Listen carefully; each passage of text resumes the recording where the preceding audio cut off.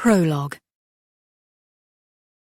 The Basingstoke Select Academy for Young Ladies, Coventry, England, June 1805.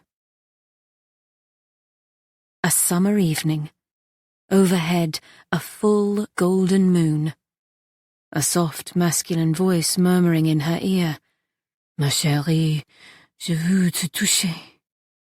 A hand drawn across her bosom. Pleasure, refuge, connection. She pressed herself closer, and as she did so, to her drifted the faintest scent of lavender, carried gently on the breeze that rustled leaves, caressed flowers, stirred the light muslin hem of her gown. Lavender and witch hazel? A sudden, urgent warning sounded deep in Katherine Brooke's brain, but it was too late. "Miss Brooke! Monsieur de la Motte! What is the meaning of this?" came the outraged voice of Miss Wolfe, headmistress of the very exclusive and even more expensive boarding school at which Katherine had been immured for 2 long, miserable years. Germain, Monsieur de la Motte, gave an audible gasp of horror, and before Katherine's equally horrified gaze, the dashing music instructor, who had been so bold, so eloquent, seemed abruptly to become a rather large pile of blancmange. He released her and pulled away as if he had just been holding in his arms a repulsive, bad-smelling troll he'd found lurking under a bridge somewhere, and gibbered, "Oh, Mademoiselle Wolfe, forgive me, it was nothing, without significance, a brotherly embrace, to comfort only. The poor demoiselle, so lonely and far from home, and but this one time, I do assure you, it was that I felt so very sorry for her." "You lie, you weasel!" interrupted Katherine hotly. If she'd had her wits about her, she might have gone along with this inane little story and maybe, just maybe, mitigated this rapidly unfolding disaster. But there was something about the way he was babbling on, as if she was nothing, as if she was without significance, that made a crimson mist of rage rise up in front of her eyes like a vengeful wraith. What had happened to all those bewitchingly romantic words of passion? She wrenched herself around to face Miss Wolfe. "It's not the first time. We've been meeting in the garden for ages, and he's been kissing me."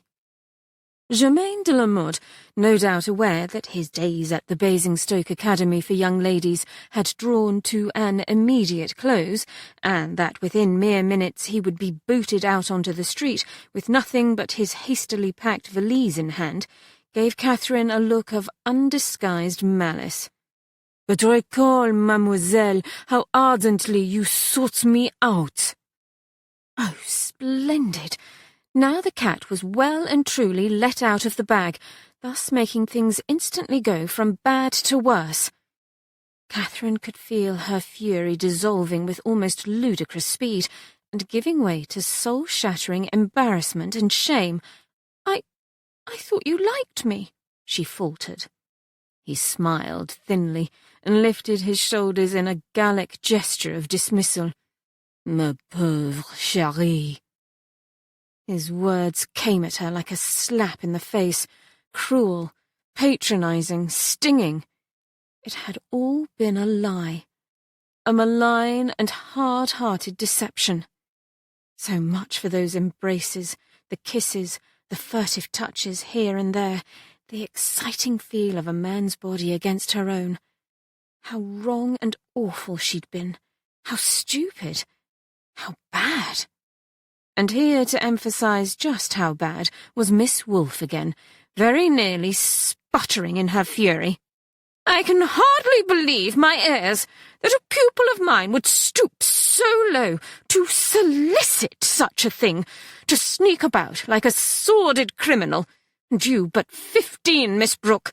Be sure that I shall inform your parents by express first thing tomorrow."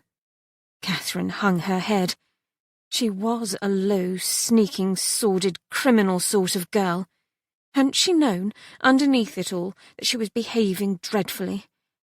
"Yes, Miss Wolfe," she muttered, aware to her further horror that tears were gathering in her eyes, had begun to roll in heavy, wet, revealing drops down her cheeks. More ashamed of herself than ever, with a kind of desperation, she scrubbed at the tears with her bare hands. Oh, she hated this place. If she was lucky, her parents would have her removed at once. But as it turned out, she would stay on for 4 more long, miserable years at the Basingstoke Academy, mother and father agreeing with Miss Wolfe's expert and ultimately costly assessment that Catherine, so gauche, so inattentive, would need them in order to acquire even the most fundamental degree of polish, that essential and elusive je ne sais quoi, which would enable her to someday, one hoped, comport herself without committing further dreadful gaffes. 6 years after the hushed-up incident at the Basingstoke Select Academy for Young Ladies, somewhere near the Canadian border, April 1811. It had been a perfectly good day, tramping along the St. Lawrence River and leading his men in a jolly little reconnaissance through the woods, until all at once there was a crack and a slight whistling noise. Then there was a sharp pain 6 inches down into the right of his heart. "Damn it to hell!" said Hugo Penhallow, whipping around and in a single rapid motion bringing up his own musket, sighting the French sharpshooter 200 paces away and targeting him rather more effectively. He watched with grim satisfaction as the other man crumpled like a puppet released from its string, then sat himself down hard on the ground. His hand, pressed against the front of his red jacket, came away red also, but unfortunately with his own blood. If he was lucky, the bullet that was now resident inside him hadn't struck anything of particular importance. It occurred to him now that he was very fond of his internal organs, as they'd functioned beautifully all his life, and he'd love for them to keep on doing exactly that. Carefully, Hugo allowed himself to slide down into a prone position. Everything was getting all hazy and woolly, and just before he closed his eyes, he saw the concerned faces of his men hovering over him. A nice bunch of chaps. He was fortunate to have a group like this under his command. Too bad for them they'd have to convey him all the way back to camp, but that, after all, was one of the hazards of military life, and he was sure they'd do a decent job of it. The pain, he noticed, was getting worse. Well, this certainly was an annoyance. How he loathed those pesky Frenchmen, and wished they'd stay in their own country, where they belonged, kowtowing to that blasted little egomaniac Bonaparte, and also making brandy, which was, admittedly, of excellent quality. In fact, he wouldn't object to a long swallow of that right now. But he suspected he was soon to be losing consciousness, so all things considered, the brandy might well have been a waste. His last sentient thought was gratitude for the fact that the reconnaissance had been a useful one. His men would be able to confirm that, yes, of a surety, there were active enemies in the area, and here was their bloodied and insensate captain to prove it. Chapter 1. 6 months after the eventful reconnaissance mission along the Canadian border, Brooke House, 5 miles inland from Whitehaven, England, October 1811. Many people would have considered Katherine Brooke to be an exceedingly fortunate young lady. She was rich, very rich indeed. Her jewels were of a quality and a quantity that even a queen would envy. Her gowns were made from the costliest fabrics. Her hats, gloves, shoes, stockings, shawls, pelisses, reticules, and parasols were delivered by the dozens. and her immense bedchamber had been modelled without thought as to expense after the neoclassical style made fashionable by no less a personage than the Prince Regent himself. It was a marvel of a room, with a high-domed ceiling, large gilded mirrors, fireplaces artfully crafted so as to resemble the fronts of ancient Roman temples, half a dozen busts of eyeless, long-dead emperors rendered in the purest of white marble, and walls painted Pompeian red. It was here that Catherine stood with her back against the closed door, looking at her maid Celeste. "Do you have it?" "Oui, mademoiselle." "Give it to me, please." "Je suis désolée, mademoiselle, but it cost more than expected." Celeste's narrow face was impassive, her tone respectful, but her attitude was nonetheless imbued with every bit of her usual sly, self-satisfied insolence. Here we go again, Catherine thought. How much more? "It came all the way from London, mademoiselle, and as you know, secrecy is difficult to maintain across so many miles." "I know it all too well. How much more?" "Le coût total is £1.18. "That's absurd."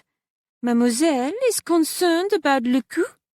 Celeste shrugged, glancing around the luxurious room as if she didn't, in fact, know just how much pin money Catherine received. "Quel dommage! Rest assured, I can dispose of it elsewhere." "I'm sure you can."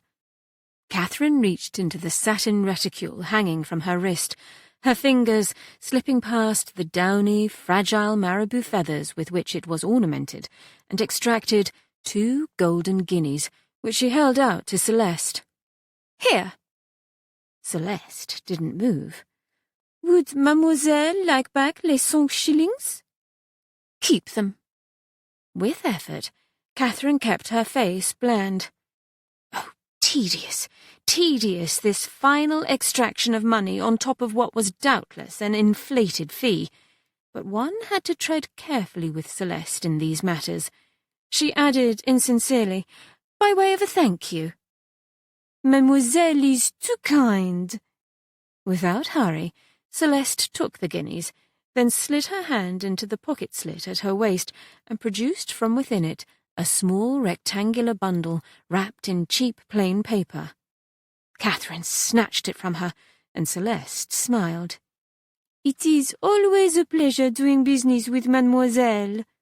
You may leave, but you are expected downstairs prior to the dinner hour, and your air is ébouriffé. Come back in 20 minutes and fix it then." "I shall come back in 5. 10. Her hands, Catherine noticed, were shaking a little with anticipation, but then they always did at a moment like this. 5 minutes, mademoiselle, or votre chère maman will notice your absence, and she may well chide me for your lateness. I do not wish to be chided." "Nor do I." A scanty patch of common ground between herself and Celeste. She said, "Have you ever wondered what would happen if Mother found out about our, transactions?" "I would doubtless be let go at once, and sans référence," replied Celeste coolly. "One can only speculate as to your punishment, mademoiselle.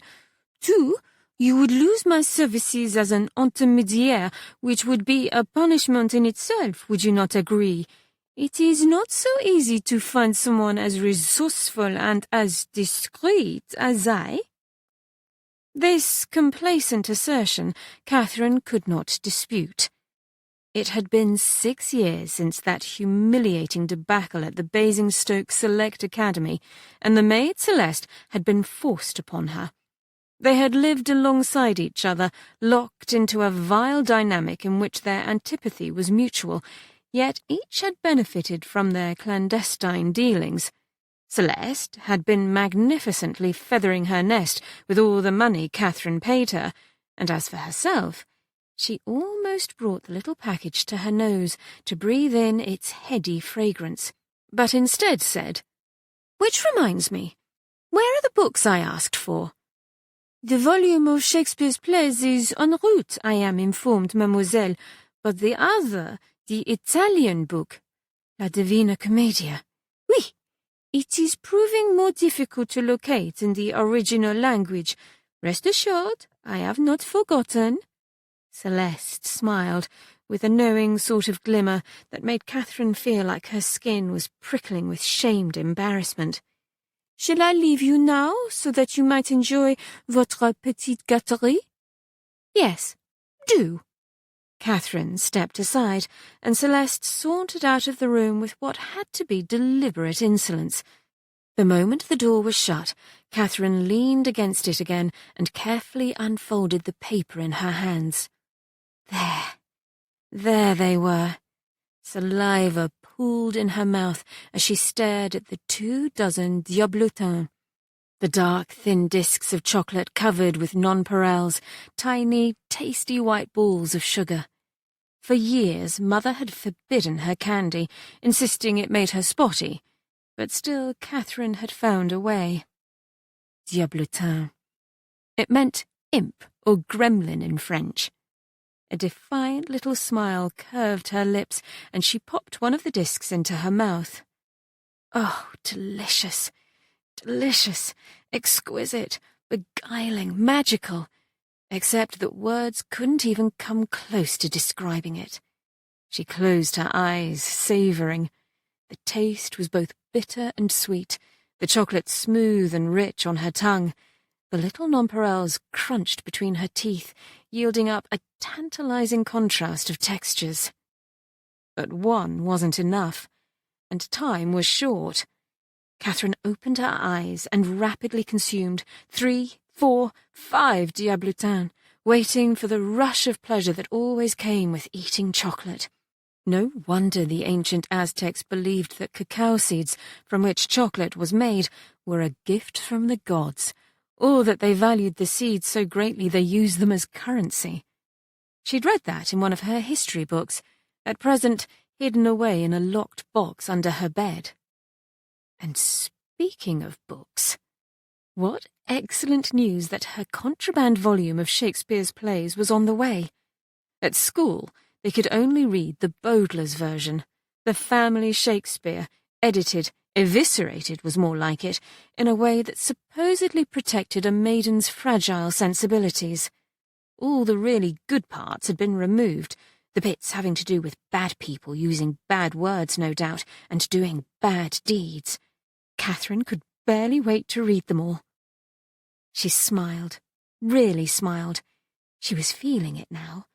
For a few precious moments, she would feel happy, good, alive. Until Celeste came back, did whatever she was going to do with her hair, and she'd have to go downstairs. Ugh! Another excruciating evening spent with her parents and their... what was a good way to describe them? Guests didn't quite do them justice. Catherine preferred leeches in human form. Hovering a few rungs below society's topmost echelon, they doubtless had received no better invitations elsewhere, and so here they flocked, the best her parents could do. They ate, they drank, they borrowed money. They expected the Brooke servants to wait on them hand and foot, and for all she knew, they were smuggling the silver into their trunks. This was bad enough, but it had also struck her that none of them appeared to have ever read a book from start to finish, and their conversation, if one could call it that, reflected this sad fact. Mealtimes were interminable.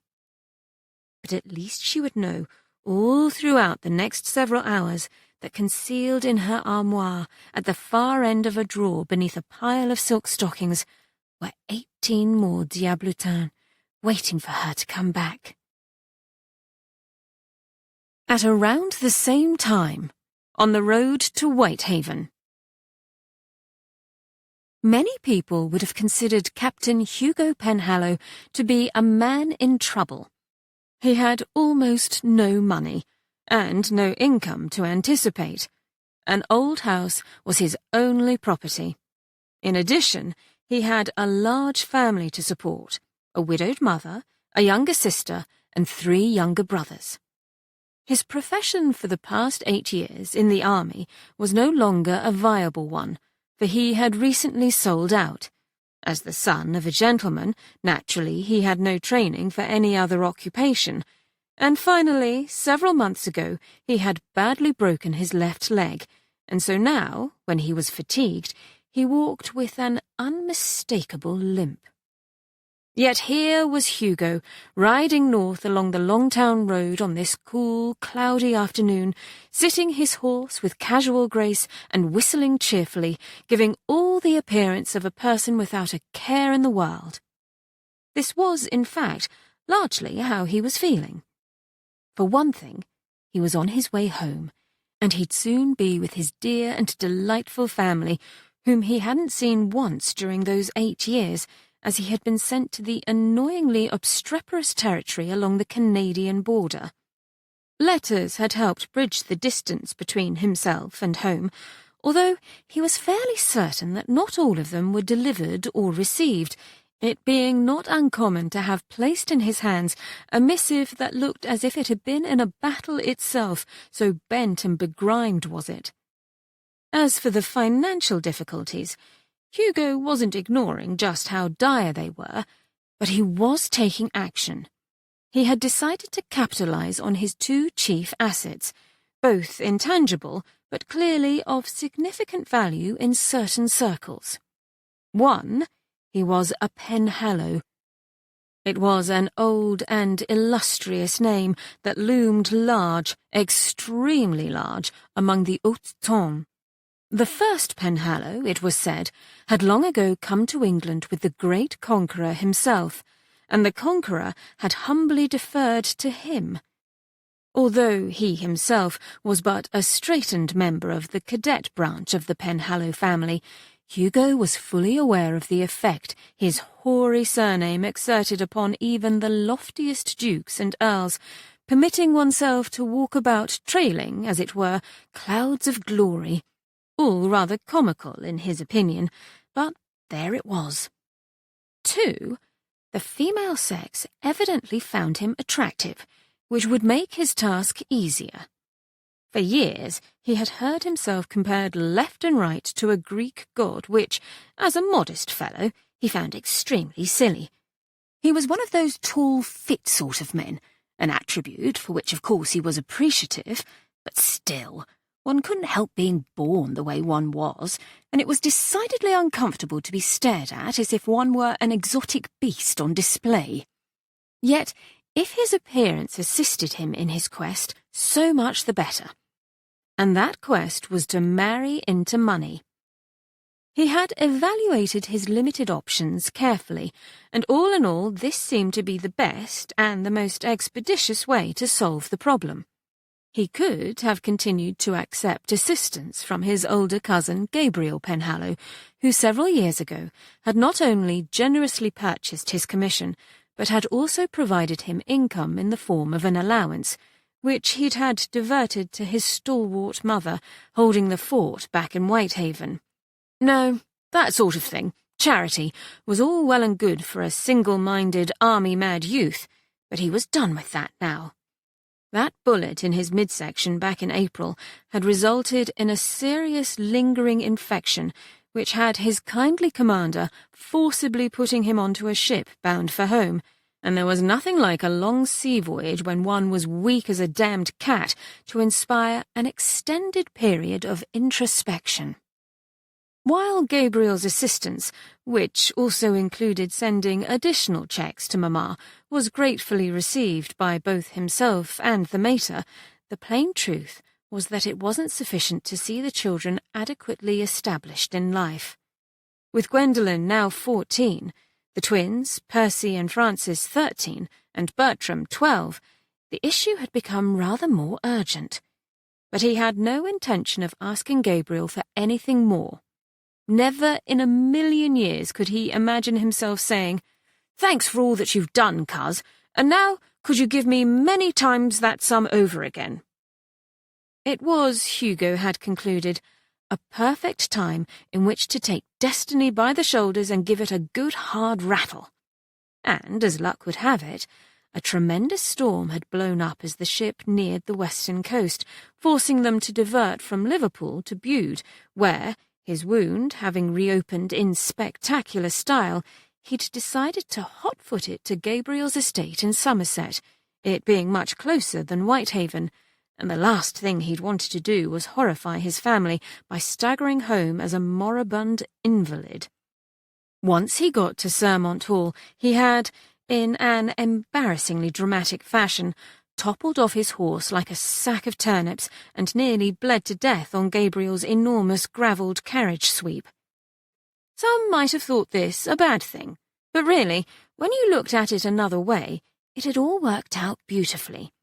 He'd been able to recuperate at his leisure, attended by a very capable doctor, as well as by servants offering a tempting array of food and drink multiple times a day.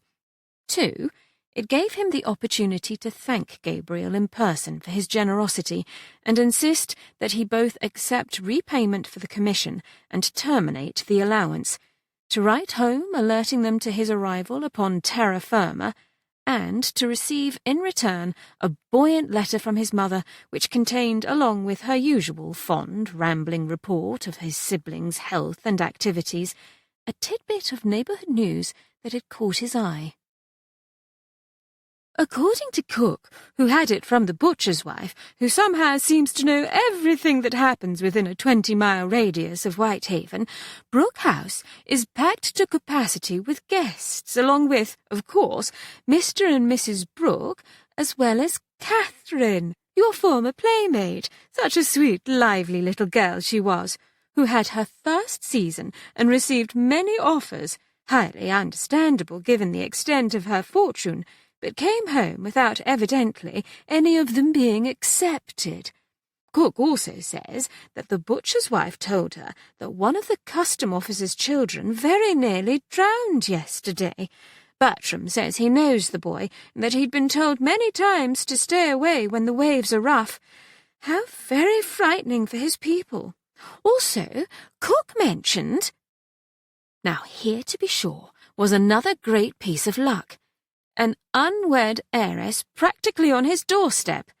And it was someone he knew even better, and had, once upon a time, liked.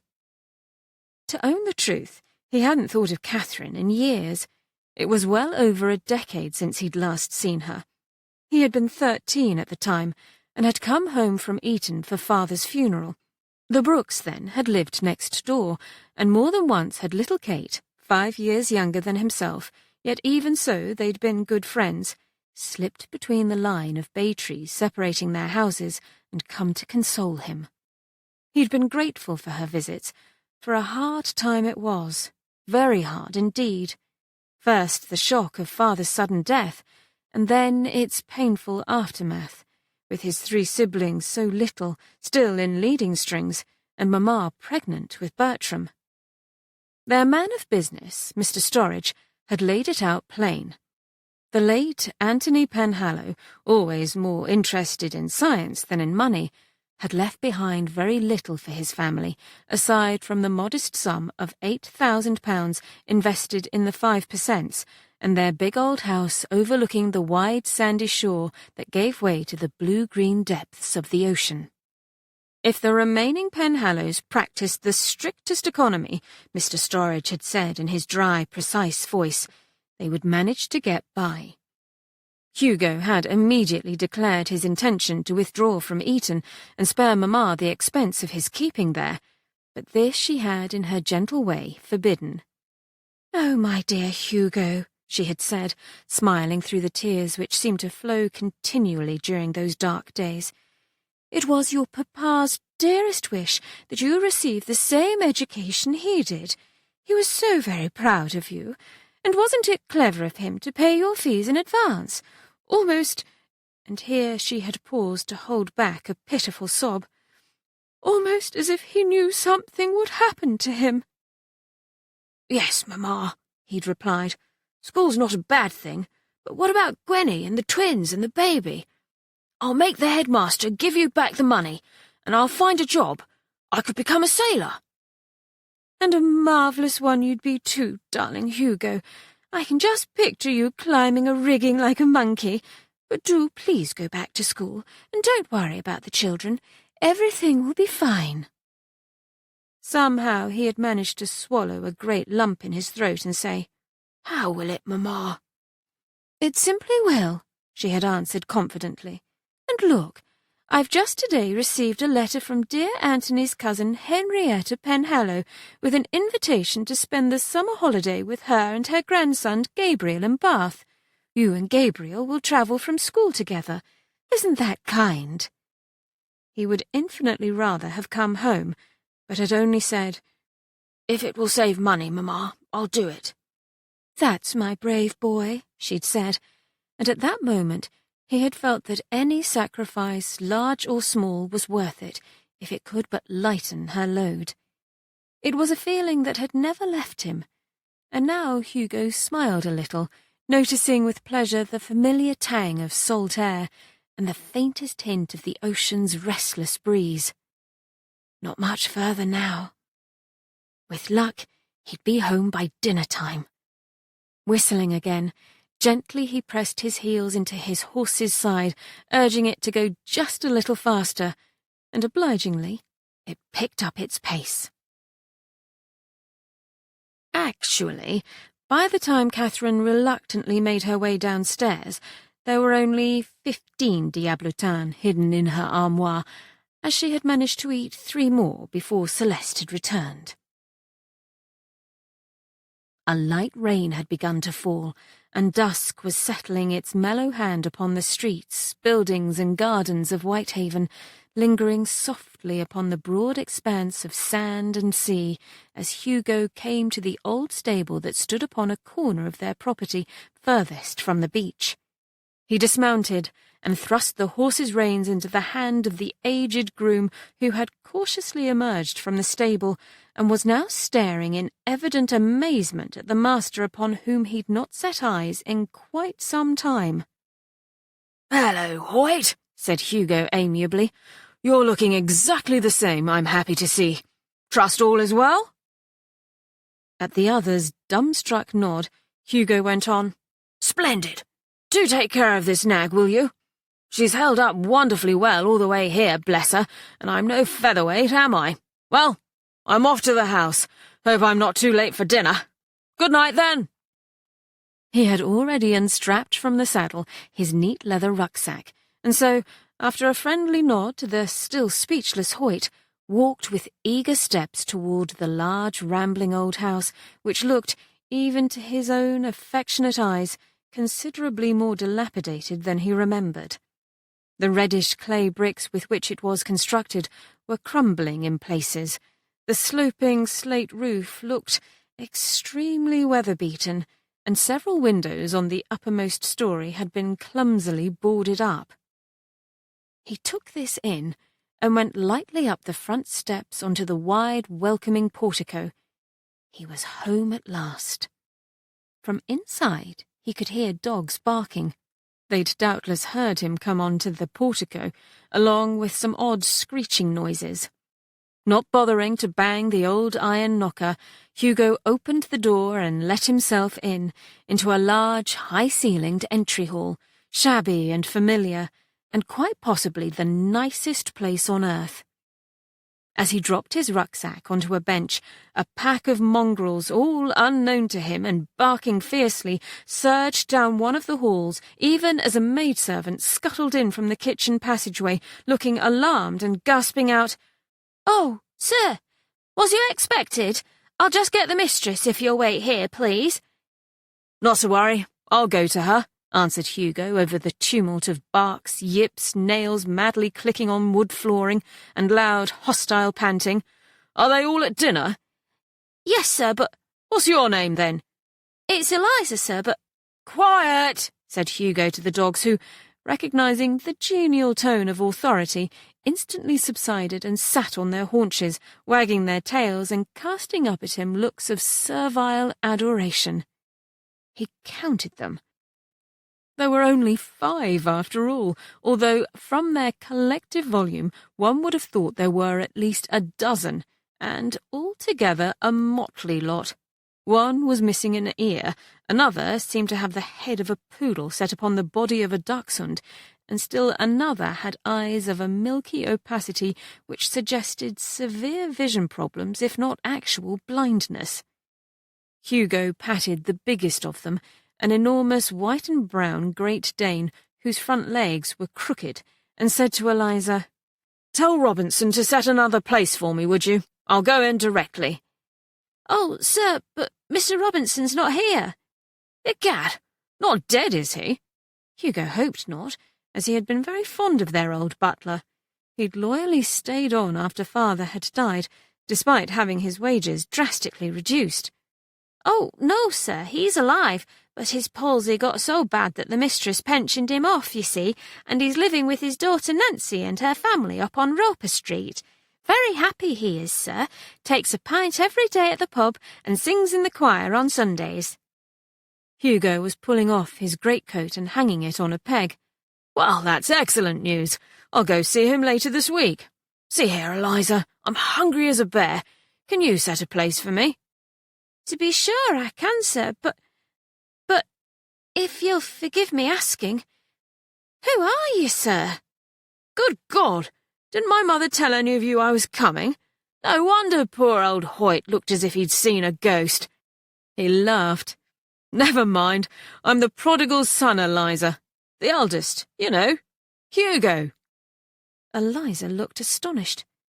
"Oh, sir, you're Mr. Hugo? We was all afeard you was dead." "Dead? Why?" "Because the mistress said you'd been shot by a Frenchie, Mr. Hugo, and that you was laid up in your cousin's house, and then there wasn't any more letters from you. Cook says them French bullets have a special poison in them, sir, that drains the life right out of a person." Blast it all! He'd deliberately trivialised the nature of his illness when writing home, not wishing to worry them. And why hadn't Mamma gotten the letter he'd written from Gabriel's house a fortnight ago, informing her that he was fine and would soon be on his way? Well, he could allay their anxieties right now. "I was shot," he said to Eliza, "but it would take more than some beastly Frenchman to kill me, that's for certain. Go on now and bring me some supper, that's a good girl." She bobbed a curtsy, and Hugo, favouring his left leg ever so slightly, went down the long, familiar hallway, the dogs trotting behind with the same pliant obedience the children of Hamelin might well have displayed while following the Pied Piper. He came to a pair of oak-framed double doors, brought them open, and strolled into the dining parlour. "I say, I'm home!" 5 golden blonde heads swivelled in his direction. 5 pairs of wide blue eyes displayed shocked surprise. And then pandemonium erupted. Chapter 2. "Hugo!" cried Mamma. "Dearest Hugo!" Swiftly she rose to her feet, as did the others, and they all hurried toward him, their progress impeded by what seemed like a single swirling mass of dogs who gaily circled round their feet, loudly barking, which seemed to trigger that odd raucous screeching intermixed with somebody begging, "Kiss me, you saucy wench!"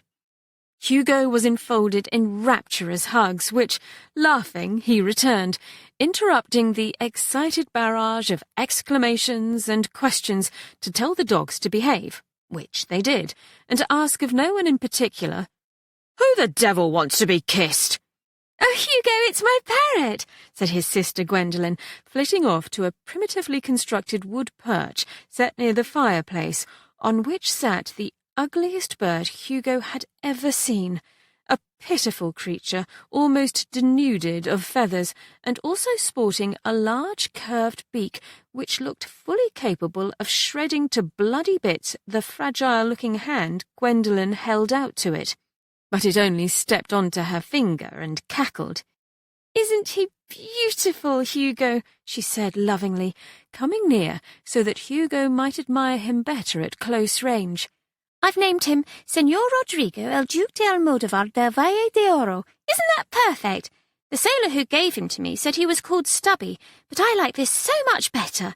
We call him Rodrigo for short, and he doesn't seem to mind it. Do you, Rodrigo, darling?" The bird cackled again, and Gwendolen smiled approvingly. "Did you notice Rodrigo's perch, Hugo? Francis made the stand, and Percy nailed it all together. Isn't it splendid?" "That it is," said Hugo, "and I can't think of a better name than Senor Rodrigo. Egad, Mamma, why are you crying?" "Oh, Hugo, my dear boy," his mother replied, dabbing at her cheeks with an absurd wisp of a handkerchief extracted from her reticule. "I'm not crying exactly. I'm weeping, you know, with joy. I'm so glad you're home. We were all so dreadfully anxious about you." Which reminded him. "I sent you a letter 2 weeks ago. Can't imagine why you didn't get it." "Oh, I have it," said the youngest one, Bertram, pulling from his breeches pocket a wadded-up piece of paper, its wafer crumpled, and holding it out to Hugo. "Mr. Hodgson gave it to me, and I forgot all about it." "Bertram, how could you?" said Gwendolen reproachfully. He shrugged. "I meant to give it to Mamma straight away, but I was on my way to Grandpapa's. We had a lesson in metallurgy, and then we did the most ripping experiment with charcoal. We nearly coughed to death, and Aunt Verena was very unhappy about what happened to the curtains, but we didn't care about that, of course, or at least I didn't. Hugo, did you know that puddling was invented by Henry Court in 1783 and lets you make bar iron from pig iron without any charcoal at all?" "No, I do," answered Hugo. "Give the letter to Mamma, will you? I say, Bertie, what happened to your hand?" "Well, I was studying all about saltpetre last year," Bertram explained, "and so there was a jolly good explosion in one of the attics." Hugo nodded, just as casually, as if this single sentence was entirely comprehensive. "Yes, Mamma wrote me about the explosion, but she didn't mention that you'd lost parts of your fingers." "Oh, that happened afterwards. It took a while to see what was going to happen. It was exceedingly interesting, Hugo. I do wish you could have seen it." "Wish I'd been here too. I'm sorry, Bertie." "Sorry? Why should you be? I didn't have all my fingers amputated, and it was only the upper bits. See?" Bertram held up the afflicted limb and viewed it with clinical interest. "Dr. Wilson said he's never seen someone so brave as Bertram," put in Mamma proudly. "He didn't cry at all." "What's to cry about?" Bertram's tone was scornful. "Besides, it was only the 4th and 5th fingers of the hand I don't use for writing, and so on." "And also, Hugo, when Bertram is all grown up, he'll be a perfectly tragic figure," said Gwendolen with a satisfied air. "All the young ladies will recognise his noble sacrifice for the advancement of science and fall in love with him." "Oh, don't talk rubbish, Gwenny. Love!" Scowling, Bertram made a loud and extremely graphic gagging sound, as if the very word left a bad taste in his mouth. "Hugo, how did you get here? Did you walk?" said one of the twins, and the other one interpolated.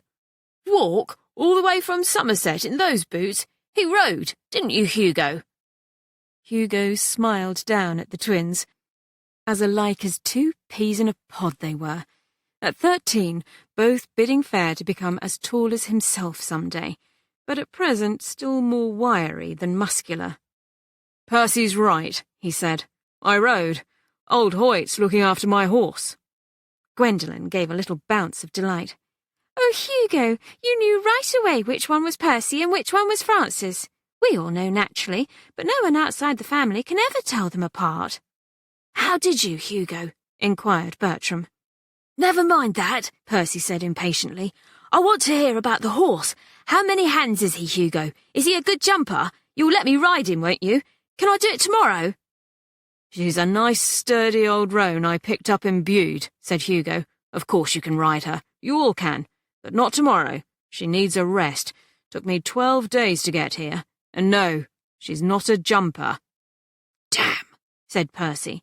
"Percy, darling," Mamma said. "I'm sorry, Mamma, but I did want to try jumping. It's just rotten luck. Having a horse is better than not having one at all," Francis pointed out philosophically. Percy brightened. That's true. Ah, Mr. Hugo, here you are, said a gravelly voice, in whose resonant wake came its owner, an immense woman of indeterminate age in a neat grey gown and white ruffled cap, bearing in her meaty hands a tray on which reposed a large bowl of soup, a plate heaped high with bread, a pot of butter, and a tankard filled to the brim with ale. "Cook," said Hugo, "how do you do? You're looking very well." "As to that," mournfully responded Cook, moving at a magisterial pace toward the table, "it's merciful of you to say, Mr. Hugo, but I doubt I'll last the winter." "Oh, Cook, you say that every autumn," said Mamma, who had had Cook with her for nearly 3 decades, and whose personality was in every way contrary to her own. Yet they had, for all these years, lived under the same roof in perfect, inexplicable tolerance and harmony. "That may be so, madam, but one of these autumns I'll be right." "Pooh," Mamma retorted. "You'll outlast us all, I dare say. Let's sit down and finish our supper." Everyone went again to their places. Hugo took his at the head of the table. I say, Cook, it's awfully kind of you to bring the tray yourself." "Well, Mr. Hugo, that Eliza was so done in by your arrival, or sudden-like as it was, I'd wager a guinea she'd have dropped your supper on the way here." Cook had finished setting out Hugo's meal, and now she lifted the tray and stood narrowly surveying her handiwork. Hugo picked up his spoon, then paused. "What's in the soup?" "Tripe, Mr. Hugo." "That's what I was afraid of." "It's what we can afford, Mr. Hugo." Cook heaved a deep, gloomy sigh, very much in the manner of Shakespeare's Prince Fortinbras arriving at Castle Elsinore only to find the corpses of Hamlet, Hamlet's mother, Hamlet's uncle, and so on, together representing the total collapse of the Danish monarchy. Heavily she left the dining parlour, as one who simply couldn't bear it a moment longer. "It's not so bad, Hugo," said Gwendolen helpfully. "I pretend I'm eating le jambon à la broche avec le sauce au madère." "Tripe," Bertram said, "is made from only the first 3 chambers of a cow's stomach, Hugo. Did you know that? They used the rumen, the omasum, and the reticulum." "Thank you, Bertie," answered Hugo politely, putting down his spoon and reaching for a thick slice of wheaten bread, which he proceeded to lavishly butter. "Walk the plank, you lily-livered dog," said Señor Rodrigo el Duque de Almodóvar del Valle de Oro in a conversational tone from his comfortable roost atop Gwendolen's slender, muslin-clad shoulder. "Gwenny, darling, put Rodrigo back on his perch, please," Mamma said. "Oh, but Mamma, you often let Rodrigo join us for dinner, and it's such a treat for him." Gwendolen turned huge, melting blue eyes on her mother.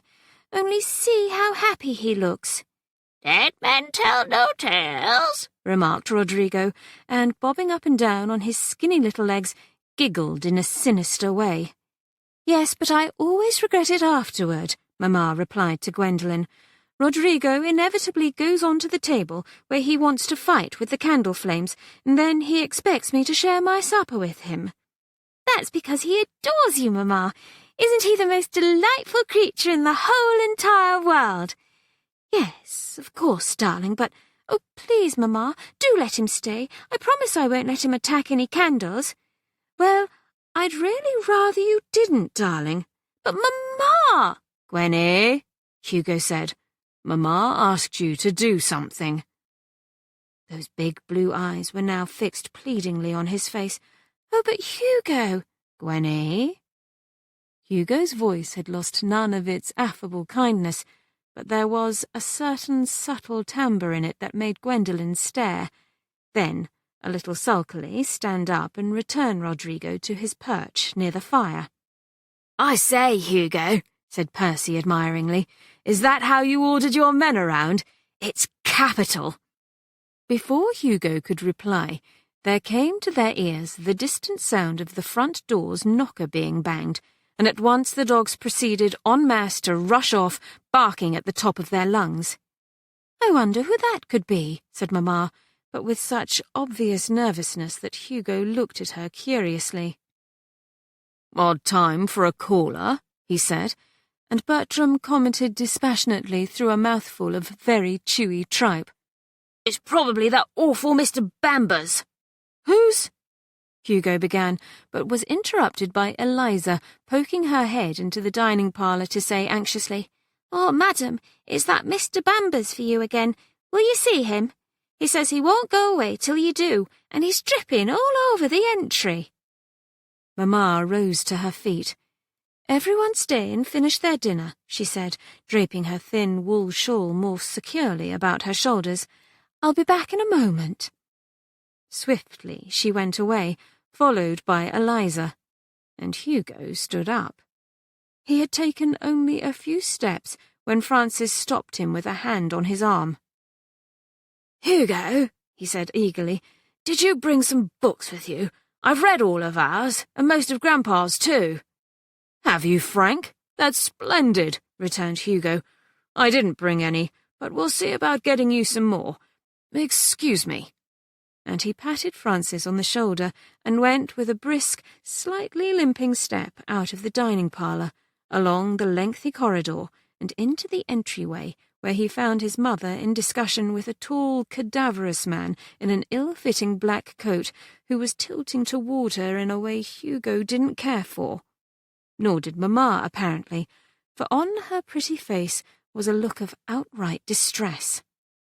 The dogs, Hugo noticed, though antagonistic, were keeping their distance, leading him to think that the fellow was one of those nasty sorts who kicked dogs or brutally wielded the huge umbrella he carried, and which was, in fact, dripping all over the floor. "Your account, ma'am, is overdue. Considerable overdue. I've been plenty lenient, ma'am, for months now, but it's getting to be a problem, do you see?" He tilted a little closer. "A problem that needs to be fixed, if you know what I mean." "Oh, yes, Mr. Bambers, you've been so kind," said Mamma falteringly, "and we do so appreciate it. It's just that—" "What's going on here?" Hugo said, and the children, who had slipped up behind him, looked at each other with suppressed excitement. It was the same tone he'd used on Gwendolen. Hugo sounded perfectly easygoing, but there was, unmistakably, steel in that deep, calm voice. "Oh, Hugo, darling," Mamma said, turning to him a white and worried face. "This is Mr. Bambers. He's the coalman. I'm afraid we owe him quite a bit of money, and even though it's raining dreadfully, he's stopped by to remind me." Mr. Bambers straightened. "That's it," he said, adding with unpleasant emphasis, £28, 13 shillings and 4pence, plus interest accrued, that comes to £29, 7 shillings and 6pence. "You'll have it soon enough," answered Hugo, "and in the meantime don't come bothering my family again." "Bothering?" For a moment, Mr. Bambers was inclined to take offence, and then he seemed to look more closely at Hugo's height and muscular breadth and his overall air of unobtrusive self-assurance, after which he swallowed visibly, bowed, and said, "So sorry to have troubled you, sir. Thank you, sir. I'll wish you all a good night." It was Eliza who sprang into action then, holding wide the front door and saying cheerfully, "Miserable evening to be abroad, ain't it, Mr. Bambers? Raining by the buckets out there. Hope you don't catch cold or nothing, sir." Mr. Bambers glared at her and fled into the rain. Eliza shut the door behind him, and the children gathered happily around Hugo. "Routed him, by Jove!" exclaimed Percy. "Usually he hangs about till Mamma starts crying, and I wish I had a sword so I could run it right through him." "Oh, Hugo, did you come home rich?" Gwendolen said hopefully. "Did you win a lot of prize money?" "That's for sailors, not soldiers," Percy told her pityingly, then glanced up at Hugo. But did you? It'd be awfully nice. I'd love a new gown, said Gwendolen, eyeing her old muslin with distaste, and Francis breathed. Books. A horse of my own, said Percy. A microscope, said Bertram dreamily. Off you all go, Hugo said. I want to talk to Mamma. Is there a fire lit in any of the other rooms? Yes, in the library, said Gwendolen. That's where we all go in the evening. But Hugo, can't we come with you? We had very nearly finished our supper when you arrived, and we'll be as quiet as mice, I promise you. No, he said pleasantly, but... Oh, Gwenny, give it up, said Percy. Let's go wait in the dining parlour, he told the others. Francis followed him down the hallway, and so did Gwendolen, but dragging her feet. Bertram paused to knowledgeably inform Hugo, Speaking of mice, we have them. Then trotted after his siblings, the dogs frisking behind him. Hugo and Mamma made their way into the library, which was just as he remembered it, filled with books and paintings and comfortable old sofas and chairs, a big faded rug underfoot, and heavy drapes drawn tight against the chill of the evening. He sat on one of the sofas and stretched out his long booted legs on an ottoman. Mamma perched on the edge of a chair, sitting very straight. Oh, Hugo, darling, she said at once, I'm so sorry you had to see that. Nonsense. I'm sorry you've had to deal with that fellow. Mamma, have you other debts? Yes, and I'm afraid there are quite a lot of them. There's the grocer and the chandler and dear Dr. Wilson, who's been absolutely gracious about it, I assure you. The influenza was horrid last year, and not only did Francis and Gwendolen contract it, so did Eliza and poor old Hoyt. And your Aunt Claudia also. We quite feared for her life the entire month of November. Which reminds me, we needed a great many bones for broth and pork for jelly, and so, unfortunately, we do owe the butcher a substantial amount. She fidgeted with the ends of her shawl, then, clearly determined to give a full accounting, added, There's the linen drapers as well, for the children do grow so, and the expense of the animals. Somehow they seem to find us, the poor darlings, and I simply couldn't turn them away. And I know some people might think it's ridiculously extravagant, given our circumstances, to pension off a servant, but dear Robinson shakes so dreadfully, and he's been so good to us all these years, how could I not? And last month I had to take Bertram to Hensingham to get a tooth pulled. He still has it in a jar on his window-sill, and I'm sure he'll want to show it to you. Oh, Hugo, Bertram didn't even flinch. It was he who gave me my smelling salts afterwards, as cool as you please. Hugo nodded. Plucked to the backbone, isn't he? You all are. Mamma, he went on, gently, I didn't think you were flush, precisely, all these years, but what with your income from the funds and what I've been sending, and Gabriel too, I hadn't any idea things were so difficult for you. Mamma's enormous blue eyes were shimmering with tears, which valiantly she tried to blink away. Oh, my darling Hugo, how could I bother you with these trivialities? There you were, so far away, desperately fighting for your life in that horrible wilderness. She drew a deep breath. I've made a ghastly mess of things, haven't I? I haven't even mentioned the Sunday collection plate and the subscription to the Indigents' Charity. You have every right to scold me. Hugo raised his eyebrows. Scold you, Mamma? Don't be silly. You've done magnificently. She was dabbing at her cheeks again with that same ineffectual bit of a handkerchief. Then she looked at him and smiled a little. Have I, dearest? Have I really? Hugo crossed one ankle over the other and repressed a wince.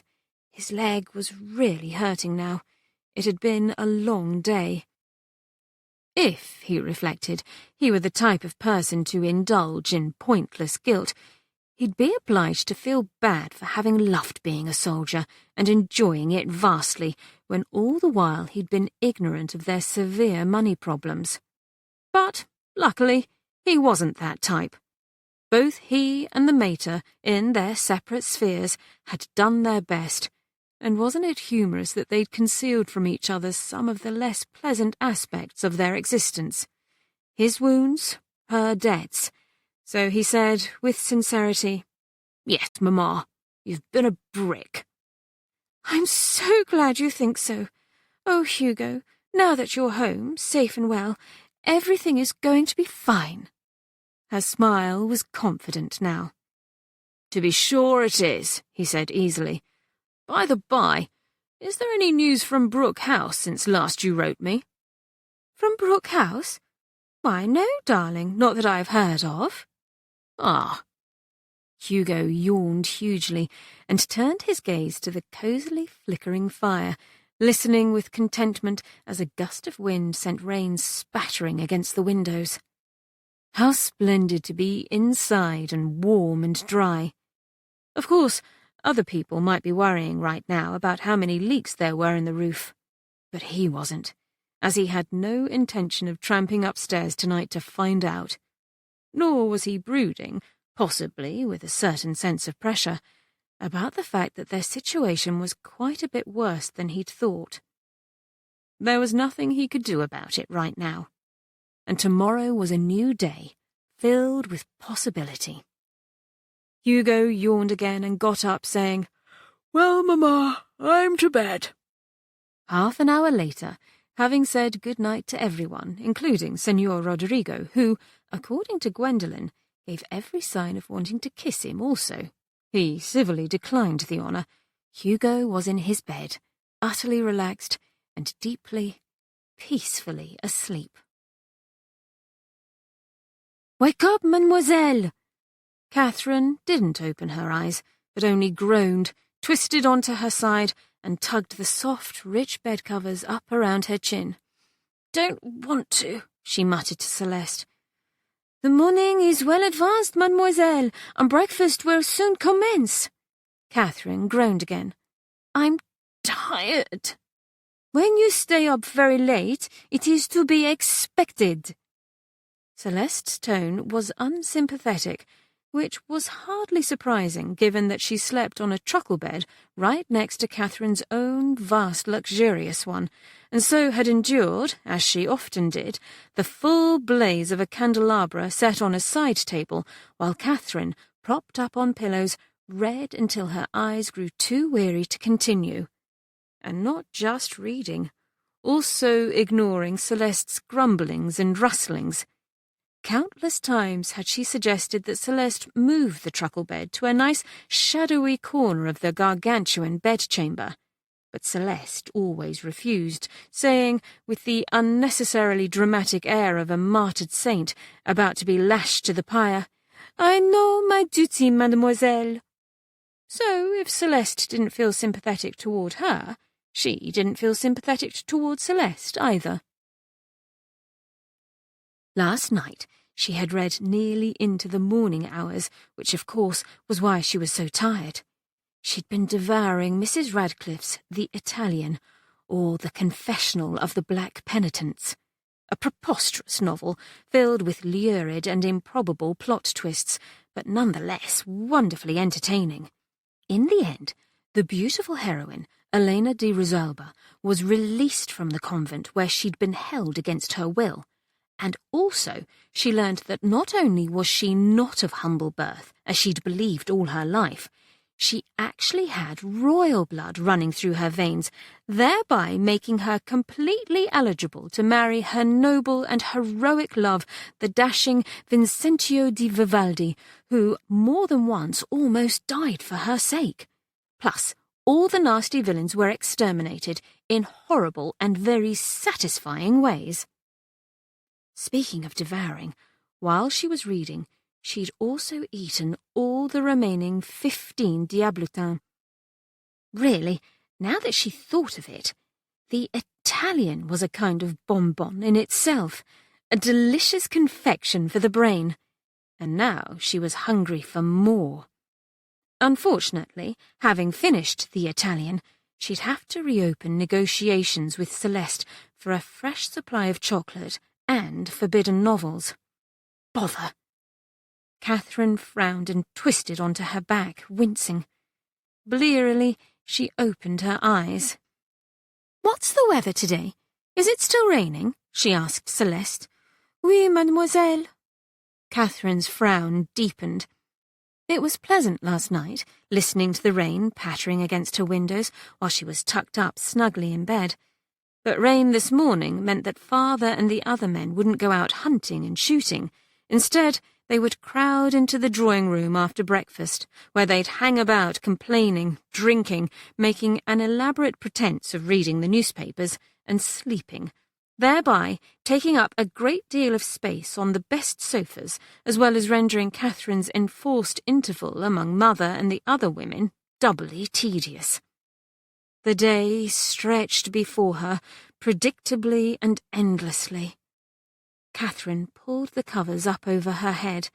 Maybe, if she was lucky, she would suffocate here in bed, die a peaceful death, and ascend to heaven, in her mind a lovely, quiet place where no one nagged at you, kept you from doing the things you liked, made people you despised sleep in the same room as you, or woke you up before you wanted. In fact, maybe heaven was a place where you could be absolutely alone. Wouldn't that be a treat? "Get up, mademoiselle, s'il vous plaît. Le friseur will soon be here." "What? Why?" "Votre maman mentioned to me earlier that your coiffure requires immediate amendment." "But she had it done over last week, and now I have a fringe and look just like a Shetland pony. Isn't that enough for her?" "Apparently, mademoiselle, your appearance is not yet satisfactory." Even though Celeste's voice was muffled due to the bedcovers over Catherine's ears, she could still hear within it a distinct note of malicious satisfaction. She said, more to herself than to Celeste, "It never will be." She was able to state this with some certainty. It seemed that for all her life, from mother, from father, had issued an endless stream of remarks suggestive of some fundamental lack. Her hair, for example, or her posture, her complexion, her attitude, and so on and so forth. It had been drearily familiar at school, too. "Pay attention, Miss Brooke. Head up, eyes forward. Do stop gnawing at your fingernails. It's most unseemly. What are you scribbling there? No, you may not have more ink. You would be infinitely better off, Miss Brooke, if you could only conform. That is, after all, why your parents have sent you here, so that you might model yourself after the other young ladies. If you behave as though your background is without stain, you may, at least, foster that illusion when among those of impeccable breeding. Will you kindly turn your attention, Miss Brooke, to the front of the classroom? This constant daydreaming really must stop. More candles? What for? The reading interval is over. Put down that book at once. It's a scientific fact that excessive reading damages the delicate tissues of the female brain. So troublesome. Again. Really, Miss Brooke, it's most trying. The memories had come crowding in, and rage ran through her now, ran through her body like a storm. A savage, merciless storm that could turn the sky black, uproot trees, sweep away houses. At the same time, she was rapidly amending her idea of heaven. It was a place where nobody wanted to change you. Katherine waited for the rage to subside, bit by bit, and in the slow wake of its receding devastation came deep sorrow, loneliness, and another thought. There was a strong likelihood she'd never gain admittance to heaven, for really, she wasn't at all sure that she was a good person. For one thing, she was quite unfilial. She couldn't remember the last time she'd summoned a scrap of affection for either of her parents. For another thing, she furtively spent most of her pin money on illicit goods. Also, quite frequently, she made a pretense of listening to people when really she wasn't, occupying herself instead by thinking her own thoughts. No, It was the other place where she would probably end up, being prodded with a pitchfork by a devil who would look exactly like Celeste. "Get up, mademoiselle, or else—" "I know!" Catherine threw back the bed covers. "Or else ma chère maman will chide us." She sat up, and her back began to hurt her even more. "Damn," she said, but very, very quietly, lest chère Celeste report to Mother that Catherine had been heard to utter a dreadful, low, vulgar word, just like the grandchild of a miner, which, undeniably, she was, a troublesome fact that Mrs. Brooke had for many years laboured to conceal. Having enjoyed breakfast with his usual hearty appetite, and then unearthing a pair of his old brogues, entirely suited for a good tramp through the countryside, Hugo had set off for Brooke House, cheerfully disregarding both the light rain overhead and the mud underfoot. He was home. He'd slept well, there was no tripe put in front of him this morning, and here he was, quite literally moving forward with his plan to fix things. As he walked along the sodden lane, Hugo tried to summon to his mind an image of Katherine Brooke. She had dark hair, he remembered that, and perhaps her eyes were dark also, but he could recall nothing else about her appearance. In her letter, Mamma had said that Catherine was sweet and lively. This did align with Hugo's memory of her. She seemed always to be chattering on about books, dolls, kittens, flowers and fairies in such a droll, engaging way that one couldn't help but be entertained. Despite generally preferring to discuss horses, fishing, army manoeuvres, a seal carcass which had washed up on the beach, that sort of thing. He remembered now Mamma once saying, "Poor little girl, she's here so often it almost seems as if she wants to live here. But of course I haven't the heart to turn her away."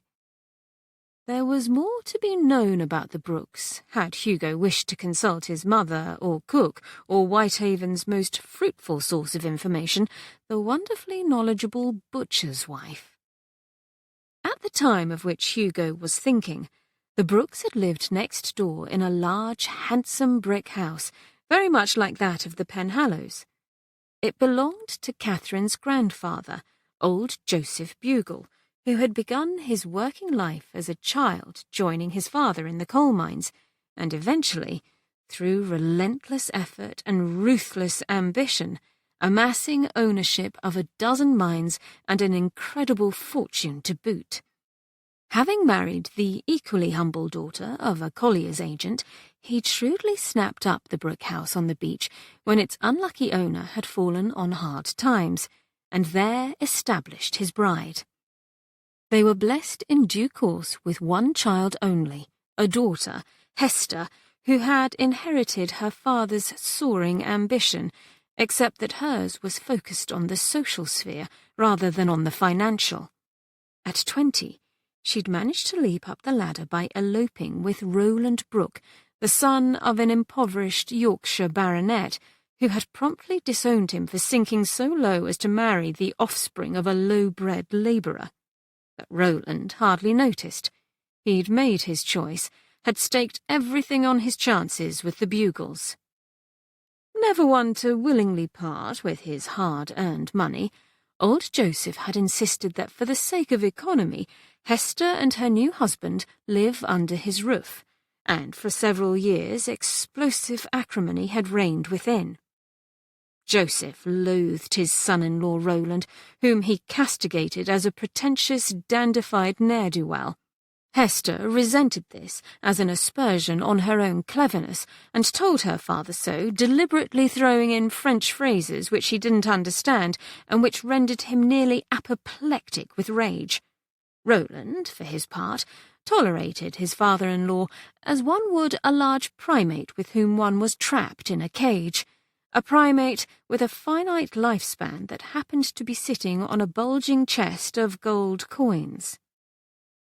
Within weeks of their wedding, Roland and Hester discovered that aside from a mutual interest in social advancement, they had nothing in common, and it wasn't long before they were fighting about everything, including whether the sky was really blue and if pigs could fly, albeit in low tones so infused with vitriol that in a way their arguments were worse than if they were shouting. Old Joseph's wife, wilting in this turgid atmosphere, quietly and gratefully passed away when Katherine was 9, and the next year Joseph was dead too, having tumbled into one of his own pits, an accident felt by many in the community to be cosmic justice. The lawyers had barely finished articulating the terms of Joseph Bugle's will before Roland, with Hester's eager assent, had sold the mines and the old brick house and bought a large piece of land 5 miles past town, on which they proceeded to have built what they called Brooke House, and quite a few of the Whitehaven wags termed Broke House, due to its staggering expense. Had such calumny come to their ears, Roland and Hester would have ignored it, secure not only in the £300,000 worth of profit from the mines, but also in the additional monies that were coming in from Roland's new investments. Not all of them were successful, of course, but that was how business went. Anyone with half a brain knew that. Why, only last week Roland had suffered an aggravating loss in the wool market, but yesterday he had received a very satisfying cheque from the proprietors of the Swansea and Mumbles Railway, in whose daring venture he'd had the impressive foresight to invest. Of this, naturally, Hugo was not aware, but all that really mattered to him was that the Brookes had a daughter who was yet unmarried, with whom he had, in childhood, shared an affectionate friendship. He smiled at the memory. Maybe, just maybe, there was still a reservoir of that attachment between himself and Katherine. Perhaps they could find real happiness together. He walked on. Absently, Katherine eyed Sir John Bronrig, who was seated in the chair next to hers and had been talking volubly and at great length about sealing wax. But as she had been pretending to be deaf, she now had no idea as to his current topic. Cabbages, perhaps, or the King's latest maniacal outburst. It occurred to her now, all at once, that Sir John reminded her of Monsieur de la Motte, late of the Basingstoke Academy. He was romantically slim, dark-haired, dark-eyed, plus he had a habit of quoting, inaccurately, from Robert Southey's epic poem The Curse of Kehama, with a throwaway air that everyone said was positively mesmerizing. Katherine waited uneasily for that deadly flicker of response. But there was nothing. No giddy flutter, no longing, no desire to bring him any closer than he already was. Excellent. She was completely in control, as cold as a block of ice and as safe as any locked box. Into her mind flickered a memory of herself at 15, rendered helpless with desire for Germaine de la Motte, and its ugly aftermath when they'd been discovered.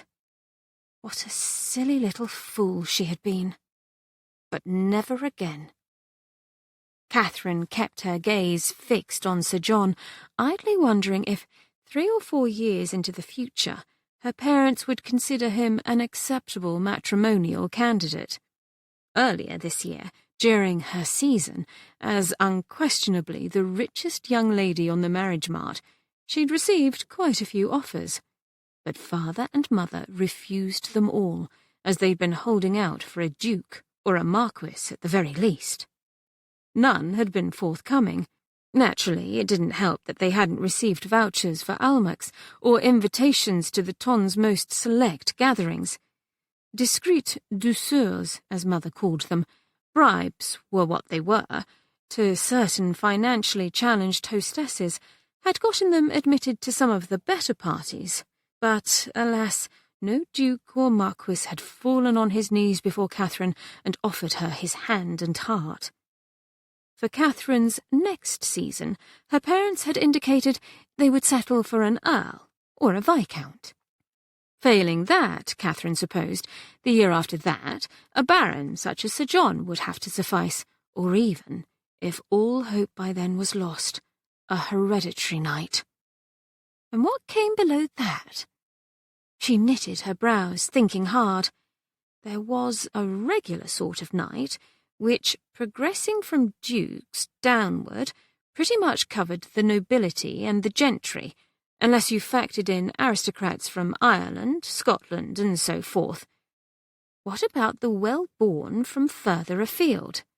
There was the rest of Europe, and Asia, and America, North and South, along with that interesting bit in the middle, and Catherine was mentally circumnavigating the globe, and so missed the stately entrance of their butler Turpin, who announced in solemn tones, "Captain Hugo Penhallow," and also she failed to notice the awed ripple that swept throughout the room, as well as the rather piquant sight of her parents surging forward to meet their unexpected guest, hailing him as a former neighbour, and therefore a cherished member of their acquaintance, and jockeying for the privilege of being the very first to greet him. It was only Sir John saying, "Miss Brooke," in a loud voice that brought Catherine out of her reverie. He went on, more quietly, but with a distinct note of awe. "You know him?" "Who?" "Him," said Sir John, and she followed his gaze to see an enormously tall, broad-shouldered man walking toward her, with thick golden hair cropped short and eyes the vivid blue colour of sapphires. Goodness, she thought, surprised. How had a Greek god descended from Olympus and arrived in their hideously overdecorated drawing-room? Even as that fanciful thought ricocheted through her mind, even as she stared at him, registering in a second wave of heightened awareness the stunning handsomeness of his face, the muscular strength of him, and the easy grace with which he moved, an unwelcome, galvanic energy snaked its way through her body, supple and sinuous and merciless. Oh, God, no. She'd done with this.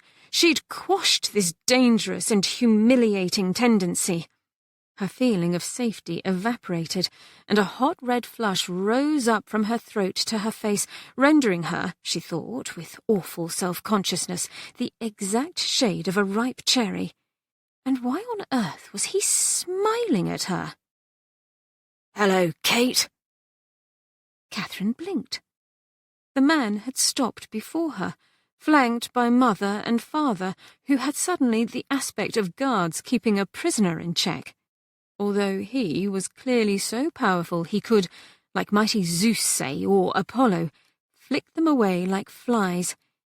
It made for such an appealing image that she didn't respond, only gazed up at him as if entranced. "Hello," he repeated in a deep, pleasant voice, and then it came to her in a flash. It was Hugo. Hugo from her childhood. Hugo Penhallow, whose memory, curiously enough, had surfaced in her mind once or twice during the season, thanks to that dreadful old relative of his, and then sunk away into oblivion. Still she said nothing as he bowed and added, "That is to say, Miss Brooke. How do you do?" Reflexively, through long habit, suspicion rose within her, and Catherine steeled herself to resist that smile of his, that friendly charm, that impossibly glorious, horribly perilous masculinity. What platitudes could she force herself to utter? Oh yes, the old fallback. "How do you do?" "I'm very well, thanks." Think, you fool. Regurgitate another platitude. "You're in Whitehaven, visiting your family?" "Not a visit, no. I was in the army for several years, but I've sold out and come home." "Oh." Catherine wished he would go away, wished her fiery blushes would subside, wished she were safely tucked back in bed with a book. Not with a book, but with him, came the wicked thought, with Hugo. and she scowled in an attempt to disguise her deepening fear as she reeled out of control. "Katherine, do smile," said Mother. "Isn't it merveilleux that Captain Penhallow has come to call on us?" Her lips were curved upward, noticed Katherine, in a simulacrum of a smile, but in her eyes was the icy alertness of a raptor. Mother was on the hunt again. Without waiting for Katherine to respond, she went on with arch animation. "We recently had the pleasure of meeting your esteemed relation in London. I refer, bien sûr, to Mrs. Henrietta Penhallow. Such graciousness, such cordialité. London was positively abuzz with rumours about her reasons for participating in the season after such a long absence.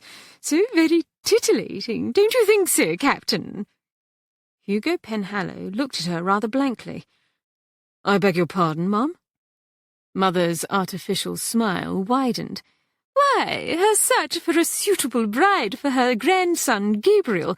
So many young ladies entertaining hopes. But one hears that a rather unexpected jeune fille somehow managed to dominate the field." "As to that, Mum, I can't say. I can tell you that my cousin's engaged to a fine young lady, Miss Livia Stewart." "Yes, but who is she? No one's ever heard of her," said Mother, plainly hoping for confidential information, which could provide her with some status-elevating gossip. And Father put in, "You're the heir, though, aren't you, Captain? If Gabriel Penhallow doesn't have a son, or happens to die soon." By now Katherine was plunged so deep in embarrassment that willingly could she have murdered both her parents, in front of all the gaping guests, with, say, the exquisite and expensive fan she held, on which the rosy figures of winged cherubs cavorted like idiots. If you used enough force, even delicate hornsticks would work, wouldn't they? "Father," she muttered. He glanced down at her. "What? Happens all the time, doesn't it? Life's like that. Unpredictable." Brushing aside what she no doubt considered a pointless divagation, Mother jumped in again. "And what about yourself, Captain? Have you selected a fortunate demoiselle to call your own?" Repressing a groan, Katherine slid down 3 or 4 inches in her seat. If she pretended she was boneless, maybe she could ooze off the chair, congeal in a puddle of shame, and be absorbed by the soft fibres of the luxurious oriental carpet on which her kid slippers rested, thereby disappearing forever. Still, she couldn't keep from looking up at Hugo Penhallow, on whose handsome face was still that expression of courteous blankness. "No, Ma'am, I haven't," he said to Mother. "What a loss to womanhood," she replied, brightening. "I do hope you'll remedy that très bientôt." And then she swung around to Sir John Bronrig. "Oh, Sir John, I'm sure you won't mind giving way to le cher Captain Penhallow, will you? He and Katherine have so much to catch up on. Do get up, s'il vous plaît." "What? Oh, of course." Sir John shambled to his feet and was instantly borne away by Father, while Mother stood at a remove of some 5 or 6 feet, her vigilant posture making it very clear to anyone of even the dimmest intelligence that her daughter and her distinguished guest were to enjoy an uninterrupted tête-à-tête de la plus délicieuse. Anyone might look, of course, but they had better not approach, or they might be very, very sorry. Chapter 3. Hugo sat down. For a moment he wondered which was worse, being stared at or tripe. It was an unanswerable question, and instead he looked over at Kate, at Katherine Brooke, hoping he'd done reasonably well at masking his surprise at her appearance. Of course he hadn't come here expecting to find a little girl. He knew she'd be all grown up, but it was rather difficult to simply see her as she was now.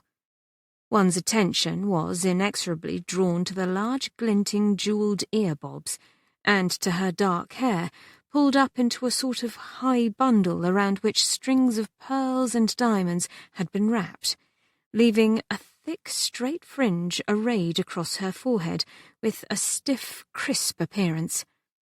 Also, Hugo was no judge of women's fashion, nor was he a critical sort of man, but it did seem that Catherine's gown had quite a lot of ruffles on it, running from her waist down to the hem, which had its own perpendicular set of them, along with multiple bands looping round the shoulders, and at the wrists as well, giving Catherine overall a rather puffy look, and also a sparkly one, due to the diamonds in her hair, and the 3 or 4 strands of them hung round her neck, and which lay across her bosom in a glittering display.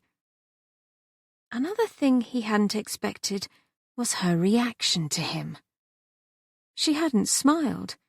She hadn't seemed at all glad to see him, and altogether she gave the impression of being sorry that French sharpshooter hadn't done a better job of trying to annihilate him. As he looked at her, she slid a little lower in her seat, her face flushed a bright red, and on it an expression of sullen hostility. Puzzled, and conscious that her mother was well within earshot, Hugo said politely to Catherine, "It's nice to see you again." "Thank you," she muttered. "Been a while, hasn't it?" "Yes." 13 years, by my calculation." "I suppose so." "At my father's funeral?" "Yes." "You are still living next door to us?" "Yes." "Miss the ocean and the beach?" "I don't know. I never think about it." "Enjoy living in the country, then?" She shrugged. "Did you like London?" he asked. She shrugged again, and silence hung between them, almost like a physical thing. Hugo now wondered which was worse, being stared at, tripe, or sitting next to someone who disliked you. He tried again. "So, you met my Aunt Henrietta in London?" "Not really." "But—" Here Mrs. Brooke darted forward. "The charmante Mrs. Penhallow, quite the first lady of London. I simply dote on her. Catherine, ma douce, I'm sure that Captain Penhallow would absolument adore seeing our new ruins. Why don't you take him for a little tour?" Catherine glared up at her mother. "It's raining." Mrs. Brooke gave a little tinkling laugh. "Oh, hardly at all. A bit of rain won't melt you, après tout." "Are we to go without a chaperone, Mother?" Catherine's tone was sardonic. "Oh, you and the Captain are old friends, n'est-ce pas? Most unobjectionable. Do go, ma chère petite fille." And she gave Catherine a look which made it clear she wasn't asking, she was commanding. "Fine," Catherine said dourly, then glanced at him. "If you want to." It was less a question of wanting to view new ruins, and wasn't that an oxymoron, incidentally, than being given an excuse to leave this stuffy, crowded drawing room. Hugo rose to his feet with alacrity.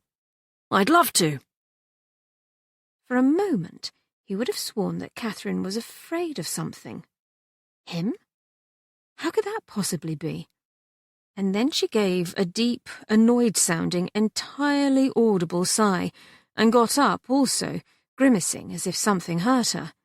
Quickly, Hugo offered her his arm. "Miss Brooke?" She actually leaned away from him, as if he were some kind of repulsive, bad-smelling troll she'd found lurking under a bridge somewhere, and dropped her unfurled fan onto her chair. "Let's go." As they walked away, Hugo heard from behind him Mr. Brooke saying to someone in a loud whisper, "The Whitehaven branch of the Penhallows, you know. Poor as church mice, but still, a Penhallow's better than a duke any day." Mrs. Brooke saying, "Such a handsome couple, ne sont-ils pas?" As well as, inevitably, somebody else commenting, "Captain Penhallow looks just like a Greek god, doesn't he?" Hugo resisted the impulse to growl at this last and all too familiar remark, and ignored the others.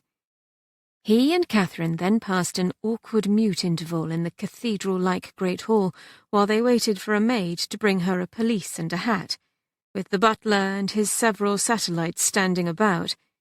They at least had the courtesy not to stare. In the meantime, Hugo gazed up at the ceiling, which displayed an astonishing quantity of arched panels and gold leaf. This, he thought, wasn't so much a home as a sort of bizarre museum. A damned uncomfortable place to live, if you asked him. In due course, the maid arrived and assisted her mistress into a high-necked crimson pelisse heavily trimmed with ermine, and then placed over the high knob of Katherine's hair a red velvet hat festooned with lace and several large artificial flowers. She had brought with her soft kid gloves, as well as a pair of half-boots embroidered with so much silver thread it was difficult to see the leather underneath. "If mademoiselle would step into the salon just over there," the maid said, "I shall help you with the boots." Katherine seemed about to comply, but then she glanced up at him. An arrested look came onto her face, and for several moments she simply stood there, stock still, as if consumed by her own thoughts. "Your boots, mademoiselle? If you would be so good as to come with me?" "I don't want them." "But, mademoiselle, your slippers will be ruined." "Very likely." "Votre maman," whispered the maid. Katherine only shrugged. "Let's go," she said again to Hugo. "Mademoiselle, your gloves!" "No. Turpin, the door, please." "At once, Miss Katherine." And the butler signalled to a subordinate who hastened to comply. A cool, playful breeze from outside whirled to meet them, causing the white lace on Katherine's hat to flop wildly about, and together they crossed the threshold into a damp, pungent world of scudding grey clouds high above, everywhere the rich smell of wet earth and fallen leaves scattered at their feet in a wanton riot of red, orange, green, gold. They made their way along a wide, winding path toward a thickly clustered grove. Once they had reached it, and followed along 3 or 4 of its long, gentle curves, Brooke House disappeared from their view as if it had never existed. Hugo looked over at Katherine. She was frowning a little, with her gaze fixed on the muddy ground in front of her, giving the appearance of one who was mentally 1,000 miles away. "Kate," he said, "do you really want to be out here? With me?" Again, he would have sworn he saw a little fearful tremor run through her, but she only replied, "I am Katherine now, and you should call me Miss Brooke, you know." "Miss Brooke," he repeated pleasantly. "Shall I take you back to the house?" "No." "As you wish." "Ha," she said, as if she couldn't help it. "I beg your pardon?" "Nothing. Never mind." Well, Hugo thought, this had turned out rather badly. Not that it wasn't refreshing to be around a woman who didn't fawn all over him, complimenting him about his looks until he heartily desired to be elsewhere, but it was obvious that Katherine Brooke found him unappealing. His chances with her were plainly nil. It was a setback, if not an outright blow, but at least he'd made the attempt. Rapidly, his mind moved across his alternatives. He'd need to immediately confer with their man of business and together try to reach an accommodation with their various creditors. Remembering his offer to Mamma at 13 to become a sailor, he wondered now if he might make good on that. He had always loved boats, had spent countless hours at the wharves looking at them. He'd hate to ship out and leave the family so soon, and the money would hardly make a dent in the enormity of their pressing needs, but it would be a start. And wouldn't it be jolly to climb a rigging at last? "There it is," said Katherine. They had come round another bend in the path, and before them loomed a high, massive, flat-topped structure made of artfully worn, tan-coloured bricks, featuring a long series of tall, graceful archways. Around it had been placed great tumbled blocks of the same tan material, conveying the impression that time had, across countless millennia, slowly and gently softened their hard geometrical lines. It was an extraordinary set-piece, intended to evoke an ancient biblical era. The exotic, fertile crescent, turbaned people in colourful robes and dusty hemp sandals, camel trains, a blazing sun, swaying palm trees, and so forth, and it had been placed in the middle of a sylvan English wood. "Egad," said Hugo, having thoroughly looked it over. "That's not something you see every day." "My parents just had it built," Katherine answered, but absently. A deep furrow had formed between her dark brows. "What is it exactly?" "It's supposed to be the ruins of Babylon." He wanted to laugh, but instead said, "It's certainly unusual," feeling himself to be on solid ground with this honest observation. As she did not reply, he went on, "Well, we've seen it. Shall we go back?" He half turned away, but then Katherine did speak. "Wait. Let's go inside." "Is that what you want?" "Yes." And so he followed her, among and past the huge artificial blocks and into the building itself, where the archways allowed cool grey light to flood the colourfully tiled interior. Against one wall was a low stone platform. On it were two high-backed marble thrones of an unpleasant ochre colour, reminiscent of dried blood, and even worse, they were ringed by a threatening phalanx of large, carved wooden creatures that looked like a cross between an angry lion and a dyspeptic monkey. Katherine went to sit on one throne, and Hugo, reluctantly, sat on the other. "One feels like King Solomon," he said, "dispensing judgments and telling women to cut their infants in half. Not my cup of tea." "Never mind that." Katherine swivelled around in her seat. He was damned if he'd keep thinking of them as thrones, and looked him straight in the eye. "You asked if we met your Aunt Henrietta in London." He nodded. "We didn't meet her, precisely. We saw her at the Royal Academy of Art, and my parents tried to introduce ourselves to her, to bring me to her attention." Katherine smiled without humour, hoping she'd choose me for her grandson, to have Gabriel Penhallow marry me.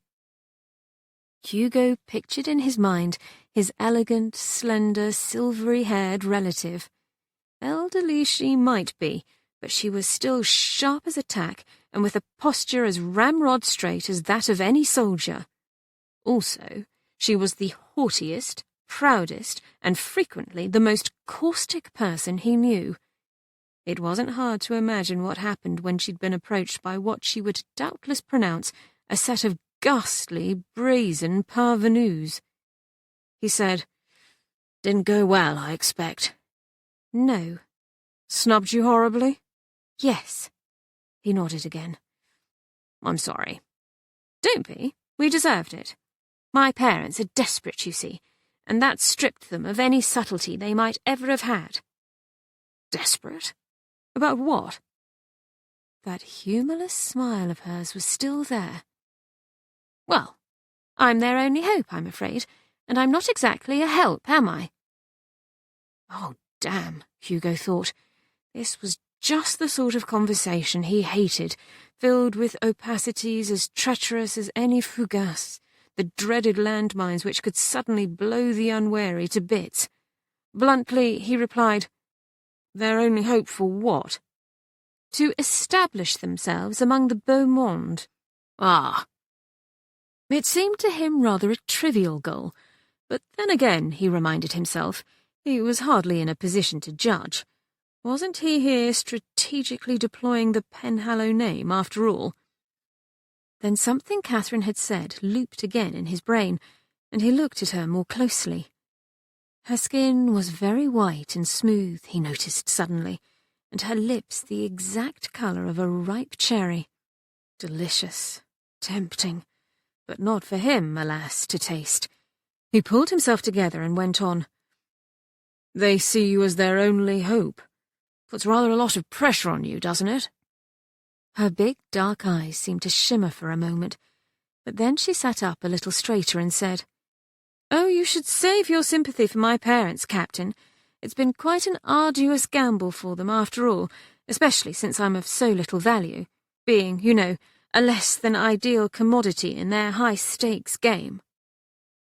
Well, here was another conversational landmine, especially given the reason for his visit today. Hugo wondered again how he might bring this awkward conversation to a close and make a graceful exit. In the sudden silence that fell between them, he watched as her gaze travelled over him and abruptly she dropped her eyes. He saw her hands clenching tight in her lap. A minute ticked by, then another, and another. A red flush bloomed again on her face, spreading across the soft alabaster of her cheeks. Finally she said, Let's talk about something else. Certainly. What would you like to discuss? You. Katherine didn't dare look at Hugo Penhallow any longer, for fear she might actually do what she urgently wanted, what her traitorous body was yearning for her to do, which was to go over to him, put her hands on those broad shoulders, lean close, and, lick his face, rub her face against the dense gold of his hair, put her mouth hard on his, and more. No! No! She took a deep, calming breath, could almost feel herself cooling down into that reassuring block of ice. Oh, better. She looked down at her feet and registered with pleasure the fact that her slippers were indeed muddy and ruined, precisely as Celeste had warned her they'd be. Back there in the great hall, she'd been just about to obediently change her slippers for the half-boots, but then she'd let herself glance up at Hugo, at that magnificent face, with its proud, straight nose, perfect mouth, those extraordinary blue eyes filled with light, and inspiration had come to her, so fast and so dazzlingly it felt like there were fireworks inside her head. She had an idea. Sitting in this ridiculous building on this absurd marble seat, it suddenly occurred to her that the young Katherine that was would have invited Hugo to play at being kings and queens, would have pretended that those bizarre wood creatures surrounding them were their courtiers, or their servants, or their enemies, or their children, or... She broke off this distracting train of thought, wrenched herself back into the present, and looked again at Hugo, pleased at how steady and firm she felt. She said, I heard Father talking as we left the drawing-room, Captain. Is it true that you're poor? Yes, he said calmly. And were you telling Mother the truth, that you're not affianced elsewhere? Yes. Katherine nodded. Oh, damn. Her heart was hammering hard within her, as if it were a caged animal trying to burst free. To combat it, to bring herself back into coolness, into her mind she summoned an image. A certain passage from one of her hidden history books, this one about the ancient Romans. Cornelius Tacitus had written in 97 AD about the Cetones, a tribe in northern Europe which was believed to be a matriarchal society. Among the Cetones, Tacitus said, the women were powerful. The women chose their mates. It was a wild, a radical idea back then. Disapprovingly had Tacitus commented upon its harmful effects, and it still was, of course, 1700 years later. Even in this modern era, in which civilization had evolved with things like the printing press, steam engines, inoculations, gaslights, the Encyclopaedia Britannica, and Herschel's great telescopes, women were still supposed to demurely sit around waiting for some man to ask her to be his wife. But an hour ago, Hugo Penhallow had unexpectedly strolled into her parents' drawing-room, and maybe, just maybe they could effect a trade to their mutual benefit. It was not, to say the least, a romantic proposition, but it had been a long, long time since she had indulged in girlish dreams of love, a soulmate, happily ever after. And here, right in front of her, was an opportunity to escape Brooke House. So to Hugo she said, in a voice that was only a little bit breathless, "Marry me." She saw his blue eyes widen and the look of surprise on his face, and then he laughed. And Katherine shrank back in her chair, almost as if he'd pushed on her chest with one large, strong hand. To her horror, it felt as if her face was crumpling, giving her away, showing too much, and quickly she brought her hands to cover it. Her fingers, she noticed distantly, were icy. I should have worn my gloves. What a stupid girl I am. And what was I thinking, asking him such a thing? I deserve to be mocked.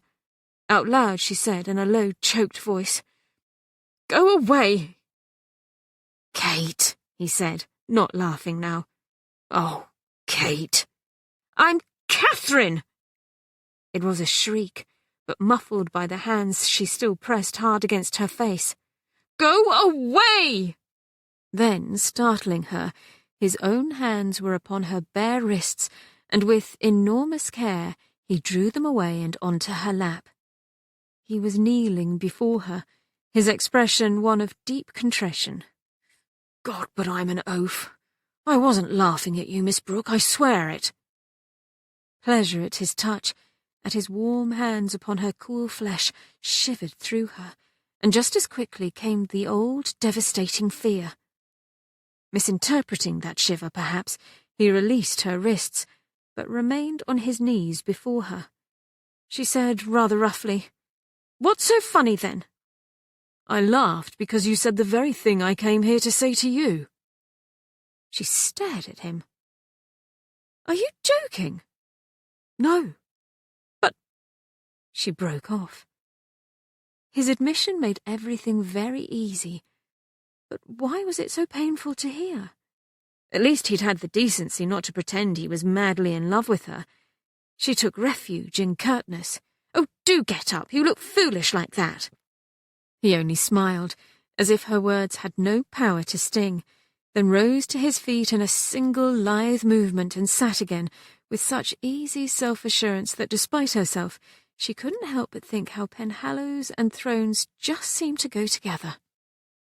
She recalled that brief, humiliating encounter with Mrs. Henrietta Penhallow, an imperious and queenly dame who, you could tell, moved through life with effortless grace, as one to the manor born, without ever having to question where she belonged. Or if she belonged. Those lucky, lucky Penhallows. Then it blazed through Katherine's mind, like a comet lighting up the night sky. This marriage could not only set her free, it would make her a Penhallow too. Katherine Penhallow. She could practically hear herself saying, with a confident little toss of her head, "Will I be going to Almack's this evening, you ask? Yes, of course. All of the patronesses have called and presented me with vouchers. The Queen's drawing room? To be sure I am. The latest Carlton House fete? That also." Of course, her future in-laws would despise her, she was certain of that. She was no Elena di Rosalba, the saintly, high-minded heroine of the Italian. She wasn't angelically and perfectly beautiful, nor was there royal blood running through her veins. She was just a person. But what did she care? To her came again an image of Henrietta Penhallow, this time one of her scandalised outrage when she received the news of Hugo's betrothal to that dreadfully common girl whose parents had shoved her forward at the Royal Academy. Katherine smiled, just a little.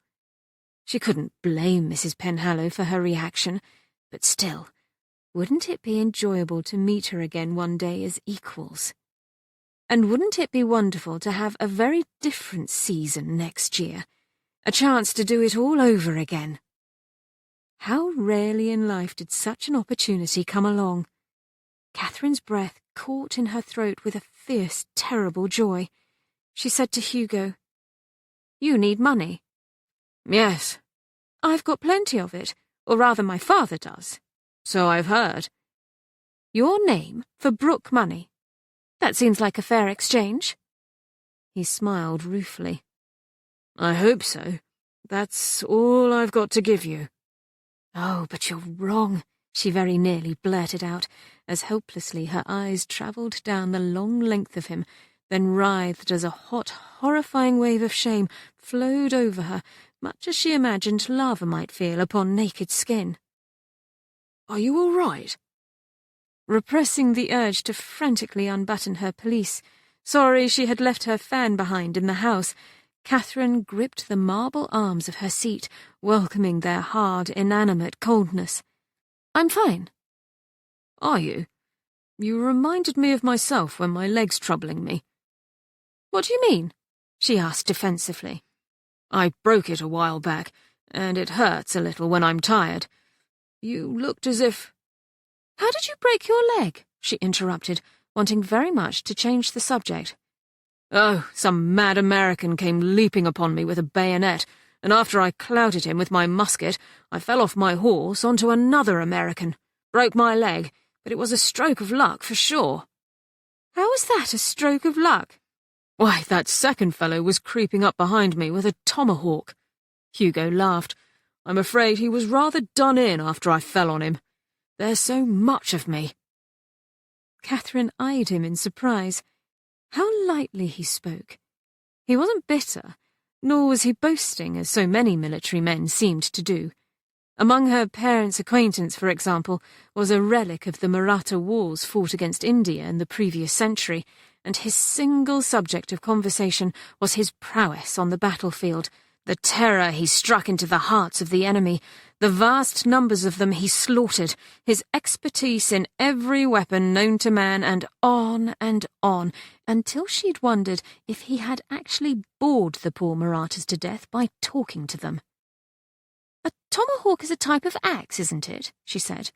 "I've read about it." "Egad, have you? Nasty things. Frightfully effective. Not well known here in England, though. Where'd you read about it?" "Oh," she answered vaguely, "somewhere," and felt yet another awful flush coming over her. She had so much to hide from him.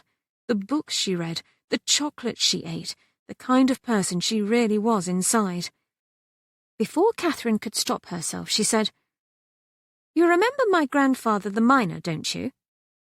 She waited for his face to change, for the look of revulsion, whether open or masked, but Hugo only said, "Yes. Joseph Bugle, wasn't he? He used to terrify me when I was a boy. As I recall, he shouted more often than he spoke." "That's about right. But he was a miner, Captain." "I know that." "You're not worried about the taint to the Penhallow line?" She saw that he was looking at her curiously. He said, "Taint? Is that how you think of it?" "Don't you?" "No. I expect there was that sort of talk about bloodlines when my father married a vicar's daughter, but it's all rot in my opinion." Coming from a Penhallow, this was hard to believe, but still she gave him one last chance to easily withdraw. "Are you sure you want to marry me?" "Very sure. You're helping my family, and I'm grateful to you." "I hope you won't regret it, Captain." "I won't." "How can you know that?" "I just do." In his deep, calm voice was obvious confidence, and Katherine envied him that. She, on the other hand, was still aflame with that hot, revealing blush, and her mind was skittering in 1,000 different directions. She hardly knew what to say or how to act. To her fevered imagination came a sound, the distinctive rasp of massive old gates swinging open, the noise Elena de Rosalba might have heard as she was released from her lengthy confinement in the convent. And then the sound shifted somehow, to the little scratches of a quill moving across a piece of paper.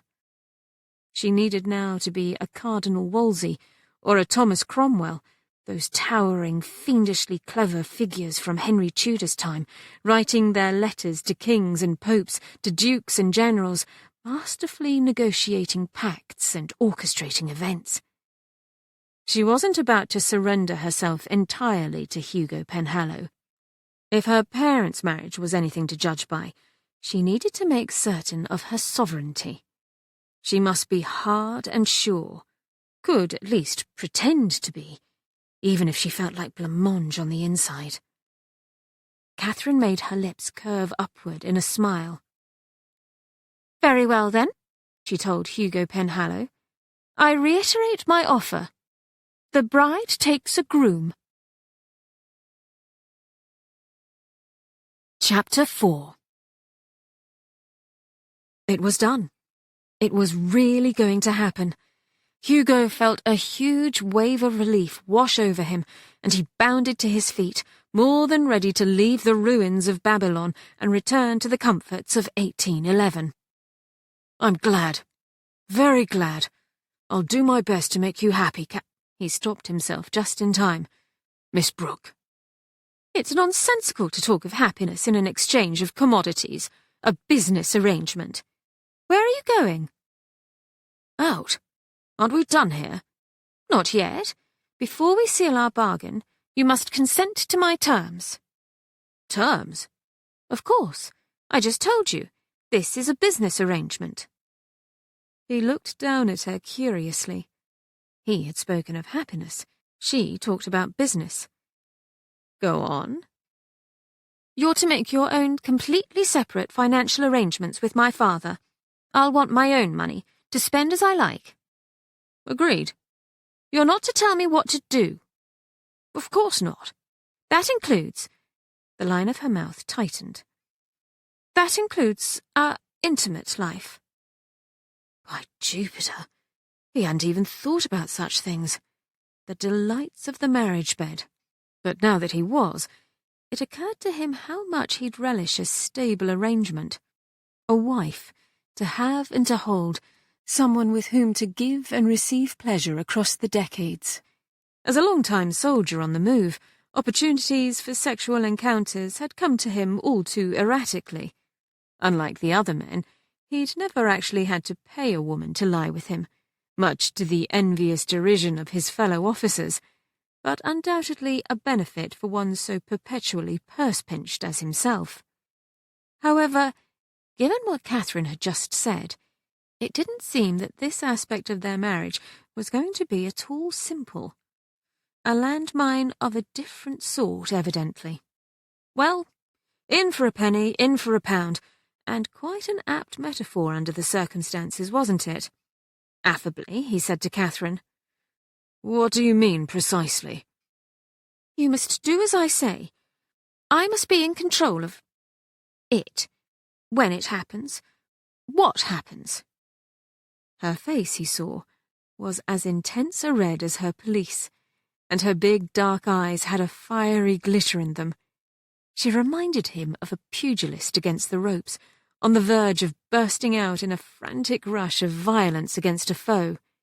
He hoped, very much did he hope, that she didn't think of marriage as a boxing ring, with a husband and wife approaching each other with fists raised. "Well, Captain, what do you say?" "I accept your terms." "Swear it." "I swear it, Miss Brooke." Her shoulders, which had been lifted tensely high, relaxed. "I suppose you think me shockingly crude mentioning such things," she said, sounding defensive, "and to propose marriage in the first place." "And I suppose," he answered, smiling a little, "you think I should consider it crude." "Don't you?" "I'm the wrong person to ask. As I said to Cousin Livia the other day, I'm barely fit to be around proper people. Been living the rough soldier's life for a long time." "Livia? Oh, you mean the woman who's to marry your cousin Gabriel? You were with her recently?" "Yes, at Sermont Hall. Stopped there on my way home." "I know all about the hall, thanks to my parents' obsessive interest in the Beau Monde, one of the country's most magnificent old homes, the Penhallow seat from time immemorial, 15,000 acres of the finest land in Somerset, and so on and so forth, ad infinitum. "It's quite a place," he said. "Speaking of which, we'll need to decide where we're going to live." "Anywhere but here. Anywhere else in England." "Whatever you like, but I'll want to also spend time in Whitehaven with my family." Ugh, I loathe Whitehaven. "Do you?" "Quite fond of it myself. Well, you needn't come with me." "Your place will be at my side, Captain." Her tone was imperious, her face set in hard, determined lines. He answered mildly, "Then I hope you'll join me." "If I don't want to go, then you shouldn't either." "Miss Brooke, my family is important to me." "But they're not to me. You agreed to my terms, remember." Hugo felt as if that pleasant, all-encompassing wave of relief was abruptly and all too rapidly receding. He looked down at her face, tense again and very pale, at those fiery, dark eyes, and thought suddenly, strangely, of an actress upon a stage. And then his gaze went to the rich, ermine-trimmed pelisse she wore, and that velvet hat adorned with so many silky artificial flowers, so much frilly lace, that it seemed as if somebody had for some perverse reason set out to cram it as full of decorations as humanly possible. Hugo thought of Gwendolen, who probably hadn't had a new hat in quite some time. He doubted Mamma had either. Oh, Lord, they needed his help. They all did. But a man had his limits. It would be a terrible irony to make them secure financially, but be exiled from them forever. He said, "Then we may have a problem." There was a new note in his voice, very subtle, but Katherine caught it at once, and a terrible, creeping panic clutched at her. She had gone too far in playing her little Machiavellian game, had enjoyed too much the sudden and unusual feeling of power, and now he was going to change his mind. He was going to withdraw, and she'd be right back where she was. No, it would be worse, much worse, for she'd had an intoxicating glimpse of freedom. Oh, bother! Why did he care so much about spending time with his family? An incomprehensible desire. Families meant nothing but arguments and demands, dissatisfaction and strife. She herself couldn't wait to be separated from her own family. In fact, Katherine nearly gasped out loud. An idea had sprung into her head, brilliant, fully formed, wonderful and ingenious. She tucked it away for further rumination, later when she was alone, but in the meantime it was of the utmost importance to solidify the agreement with Hugo. An occasional visit to Whitehaven wouldn't kill her. She said to him, "There's no problem." "You're sure?" "Yes. And just so we're clear, I want to go back to London next spring, for the season." "Fine." He smiled at her. "Anything else you'd like to discuss?" It was all right again. Thank God. The creeping tension that had gripped her so tightly now began to fade away. And something else came in its place. She tried to fight it down, but here it was. Something warm and exciting, shivery and delightful, shameful and wrong, just like those delicious secret meetings in the garden long ago. A pulsing, lovely heat seemed to fill up every empty corner of her being, and she was powerless against it. A little bit of driftwood swept along by the tide. "No," she said slowly to Hugo. "Not to discuss, Captain, but—" "Yes?" "Yes?" "I want you to kiss me." He looked down at her, surprise in his handsome face. Oh, what a forward girl she was, Katherine thought, her hands gone all clammy. What a bad, bad person. She could almost picture Lucifer writing in his book of sins. He would have one, wouldn't he? St. Peter, at the gates of heaven, had his book of life, so surely Lucifer would also want to keep track of his prospective flock. 22nd of October, 1811, Katherine Brooke coarsely demands kiss from a man she hasn't seen in 13 years. Another one of her episodes of lust. Thought she'd tamed it, but no. Am running out of space on her page already. Note to self, reserve special place for her. Suddenly, it was as if all the light was blocked from her vision, and her heart gave an odd, frightened lurch within her breast. Darkness already. No, it was Hugo. So big, so very big he was. He'd come close to her, leaned down, and now his face was so close to hers. His warm fingers cupping her chin. Those incandescent blue eyes. Katherine stopped breathing.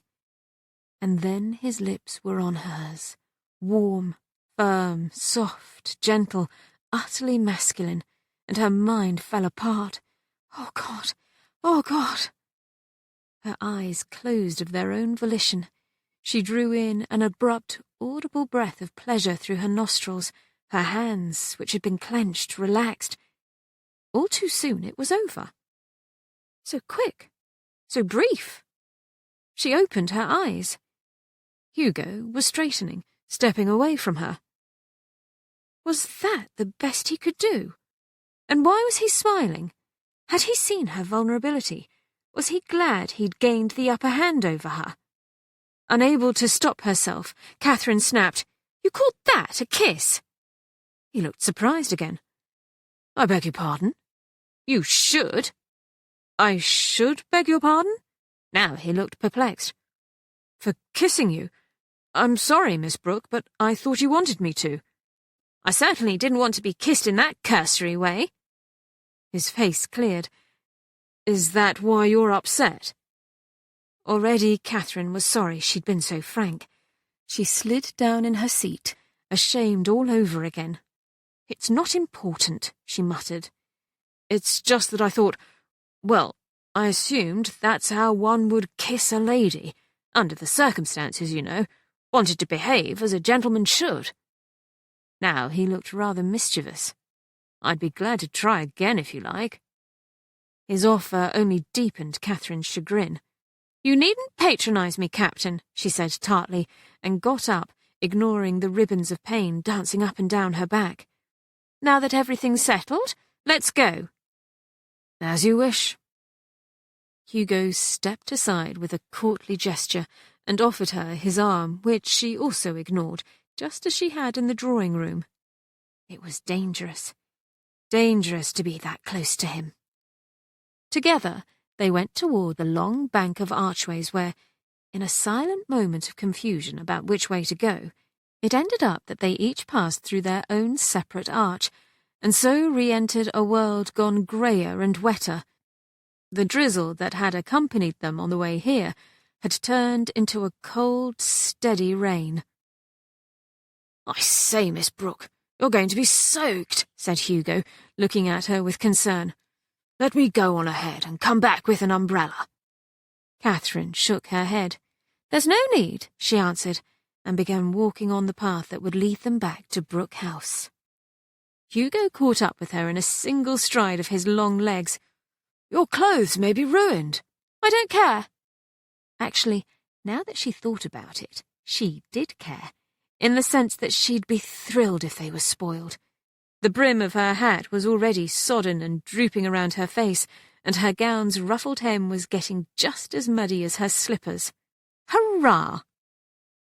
They walked in silence, the air around them filled with the soft sounds of rain pattering on leaves. Finally, as they came round the bend that left the woods behind and brought Brooke House looming into view, Hugo said, "Shall I come in and speak with your parents?" "No. I want to think about the settlements. Come again tomorrow, and be prepared to present your demands to my father. As long as they're not unreasonable, I'm sure he'll be willing to accept them." She laughed. "Actually, you could probably ask for anything you like. A chest of ancient Spanish doubloons, a dozen elephants, the Pope's mitre, and he'll say yes. To see his daughter wed to a Penhallow, the very pinnacle of his aspirations, and mother's too. They may literally grovel. Can you be here around 11? "Of course." He stopped then, and so did she. Would you like me to escort you to your door, Miss Brooke? There's no need. Besides, you'll want to go off toward the stables. Why? To get your horse. I walked here. She stared. You walked? It's all of 5 miles. My horse needed a rest, he said easily, and I like the exercise. I'm not, she said in a challenging way, a great walker. To each his own. As long as you keep that in mind. I will. Why don't you take one of our horses, or one of our carriages? Thank you, but no. I'm looking forward to the walk home. The rain hasn't let up. If anything, it's raining harder. I'm used to it, he said, smiling a little. The rough soldier's life, etc. Just so. Well, I'll take my leave of you then, Miss Brooke. Thank you again. Catherine didn't answer, because, with maddening irrationality, she was hoping that he would seize her hand, like a hero in one of Mrs. Radcliffe's silly novels, and raise it to his lips, or even just clasp it in that big warm hand of his. But he only smiled at her in that mystifyingly friendly way he had, and bowed slightly. I'll see you tomorrow. Goodbye, Miss Brooke. Goodbye, she echoed. But there came again a twist of fear, the eternal need for concealment, and she said, Captain? Yes?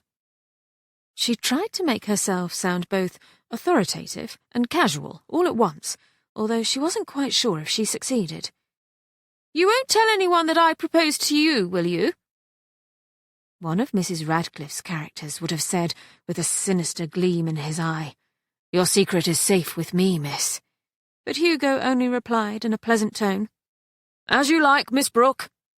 And instinctively, Catherine knew he wouldn't betray her. Goodbye again, she said, reassured, and turned toward Brooke House, knowing she'd be pounced upon by her parents and exhaustively quizzed about what she and Hugo Penhallow had discussed. It would be easier to simply tell them about the betrothal, but instead she was going to hoard this extremely interesting little nugget of information, mention in an annoyingly vague way that Hugo might possibly be coming again sometime, and enjoy every single minute of her parents' ignorance. Ha! Who had the power now? Catherine walked up the broad stone steps to Brooke House, a sudden fancy floating across her mind. If Brooke House was a castle, and it certainly was big enough to be, and if she were a princess, doomed by an evil curse to sleep her life away, and if Hugo were a prince, and he definitely looked like one, who came to kiss the sleeping princess and broke the spell, why, she'd just been awakened with a kiss. Catherine smiled, then just as quickly assumed an expression of bored indifference as the front door swung open. She turned around, a last look. There was Hugo off in the distance, and there below her on the steps, she saw it now. She had left behind her a trail of filthy, dirty, messy, muddy footsteps that were as dark as black as sin. Hugo walked on toward Whitehaven, within him an odd jumble of emotions. The intense relief was still there, yet it also felt a little like he'd just come through a battle. He'd survived, but not without cost. It was rather a silly thought. Katherine Brooke wasn't his enemy. Was she? He sidestepped an enormous mud puddle and recalled her saying in a surprisingly unemotional voice for someone who'd just agreed to be married, "This is a business arrangement." And he remembered how, on the way to Brooke House just a few hours earlier, he'd wondered if perhaps there was still an old bond of affection connecting himself and Catherine. A foundation on which to build genuine happiness together. It had been an optimistic thought, but it was clear that no such foundation existed. The lively, laughing, sweet little Kate he'd known so long ago had grown up into an entirely different sort of person. Well, that was life, wasn't it? Unpredictable, as Mr. Brooke had truly said. Nonetheless, He'd accomplished his mission, would save his family from ruin. That was the important thing. Soon, very soon, things were going to be different.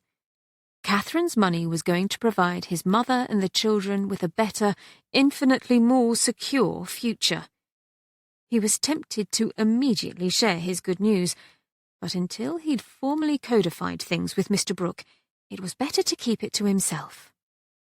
Hugo continued on to Whitehaven and then home, where he found, to his pleased surprise, that Grandpapa, Mamma's delightful father, was there, and Mamma's older sisters, Aunt Verena and Aunt Claudia, too, the three of them having defied the elements to come from the parsonage on George Street. Also gathered in the big drawing-room was a middle-aged man he didn't know, introduced to him as their neighbour, Mr. Beck, along with his son Christopher, a sulky-looking young man of 17 or so, and his daughter Diana, who was just about Gwendolen's age. Rather guiltily, Grandpapa admitted to having splurged and bought a crate of oranges and a pineapple to properly celebrate Hugo's safe return, even as Mr. Beck was loudly hailed by all the children for bringing with him from the confectioner's a veritable riot of marzipan, sugared almonds, sticky taffy and licorice, and Mamma said, apologetically, that despite the expense, she simply had to have a nice fire lit so that everyone would be comfortable. Hugo laughed, swept her up into a hug, said blithely, "Of course you did, Mamma," and helped himself to an orange. Later, after their guests had gone home, and after supper, the six of them were cosily settled in the library, dispersed among the various chairs and sofas. The dogs lay in a sleepy mass on the hearthrug, and Gwendolen conducted an affectionate, low-voiced conversation with Senor Rodrigo, who perched on her fine-boned wrist and seemed to find much of what she said vastly amusing, because he cackled a great deal. Hugo was leafing through an old volume of nautical illustrations, but looked up when Percy cleared his throat and said, "I say, Hugo, we've got something we want to tell you." Hugo closed his book and set it aside, noticing that all his siblings were now sitting up very straight, on their faces expressions of eager alertness. Even Senor Rodrigo had quieted, and was fixing him with a sharp, beady eye. To Percy, Hugo said, "What is it, old chap?" "We know how badly off the family is. Mamma's done her best to keep it from us, but we all know it's true." "Oh, Percy, darling," said Mamma in distress. "It's all right, Mamma," Percy said. "We're not little children, you know." He looked again to Hugo. "We couldn't be more glad that you're home, but it's our turn now. We want to help." "We've been talking amongst ourselves," said Francis, "and we've decided that we boys can get jobs."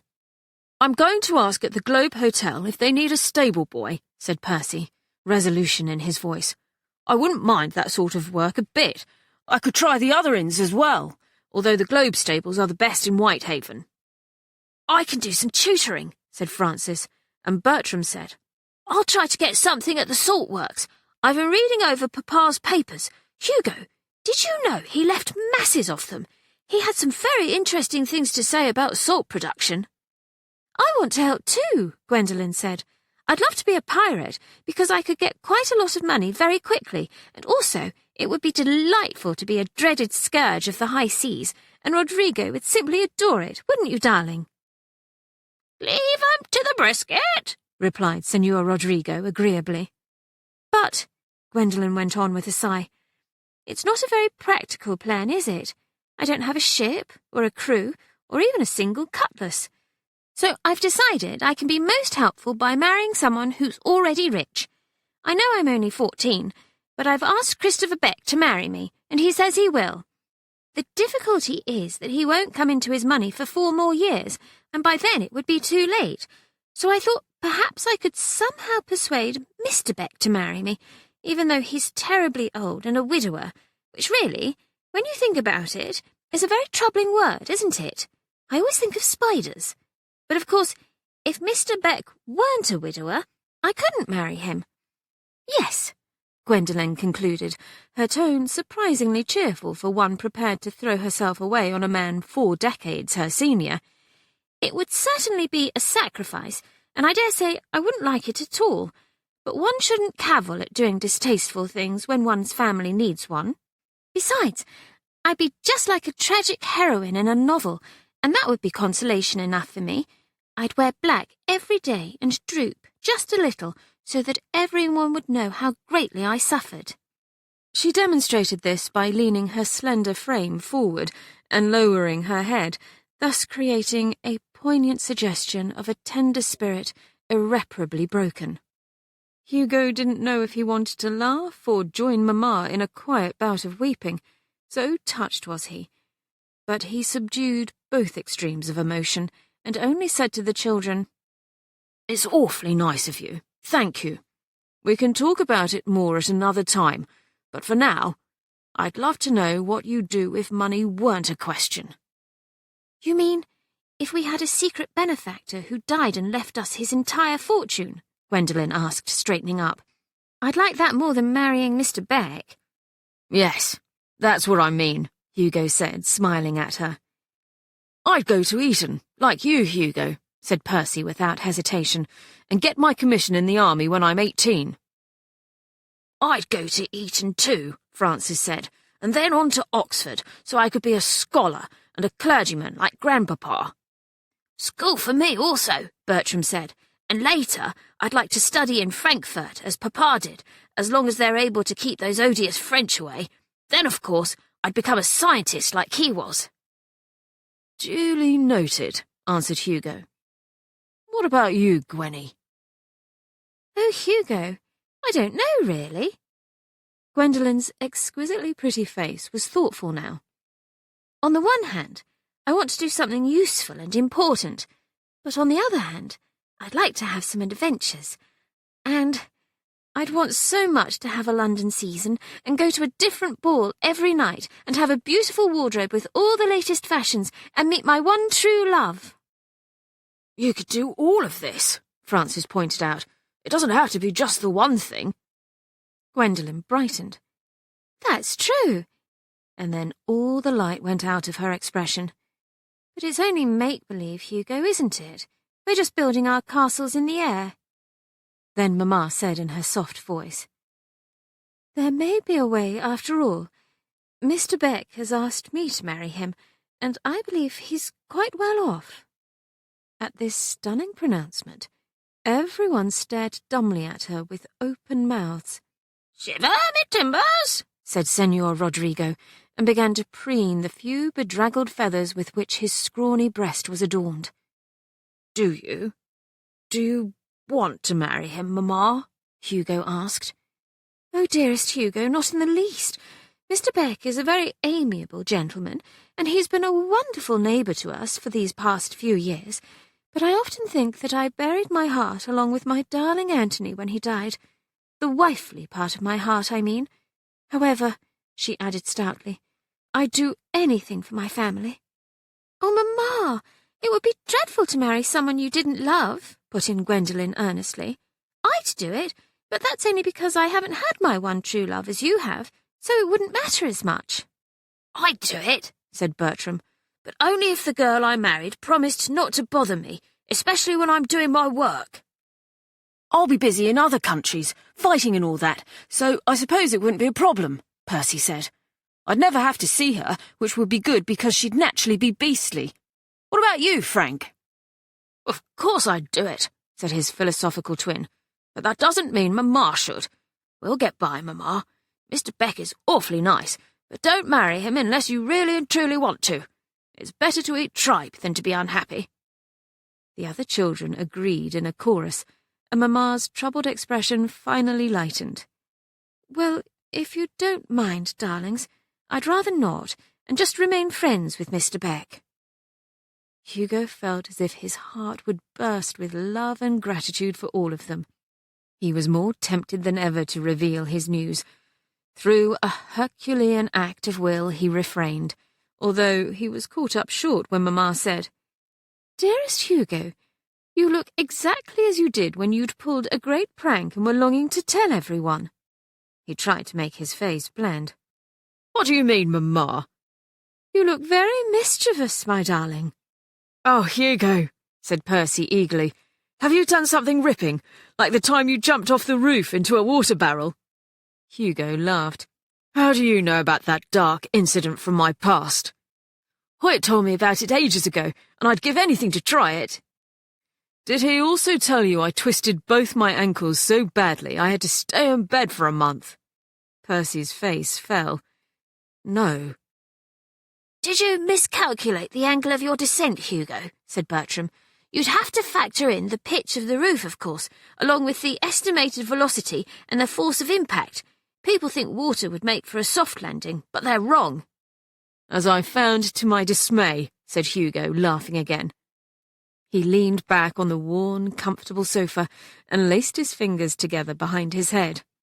I say, do you suppose we could have some tea? And is there any marzipan left? Too excited to sleep, Katherine lay awake all night, trying to read, ignoring the tossing about and irritable muttering from Celeste in her truckle bed, and wishing she had another stash of diablotin.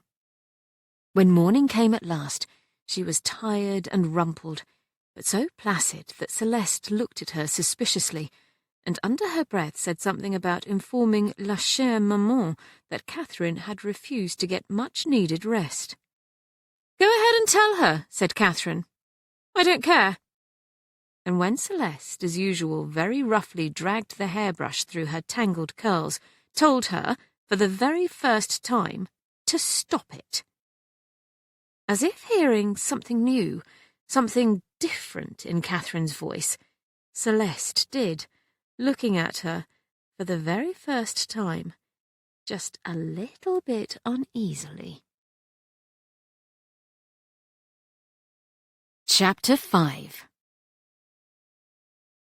Having stopped in Whitehaven for a very helpful visit with Mr. Storridge, their man of business, Hugo arrived at Brooke House promptly at 11, with a very precise sense of his needs.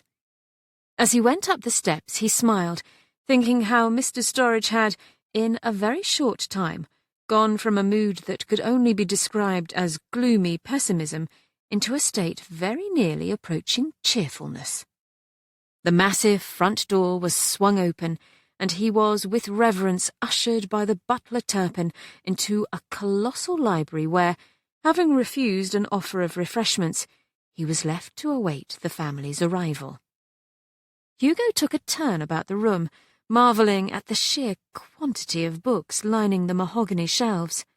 There were several hundred, if not thousands. How Francis would love it, he thought, and paused before a shelf housing a magnificent array of tall, elegant tomes bound in soft burgundy calfskin. The complete works of William Shakespeare. He took A Midsummer Night's Dream, wasn't that the one with all those weddings in it, and opened it up, only to find that the pages were blank. Odd. He took out Much Ado About Nothing. Its pages, too, were blank. He went to another shelf and opened up Chaucer's Treatise on the Astrolabe. Also blank. Another shelf, Homer's Odyssey, blank. Machiavelli's The Prince, blank. Yet another shelf, Gulliver's Travels by Jonathan Swift, blank. Beowulf, blank. Voltaire's Candide, blank. Goethe's Sorrows of Young Werther, blank. What the devil? He was still holding open Sorrows of Young Werther when the library's door was flung wide and in hurried Mr. and Mrs. Brooke, followed at a more leisurely pace by Katherine. At the sight of her, Hugo blinked. She was wearing a blindingly white, high-necked gown ornamented from throat to feet with a double column of large topaz buttons that glinted and twinkled.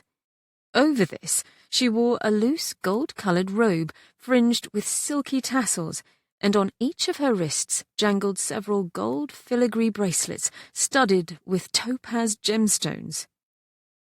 It did not seem to Hugo that yellow was a colour particularly suited to Katherine's complexion, but then again, What did he know about fashion? He closed the book and restored it to its brethren on the shelf, and came forward to greet the Brookes, as he did so flashing an inquiring look to Katherine, on whose face was an expression that struck him as rather impish. Very slightly did she shake her head, which at once communicated to him that she hadn't told her parents why he was here.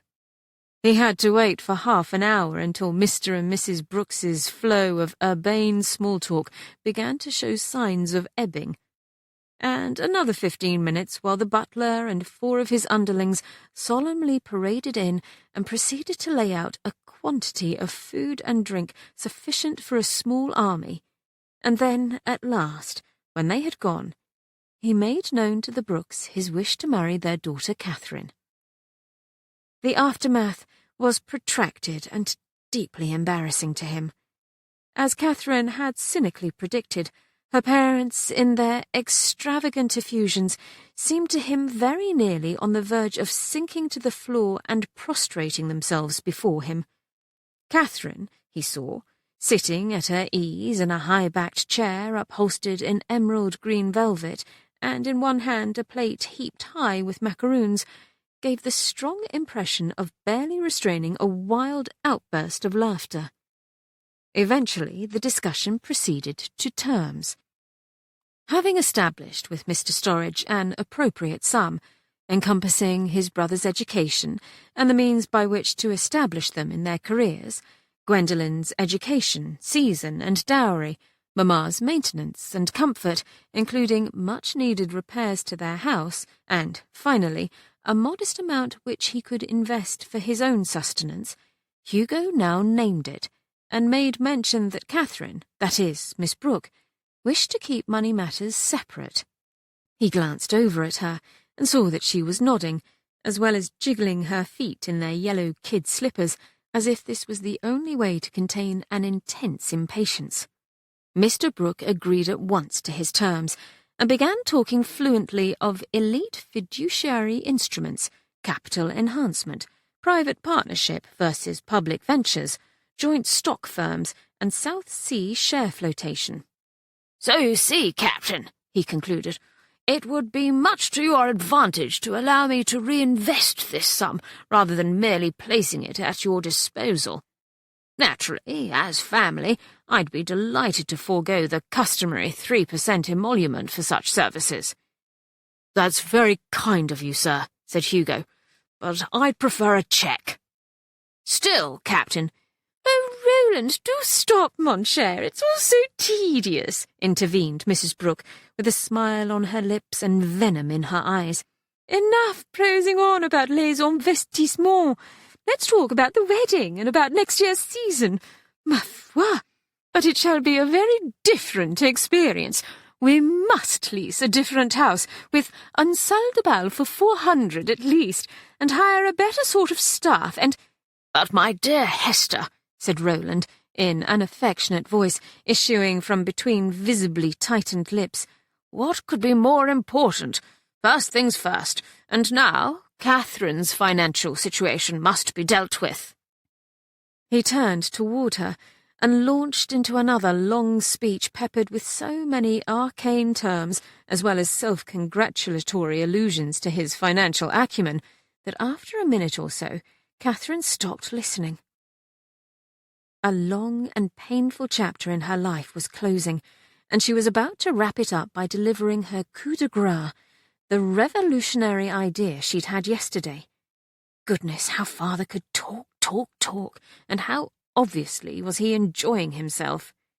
Finally, about to explode with impatience, she interrupted him.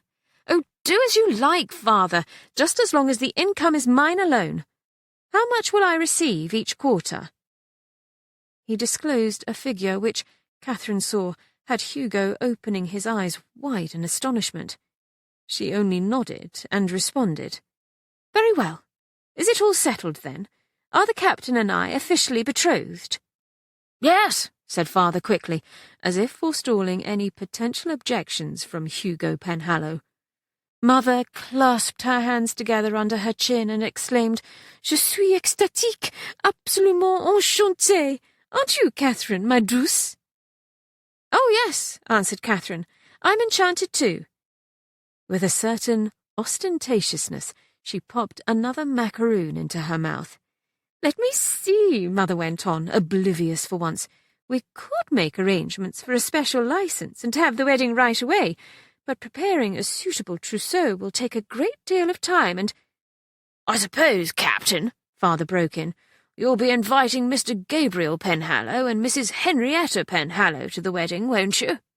"Of course," said Hugo, "although—" "If you sent an express today," Father went on, "they'd get it in 4 or 5 days, and it would be at least a week before we could expect a reply, and I dare say it would take a minimum of 3 weeks for them to get here. Old ladies travel so deuced slowly. And then there's Christmas. So, shall we set a date for the beginning of January?" "That's fine with me, sir. I'll write to them today. However—" "Merveilleux!" cried Mother. "Only think of it, a wedding with la chère Mrs. Penhallow in attendance, and Mr. Gabriel Penhallow, too, will be quite the talk of the town. And then, after the wedding, the 4 of us will travel to London en famille, in plenty of time for the little season." Here it was. Mother had unwittingly provided the perfect opening, and it took everything Catherine had to keep from grinning like a hyena. Struggling to keep her voice calm, she said, "No, we won't." These 3 simple words produced just as satisfying an impact as she had hoped. Her parents looked as if she'd just announced with irrefutable authority, "The world is ending tomorrow, the sky is falling, and pigs can fly." "I beg your pardon?" said Father, clearly unable to believe the evidence of his own ears. "Captain Penhallow and I will be going to London, but you and Mother are to be elsewhere." "Elsewhere?" Mother said sharply. "What does that mean?" Ordinarily, that tone in Mother's voice would have made Catherine's stomach clench. But today, today was different. She thought of old Mrs. Penhallow standing in the Royal Academy of Art as if she owned it, and how she had managed with superb aplomb to look down her nose at people who were taller than she was. Catherine did her best to mimic the old lady's haughtiness and answered, "It means, ma chère maman, that you're to stay out of London. It pains me to mention it," she went on mendaciously, "but you and Father will, I'm afraid, only hold me back. Do be logical. How often has Father rebuked you for your lowly birth, and how often have you told him, Mother, that he's merely the son of an obscure, pauperized baronet? So you see, it's really all for the best." She picked up the last macaroon from her plate, and as she bit into it, glanced at Hugo Penhallow, whose expression was now quite blank. He probably thought she was the worst sort of harpy. If only he knew what her life had been like. Pride made her lift her chin, look away as if she didn't care. "I'll withhold my consent to the marriage, you devious little baggage," said Father, his face a rather comical shade of red. "You can't. I'm 21. My birthday was last month, as perhaps has slipped your mind." "You won't get a penny then, and when Captain Penhallow asks to break off the engagement, I'll permit it, and cut off your pin money." It was a clever gambit, Catherine had to admit, her nerves prickling in alarm. The slightest misstep could destroy everything. And if she was left without funds, how could she pay for her books, her sweets? Money was such a comfort when you had nothing else. Stay the course, she warned herself, feeling a little sick with sudden tension, as well as from eating all those macaroons, unable to resist the opportunity to brazenly do it right in front of Mother. "I don't care," she said, making her voice cold. "It's not as if this is a love match, and I'll wither away and die of a broken heart. Cut off my pin money. Lock me in my room. It doesn't matter to me." There was a silence, but not a peaceful, meditative one. No, it was a silence filled with so much roiling hostility, so much enmity and malice and spite that it was practically deafening. Father looked as if he could happily throttle her, and Mother was wringing her hands in, had she but known it, a very effective imitation of Lady Macbeth's anguished out-damned spot scene. Hugo Penhallow went without hurry to the window, turning his back as if to remove himself from what had become a ghastly little family confrontation. It also gave Katherine an excellent view of his broad shoulders and the narrowing line of his athlete's torso, showcased by his austere buff-coloured tailcoat. A very masculine, very appealing line. Oh, she liked it. And oh, here it came again. Damn it! Damn it! She wanted him. For a few disorienting moments, Katherine was just about to back down, tell her parents she'd changed her mind, do anything to keep Hugo Penhallow. But instead she dragged her gaze away, looked down, and began to turn one of the bracelets on her wrist as if it were the most fascinating activity in all the world, something she could do all day, into the night, and possibly forever. Turn, turn, turn, round and round. It occurred to her, abruptly, to wonder if what she had said was hurtful to Hugo. Surely not. Surely he knew she was playing a desperate game, playing hard and for keeps.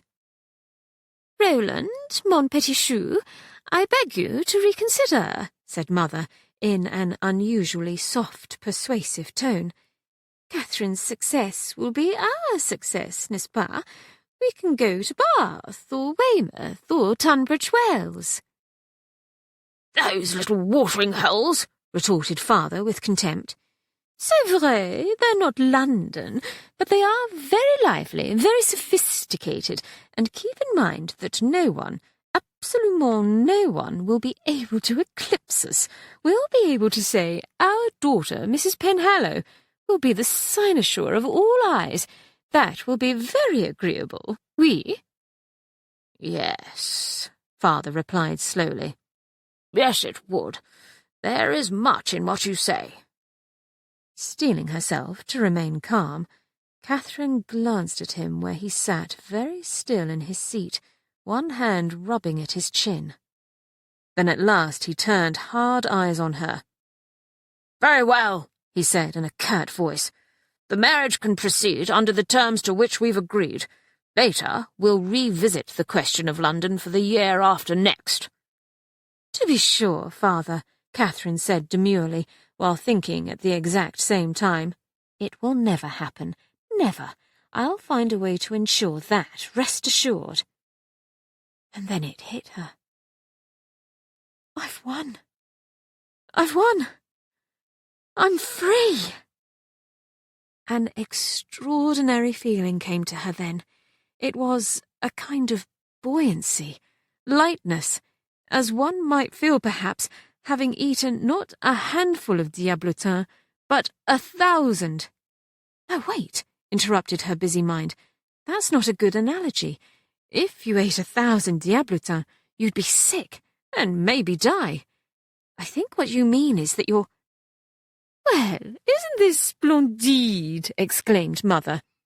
But it was Hugo Penhallow at whom Katherine was looking, as slowly he turned around, on his handsome face that same expression of courteous, inscrutable blankness. Did he loathe all of them? Who wouldn't, really? But she was different from her parents, wasn't she? Katherine couldn't help it. A curious, almost desperate impulse compelled her to stand up, to walk over to Hugo, to draw near him and quietly say, over the awful jangling of her bracelets, "You were wondering about that book you were holding, Captain, when we came in. It's a fake. They all are in this library." "I see," said Hugo politely, pleasantly. But it seemed to Katherine that the light inside her drained away in a single beat of her heart, and that the sweet taste of triumph had all at once turned to ashes in her mouth. Hugo's news about his sudden engagement was received by his family with reactions varying from blasé acceptance to astonishment. Katherine Brooke, said Gwendolen, eyes wide. She used to live next door, didn't she, when I was little? And now she lives out in the country, in a house so big it's like a palace. Yes, that's her, answered Hugo smilingly. Oh, Hugo, is Katherine your one true love? You've never stopped loving each other all these years, and Katherine's been waiting for you to come home so that you can claim her for your bride. Hugo was spared the necessity of thinking up a suitable reply when cook, who had billowed into the library with a plate of her lemony Shrewsbury biscuits, remarked as if offhandedly on her way out, Butcher's wife says those Brookes have more money than they know what to do with. Are we going to be rich then, Hugo? Asked Bertram. Because if we are, Grandpapa and I could do a very interesting experiment on glass sintering. Not rich, Bertie, but comfortable. And yes, you and Grandpapa can sinter away, whatever that is. Oh, good, said Bertram, as if this entirely wrapped up the conversation, and went back to his book. Hugo, Gwendolen said, her voice trembling with excitement, does this mean I'm going to have a season? To be sure, but not, you know, for a few more years. I can wait. I'll wait so very, very patiently now that I know it's going to be happening. Thank you, Hugo. He smiled at her and took one of Cook's delicious-looking biscuits. It's Miss Brooke you ought to be thanking. I will, Gwendolen promised breathlessly. Of course I will. Oh, Hugo, she must be the nicest, kindest person in all the world. Hugo hesitated, not quite sure how to reply, as he was not at all certain if, in fact, his betrothed possessed either of those qualities in abundance. Thoughtfully, he wondered what he could say, and bit into the biscuit. By God, Cook had done it again. Somehow, on the tightest of budgets, she'd managed to produce the world's best Shrewsbury biscuit. He reached for another one. Heave-ho, you bilge-sucking scallywag, said Senor Rodrigo, in such a darkly menacing manner that Hugo burst out laughing and offered him a piece of biscuit which Rodrigo, in a sudden turnabout, accepted in his outstretched claw with an air of gracious condescension.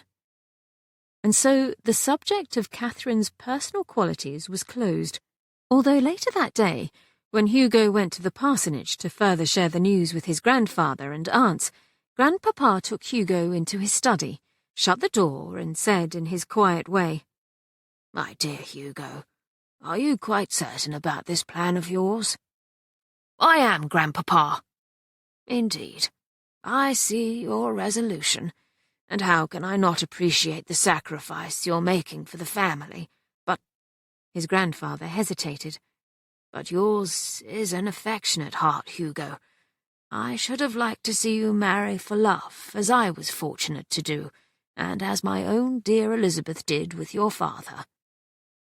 It's a kind thought, Grandpapa, and I appreciate it, but I'm not repining. I've never fallen in love, nor had any particular expectations about it. Perhaps you haven't had the opportunity, or you haven't yet met the right woman. That may be, or perhaps I'm not cut out for it. At any rate, you needn't worry, though. I'm content. I can see that also, Grandpapa answered, and turned the talk to something else, though Hugo, in his turn, could see that his grandfather was not himself at all content.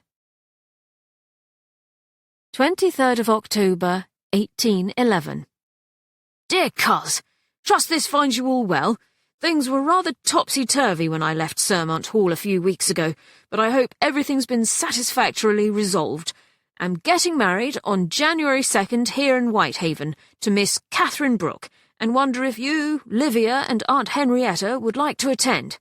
Unless I miss my guess, it's to be a great elaborate affair. Not how I'd have preferred it, but so it goes. I know it's a goodly distance to travel, but of course it would be splendid to have you all here.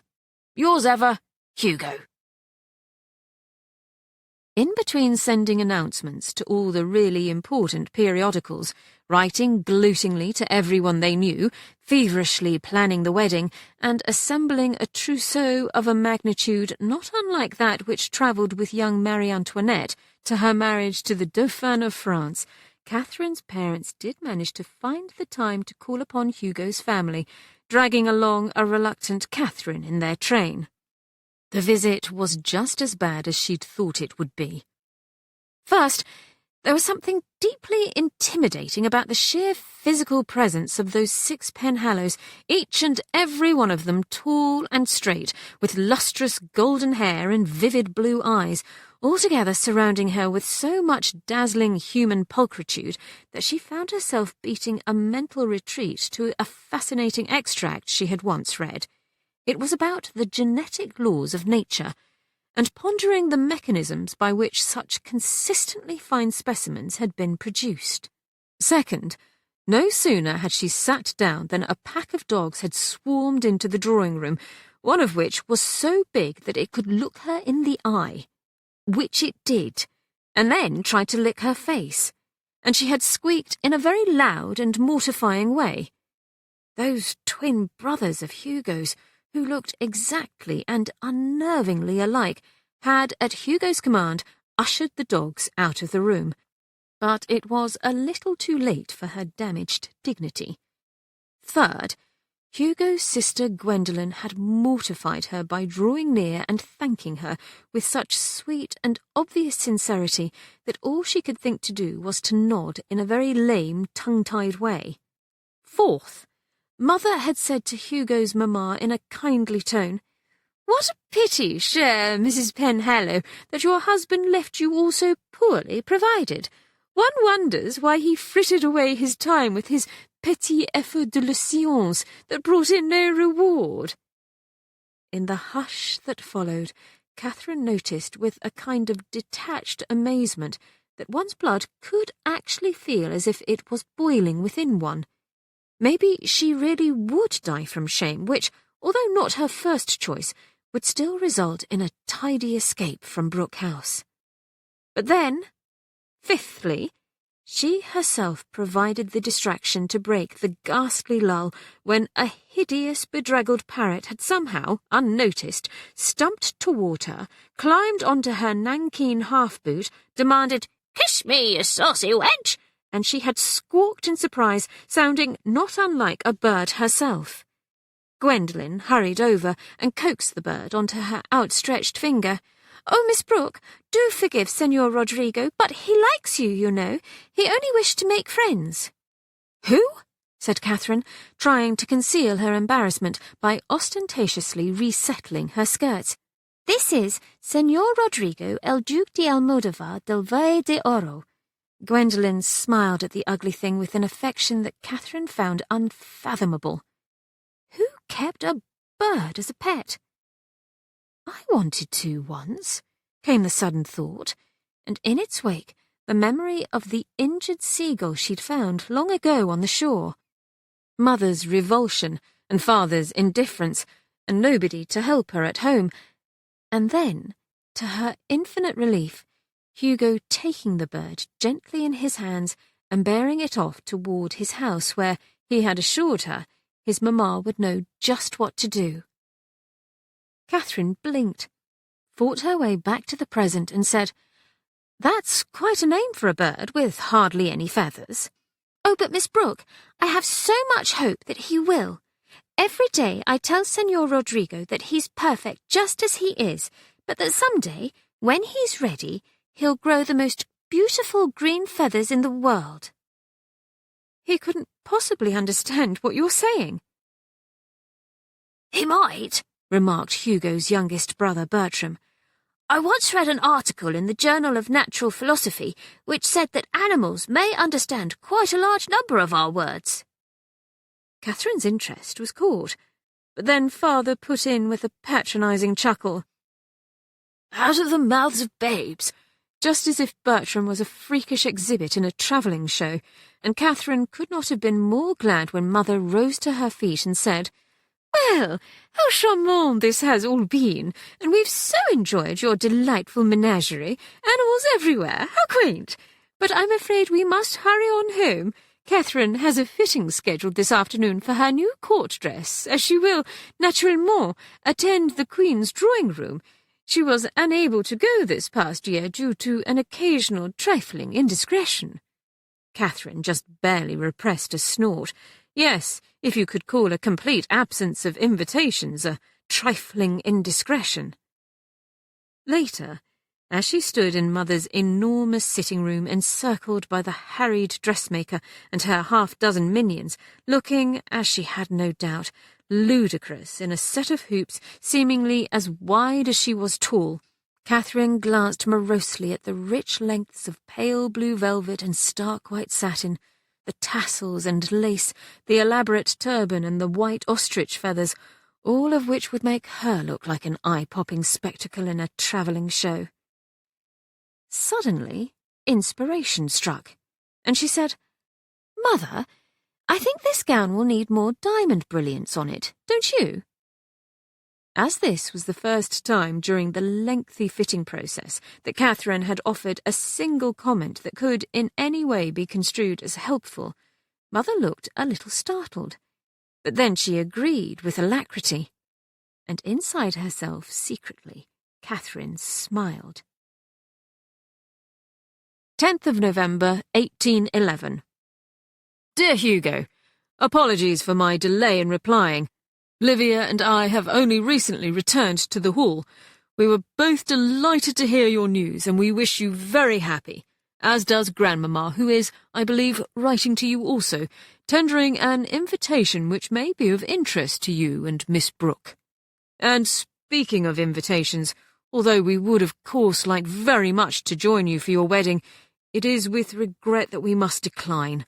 Urgent matters keep us here. For one, I am deeply immersed in seeing that the workers' cottages are completed before the really bad weather sets in, and that employment is found for anyone who needs it during the winter. 2, having been gone for so long, it feels especially important that, for the sake of the local folk, the family be here for the Christmas season. And finally, it gives me great pleasure to inform you that Livia and I are to be married next week on the 15th. I am, I must confess, an impatient bridegroom, and especially having come far too close to losing Livia forever. There's an odd little story about that, by the by.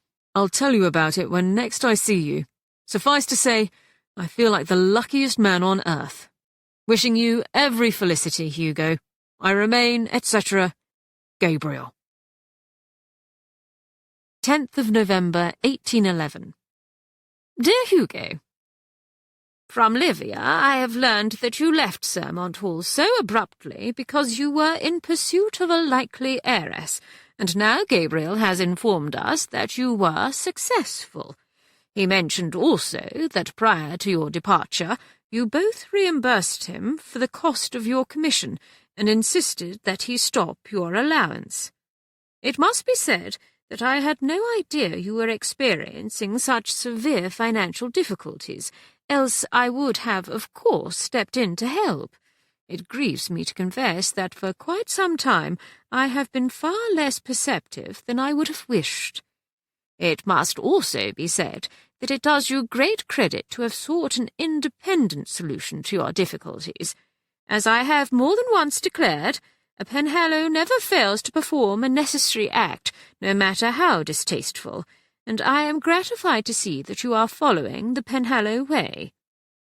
If memory serves me correctly, I met the Brookes in London earlier in the year, although met is hardly the word to describe the encounter. The less said about the parents, the better. Their daughter, at least, didn't look stupid, although it was difficult to ascertain this, given the extraordinary number of artificial cherries with which her hat was embellished. They were permitted, in someone's mind, no doubt artistically, to drape low across her forehead, and I wonder she was able to see where she was going. I cannot pretend, Hugo, to rejoice in my knowledge of the young lady's relations. It pains me to think of them even uttering the word Penhallow with any kind of claim to intimacy, nor can I approve of someone who would venture out of doors wearing a hat so abominable. However, it is worth mentioning that I entertained the gloomiest sentiments about Livia when she and Gabriel were betrothed, and I am happy to say I was proved wrong. Therefore, if you and your bride would like to stop over here at the Hall as part of your honeymoon, we should be glad to have you. Affectionately yours, Aunt Henrietta. P.S. In the interest of clarity, please note that this invitation does not, under any circumstances, encompass her unfortunate parents. One does have limits. Go to Sermont Hall, said Catherine to Hugo, who had come to Brooke House to relay Aunt Henrietta's offer. She's invited us. Yes. Why? In Catherine's voice was suspicion, but once again Hugo thought he detected within it a certain apprehension. He answered, I believe she'd like to get to know you better. Oh, surely not, Catherine said, low, almost as if to herself, then quickly added, as if to move the conversation beyond a remark she wished unsaid, It's a signal honour, I dare say. That could be. He could almost hear the wheels and gears in her brain turning, and finally she said, Very well. Tell her yes. I'll write and let her know. There's one other thing, Miss Brooke. I know it's a lot to ask, but— What is it? She said, and he saw how her shoulders had gone up, tense, defensive. He went on, I've enrolled Frances and Percy at Eton for the winter term, and it would mean a great deal to me to bring them with us. My grandfather could take them, but it would be a wearying journey for him, and I'd prefer not to pay someone, a stranger, to escort them. We could drop them off at school, as it's more or less on the way, then go on to the Hall from there. He was unable to decipher the differing expressions that flitted across her face, but she merely said, If you like, make the arrangements. We're to stay in the best inns, of course. We'll enjoy it vastly, the boys and I. Thank you. Catherine only shrugged, and he watched as a crimson tide of colour washed across her face. She looked down, fiddled with one of her rings, and added, Oh, and Captain? Yes? I want separate bedchambers, if you please. This, he mused, recalling their conversation in the ruins of Babylon, was not unexpected, and not particularly promising either, but he thought of his family, and out loud he said, in a pleasant voice, Certainly, Miss Brooke. There was a tap on the door of the little saloon in which they'd been permitted a few minutes of privacy, and the butler Turpin came in to let Catherine know that the Bow Street runners had arrived, and hoped she would be willing to oblige them with a few minutes of her time. The runners, said Hugo. What the hell? I beg your pardon. What are the runners doing here? Last week my maid Celeste ran away with father's valet, Catherine replied, and she took one of my diamond aigrettes, several bracelets, and an emerald brooch. I suppose she realised I'd rather die 1,000 deaths than bring her with me after the wedding, and decided to leave before Mother either demoted her or let her go. Or maybe she was really in love with that shifty-eyed popinjay valet of my father's, though it's hard to imagine. My God, you should have seen Father when we realised they'd gone, and that Robert took several of his best rings also. I thought for sure he'd have an apoplexy on the spot. Hugo took this in, then asked, curious, Why would you rather die 1,000 deaths than bring Celeste with you? We didn't get along, that's all, Catherine said, vivid colour mounting again to her cheeks. At any rate, Father is still furious, which is why the Bow Street runners are here. I doubt they'll find Celeste and Robert, she added, rising from her chair, as Celeste is a very resourceful person. But if you find such activity amusing, Captain, Father's been taking bets with a great many of our house guests as to the runners' success. I'm sure you'd be welcome to join in. Hugo stood up also. Not a gambler myself, but thank you. She gave him a small, cynical smile. "Aren't you? And yet here we are betrothed." He laughed and left her and went home, where he wrote a note to Aunt Henrietta. Then he spent several happy hours during which he fixed the hinge to the library door, put in new windows on the uppermost story where Bertram liked to conduct his experiments, chopped up a huge pile of wood for Cook's stove into neat rectangular lengths, and repaired a broken drawer in Gwendolen's armoire which, she said, had been troubling her for a very long time. As he worked, he thought about Aunt Henrietta's letter. Although he'd been acquainted with her for many years, he couldn't have said that he knew her very well, and this was the first time she'd ever written directly to him. It was surprising to see those patches of warmth and affection in her note. Gabriel's letter had surprised him a little, too. There'd always been something rather aloof about his older cousin, but in his letter there was a new warmth also, and a kind of openness. It was a nice change, Hugo thought, and slid the drawer smoothly home. 21st of November, 1811. Dear Aunt Henrietta, Miss Brooke and I are delighted to accept your kind invitation. Very many thanks. I expect we'll be arriving around January 16th. I'll write when we're en route to the hall to confirm that date more precisely. If it's convenient for you, shall we plan to stay a week or so? We'll proceed to London thereafter. With affection and gratitude, Hugo. 4th of December, 1811.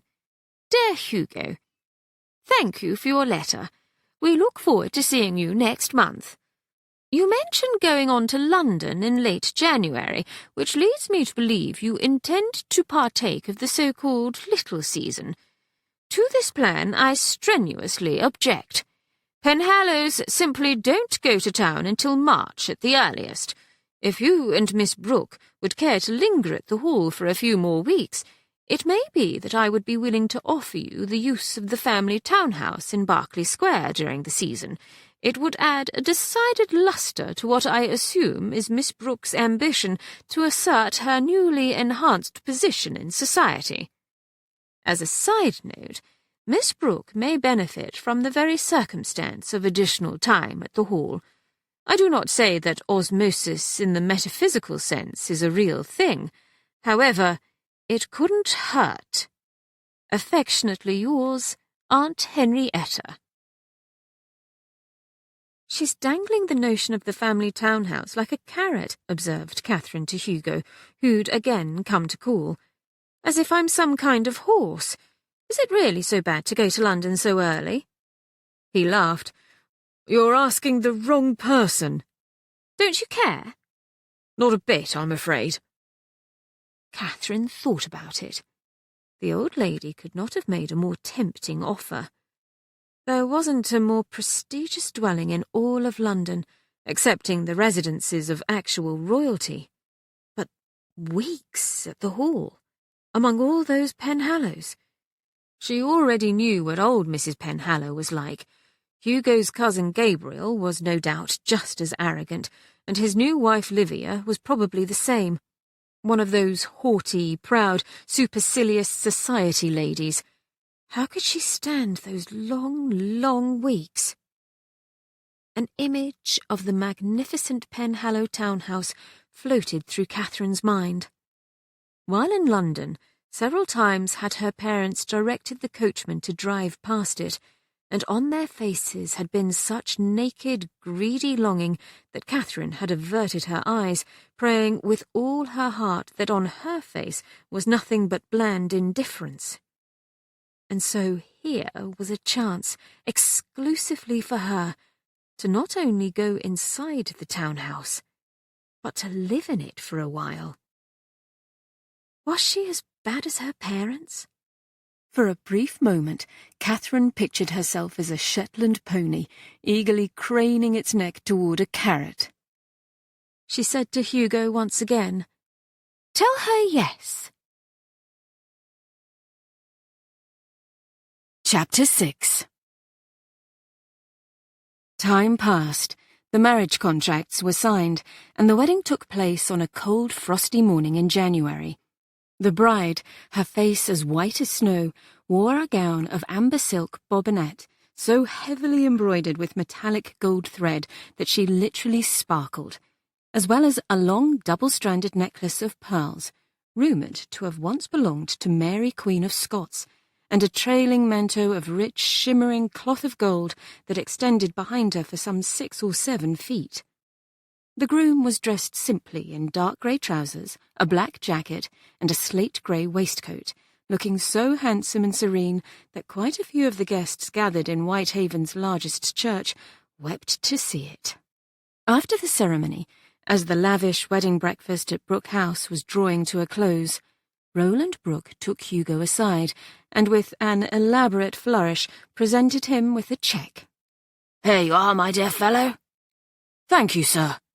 "You're certain you wouldn't like me to manage it for you?" "I am, but thank you." Mr. Brooke sighed, a gusty exhalation suggestive of regret and, perhaps, disapproval. Then he looked up at the gold-panelled ceiling, over at a potted palm, next at a large glossy portrait of the king, and finally at Hugo. "One other item before you go, Captain." "Sir?" said Hugo politely. "My daughter." "Yes?" Mr. Brooke cleared his throat. "My wife has, naturally, enlightened Catherine as to her, conjugal obligations." If there was a less appealing phrase for sex, Hugo thought, he'd yet to hear it. Poor Catherine. Also, he wondered what Mr. Brooke expected him to say. Somehow, "Thank you, sir," seemed decidedly wrong. Luckily, or not, Mr. Brooke continued in the same confidential tone. "Thought you ought to know, Captain, that apparently Catherine was, less than grateful to receive my wife's advice. A difficult conversation, according to Hester. That's Catherine, I'm afraid. May as well tell you, now that the knot's all tied safe and secure, she's a thoroughly troublesome sort of girl. Well, that's the way it goes in business, eh? Full disclosure once the deal's struck." He chuckled. "The money we've spent on her over the years, dare say it'd shock you to hear the sum. I was beginning to think it an investment that wasn't going to pay off, and then you came along. Well. In any event, you're a great strong fellow. I'm sure you'll know what to do if she doesn't obey." Hugo felt his face hardening. "That's not my way, sir. Trust it's never been your way with Catherine or Mrs. Brooks either." Something in his voice seemed to register with Mr. Brooke, who took a step back as if involuntarily. "Of course not, Captain, I assure you. Words have always sufficed." He ran a manicured hand over his smoothly shaven jaw. "Powerful thing, words." The carriages, one for Catherine, the other 3 for her trousseau, stood ready in front of Brooke House. The horses for Hugo and his brothers were waiting. All the guests were dutifully assembled despite the chill, and everyone wondered where the bride and her parents were. Now wearing her going-away gown and a pale blue pelisse embellished everywhere with black braid as well as with shiny jet buttons the size of small pancakes, Catherine was, in fact, placing in her father's hands her enormous jewellery case. "Here," she said. "What's this for?" he asked, startled. "I'm not bringing it with me." "Don't be stupid," Mother said sharply. "You'll need your jewels." Catherine said nothing and began to pull on her gloves. "You have only that dreadfully plain band Captain Penhallow gave you," Mother went on with a sniff, "belonging to his grandmother. Ma foi." "Would have thought he'd go out and buy you a new one," Father rumbled in disapproval. "Bigger, shinier." "Your appearance is so bare," added Mother, her frown deepening. "Si démodé, Roland, take out those diamond strands." "I'm not your servant," Father said, and thrust the case rather forcefully at her. "You do it." Catherine said, interrupting the quarrel which was just about to begin in earnest, "I'll choose my own jewels when I get to London," then added airily, "Well, goodbye." and without a backward glance, she made her way toward the front door, to freedom. Their cavalcade stopped for the night in the town of Keswick, pulling up into the capacious inn-yard of the large and luxurious White Lion. The roads had been rough, and even in the beautifully sprung carriage, Katherine had been jolted about. She winced as Hugo handed her out, for those flickers of pain in her back were more severe than usual. "Are you all right?" "Yes," she answered, flustered, taking a few stiff, awkward steps, then heard one of the twins laughing. For a brief, terrible moment she thought he was mocking her, but realized he was instead grinning at his brother, who was walking with long, wide, comically exaggerated strides, as if rendered bow-legged after his long hours in the saddle.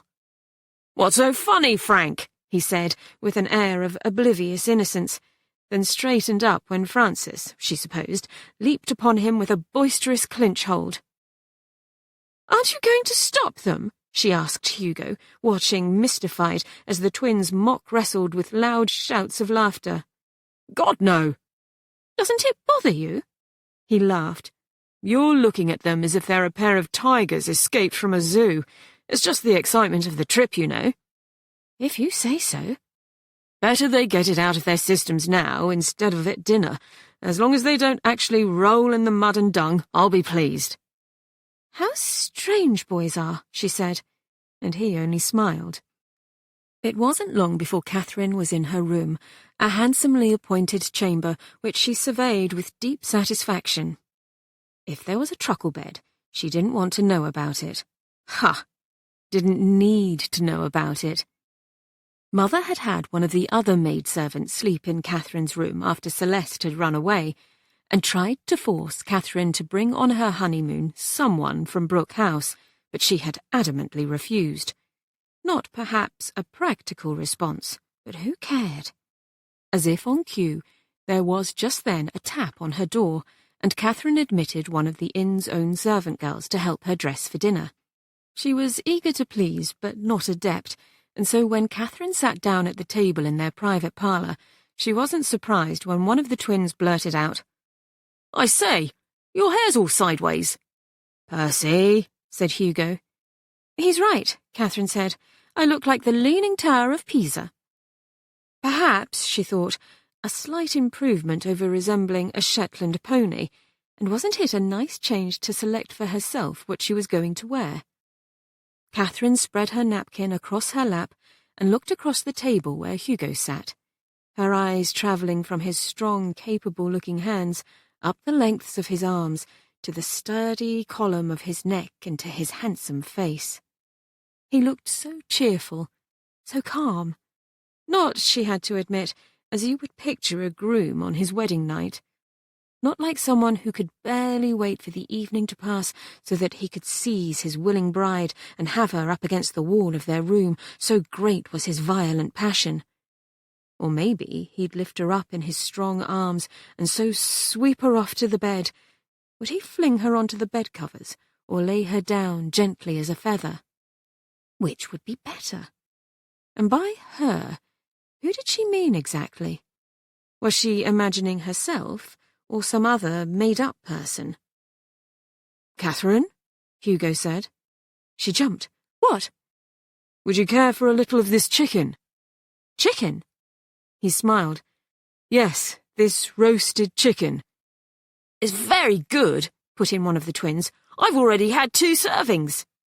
"So have I," said the other one. "They had chicken at your house earlier on, Katherine, even though it was supposed to be a breakfast.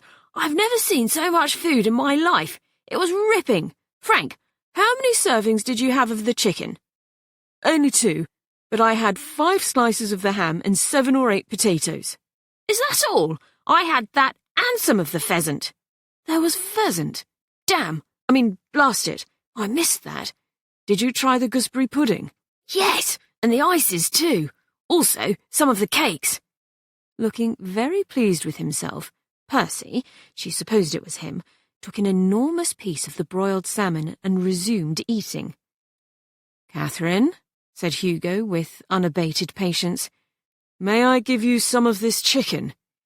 Yes, thank you, she answered, and so the meal proceeded, concluding when a chocolate roll was brought in. Hugo and his brothers each took a large slice, and oh, she would have liked to have one too, but the very fact that she wanted it so much brought on an all-too-familiar wave of shame. So she refused it, then eyed the others resentfully, and finally said, trying to keep her tone neutral, "Aren't you worried you're going to burst from eating all that food?" "No," answered Percy, if it was him, and had another slice. "Cook says we have hollow legs," Francis, she guessed, said, doing the same, "which always makes Bertram tell her about human anatomy, muscles and bones and blood vessels and so on. The dear old chap." And his twin added, "It'll be splendid to bring him with us next year. He'll love it. It's all thanks to you, Katherine. We're awfully grateful." He smiled at her, and she flushed all over again, embarrassed, and changed the subject. "How on earth do people tell you apart? You look completely alike." "Oh, it's easy. Percy is the ugly one." "And Francis is the stupid one." Laughing, the twins began trying to hook their feet around the other's legs, and in a minute or two the table began to shimmy. "That's enough," said Hugo affably, and they stopped it at once. When they all went upstairs, Katherine was further embarrassed to see that Hugo's room was right next to hers. "Of course, you fool," she chided herself. "Why wouldn't it be?" Why, oh why, hadn't she realized ahead of time how difficult this was going to be?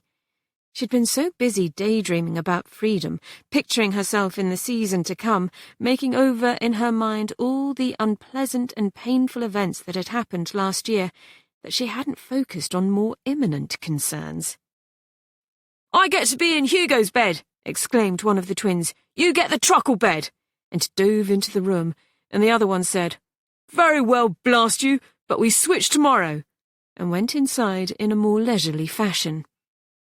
Hugo came to where she stood at her own doorway, and she noticed that she was feeling more than a little breathless, and that her heart was beating hard within her, so hard that it seemed to make her back sting and throb, and that she was suddenly very warm all over, and— "Well, Katherine?"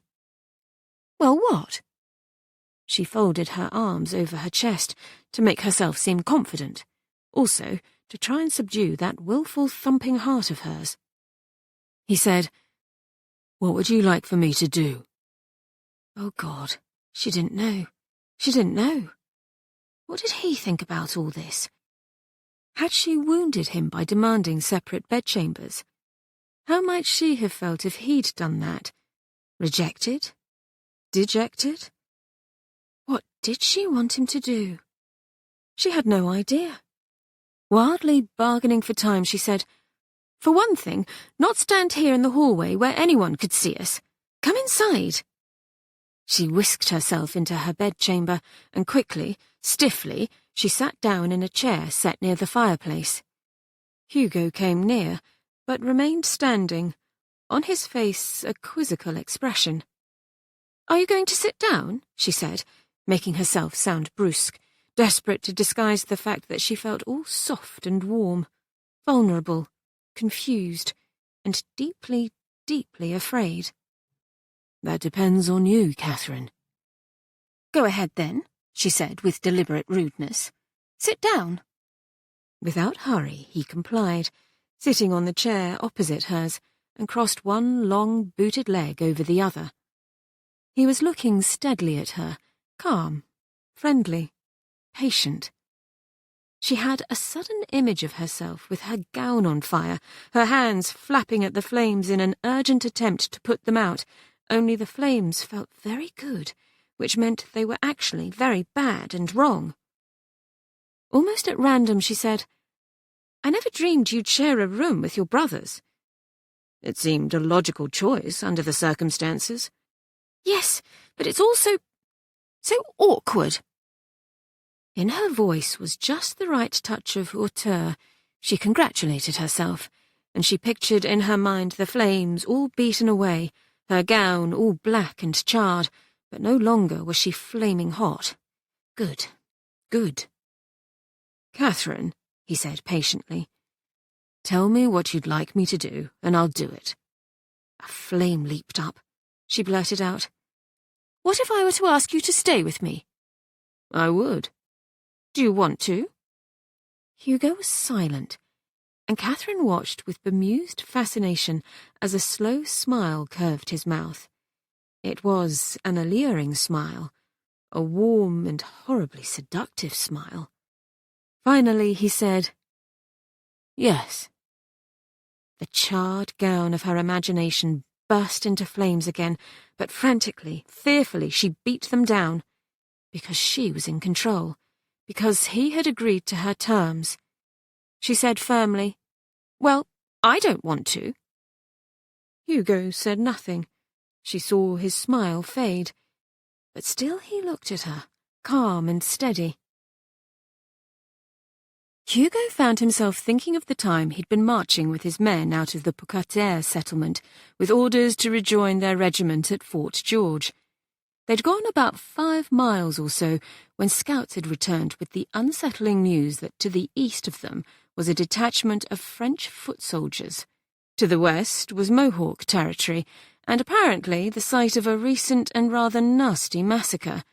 And directly ahead was a large encampment of excitable and hostile Americans. He'd turned them around and had them retreat to La Pocatière, where its disgruntled townsfolk, he knew, would not be pleased to see them, and might even try to keep them from re-entering. But that's the way things went sometimes. Sometimes a situation was just plain bad. And so here he was with his new bride, who gave every appearance of disliking him. Holy hell! He would have liked to stay and consummate the marriage, although not, of course, with someone who was glaring at him the whole time. And yet he had the oddest feeling somehow that once again there was more going on here than what she was saying, more beneath that hard, brittle demeanour of hers. Why was it, he wondered, that women were so hard to understand? Why were they so confoundedly complicated? Men, on the whole, were simple creatures. She'd asked him if he wanted her, and he said yes, and then been promptly rejected. Still, he wasn't sorry about being honest.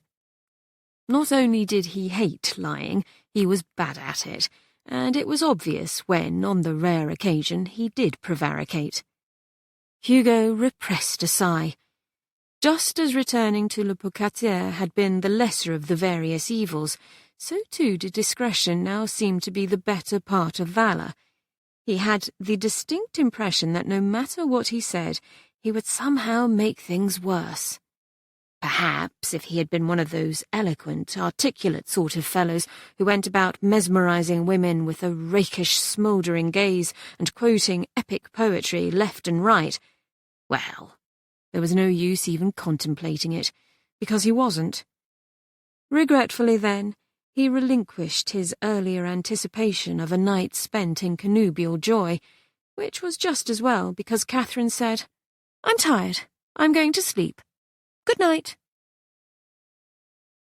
She was pretending she was an empress, the indomitable Hatshepsut, for example, or the iron-willed Wu Zetian, dismissing a lowly subject. A disloyal, maddening, horribly forthright subject. With every evidence of an unruffled temper, Hugo stood, said, "Good night, Katherine," and left the room. The moment he shut the door behind him, she brought knuckled fists to her eyes, because she wasn't going to cry, because everything was fine, because she'd gotten everything she wanted. Because Hugo had kept his word and hadn't leapt upon her in a wild frenzy of unbridled lust, and instead had behaved in a perfectly gentlemanlike manner. Damn him! 20 minutes later, having sent downstairs to the kitchen for a large slice of chocolate roll and disrobed in a maelstrom of haste, Katherine was back in her chair near the crackling fire, clad in her ugliest cambric nightgown and with her plate in hand, her copy of La Divina Commedia, it having arrived, luckily, the day before Celeste had decamped for parts unknown, waiting on the little table set between the two chairs. She cast a scorching glance at the empty chair which had recently housed Hugo's large, delectable frame.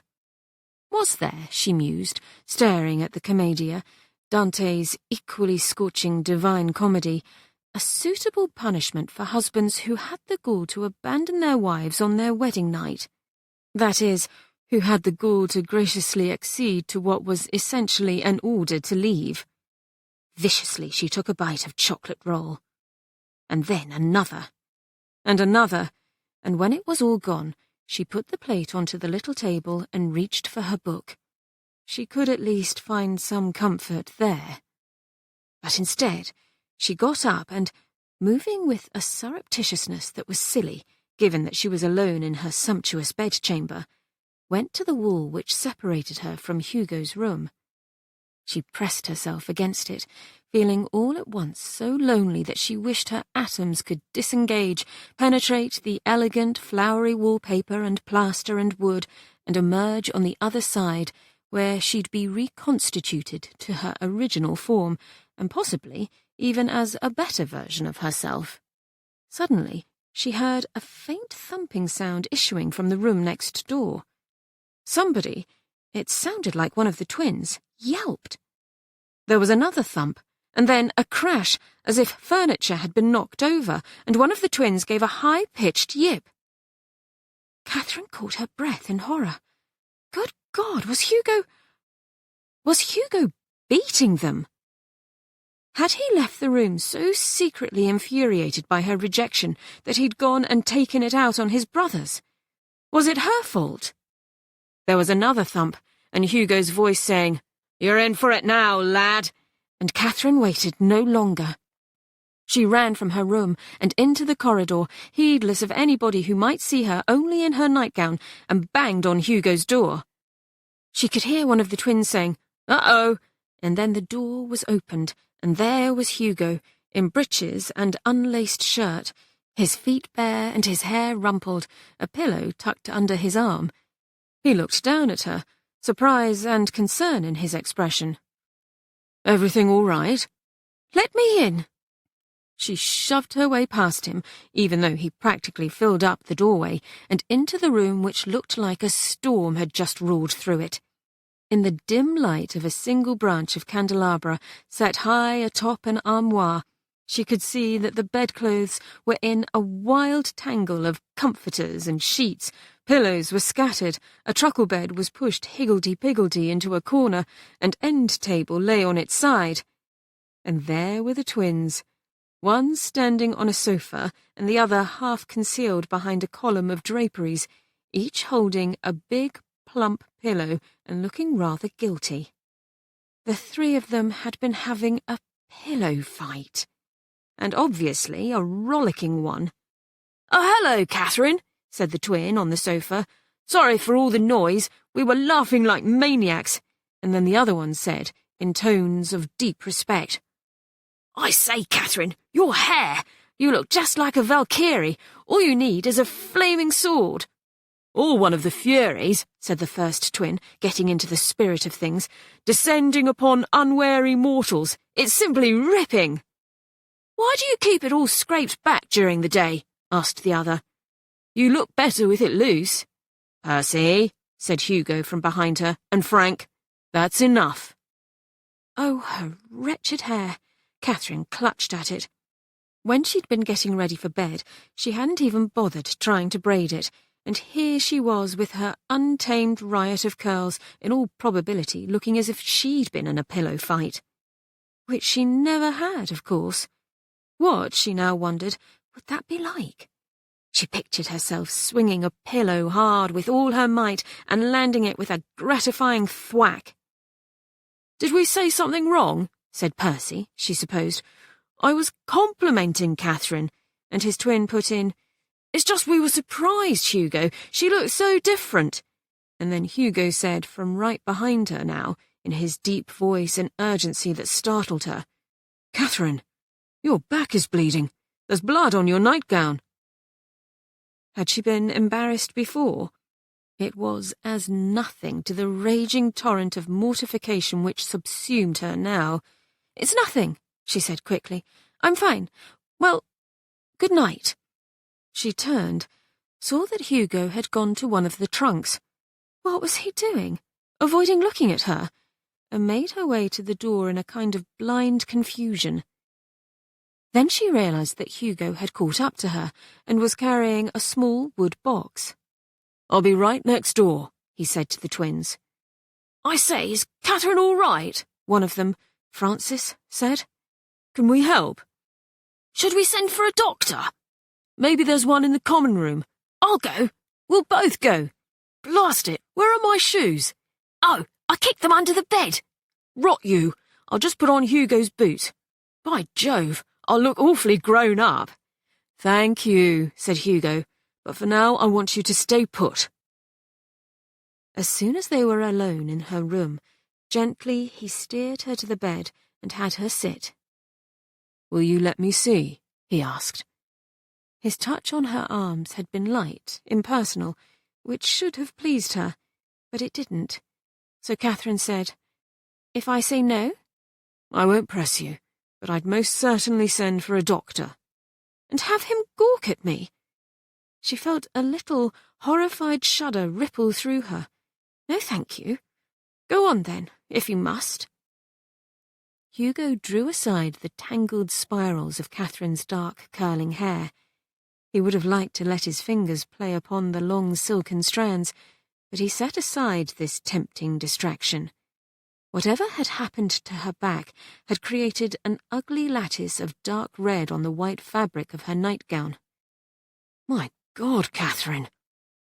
"I'm all right," she said grudgingly. "It was only the carriage jostling me about." "How could the carriage do that to you?" With even greater reluctance she replied, "It's because of because of my corset."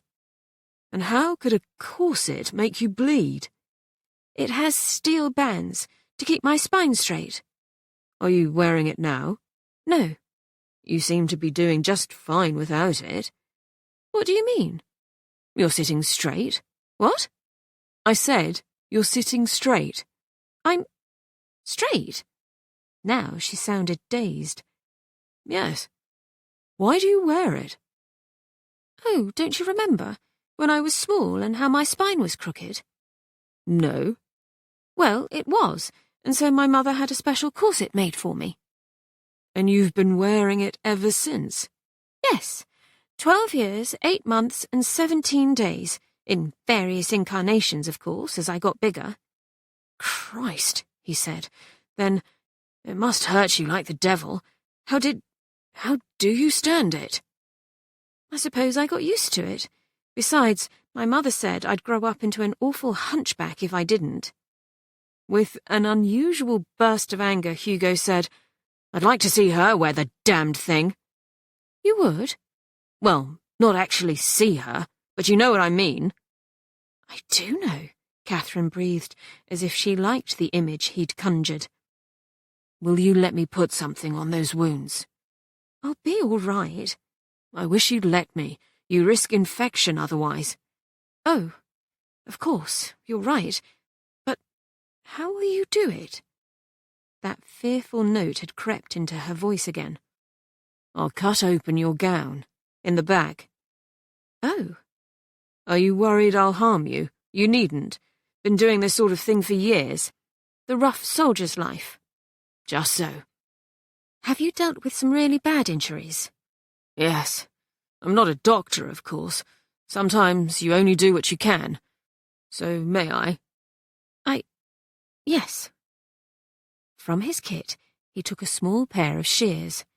"If you could bend your head so I can get at that ruffled collar thing round your neck." "Thanks. There. It's done. I'm going to dab at those wounds with a cloth. Sorry, Kate. I know it hurts." "Katherine." "Katherine." He was silent for a while, methodically working his way down her lacerated back. The deep welts, the raw red marks on her otherwise smooth white skin made him furious. Holy hell! He'd like to do more than put her mother in the corset and cinch it extremely tight. As for that smug, overfed father of hers... Deliberately, Hugo took a breath and let it out, let the rage drain from him. In a voice that was a little rough, he said, "You may have some scarring." "A memento." She sounded steady, calm. A bit more lightly, he went on, "Well, we'll be able to compare scars then." "Do you have a lot?" "Quite a few." "From being a soldier?" "Some," he laughed. "Also some mementos from my misspent youth." "Misspent how?" "Have you forgotten? Ever one for a lark, that was me. I'm still surprised they didn't kick me out of Eton. I can only hope Francis and Percy aren't regaled with too many hair-raising stories of my exploits there." "Like what?" "Like the time I snuck a cow into my dormitory." "A cow?" "Yes." "Really?" "Yes. Why did you do that?" It seemed like a good idea at the time, I suppose.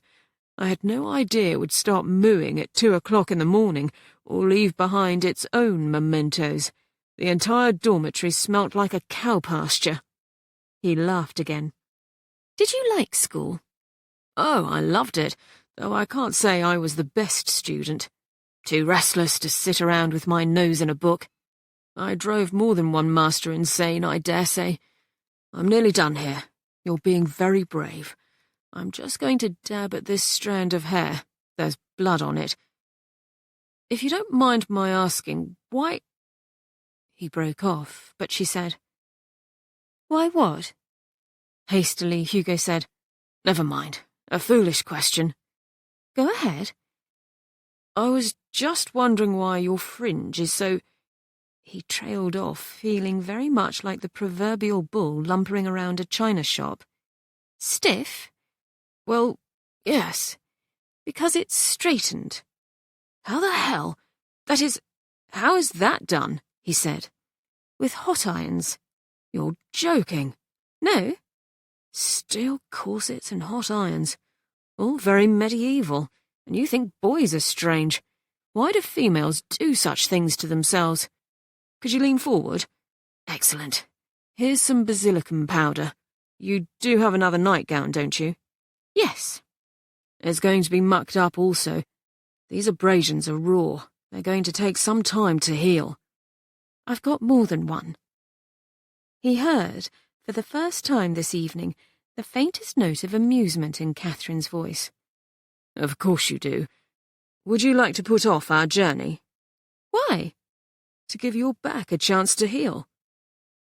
Her little smile fading, Catherine sat very still, with her hands at her chest to hold up the fabric of her nightgown. What a thoughtful question. She breathed in deeply and felt her ribcage expanding. For a moment, just a moment, it felt as if her soul was expanding too, as if Hugo's gentle hands at her back, his kindness, had, in some strange and mysterious way, made it happen. When, she wondered, had she last had a kind word, a soft touch from anybody? How sad that she couldn't even remember. "Catherine?" "Yes?" "Would you like to put off tomorrow's journey?" She pulled herself back into the present and shook her head. "No, I don't." "If you're sure?" "Yes." She half turned and saw that Hugo had gathered up his things, including the bloodied cloths which he held without the slightest appearance of revulsion. "Is there anything else I can do for you?" No." "That's all then," he said. "I'll be next door if you need anything. Good night." And he turned, and he left her room, and she was, once more, alone. Good, she told herself, just the way she liked it. In her very own version of heaven. Solitary. Peaceful. So why did she feel so lonely and sad? Was it because he had left her, again, with such calm courtesy too, again? What was the matter with him? This had to be the strangest wedding night ever, and yet he seemed to be taking it all in stride. Ha! He was probably glad he didn't have to do the deed with her, didn't have to fulfill, What was that revolting term Mother had used before she had begun to pretend that Mother was a bug, a tiny, little, nasty, talking bug with a voice so small it was impossible to hear? Oh yes, their conjugal obligation. The very phrase made her feel rather ill. So off Hugo had gone all too cheerfully, leaving her behind, with her stupid bloody back and her stupid bloody hair and her stupid bloody personality.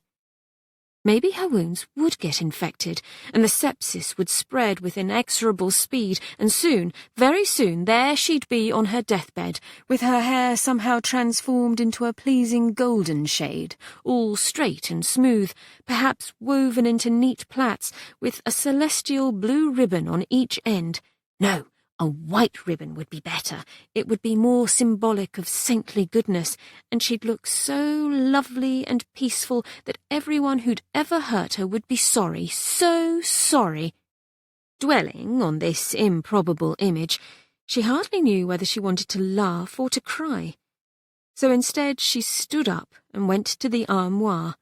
She stripped off the damaged nightgown, tossed it aside and put on a clean one. Her glance then fell upon the discarded corset. She was tempted to put it into the fire, but the smell would be terrible. Instead, she snatched it up, grimacing at the pain in her back, and rushed to one of her windows. Why not throw it out into the courtyard and let the horses trample on it? She was just about to open the window and do just that, but then came a cold and unpleasant twist of fear. What if she were to need the nasty thing again? Out loud, Catherine muttered to it a line from Richard III. "Bloody thou art, bloody will be thy end." She contented herself with dropping the corset on the floor and giving it a vigorous kick. Then she blew out the candles, gingerly got into bed, and lay on her side, listening to the deep silence all around her. "Good night, Mrs. Penhallow," she said into the silence, into the darkness. But of course, there was no one there to answer her. Chapter 7. They departed in good time the next morning, Hugo having somehow acquired several large soft cushions to help Catherine ride more comfortably in her carriage. Their journey was uneventful for the next 2 days, aside from Percy once trying to ride standing up on his horse and falling, inevitably, into the mud, and on Saturday they arrived in the bustling market town of Kendal, where Catherine, having made inquiries of their innkeeper as to the poorest church in the vicinity, told Hugo that she wished to attend services there on Sunday. "Fine," he said, looking at her curiously, but made no further response. And so there they were the next morning, sitting in a small, draughty chapel permeated with such a dank, musty odour that one of the twins, Frances, was moved to whisper approvingly and all too audibly, "It smells like a dungeon in here." The clergyman continued, as if unaware of this irreligious remark, with his sermon, a short, uncomplicated oration on the new year, new life, new hope, a topic that might, to some, be at odds with his dismal surroundings, as well as the general tone of his rather shabby-looking parishioners. Mr. Stafford was a careworn elderly man who, nonetheless, received Catherine warmly when she approached him after the service and asked if she might speak with him. "How can I help you, my dear?" he asked, with such a look of piercing compassion on his face that she was momentarily startled. But then she thought back to that moment in Mother's sitting-room when she'd been encased in those hideous court dress hoops and answered, "I have some things to give you, Mr. Stafford. You can sell them or do whatever you like with them." "What things, my dear?" Another memory rose up, or rather, a whole array of them. Sunday after Sunday, year after year, watching her father place in the church collection plate a few copper pennies, counting them out one by one, plainly loath to part with them. She herself, little Kate, trying to add more to it from her own pin money, and being told again and again to stop wasting it. After a while, she had simply given up. It was strange, though, how she'd forgotten all about it until recently. She said to Mr. Stafford, "Clothing, sir, and hats, shoes, fans, shawls, and so on. 20 or 30 trunks worth." "Your trousseau, Catherine," Hugo said. "What the devil? Oh, begging your pardon," he added to Mr. Stafford, who, most luckily, seemed disinclined to take offence. She lifted her chin. "Yes, my trousseau. I'm giving it away. Every gaudy dress, every garish bonnet, every tawdry shawl, every flamboyant, florid, ostentatious pair of shoes, everything." "I say, Catherine," said one of the twins admiringly, "you do use the best adjectives." And the other one added, "Surely not everything, Catherine, because then you wouldn't have anything left to wear." The first twin said, enraptured, "You could be like Lady Godiva." "Not riding in a carriage, you ass," pointed out the other. "She could borrow my horse if she liked." "Boys," said Hugo, and they subsided. And Catherine said, "They're right. I didn't mean literally everything, but almost everything." She looked to Mr. Stafford again. "Will you accept it, sir, so that it might be used to do a little good in the world?" "You're sure, my dear?" "I've never been more sure of anything in my life." "Very well, then," he said finally. "And thank you. Whatever you have to give will be a great benefit to our little parish. There's such need here. But is there anything I can do for you?" She knew a sudden crazy impulse to say, very sincerely, "Bless me, please bless me, for I'm a wandering lamb," but instead only said softly, "Nothing." And so it was done. Mr. Stafford's struggling parish was soon to be enriched beyond the wildest dreams of many, with food, clothing, bedding, fuel, even a few precious books. For quite some time afterwards would his parishioners tell wondering tales of a mysterious, dark-haired Lady Bountiful who had come and gone in a day, leaving behind all her earthly belongings. Many would speculate, in fact, if she were actually an angel who had briefly descended to earth before returning to her celestial abode. The days wound themselves along as their travels continued taking them southeast, and Hugo found himself looking thoughtfully at Catherine, curiously. She was still aloof, brusque, yet he had also noticed that she was unfailingly courteous to servants, generous in unobtrusively offering gratuities. She never passed a beggar in the street but that she reached into her reticule to press something into an outstretched hand. In Kendal's meanest parish, she had given away a trousseau worth hundreds, perhaps thousands of pounds. Gwendolen had exclaimed, upon hearing the news of his engagement to Catherine, "Oh, Hugo, she must be the nicest, kindest person in all the world." He hadn't been sure of that, but he caught glimpses. Still, in her intense self-containment, she reminded him a little of... In his mind, he searched for the image rising up to him. Yes, rather like a warrior clad in protective armour. But even the hardest soldier inside was just as vulnerable as any other person. He wondered what she was like, inside. In due course, the Penhallow party arrived in Eton. Frances and Percy were settled in at school, and now it was just herself and Hugo travelling on to Somerset. Unfailingly was Hugo polite, affable, pleasant, as each and every evening they went to their own separate rooms, and increasingly did Catherine feel that she was reenacting that old story of Beauty and the Beast, only it had gotten all twisted up somehow. It was the Beast who would ask Beauty night after night if she would marry him, and Beauty who would say no. Only Hugo, who was certainly no beast, asked nothing of her. But wasn't she supposed to be the heroine, Beauty? Or was it she who was behaving beastfully? Yet what was wrong with wanting to be alone? Hadn't she earned the right to peaceful solitude after all those years of relentless surveillance? These thoughts would whirl round and round her head until, inexorably, would come the dreadful, sneaking suspicion. Was Hugo glad to not be invited to her room? And on this dark dread she would ruminate and brood and gnaw upon her nails to the very quick.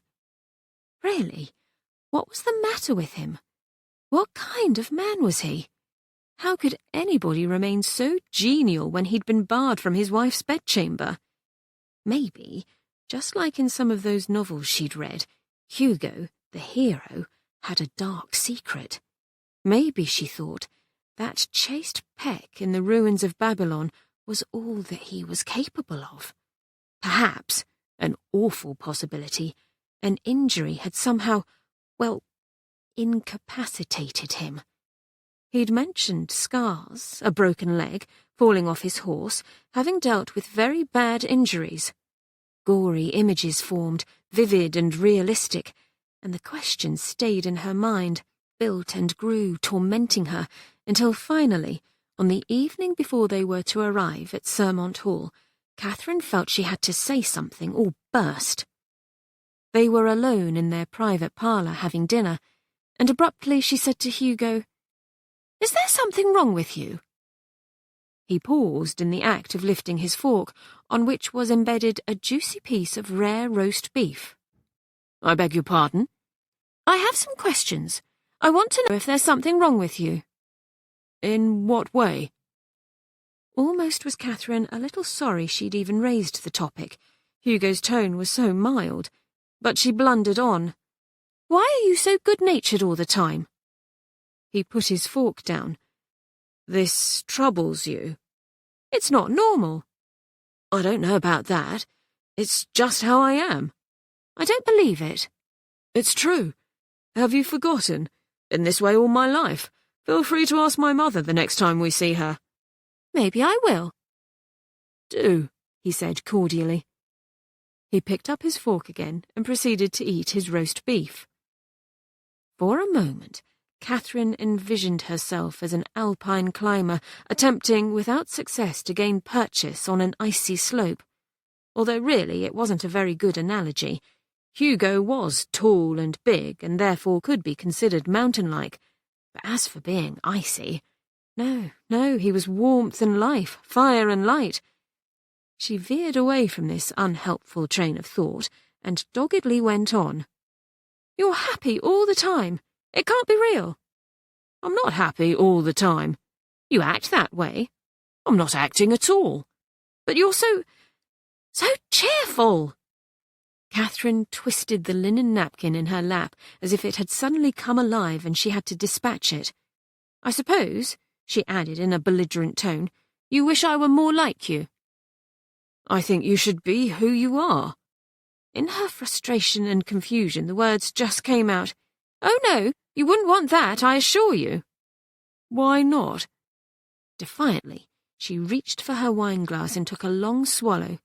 "Because I'm not a good person." "Really?" His voice was calm. "What have you done?" Where to start, she thought, where to start, and had another drink of her wine. How curious on the tongue, tart and sweet all at once. She had never been allowed to drink anything other than lemonade at dinner. Metaphorically, she thumbed her nose at those inane strictures and finished off her wine at a gulp, then looked at Hugo, waiting for him to remark upon her intemperate consumption of alcohol and try to make her stop. But he only said, "More wine?" She eyed him mistrustfully. Then, "Yes." Already she could feel her body getting a little bit of a floating feeling, her brain getting a trifle soft around the edges. How intriguing. How pleasant. Because sometimes she got rather tired of how her mind ran and ran and ran.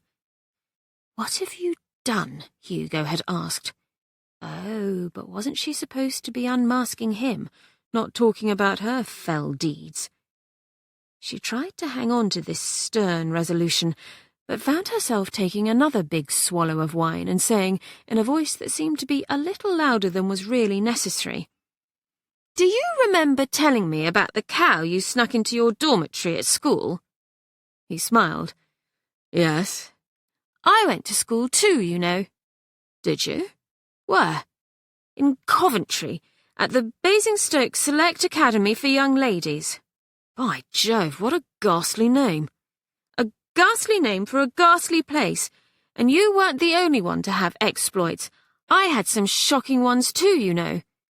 My, she thought, it was so interesting how the candle flames seemed to be flickering in Hugo's eyes, how deep and blue and fascinating they were. She stared. It felt as if she were falling into them, gliding, floating, pleasurably yielding to the forces of gravity, drifting downward like a feather, and maybe she'd never come up again. Katherine was looking rather adorably owlish. Gazing at her across the table, Hugo thought of several things at once. One, she had, apparently, given up on trying to coax the various inn maidservants to put her hair up in anything approaching what he supposed was the fashionable style, very high and smooth. Instead, her dark curls were gathered into a loose sort of bunch at the nape of her neck, some of which trailed down alongside her bare throat, spilling onto the white skin above her gown's bodice, all in a simple, unfussy way he found very attractive. 2. He was aware of a strong pull of desire, of wanting, strong and urgent, which he doubted would be fulfilled any time soon. One had to be thankful for all those years of military discipline, he supposed ruefully. 3. She had said, "I want to know if there's something wrong with you," which was followed by, "I have some questions." This suggested the possibility of further interrogation, which made him wonder, half amused, just what her fertile and inventive brain might produce. 4. He thought, not for the first time, just how complicated she was. He remembered suddenly a set of gold and silver nesting boxes a school friend whose father had been attached to the British Embassy in China had once shown him. You opened one box, only to find another box inside. You opened the next box, and there was another one, and so on. And here was Katherine, who evidently had had some adventures of her own. Another box revealed. He said, "I'd love to hear about them." She played for a moment with a curl that lay upon her collarbone. "Once," she said, leaning forward, "after someone said something nasty to me, I put worms in her bed." He nodded. "I had that happen to me at school also. My cousin Thane did it." "Were you angry?" "Furious. I thrashed him right in front of a housemaster. My only consolation was that we both ended up being caned." "Were you found out?" "Yes. I was put in what they called the reflection room." "That sounds bad." "It was actually a closet off the dining hall.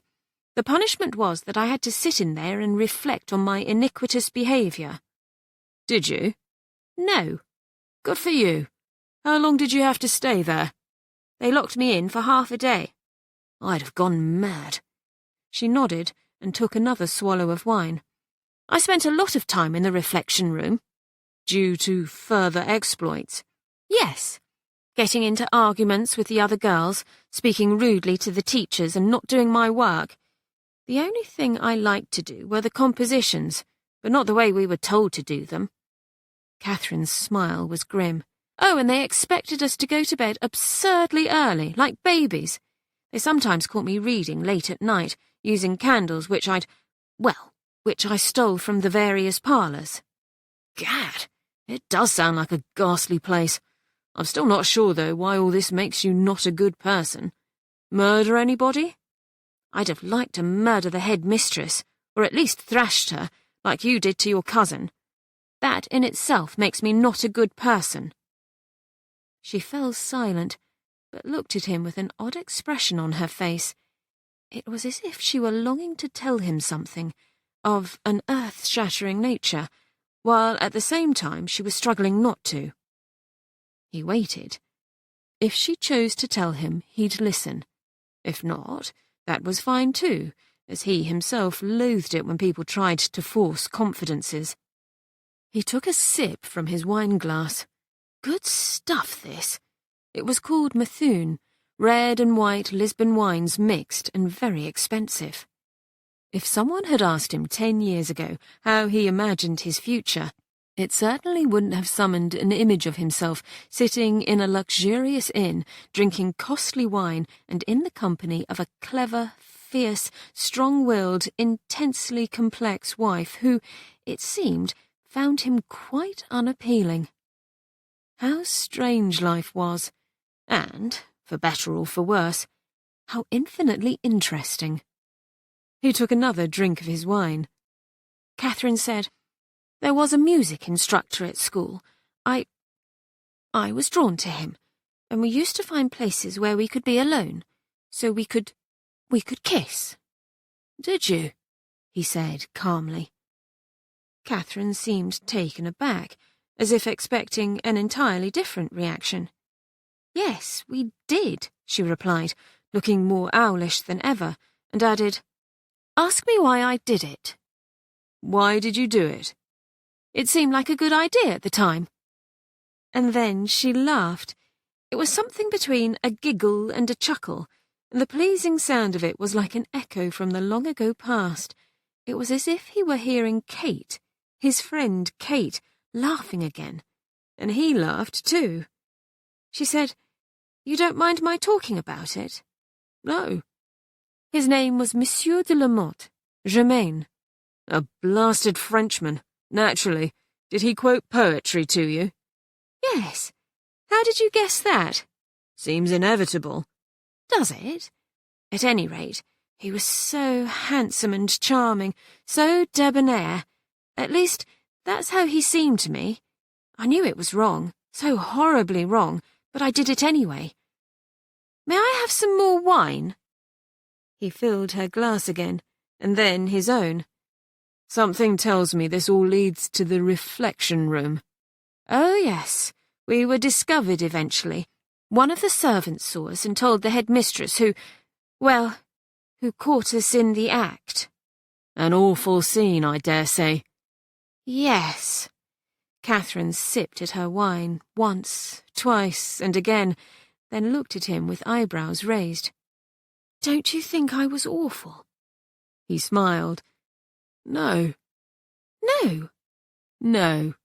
And I don't mean to be boastful, but I think I can top you with the time several of my friends and I decided we wanted to become, more intimately acquainted with the fair sex. So money was pooled, and because I didn't have any to spare, I was delegated to slip out very late at night, go into a certain part of town, and bring back with me 2 of the finest impures I could find." Her eyes were sparkling. "And?" "We'd set up an elaborate communications chain which would let us bring our guests into the dormitory without being noticed. Unfortunately, our sentry in the 2nd-story stairwell fell asleep and snored so loudly that one of the matrons heard him, and the jig was up. So when I came strolling up to the back entrance, arm in arm with a delightful pair of impures, who do you suppose was waiting for me just inside?" "Your headmaster." "Yes. Never saw a sadder sight than those luscious women hurrying away back into the night." "And what happened to you?" "Whippings all round, though I got the worst of it, having been deemed the most enterprising one of the lot for having gone into town." He laughed. "It was worth it. I received some very satisfying and educational tokens of their esteem on the way towards school." "How old were you?" "Just 15. "I was 14 when it all began with de Lamotte." "Well, in that case you've topped me. You are far more enterprising than I." "I've topped you?" She shook her head, as if trying to galvanize her brain into better processing what he'd said. "Haven't I shocked you even one little bit?" she demanded. "No. That school of yours sounds so dreadful that had I been in your place, I'd be looking for anything to make it a bit more bearable." Katherine sat back in her chair, looking dazed. Then, abruptly, "Do you remember asking why I'd never have brought my maid Celeste with me?" He nodded. "It was the day I came to tell you about Aunt Henrietta's invitation." "Yes, that's right. It was after the de la Motte incident that my parents, at the head mistress's request, sent a maid to sleep in my room, on a truckle bed." "A spy?" "Yes. The story was given out that she was there to look after my health, but it was a lie. It made everything even worse, and Celeste was so mean. I despised her." "Understandably." Katherine fell silent and turned again to her wine. Hugo finished his roast beef, then moved on to the asparagus en croûte. "I remember now," she suddenly said. "Remember what?" "I've remembered something else I wanted to ask you." "Yes," he said politely. "Are you functional?" "I beg your pardon?" Her face was a vivid crimson, and her gaze wavered a little as she looked at him. "I was just wondering if you lost some of your vital parts in the war, if that's what's wrong with you." He wanted to laugh, but managed to restrain himself. Another box revealed. How long, he wondered, had she been puzzling over this anatomical question? Gravely, he replied, "No, I'm intact." Just as gravely, she asked, "And functional?" "Yes." She leaned forward again. "Prove it." Don't laugh, he told himself. "And how would you like me to do that?" "Let's go upstairs. You can have me." He assessed her with an experienced eye. Yes, it was a good time for them to leave. "I await your convenience." "I'm ready." She finished off her wine at a gulp, and off they went, up the stairs and along the corridor and into her bedchamber. Hugo closed the door behind them, then turned to see that his bride had sunk into a chair. "Hugo?" "Yes, Katherine." "Oh, Hugo."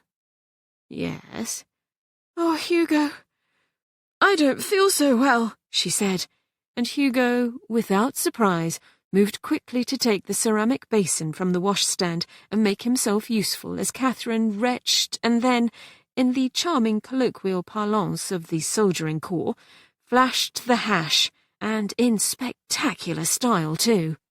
Later, after he had mopped her face, given her a little water to drink, and helped her into bed, he pulled a chair up close and sat down. She was very white and wan. There was nothing left of the pugilist within her now. Even as he thought this, Katherine's eyes opened to exhausted slits. One of her hands groped its way free from underneath the covers and weakly reached out to him. He took it in his own, noticing how white it was, the close-bitten nails, how the long, tapering fingers seemed at once both delicate and strong. An interesting hand, and rather beautiful. "Hugo?" Her voice was a faint little thread. "Yes, Katherine." "I'm sorry." He smiled at her. "Don't be. Happens to the best of us." "To you also?" "My God, yes." "Really? Oh, Hugo, I feel terrible." "I know you do. You'll feel better tomorrow." "Are you sure?" "Yes." "Oh, thank God." Her eyelids drifted shut, and he waited, watching her. He thought she'd fallen asleep, but she opened her eyes again and looked up at him. "Hugo?" "Yes?" "Thank you," she said. And then she did sleep. He waited for a while before carefully disengaging his hand from her relaxed one and stood up, blew out the candles, and went to his own room. Once in his large, elegant bed, he lay awake for a while, thinking. Boxes concealed, boxes revealed. In his mind he heard again, as if in a pleasant echo from the past, the sound of her laughter tonight. Her eyes, big, dark, and lovely, had lit up when she laughed. In the darkness, Hugo smiled a little and turned onto his side, noticing, as if for the first time, just how much empty space there was. This bed, he thought, was far too big for just one person. Then he, too, was asleep, and dreamed of the big, beloved house on the beach, the ocean's waves unfurling as they always did, one after the other, a welcome reminder that while some things changed, other things never did. Everyone inside the house was sleeping, safe, sound, content. Chapter 8.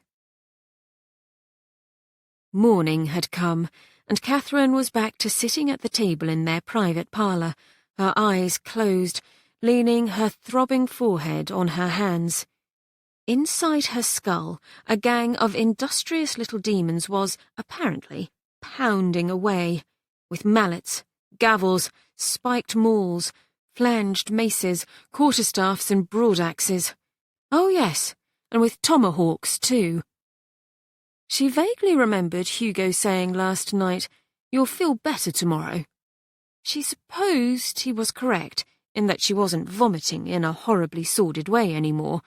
Dear God, could there be anything more embarrassing, more unromantic than that?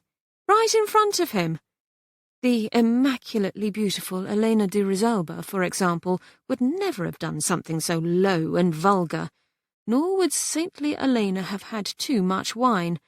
But if she were to feel unwell, she would only look interestingly pale and perhaps press a white handkerchief to her lips, and her noble swain, Vincentio di Vivaldi, would keep a respectful distance and inquire, in the most delicate and flowery language, as to the state of her health.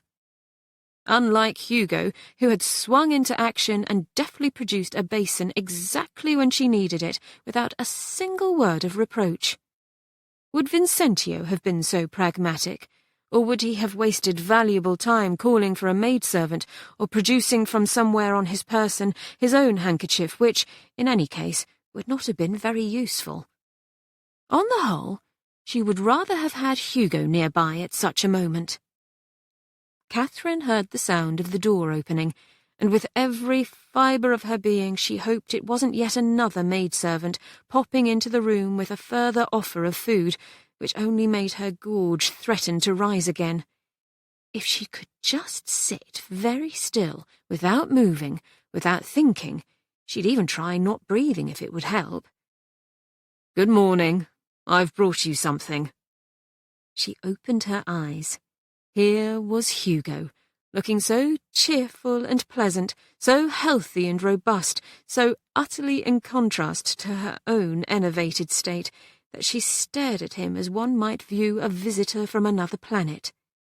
Then she saw that he was carrying a silver pot, and to her nostrils came wafting the unmistakable aroma of freshly prepared coffee, slightly sweet, faintly bitter and woodsy. She waited for the nausea to swell up, but it didn't.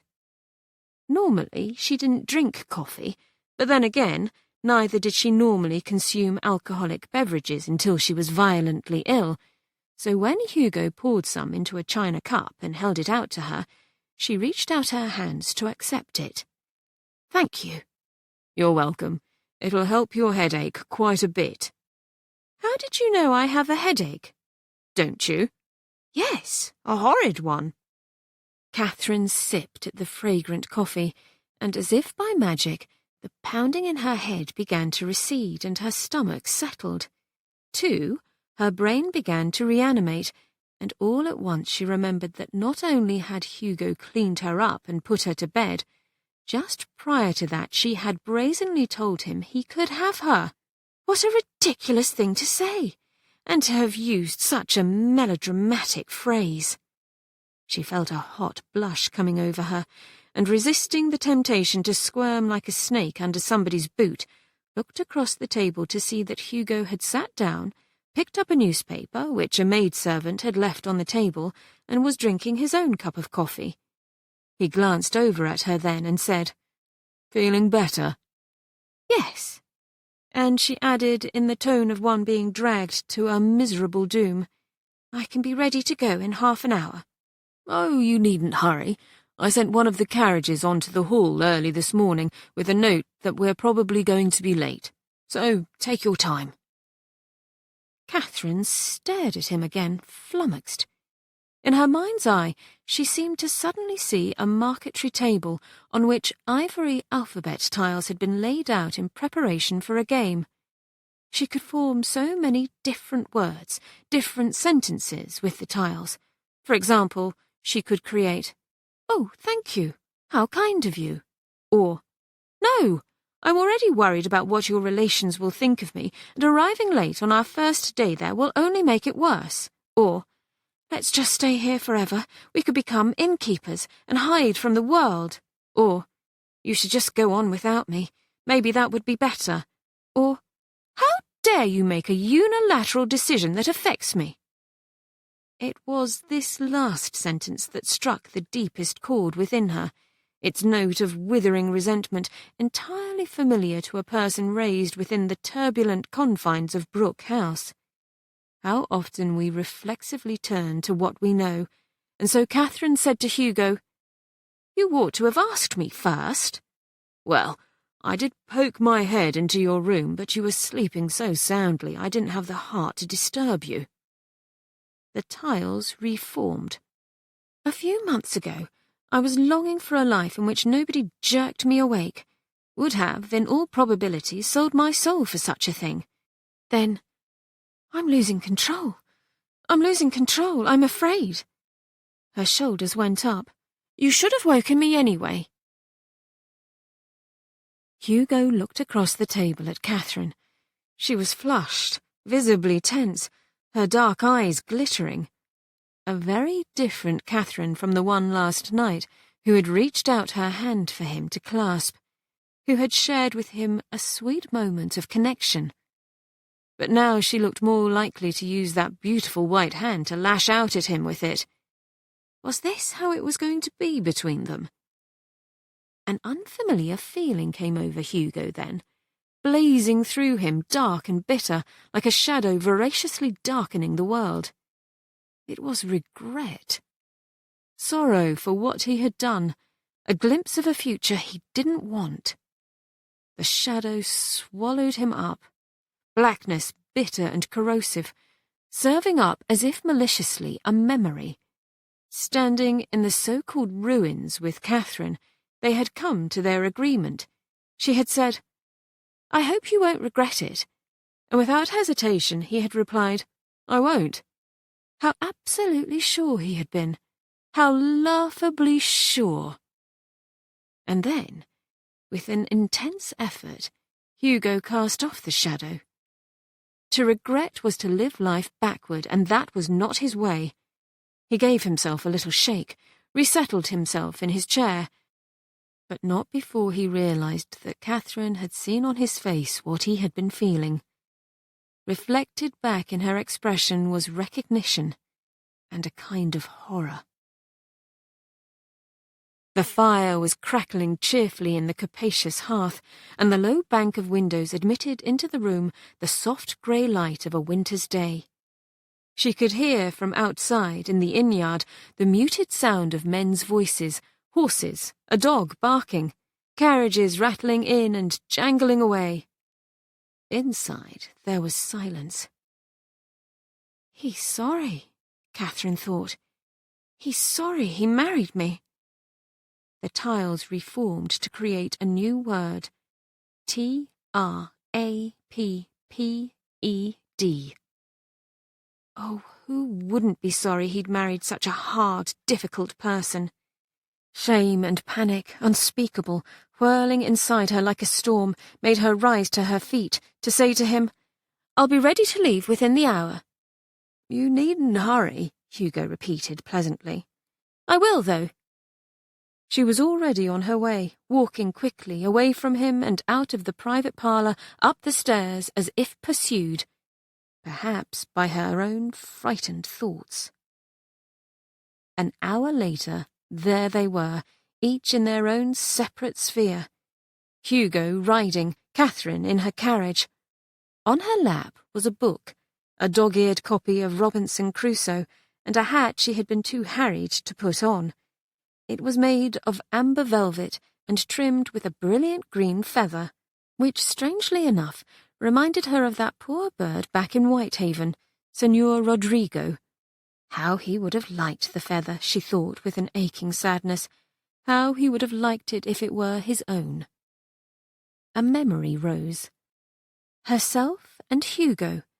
They were children then, standing near the column of bay trees, the boundary between their two houses. He had squeezed between two of the brushy trunks, come to show her a little bird he had constructed out of paper, which carefully he held in his hands. She had stared in fascinated admiration, and neither of them noticed that her grandfather had approached until he'd said over her shoulder, "What's that?" "I made it, sir, for my mamma," answered Hugo, "for her birthday." "Silly thing for a boy to do," grandfather had said in his loud, blustering way, his voice full of scorn. "Haven't you anything better to do, you great block?" She had seen instantly the look of hurt on Hugo's face. He had gone away, and later, as soon as she could, she crept between the trees. She found him sitting behind the stable, the paper bird still held cupped in his hands, and without a word went to sit next to him. It was some time before he spoke. "People think because I'm big I don't have feelings, that I'm stupid." "I don't think that, Hugo." She had leaned her head against his arm. "And I think your bird is beautiful." They had sat together behind the stable, and finally he said, "Thank you, Kate." The carriage rolled smoothly on into Somerset. They passed vast, hilly grasslands, winding rivers, towering woodlands. Katherine heard again Hugo's voice from long ago, not yet deepened by burgeoning maturity. "People think because I'm big I don't have feelings." Her fingers clenched too hard on the amber velvet hat, crumpling it. Her own voice, Katherine all grown up and determined to take control of her life, seemed to ring shrilly in her ears. "You ought to have asked me first. You should have woken me anyway. I'm tired. I'm going to sleep. Good night. I want separate bedchambers, if you please. It's not as if this is a love match and I'll wither away and die of a broken heart. It doesn't matter to me. It's nonsensical to talk of happiness in an exchange of commodities, a business arrangement." Had she hurt him? And had that been her, really been her, talking like that? 15th of January, 1812. Dear Mamma, a quick billet before Katherine and I leave on the final stage of our journey to Sermont Hall. All's well here. Trust the same is true for you. All of you? Storage assured me that the money would very soon be made available to you. Do use it. Also, I've had £50 put on your account at the linen draper's. The clerk said some very nice new woolen fabric had just arrived, entirely suitable for winter gowns, and there will be a parcel arriving for Bertram shortly. Don't let him rattle it about. It's a microscope. Love all round, Hugo. P.S. I almost forgot. You know the milliner next to the linen draper's, of course. I saw a hat in the window which rather reminded me of an admiral's bicorn, and so I bought it for Gwenny. Send her to pick it up, will you? She'll look ripping in it. Their cavalcade had turned off the road and stopped at a large stone and brick building of elaborate Gothic design, where they were greeted by the middle-aged lodge-keeper, a Mr. Allard, who hospitably waved them on. Katherine sat up very straight and stared out her window as her carriage rolled forward. A dozen or so diablotins would come in very handy right now, she thought, with a sudden intense craving, or a big slice of chocolate roll. It seemed to take forever to wind their way among the woods to arrive at open land. It was like being in one of those eerie tales by the brothers Grimm. You never knew what dreadful thing lay just around the bend. A shuddery prickle ran down her spine and involuntarily her gaze went to Hugo, who was riding ahead. He was only some 20 feet away from her, but it might as well have been 1,000,000 miles. He sat tall and straight in the saddle, easy and graceful, every inch a Penhallow. A Penhallow, with more of them ahead. Together, one of the greatest families in England. What in heaven's name was she doing here? And then Sermont Hall came into view. Katherine couldn't stop herself. She craned her neck to see it, caught her breath at its grandeur. The hall was enormous, with several wings added on in differing styles of architecture, telling the tale of a long and noble heritage, and all combining to somehow create a powerful impression of pleasing unity. It made Brooke House, very large also, but built on the strictest lines of symmetry, seem uninspired, raw, gauche. The carriages pulled up on a wide gravel drive. Hugo swung himself down from his horse. Quick, quick, you, Katherine thought. Pull yourself together. Lift your chin, arrange your face, don't rush your sentences. You may be a stranger in a strange land, but you're just as good as they are, so stop that stupid trembling at once. Footmen had materialized as if out of thin air. Her carriage door was opened, and she was helped out. Be dignified, she told herself. Be calm, stately, just like Livia Penhallow would be. A fluttering movement low on the ground caught Katherine's eye, and she half-turned to see that a large black chicken with an immense spray of curling tail feathers had come pelting around the side of the hall, its bright red comb wobbling madly. A few seconds after that, a pretty young woman followed behind, the white hem of her gown rippling and scarlet cloak streaming behind her as she ran after the chicken. Oh, I hope the poor servant girl won't be in trouble for letting the chicken get loose.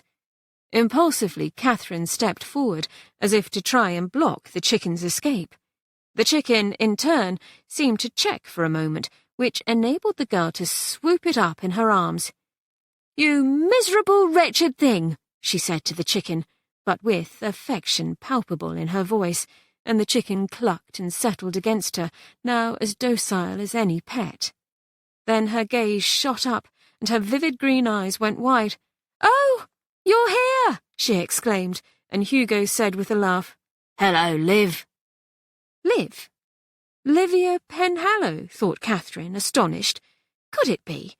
This lively-looking girl, surely no older than herself, with her unswept auburn hair rather tumbled, her feet in sturdy, muddy boots, and holding a chicken.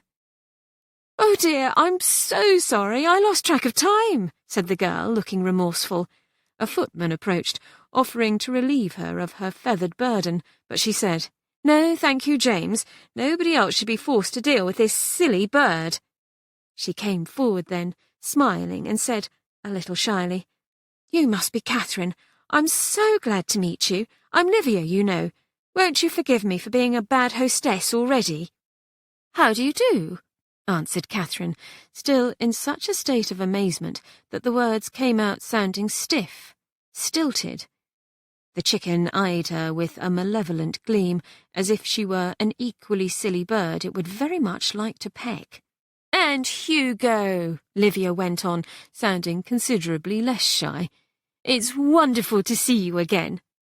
"Likewise," warmly answered Hugo, and coming around to Livia's side, hugged her, careful to avoid the chicken. "Gone in for poultry, have you, Liv?" She nodded, laughing. "I'm obsessed. I promise not to bore you with long-winded stories about my Hamburgs and blue Andalusians. Won't you both come inside? The wind is so sharp."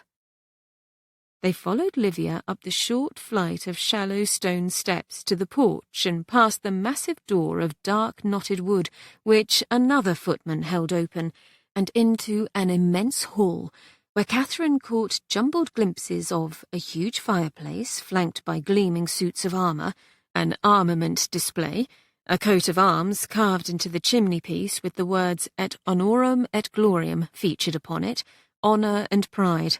All throughout was gracious stateliness, and then abruptly realised that in the centre of the great hall stood a tall, extremely good-looking man with brown hair and piercing brown eyes, gazing with wintry sternness at another, shorter man clad in rusty black. Behind them ranged half a dozen brawny men dressed in rough, ragged clothing, on their less-than-clean faces expressions ranging from sullen defiance to outright fear. The tall, handsome man said, in his deep, cultured voice such hauteur that involuntarily Katherine took half a step back, "I don't tolerate attempts to forcibly impress the men of my estate. If there are any who wish of their own accord to join His Majesty's Navy, then that, of course, would be a different matter." The other man drew himself up to his full height.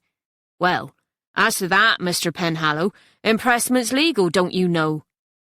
Although Katherine would not have thought it possible, Gabriel Penhallow, it had to be him, looked yet more regal and commanding.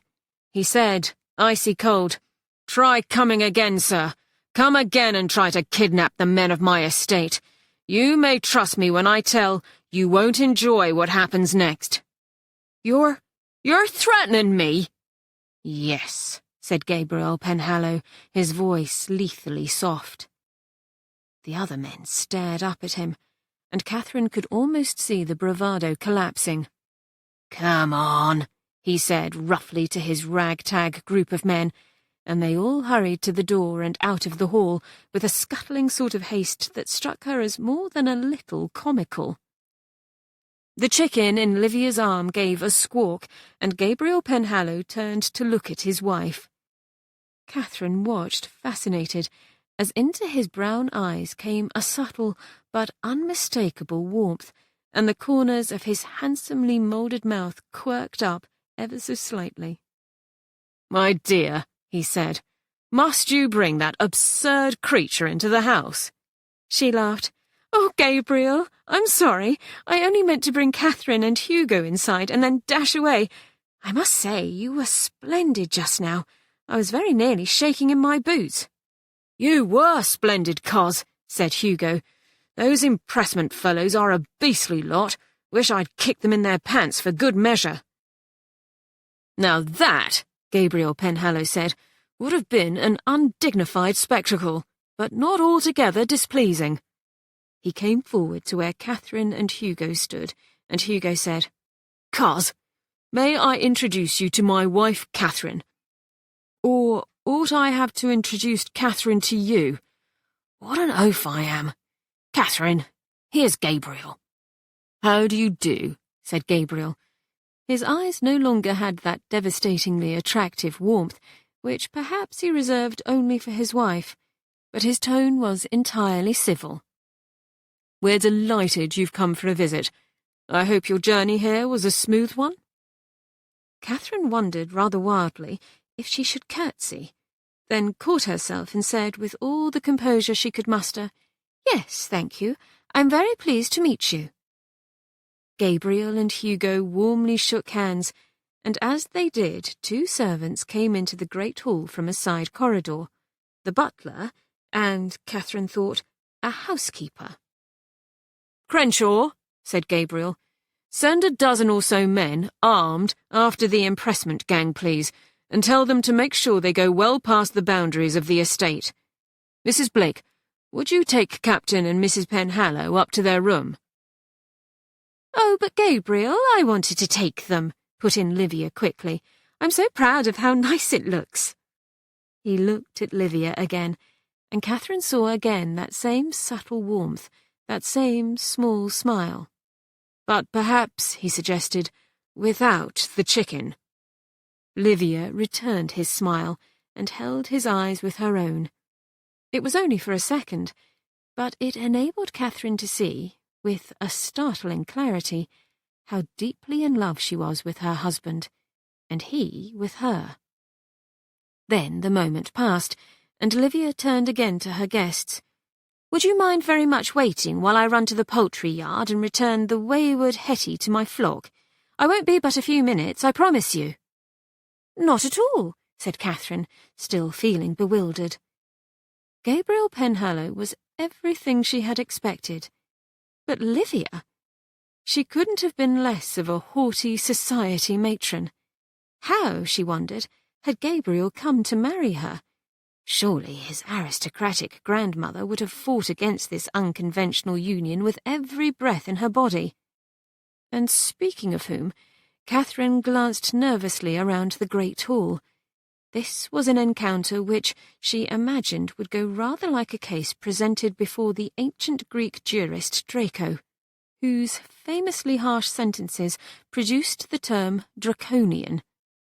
Her uneasy gaze collided with Gabriel's, who said in his calm, reserved way, "You are looking for something, perhaps?"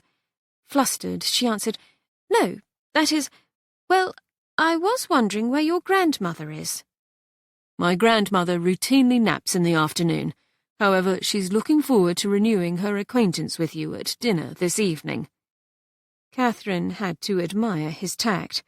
She managed to say, "I also," and was grateful that Livia soon re-entered the hall, her red cloak exchanged for a simple wool shawl and her sturdy boots for a pair of delicate slippers. "Please won't you come with me?" she said to Katherine and Hugo, and as they walked with her up a grand and curving staircase, she went on, "I feel dreadfully about not greeting you properly. When we got your note, Hugo, I thought I might just spend an extra hour or two in the kitchen garden and poultry yard, and allowed myself to get distracted." Kitchen garden? Poultry yard? The mistress of Sermont Hall actually dealt in such things. Fuddled, Katherine blurted, "But it's so cold out, Mrs. Penhallow. You didn't mind that?" Livia flashed a smile at her. "Oh, please won't you call me Livia? With 3 Mrs. Penhallows now in the hall, it's bound to get confusing. As for the cold, no, I don't mind it a bit. I'm one of those people who have to get outdoors no matter the weather. I grew up practically living in the woods." Into Katherine's mind instantly came an image of Livia as a child, feral, wearing animal skins and being raised by a family of wolves, which, she thought wryly, might have been better than growing up in Brooke House. They made their way along a lengthy corridor, past several ancient galleries and through a vast old-fashioned drawing-room, until finally they came to a beautifully panelled hallway with a high arched ceiling. They walked past another wide stairway and came at last to a handsome, intricately carved oak door. Livia opened it and ushered them inside. "Here we are. I hope you'll be comfortable here." Katherine paused just past the threshold, and in her memory suddenly heard again Gabriel Penhallow saying, "Would you take Captain and Mrs. Penhallow up to their room?" Room, not rooms. Panic overtook her, and unthinkingly she looked up with a kind of desperation at Hugo.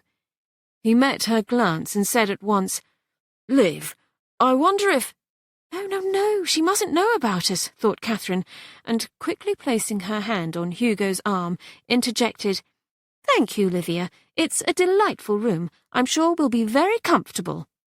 "I'm so glad you like it," answered Livia smilingly. "I think it's the nicest of the guest bedchambers. Aren't those old wall hangings beautiful?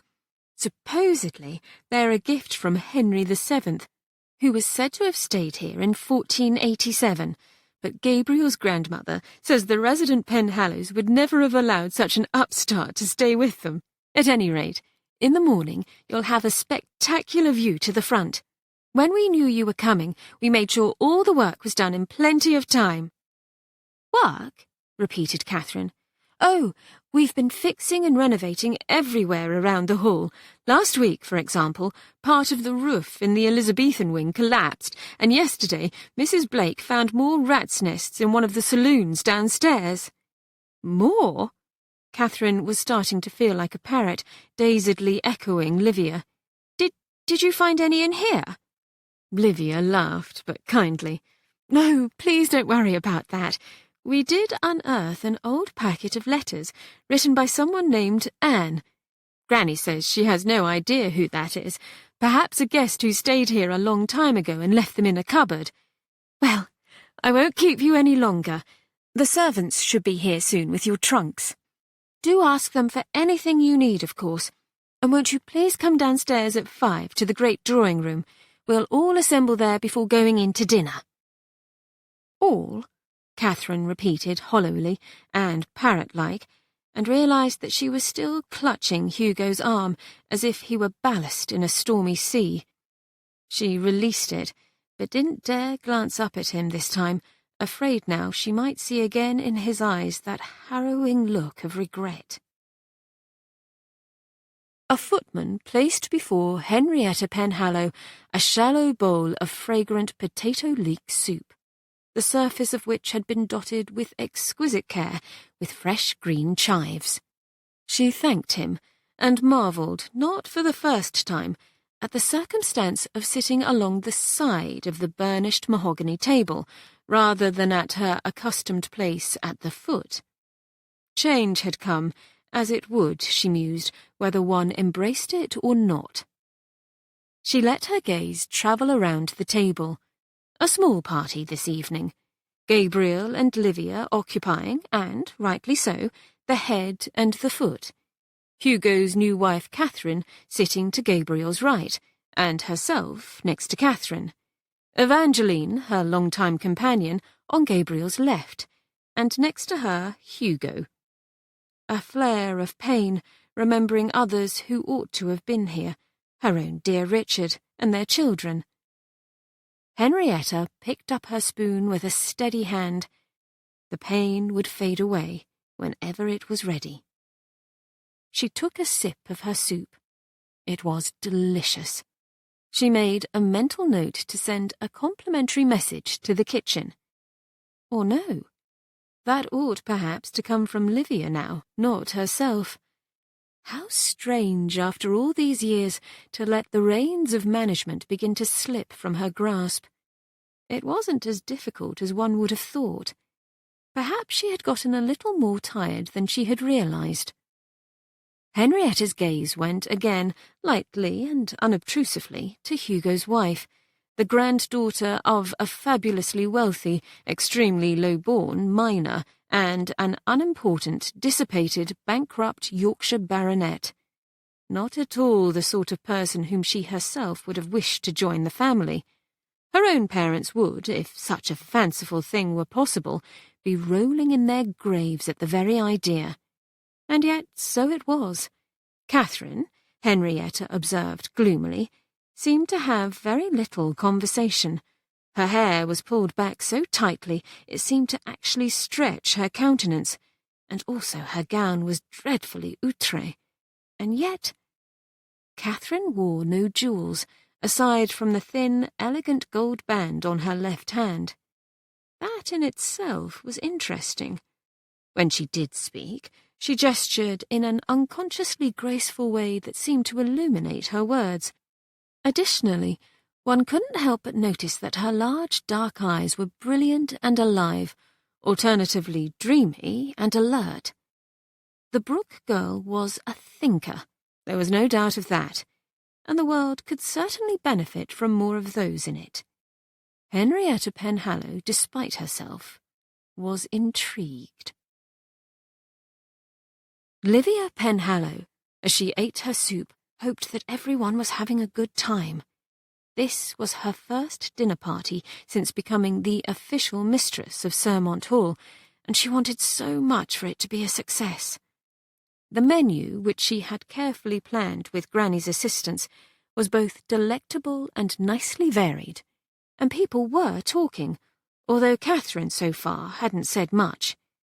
She would have liked to include Catherine in her conversations with Granny and Hugo, but how annoying! One wasn't supposed to talk across the table. At least she had managed to overset the usual modish rule of having enormous centerpieces cluttering up everything so that you felt visually isolated from the people who weren't sitting right next to you. It was especially nice as she could look directly at Gabriel.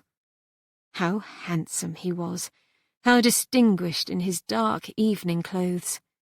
Her husband. Her husband. It was still sometimes hard to believe that they were really and truly married. There had been times, months ago, when that had seemed an achingly impossible prospect. Oh, she was lucky. Lucky. Livia looked again to Katherine, sitting between Gabriel and Granny. She hoped Katherine didn't feel intimidated. When she had had her first conversation with them, she'd felt very much as if it were 2 against 1. They had, then, seemed to take up so much space, and she herself to occupy so little. Tomorrow, Livia vowed, she'd make sure that she would claim a seat next to Katherine. Hugo noticed with pleasure how happy, how blooming Livia looked. It was enjoyable, too, catching up with her news since he'd last been here at the hall during the autumn. They'd gotten on well together since they'd first met. Very easy and unaffected she was, and Miss Evangeline Cott, on his right, was just as quiet and pleasant as he remembered. Just as self-effacing, too. He'd had to draw her out on the subject of her forthcoming marriage to the local parson. It turned out, in a reminder of just how small a world it could be at times, that her Arthur Markson had actually gone to school with Grandpapa at Oxford. As their soup bowls were removed, Hugo seized the opportunity to glance at Katherine, cat-a-corner to him. She hadn't met his eyes once since sitting down for dinner, and she seemed decidedly ill at ease. Not that he could blame her, placed as she was between Gabriel and Aunt Henrietta. They were veritable strangers to her, and that could, of course, make it difficult. That time he'd had to travel with Gabriel from school in the aftermath of Father's death, he'd barely known him, and although Gabriel hadn't been hostile, neither had he been particularly friendly.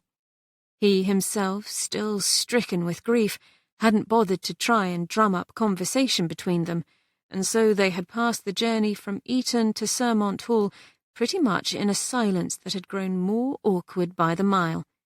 And Aunt Henrietta, he'd thought her rather a ghastly old dragon. Katherine still didn't meet his eyes. Toward him she had been, since the morning's exchange, utterly remote, as if she were, or would have preferred to be, 1,000,000 miles away from him. A footman set before him a plate with 2 very thin-sliced côtelettes de poulet in a light, buttery sauce blanche, and Gabriel Penhallow nodded his thanks. He assumed that the cutlets did not have their origin in the renegade chicken which this afternoon Livia had brought into the great hall.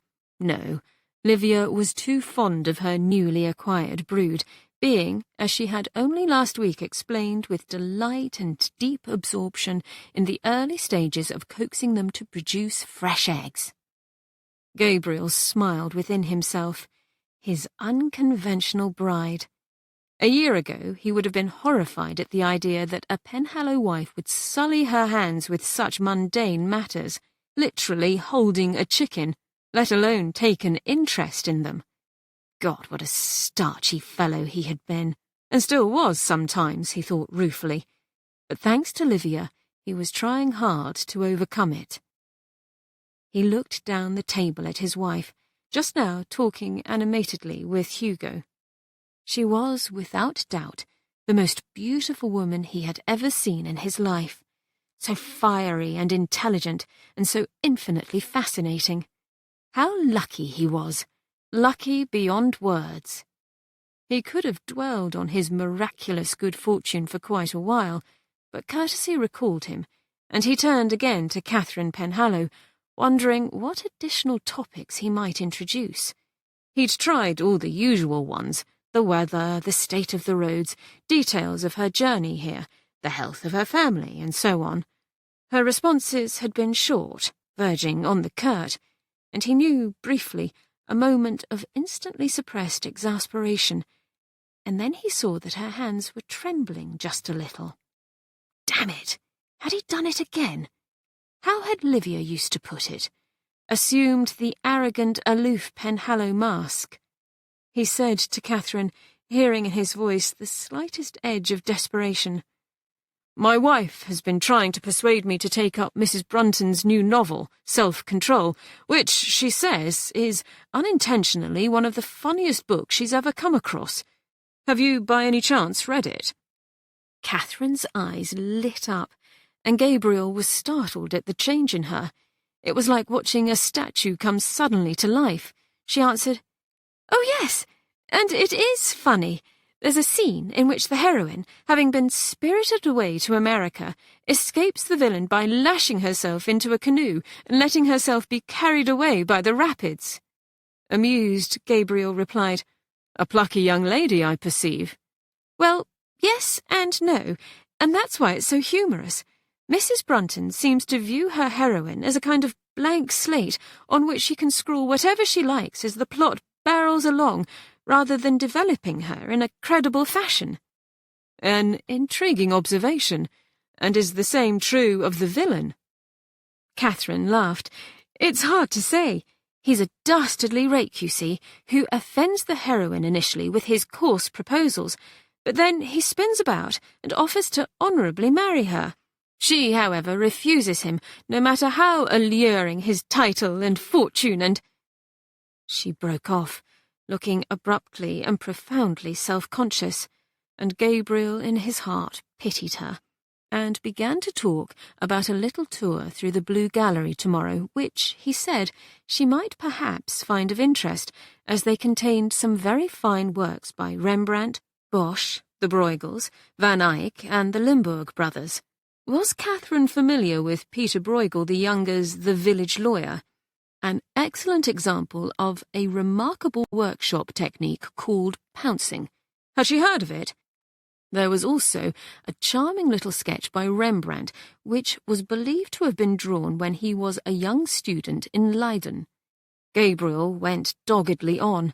He very much feared he was rambling, but he'd talk till midnight if necessary, if only to give Catherine the time to recover her composure.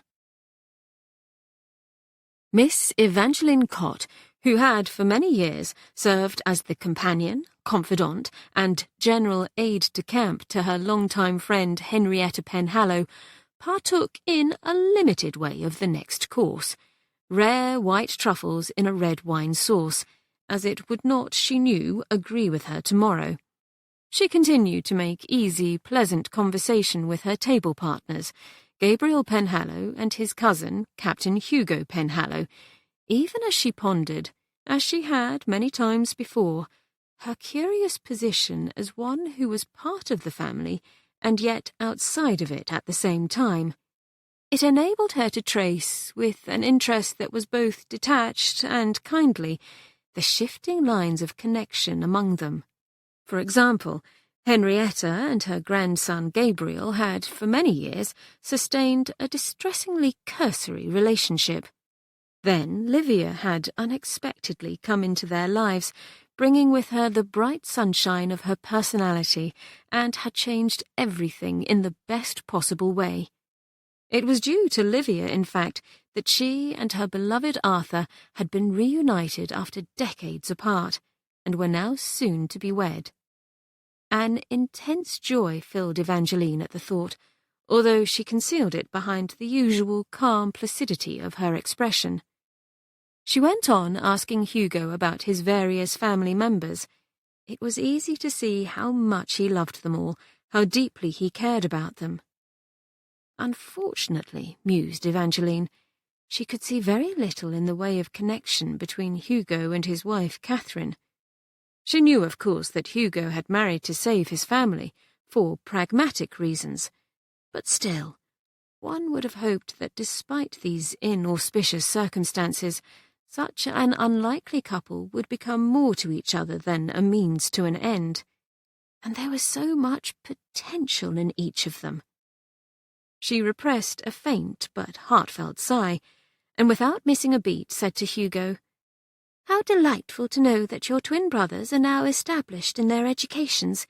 And your sister Gwendolen? What are the plans for her?" Evangeline listened with genuine attention to Hugo's reply, even as another part of her continued to observe, ponder, plan. For one thing, She had not yet mentioned to Henrietta her hope that she would soon engage another companion. Despite her new happiness here at the Hall, there was within Henrietta a deep and relentless loneliness, one which, perhaps, would never be remedied in this lifetime. But a sensitive, steadfast companion, such as she herself had been, Evangeline had no false modesty, might help here and there to at least partially assuage it. For another thing, she had noticed a change in Livia, a very promising one. Livia hadn't spoken about it, but perhaps even she wasn't aware of it. Also, Arthur had mentioned the idea of travelling to the Lake District for their honeymoon, and Evangeline wondered if it would be possible to take in the Wye Valley, as it was said to be a place of spectacular beauty. Indeed, the great poet Wordsworth had written most eloquently about it, saying, "All which we behold is full of blessings." And this, Evangeline thought, is very true, though blessings are not always so easy to perceive. For a brief and fleeting moment, Katherine wished she were dead. Oh, would this wretched dinner never end? She had just embarrassed herself in the most ghastly way in front of Gabriel Penhallow, a hideous bookend to how she had started the evening by embarrassing herself in front of Henrietta Penhallow, who had sailed her way in a soft silvery grey gown of such understated elegance that Katherine felt painfully dowdy, loathing her own dress with its lace and net and beads and bows, wishing she had removed all of them at some point along the way here, and just as quickly reminding herself that she hated sewing with a passion which had earned her more than one interval in the reflection room. The old lady had said, in what seemed like a conspicuously neutral tone, "Good evening. We meet again, I see." Katherine had thought two things at once. First, Mrs. Penhallow sounded exactly like a character in a Gothic novel, making a remark which, on its face, was harmless, but which was practically vibrating with sinister implications that didn't bode well for the heroine. Second, she had pictured herself answering in an equally dramatic fashion, and possibly in some kind of exotic accent, so that she'd sound like a character in a Gothic novel. "Yes, we certainly do meet again, madam, much to your dismay." And she'd added in a sudden loud clap of thunder afterwards for theatrical effect, and also brought in a butler in the background, very suave, but in actuality a scoundrel who was scheming to... And suddenly she had realised that she hadn't said anything in reply. The old lady was looking hard at her from beneath silvery eyebrows, and she had blushed an awful beet red, which she was doing again right now. Damn, damn, damn! Chapter 9. As if taking cruel pleasure in Katherine's misery, time meandered its way along, loitering with almost unbearable slowness. But dinner did eventually end. Livia rose, and Katherine followed her, old Mrs. Penhallow and Miss Cott, to a large drawing-room furnished and decorated in the ornate, lively Rococo style of the previous century. There she paused just past the threshold, not quite knowing where she should sit. As if sensing her uncertainty, Livia paused too, turned, gave her a warm smile. "Won't you join me, Katherine?" Thankfully, Katherine began to follow Livia into the room, but then old Mrs. Penhallow said, "I should enjoy a little tete-a-tete with Katherine. That is, if you do not object, Katherine." "By no means, ma'am." Smile, smile. Trying to appear confident, she went to sit in a gilded carved walnut chair, upholstered in heavy embroidered silk, that had her at a perpendicular angle to Mrs. Penhallow, who looked at her with silvery brows slightly knitted. "You travelled here today from Bruton, I understand." "Yes, ma'am." "Did you pass the night in the Pomfret Arms?" "Yes, ma'am." "I applaud your choice, by far the best inn in Bruton. I trust the sheets were properly aired." Yes, ma'am, I believe so. Mrs. Penhallow nodded, then began to turn upon the fourth finger of her left hand a singularly beautiful sapphire ring of a simple yet exquisite design. "It has come to my attention," she said, "that you and Hugo are travelling with 3 carriages which are very nearly empty, and that you brought with you no maid or dresser. Naturally, my curiosity is piqued. May I inquire as to the reason why?" A little wildly, Catherine thought about making up a story of some kind. We were waylaid by highwaymen, a rogue band of raccoons made off with everything during the night. I did bring a maid, but she ran off to Mexico to join the fight for independence. But it seemed impossible while being scrutinized by those sharp blue eyes. So she said, "We left my house in Cumbria with those 3 carriages holding my trousseau, ma'am, but it didn't suit me. I gave it away on the way here." Those silvery brows now arched high in evident surprise. "You gave it away because it didn't suit you?" "Yes, ma'am." "To whom did you give it?" "A poor parish in Kendal." "I see. A charitable gesture." Mrs. Penhallow nodded slowly. "Why did your trousseau not suit you?" "The clothing had itching powder in it. The shoes all squeaked when you walked in them." "Nothing in it was to my taste, ma'am." "Indeed." Ruminatively, Mrs. Penhallow added, "I recall a certain hat strewn with artificial cherries." Catherine grimaced. "Yes, it looked like I had a fruit bowl on my head." There was a tap on the door, and then it was swung open by a footman, who solemnly announced, "Here is Muffin, ma'am." In shot a little white dog with absurdly short legs and great pointy ears, who ran joyously to the old lady, then dashed over to Livia and Miss Cott, its curly tail thumping, and then to Catherine, as if wanting to make sure she was included in its exuberant greeting, after which it bounded back to Mrs. Penhallow and leaped up next to her on her elegant rococo chair. Her handsome face softening ever so slightly, the old lady gathered the little dog onto her lap. A further surprise for today. Catherine would have expected a graceful, well-bred whippet or a fashionable pug, not this charming but rather motley-looking creature. "The hat," pursued Mrs. Penhallow, with the air of one determined to get to the bottom of things. "Why?" "Because plums were out of season. I had a dreadful spot on my forehead I wished to conceal. They were actually real cherries, so I could eat them if I got hungry." Catherine blurted out, "Oh, Ma'am, how can I explain it to you? It was easier to wear it than to fight about it. I gave up years ago. You don't know my mother, but a domineering sort." Already regretting her impulsive frankness, Catherine only nodded, and saw, to her surprise, an expression of, why, it looked like sorrow flitting across Mrs. Penhallow's face. Somehow it galvanized her to go on.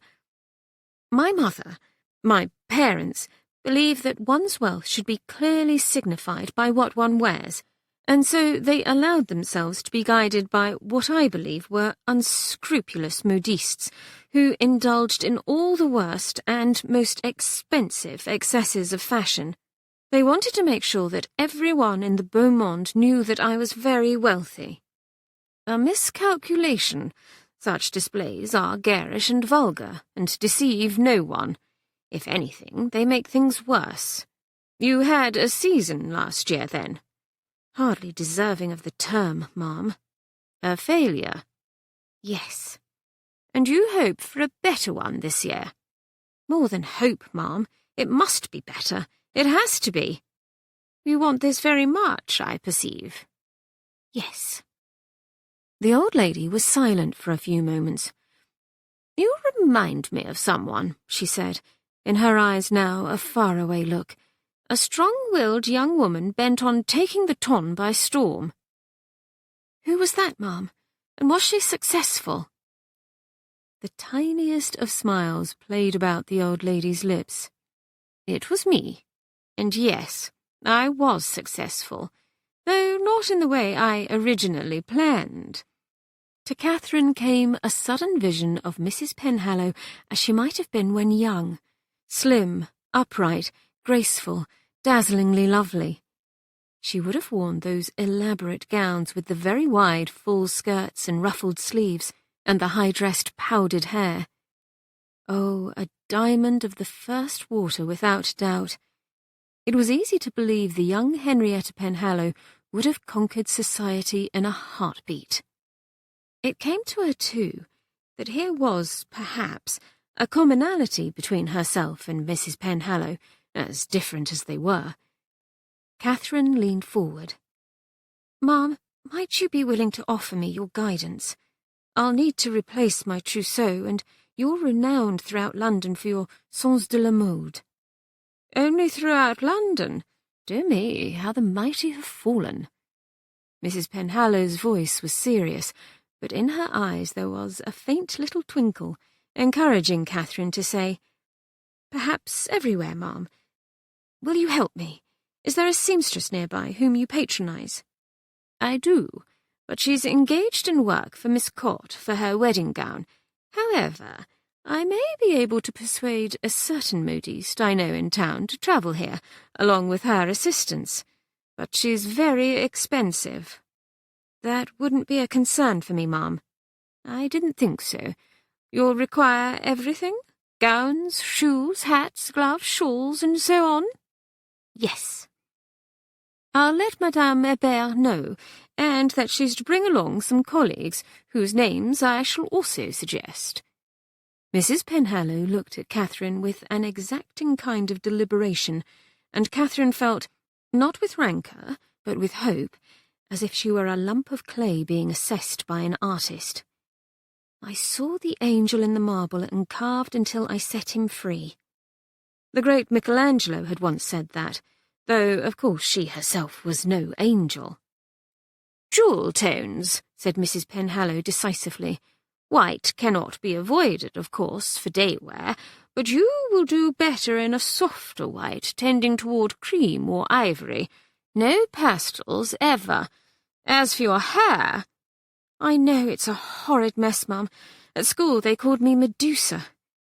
Oh, God, she hadn't meant to reveal this hurtful memory ever, but somehow it had just slipped out. Catherine felt herself blushing hotly. The old lady, however, only said, "Girls can be so cruel, can't they? I dare say they may have been envious, for it's quite arduous to transform straight hair into curls." Envious? Of her? Catherine's mouth dropped open. She stared at Mrs. Penhallow, who, for her part, continued gazing back in that same pensive manner. Finally she said, "As someone with curly hair myself, I may be biased, but I must say I think curls very attractive. My suggestion to you is that you stop fighting them. It doesn't suit you to pull your hair so tightly onto the crown of your head, or to pin it behind your ears. Better, perhaps, to have a loose arrangement across your forehead and framing your face, and a simple, unadorned coil in the back, with tendrils allowed to trail at the nape of your neck, and a few brought forward as if an ornament to the collarbone. Yes, that would be a great deal more flattering. What you need is a competent friseur who understands curly hair." "I like your suggestion very much, ma'am," said Catherine, in a voice in which sincerity and a kind of awe were blended. "Do you have a particular friseur in mind?" "I do. I'll send for him as well. Would you like me also to engage the services of a dresser?" "Yes, but—" Catherine trailed off, embarrassed all over again. "But what?" "Oh, ma'am, I'd like to have someone pleasant." Those silvery brows went up a little. "There is an employment agency I patronize while in London, and I'll write to the proprietress tomorrow. Your request is not unreasonable." "Thank you, Mrs. Penhallow." For a crazy few seconds, she felt like leaping to her feet and hugging the old lady. Henrietta Penhallow didn't immediately reply. She had that faraway air again, as if she hadn't heard, as if her thoughts had drifted elsewhere. "We know what we are," she murmured, "but know not what we may be." "Hamlet," said Catherine, and the old lady's look sharpened again. "You know your Shakespeare?" "Well, I like reading it, ma'am," she answered, and then, to her surprise, she and Mrs. Penhallow plunged into an amiable debate about the plays, the old lady plumping for The Tempest as the bard's best, and she herself arguing for Macbeth. It proved to be a pleasant distraction, but fell away when the gentleman joined them again, because soon it would be bedtime. Hugo looked around the capacious room that was his and Catherine's bedchamber. There was a reasonably big bench, padded with dark blue fabric, over by one of the windows. That would do, although he'd have to prop his feet up on the armrest or wedge himself between the two armrests and hope he didn't roll off in the middle of the night, or worse, get stuck there. "Hugo?" "Yes, Catherine?" "Thank you for not saying anything to Livia, or anybody, about our arrangement, about the bedrooms." He looked down into her face. She was pale and tense, strained, visibly exhausted. He exerted himself to say pleasantly, "It's all right. I'll just take a blanket and a pillow then." "What? Why?" Her glance flashed around the room to the bench, then to the bed, and lingered there. It was quite a bed, very high and old-fashioned, and draped with crimson bedcovers.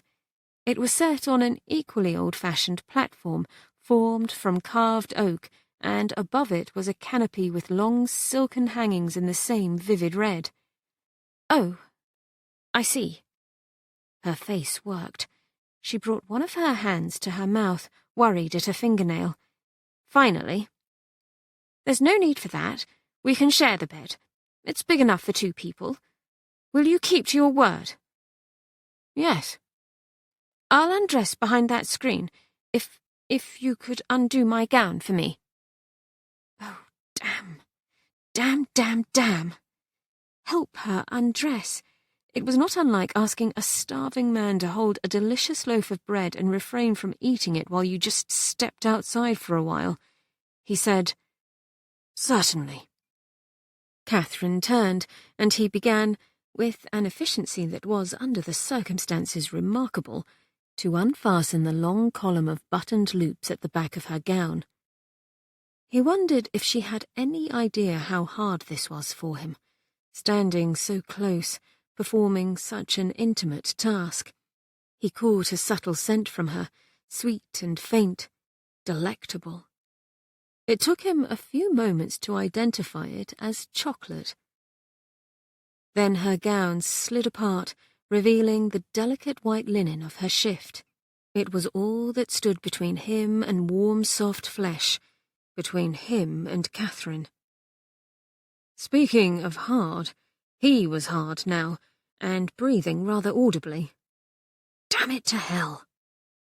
Last night she had accused him. "You're happy all the time." He definitely wasn't happy right now. No, he was in agony. Because he wanted quite a lot to topple her and take her right there on the wide, ancient oak floorboards upon which Henry VII may or may not have trod. Oh, unmanned in the war, he'd show her unmanned until she screamed with pleasure. Sweating, he gritted his teeth. "Will you keep to your word?" "Yes." Then, with effort, he relaxed his jaw. "Well," he said, "that's done." "Thank you," she answered, and quickly went behind a tall 3-panelled screen set in a corner of the room. Her voice, a little steadier now, came floating to him from behind the screen. "Will you let me know when you're in bed, and could you blow out the candles?" "Certainly," Hugo repeated, rather heavily, aware that before him loomed again the dark, dangerous, fatal slough of regret. Christ, what had he done? He turned away and rapidly began to undress. They lay in the dim, flickering light of the waning fire. Catherine was on her back, safe under the bedclothes, hands folded over her middle. It was strange, but she wasn't tired anymore. She was, in fact, wide awake, her mind looping over and over again to those moments during which Hugo had unbuttoned her gown. She had felt his warmth, his solidity, his bewitching maleness from behind her, and an electrifying thrill had shimmied everywhere within her. These were circumstances, had they been related in a naughty novel, which would have had her eagerly turning the pages to see what would happen next. But this was not a novel. This was real life, with all its uncertainties, its mystifying twists and turns. The unknowable future, looming large, frighteningly large. When she'd taken off her shift and put on her nightgown, she had very nearly kissed the screen for being there, because she could hide behind it, at least for a little while. Oh, God, how awkward this all was, sharing a bedchamber. Sharing a bed. But anything was better than having people know the truth. Luckily, she was in control. Completely and fully in control. That was the saving grace of this difficult situation, her self-control, and into her mind, with immediate irony, popped an image of that hapless, silly heroine in Mrs. Brunton's self-control, tumbling along a raging river, lashed to her canoe. It came to Katherine that she felt a little like that heroine right now, tumbling, hapless, helpless. Go to sleep, she told herself sternly. She made herself picture sheep, identical white fluffy sheep, jumping over a stile. That would work for sure. Count them, damn you. 1, 2, 3, 4. Was Hugo sleeping, she wondered. The sheep vanished, and she noticed, out of the tail of her eye, his big body next to hers.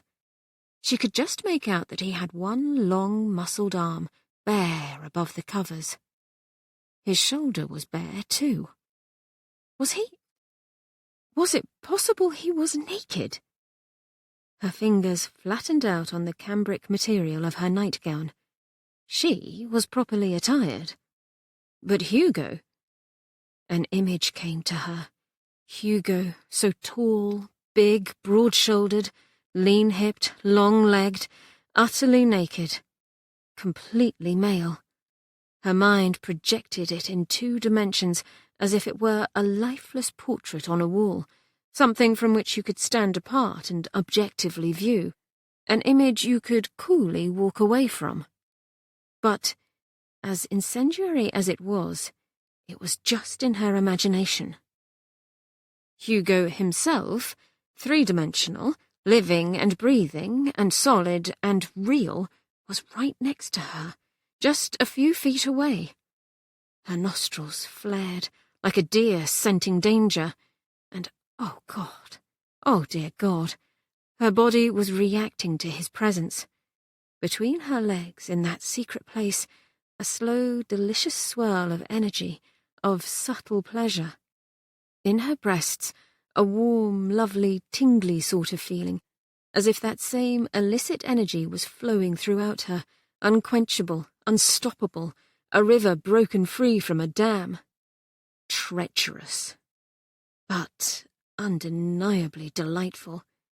That is to say, full of delight.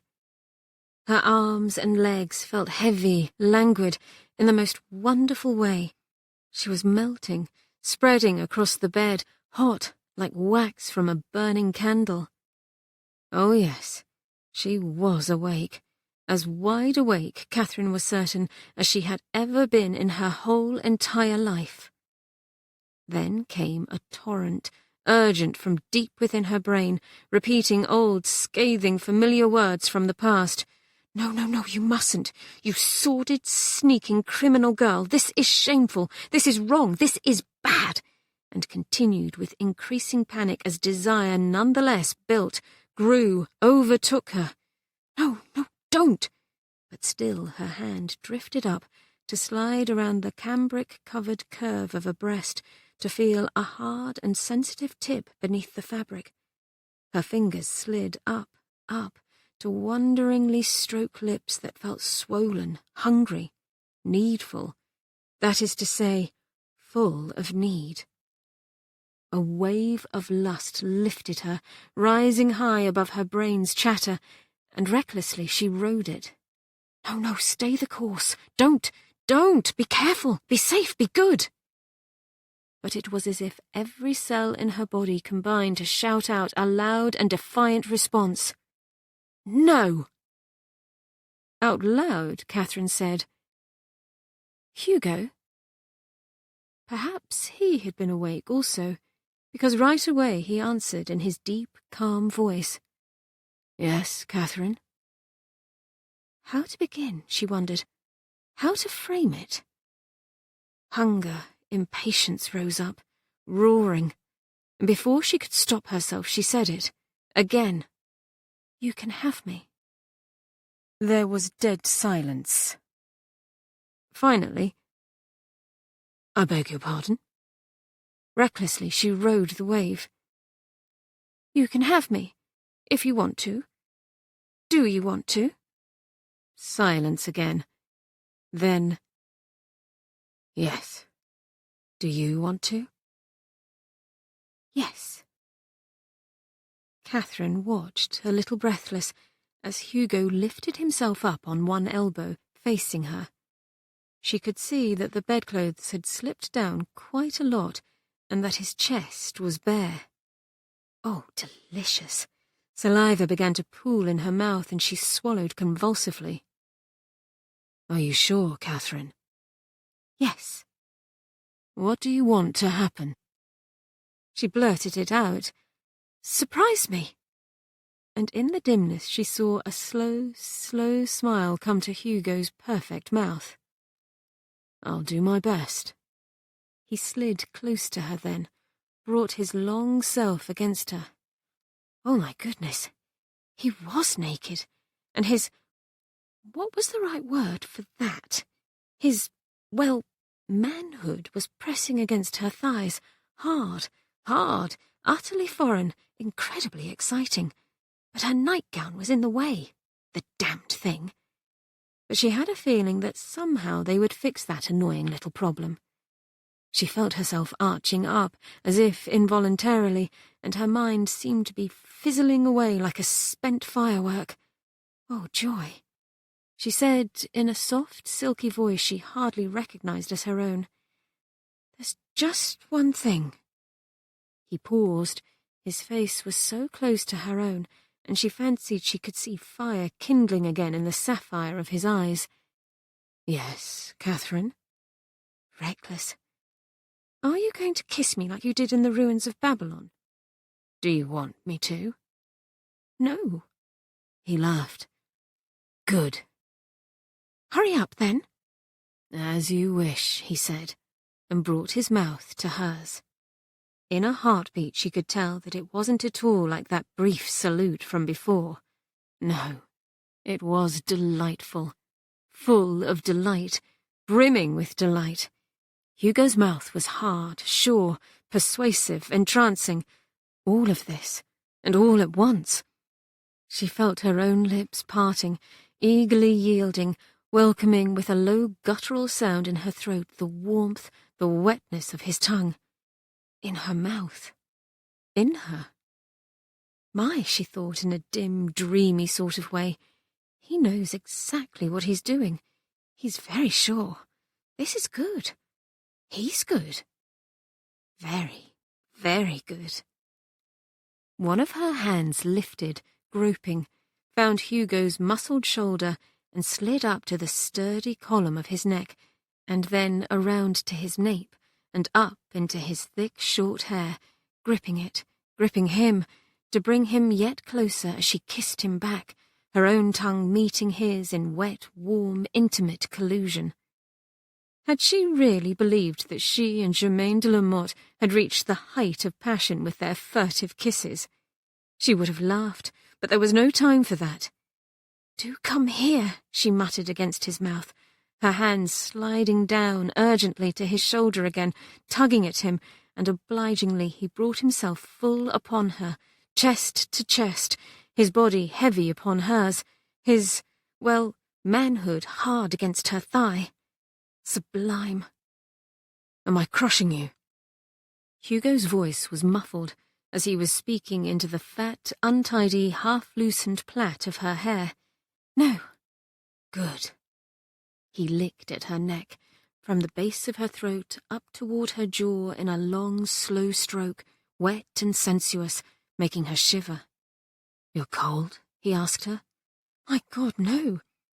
"Good," he repeated, and found her mouth again with his own, kissed her hard and deeply, kissed her until she was a hot puddle of wax, melting, spreading, languorous, but still so hungry, greedy. She could have gone on like this for much longer, perhaps an hour, perhaps all night, maybe forever. But then Hugo, without hurry, shifted again, so that he lay on his side, his body close to hers. "So, Katherine?" Dazedly she replied, "So what?" "Better than before." No, she did laugh. "Much better." "Excellent. And now?"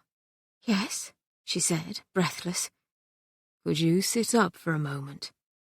"Yes." She did, and Hugo did too, and took hold of the rumpled hem of her nightgown. Politely he asked, "May I?" "By all means," she answered, just as politely. She helped him by tugging the fabric from underneath her, and helped him when it got tangled up in her hair, and laughed again when finally she was rid of it, and he tossed it aside without a second glance. Now she was naked too, and felt with a galvanic, exciting shock cool air everywhere upon her bare skin. Now she was free. Her hair, she realized, had come unbound and tumbled about her face and over her shoulders in a mad nimbus of curls. She shoved them back and lay down again, turning her head to look up at Hugo with eager expectancy. She said, "Well?" He was silent, and in the dark intimacy of the crimson bed, she watched him looking at her, saw his eyes travel from her face to her breasts, to her hips and legs, and in between them. "Lovely," Hugo said at last, his voice a little ragged. "Katherine, you're so lovely. I can see you now." "See me now?" she echoed. "What do you mean?" "I couldn't before. All those things on you," was all he said. Then he lay down too. He sent himself lower, trailed his tongue around the soft, yielding flesh of her breast, circled the hard tip of it, and she jerked as a kind of willing thrill shot through her, voluptuous, here, there, everywhere. And then his mouth was fully upon her breast, suckling hard, even as his hand found the other, cupped and caressed it with such assurance, such cunning, that a wild flutter of pleasure sparked in the very core of her, and she groaned out loud in a way Hugo seemed to like a great deal, for he gave a little laugh and brought his hand away from her breast, let it slide in a slow, deliberate movement down to her belly, playing along its gentle, rounded rise, sweeping along the flaring curve of her hip, and slowly, slowly, with a tantalizing lack of speed, into the soft hair, the tender, sensitive flesh between her legs, where he stroked her, suckling her still with his mouth as his fingers continued to stroke, to find the places that lit her up with fiery sensation. "Here," he said, his deep voice sounding softly against her ear, almost like a caress itself. "Yes," she gasped, a little later. "And here?" "Yes, but, oh, higher, a bit higher, can you?" "Yes, like this." Yes." "More?" he said softly. "Oh, Hugo, yes." "Yes," he said. "Yes." And then, a little later, "What about this?" She jerked and gasped again. "Yes! Oh, Hugo, yes!" Her breath came faster. She panted, muttered, "Oh, Hugo, please!" And he seemed to know now precisely what she meant, and went on stroking her and touching her without pause, as if effortlessly, as if there was nothing else in the world he would rather be doing. And so Katherine gave herself up to the light, the joy in her body illuminating her in every part of her, deepening, intensifying, until, just when it seemed she couldn't contain this wild, overflowing goodness for a single second more, an ecstatic convulsion took hold of her. Her limbs went taut, she flung back her head, and she cried out. Chapter 10. Catherine's eyes were closed, her lips parted, her face framed by dark curls in what seemed to Hugo the most glorious disarray. She looked so...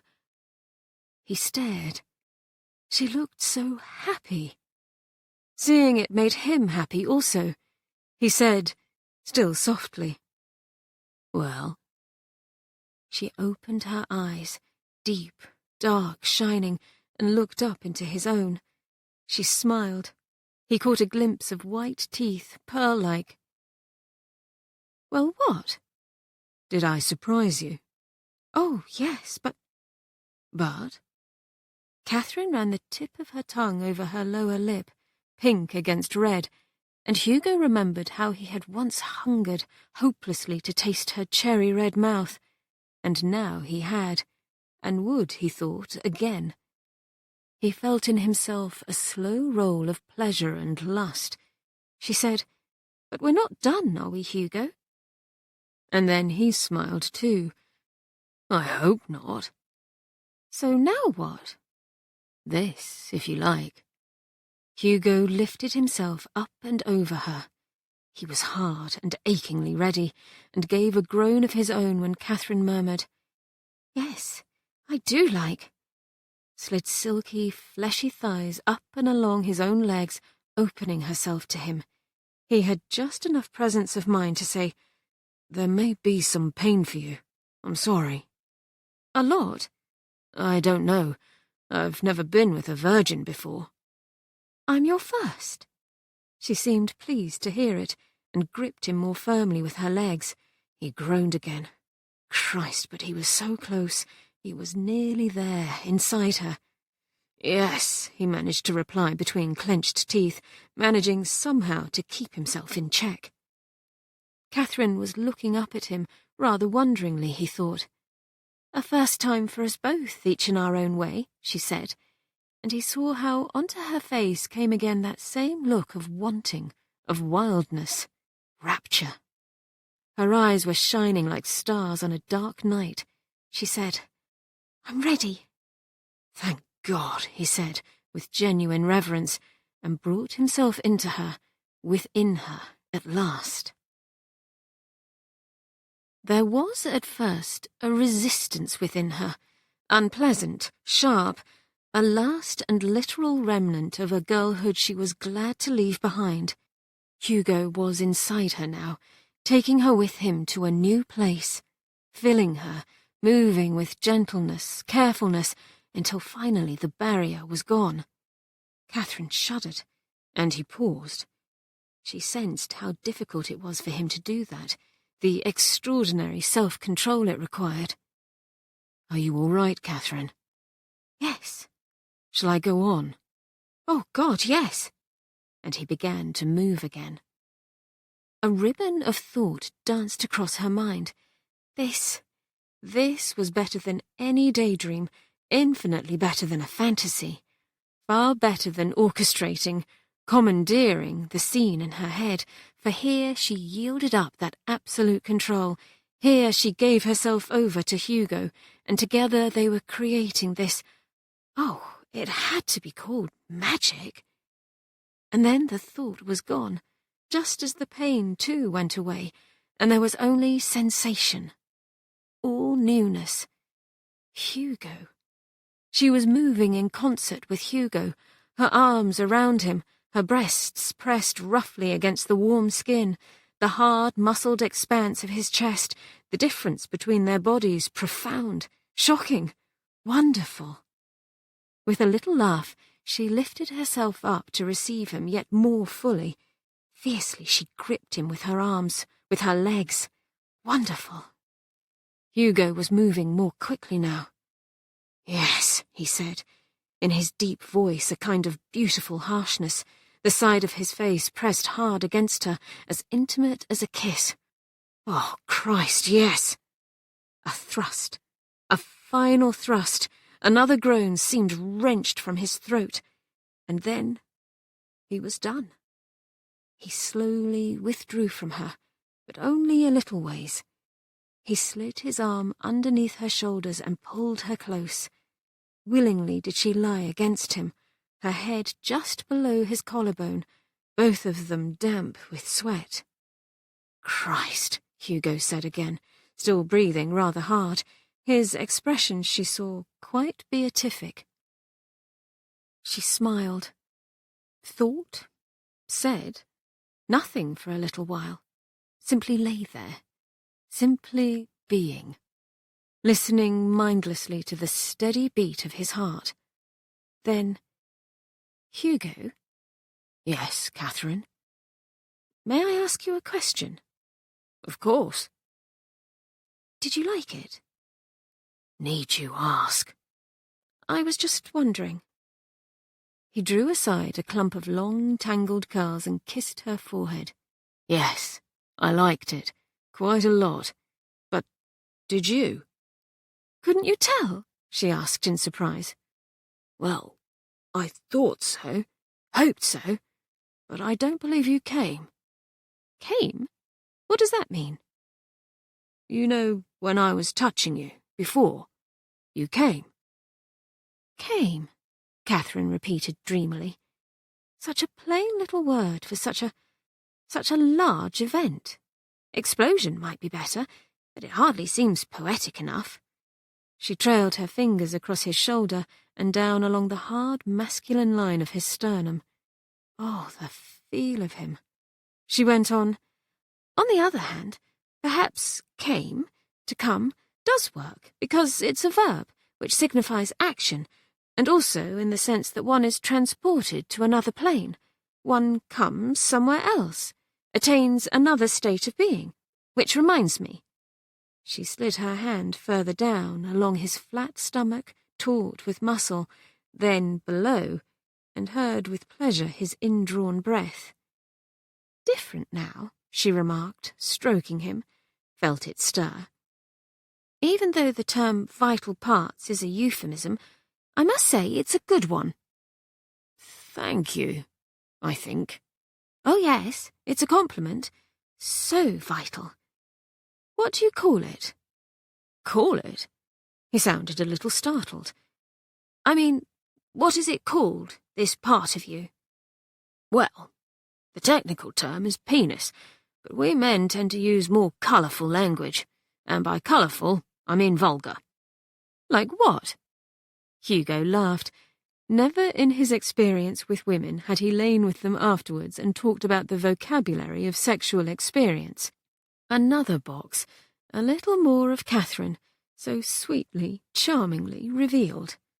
"Oh, cock, prick, Roger, flute, sugar stick, to name just a few."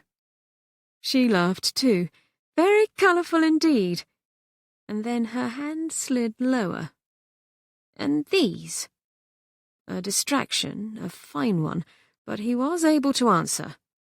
"Testicles, if you're feeling technical.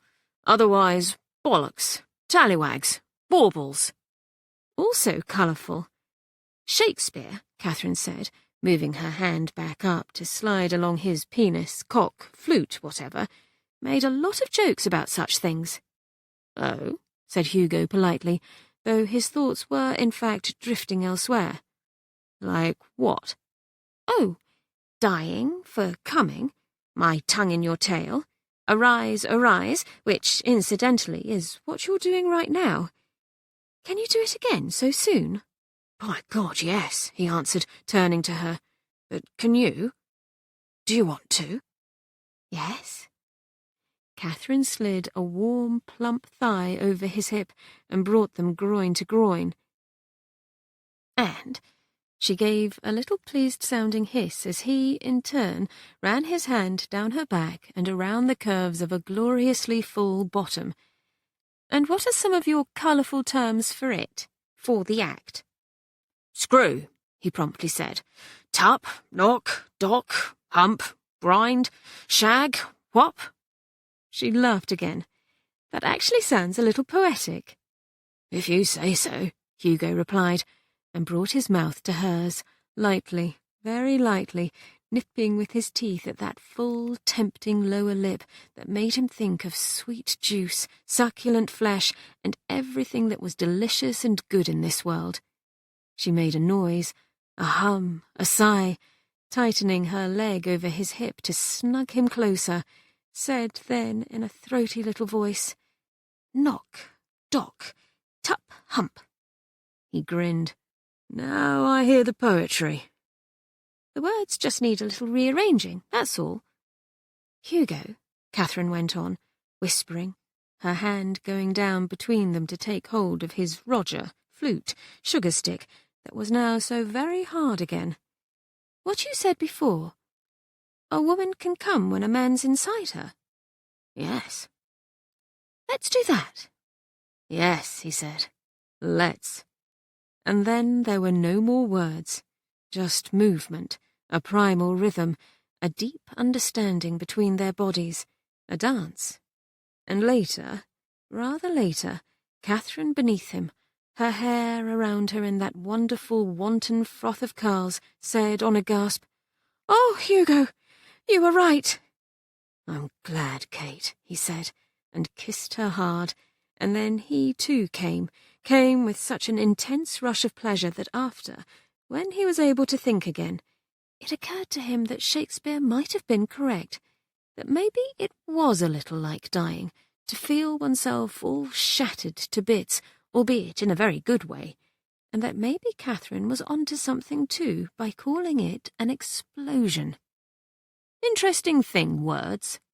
He laughed, wrapped his arms around her, and fell asleep. She dreamed. Who was that beautifully dressed, gorgeously coiffed woman ascending with stunning grace the white marble steps to the Penhallow townhouse? She looked familiar, with her dark eyes and curly dark hair. But why did she look so worried? Why did she look so sad? "I've forgotten something. I've lost something I need." She was flanked on both sides by admiring crowds of people, bowing and curtsying as she went past. Some even prostrated themselves before her. But she didn't care about that. It wasn't real. She knocked on the townhouse door, which was made, apparently, of solid gold. The sunlight glittering on it hurt her eyes. The door swung open, and old Mrs. Penhallow stood on the threshold. "I've forgotten something, but I don't remember what it is. It's something very important." "You've got to find it yourself," the old lady said. "You won't find it here." Then shut the door in the young woman's face. Morning. A new day filled with possibility. Hugo looked at Katherine, who slept still, curled up on her side, long dark lashes shielding her eyes, the bedclothes drawn up to her chin. He wanted to wake her, wanted to... How had she so charmingly said it? Yes, he wanted to have her again. He thought also that she might want to have him again. Knock, dock, tup, hump. By God, but last night had been... A good word for it would be amazing. He saw, however, looking at her, the dark shadows beneath her eyes, recalled how strained, how tired she had appeared all yesterday. Let her sleep, he thought. It was very early. Quietly, Hugo got out of bed, dressed, and left their bedchamber. He was hungry. Whistling a little under his breath, he went lightly downstairs and toward the breakfast parlour, confident that there he would find a nice hearty meal awaiting him. He passed a servant in a hallway, said, "Good morning," and reflected cheerfully that it really was. maybe even a great one. A gentle tapping on the door woke her, and at first Katherine had no idea where she was. Oh God, had Celeste come to wake her already? Make her go downstairs and be bored to death? But it couldn't be. Celeste always hung over her, saying in that sour way of hers, "Wake up, mademoiselle, wake up!" So who was at the door? What bad thing had she done now? Tap, tap, tap. Catherine's eyes flew open. Crimson bed hangings. The high, old-fashioned bed. Not Brooke House, but Sermont Hall. Alarmed, still groggy, she called out, "What is it?" The door opened. A maidservant came in, bobbed a curtsy. "Please, ma'am, I'm to tell you that breakfast is ready." Breakfast? Quickly, Katherine looked over at Hugo's side of the bed. He wasn't there. He'd probably been gone for hours. And he'd let her sleep. A warm feeling came over her then, like a wave advancing on the shore. Last night, it had been heavenly, and Hugo had told her she was lovely, and here she was, with no idea where her dowdy nightgown had gone. How wonderful. "Ma'am," came the voice of the maidservant, who was still standing by the door, and Katherine realised she hadn't answered. How late was it? Was she already making herself conspicuous among the Penhallows by being a bad guest and making them all wait for her at table? Quickly she sat up, clutching the bedclothes to her chest, and said to the maidservant, "Breakfast, yes. Can you help me get dressed, please?" "I'll be glad to, ma'am, but I'm no lady's maid." "That's all right. We must hurry, though." "I'll do my best, ma'am." Half an hour later, Katherine was following the maidservant along a mystifying warren of corridors and galleries, and found herself worrying at a fingernail. She dropped her hand, resisted the urge to firmly smooth a few wayward curls behind her ears, to press them flat. A memory surfaced. Her first breakfast at the Basingstoke Academy. How nervous she'd been. How badly she had hoped to make friends. She'd been a little late, having had a difficult time scrambling into her clothes, and so entered the gloomy, crowded dining room only to see everyone already seated, only to see the look of glee on the other girls' faces when she earned a black mark on her very first morning at school. "Tardiness, Miss Brooke," said Miss Wolfe, staring at Katherine through her pince-nez, "is evidence of an inferior character." There had been sniggers, quiet but unmistakable, and Katherine could still remember the red flush of shame which heated up her face. And so, when finally she was ushered into a sunny, spacious room, wallpapered in cheerful yellow, Katherine had to admit to a certain relief when she saw that Livia was its only occupant. Smiling, Livia looked up at once and put aside her fork and knife. "Good morning, Katherine. Did you sleep well?" "Good morning," she replied, nervousness making her sound rather stiff. "I'm afraid I'm very late. I'm so sorry." "Oh, don't be, please. Breakfast is very informal. Gabriel and Hugo have had theirs and gone out riding, and Granny and Miss Cott have too. They've gone to the hothouse to look at flowers." Katherine took this in, then said, still awkwardly, "But am I keeping you from other things?" "Not at all. I was hoping to have a nice talk together." A little shyly, Livia added, "I've never had a cousin, you see, and now I have you and Hugo, which makes me so glad. I expect you have several. Most people seem to have a lot of them." "I suppose I do, but I don't know them. Both my parents are estranged from their families." A shadow crossed Livia's pretty face. "Families can be so complicated, can't they? Oh, but please forgive me. I'm being a dreadful hostess again. Please help yourself to anything you like from the sideboard, and won't you come sit next to me?" A few minutes later, Katherine was settled in her place near Livia. She said, still a little stiff and uncertain, "What a charming room this is."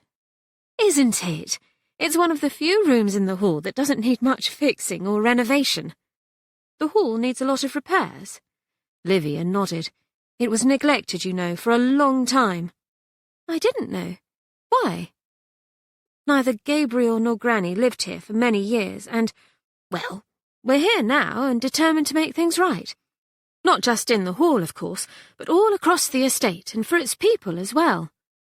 It sounds like a great deal of work. It is. Catherine looked more closely at Livia. You don't seem as if you mind it. Livia laughed. I don't. I enjoy it. For one thing, we're all working together as a family, and I love having a home, a real home at last. A real home? What do you mean? I grew up in an old ramshackle house that was also neglected. But why was it neglected? The shadow had returned a little to Livia's face. Indifference and money frittered away on other things. I was virtually penniless. How did you receive your education, then, and make your debut in town? Did you have relations to help you? No, and I didn't have a proper debut either, or any real education until recently. But Catherine trailed off, embarrassed, having suddenly recalled her mother asking Hugo about Livia in an awful, prying way. Yes, but who is she? No one's ever heard of her. Livia brightened, and then laughed. I dare say you're wondering how a little nobody like myself ended up married to one of the Ton's most eligible men. Guiltily flushing, Catherine said, I'm sorry. I shouldn't have plagued you with so many questions. It was very wrong of me. Oh, I don't mind. It is an improbable story, with a very strange beginning. But what about you and Hugo? How did the two of you meet? We've known each other since childhood. How romantic. And now you've found each other again. Romantic? The truth flew at Catherine with merciless force. It wasn't romantic at all. Hugo had married her for her money, and she had married him for his surname. It was a transaction, and just about as unromantic as you could get. How had she let herself forget it? How could she have drifted so far from the cold, hard facts? She and Hugo were using each other, that's all. The warmth of the morning dissipated, and a painful flood of emotions swamped her, drowning her with sadness. The horror of seeing Hugo's regret, and anger at herself, at Hugo. What a mess of things, what a mockery they had made, had willingly created, and last night had only muddied the already murky waters. Well, he could have the money, but that was all. Nothing else was included in the deal. The deal. Oh, God. Here, in the bright, sharp light of day, she needed to be an island again, a locked box, a closed book. The images flashed through her mind in quick succession, and despite herself she felt a cold, unsettling shiver run down her spine. Think, say something before the silence becomes horribly obvious. Yes, Catherine managed to say to Livia. We found each other again. And quickly she reached for the coffee pot, and ate a roll, and remarked on the freshness of the butter, and admired the pretty floral wallpaper, and talked about the weather, and altogether created such a flow of inane small talk that she could see Livia looking a little puzzled. Oh, no, thank you. She wasn't really up for a walk outside, or a tour through the hall. She really was rather tired, actually, and would Livia mind if she went back upstairs to her room and rested a little?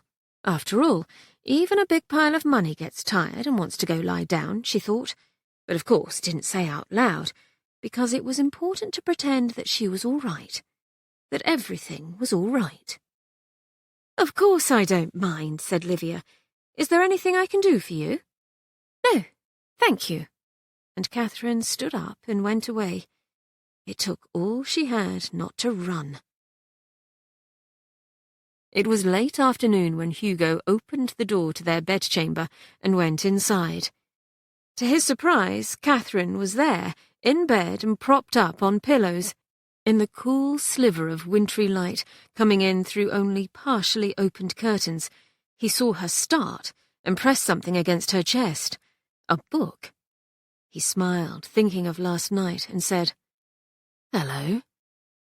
"Hello," she said, but without returning his smile, and his own began to fade. "Are you unwell, Katherine?" "No." "Been reading?" "Yes." "What's the name of your book?" "Oh, well, it's Pamela."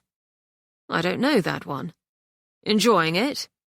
"I suppose so," she muttered, and he noticed her quick, darting look to the tray set next to her on the bed, a teapot and cup, a large plate half filled with confectionaries, a crumpled napkin. That faint scent of chocolate, sweet, pleasing, came to him. "Had tea sent up, then?" "Yes," she said coldly, lifting her chin, reminding him oddly of a cornered animal. Reminding him, too, of their stilted conversation in the drawing-room at Brooke House that rainy day last fall, when she gave the distinct impression of heartily wishing him elsewhere. Had they come full circle? Gone back to the beginning where all was obscure and unpromising? "Katherine," he said, "what's the matter?" "Nothing. Boxes revealed, boxes concealed." "You're sure?" "Very sure." She opened her book, bent her head, and simply went away. That night, alone again in their bedchamber, together in the bed and in the darkness, Hugo tried again. He said, "Katherine?" "Yes." "Are you all right?" "Yes." Can we? He felt the pull of his desire for her, raw and powerful. He wanted to find her mouth with his own, to hungrily splay his fingers against the small of her back, urging her against him so she could feel how much he wanted her, so she could know how much he wished to please her. Knock, dock, tup, hump. But those playful words from last night seemed wrong, painfully wrong right now. Last night seemed like years ago. Could we? Damn it, he sounded like an idiot. Maybe he was an idiot. No. "What's wrong?" he said to her. "What have I done?" "There's nothing wrong." Her voice was cool, firm. "You've gotten what you wanted, and so have I. Let's just leave it at that." Hugo lifted himself, leaned on an elbow, peering at her. She was only a foot or two away from him, but he didn't know what to do next, or what to say. She was as opaque to him as a sheet of iron. No light could get through. Nothing, nothing, nothing, she had said. He ground his teeth and wished, not for the first time, that he was one of those men who could easily serve up an elegant phrase, a man from whose lips tumbled paragraphs, pages, speeches, fine orations that could cleave through the knots of this impasse. But he wasn't. He was himself. Silence lay upon them, heavy, dark. In the end, finally, he did nothing. Sleep finally claimed him. And when he woke the next day, once again very early, he saw that at some point in the night, Katherine had crept from the high bed and gone over to the blue bench by the window, where she lay, eyes closed, very still beneath one of her shawls. Nothing. He left the room, favouring ever so slightly his left leg. Katherine heard him go. Once the door was safely closed behind him, the tears began to fall. Oh, God, what had she done? What kind of person would marry for a surname? She wrapped herself more tightly in her shawl, her mind restless, maybe even desperate, searching, hunting for relief, like a bird hoping for a friendly branch on which to alight. Then, London. Yes, that was it. She could look forward to London. Everything would be better there. She'd make a new start. She'd be a different person, and everything would be wonderful. 24th of January, 1812. Dearest Hugo, thank you so much for your note letting us know of your safe arrival at Sermont Hall. Forgive my brevity, but your Aunt Claudia is just now getting over an ague, and I've promised to spend the day with her. Bertram comes with me for his lessons with Papa, and Gwendolen has begged for a morning's reprieve as she wants to go next door to Diana's, where, she says, they are going to pretend they are sailors, and has vowed to keep on all day long that splendid hat you gave her. Please send my warmest regards to everyone at the Hall. I'm sure you and Catherine are having the most marvellous time there. With much love, Mamma. P.S. Cook says the butcher's wife told her that Brooke House has emptied out very nearly overnight, and that her husband regrets the loss of orders, but not the erratic manner of payment. Also, Cook wants me to thank you again for fixing the handle on her favourite pot. It was strange how even though you were completely estranged from your husband, you still got up, still walked and talked and acted as if everything was normal. Catherine sat at her dressing table while Mary, the maidservant who had been helping her, carefully brushed her hair. In the mirror, Catherine could see that from time to time Mary looked rather wistfully at a bottle of scent which was set out on the dressing table, a gift from someone at the wedding, one of Father's cronies, which she had never used. The little porcelain bottle was rounded at its base, with a long, narrowing neck, and painted all over with flowers in a fashionable chinoiserie style. "Mary," she said, "may I give you that scent bottle? Would you like to have it?" Mary's face lit up. "Oh, ma'am, really?" "Yes. Let me find the box it came in, too. It's very pretty." Catherine pulled open a drawer of the dressing table, then another, and found it in the next drawer she opened. "Here it is." She held it in her hand, paused for a moment. It was a tin box, decorated on its lid with more chinoiserie flowers. You could put more in it than just a scent bottle, couldn't you? She remembered suddenly. Her dream from 2 nights ago. "I've forgotten something, but I don't remember what it is. It's something very important." "You've got to find it yourself," old Mrs. Penhallow had said in her dream. "You won't find it here." Then shut the door to the London townhouse.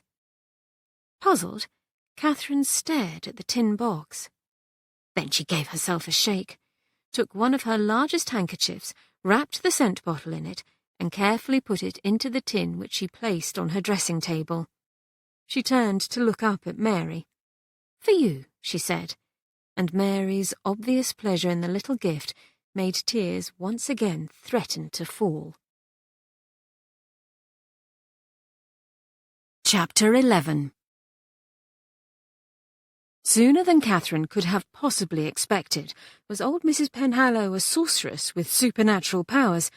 To Sermont Hall came Madame Hébert and her cadre of helpers, as well as a milliner, a shoemaker, a friseur, and her new dresser, a soft-spoken, agreeable woman named Ellery, as different from Celeste as night from day. The new gowns began in rapid succession to appear. Without hesitation, Catherine said yes to them all. They were as elegant, as ravishing as those worn by the other Penhallow ladies, and in the deep, strong colours that seemed to make her complexion glow. She said yes. Yes to the shoes, the hats, the pelisses, the reticules. Yes, everything. She would be a new, different, better person in them. The days passed. Her trunks filled up again. She spent a great deal of time reading, as if her life depended upon it. How lucky that the magnificent library here was filled with books, actual books, as opposed to the ones at Brooke House. Candide, Les Liaisons Dangereuses, the history of Sir Charles Grandison, The Seasons, Sense and Sensibility, written by a lady, and Catherine wondered exactly who that was. Philosophie zoologique, The Vision of Don Roderick, and all around her the busy life of Sermont Hall went on. Henrietta Penhallow was absorbed in the preparations for Miss Cott's wedding, and with the recently formed village school for which she was serving as benefactress. If she was considering the idea of a new companion, she made no mention of it. Livia oversaw the renovations within the hall, went daily to visit the tenant farmers' families, flitted back and forth from the library and the kitchen to the garden and her poultry yard, and continued her lessons with the head groom, who was teaching her how to drive a pony trap. Though, as she was the first one to admit, her progress was slow, for she was still rather nervous around horses. Hugo spent his days riding out with Gabriel, making himself useful and getting spectacularly dirty in waterlogged fields, ditches, and drainage trenches, inspiring Gabriel to admiringly remark upon Hugo's uncanny ability to perceive and solve mechanical problems. Hugo merely shrugged and said, "It's just a way of seeing things, cuz, that's all." Miss Cott, as always, made herself useful, helped anyone who needed it, watched and listened, and, as ever, kept her observations to herself. It was well into the 4th week of the bridal visit when, on a cold February evening, with the entire party gathered in the Rococo drawing-room, Mrs. Penhallow announced without preamble, looking between Katherine and Hugo, "Regarding the family townhouse, I am willing to offer it to you as of April 1st. That would be an appropriate time for Penhallows to arrive for the season. You'll wish to engage servants, of course, so I recommend you contact the Dauntry Agency as soon as possible. Also, you will benefit immeasurably from the sponsorship of shall we say, a seasoned campaigner." "Oh, Mom, are you coming with us?" exclaimed Katherine. She was surprised to find that she welcomed the idea, wished for it very badly, in fact. But the old lady was shaking her silvery head. "I've far too much to do here, and I must, of course, attend Miss Cott's wedding. However, I've written to a relation of mine, the Duchess of Egremont, on your behalf. It's quite convenient, as she and the Duke will soon be arriving in Grosvenor Square." "Great-aunt Judith is going to London," said Gabriel. "Didn't I hear you once say that both she and the Duke heartily dislike town life?" "That is so, but Thane is causing such difficulties that, according to Judith, they feel obliged to personally attempt to rein him in." "Thane's there," said Hugo. "Damn! I mean, blast it!" "Who is Thane?" Livia asked, glancing up from her needlework. "Oh, he's a cousin, Liv, and a nuisance. We were at school together." "Not," put in Mrs. Penhallow, "a true cousin, strictly speaking. Judith is my sister-in-law," she explained to Livia and Katherine, "the sister of my late husband, Richard. She married the Duke of Egremont not long after Richard and I were wed. They had only one son who, in due course, married, despite their objections, a widowed lady, Almira Thane, who had a young son of her own. This is the Thane to whom I refer, Philip Thane, who for 6 years now has made for himself an unfortunate name with his rackety, dissolute habits, scandalizing anyone with even a modicum of decency." "I saw him at one of Mrs. Drummond Burrell's parties last year in town," Gabriel said, accepting from Miss Cott a cup of tea. He thanked her and went on. "She's a notoriously high stickler, as you know, so I was more than a little surprised that he was there." Mrs. Penhallow sniffed. "Thane is notorious for his ability to exert a peculiar fascination upon women, the susceptible ones, that is, who will invite him everywhere." "Cannot his stepfather provide a calming influence, Granny?" Livia said. "Or his mother?" "His stepfather is dead, I'm sorry to say, and Almira Thane is a pretty, empty-headed woman without a particle of common sense. It's Judith and the Duke who have undertaken to help raise the 2 children Almira bore after she married their son, as well as, naturally, Thane. They did their best with him, but he proved himself unmanageable from an early age." "Well do I know it," remarked Hugo. "An unholy terror, loathed by the entire school." "What happened to Almira's other children?" Livia said. She had set aside her sewing and was holding, thanks to the quiet efficiency of Miss Cott, a plate which held a thick slice of seed cake, dotted with caraway seeds and fragrant with cinnamon. "The boy, I believe, is presently at Eton," replied Mrs. Penhallow, "and the girl is being educated at home." This boy, Catherine thought, was the heir to the dukedom, not Philip Thane. She found herself thinking, imagining, young Philip, having lost his father, is swept by his mother's remarriage into a great aristocratic family. One of them, and yet not one of them.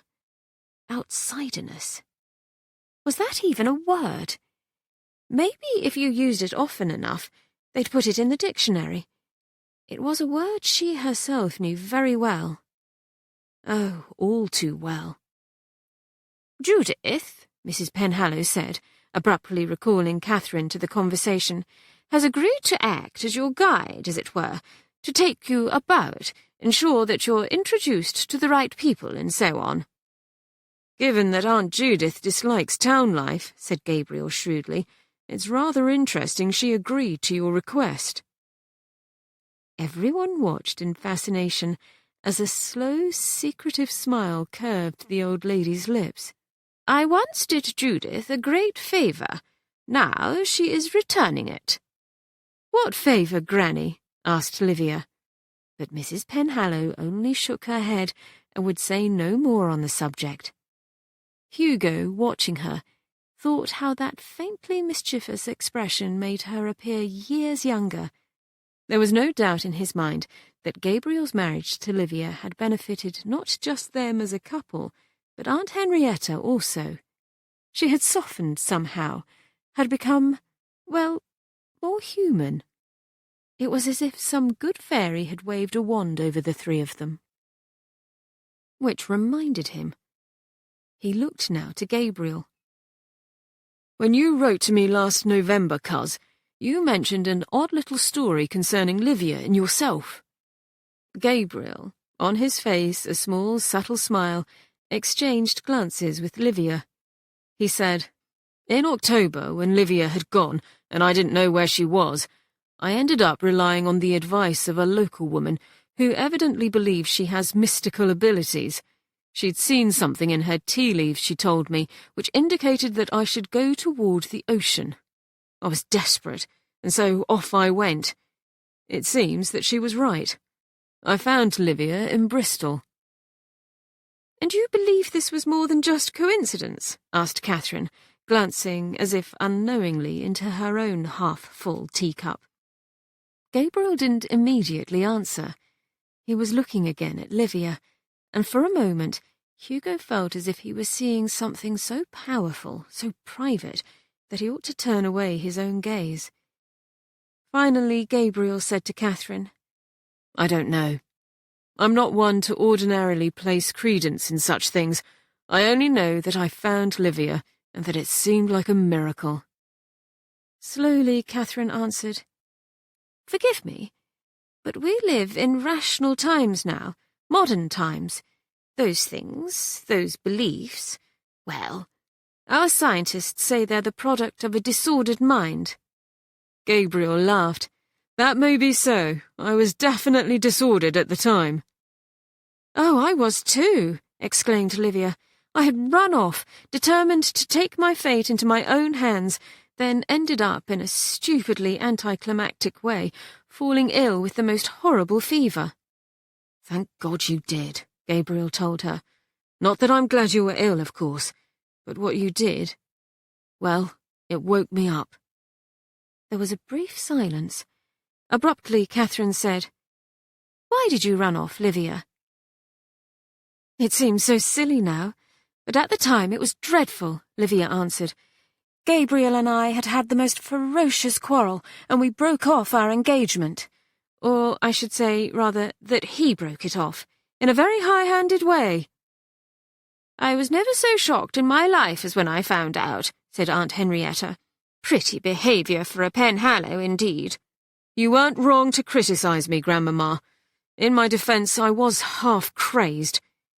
Gabriel gave Catherine a little quizzical smile. "You're looking at me as if I have 3 heads." She blinked and looked rather flustered. "I'm very sorry."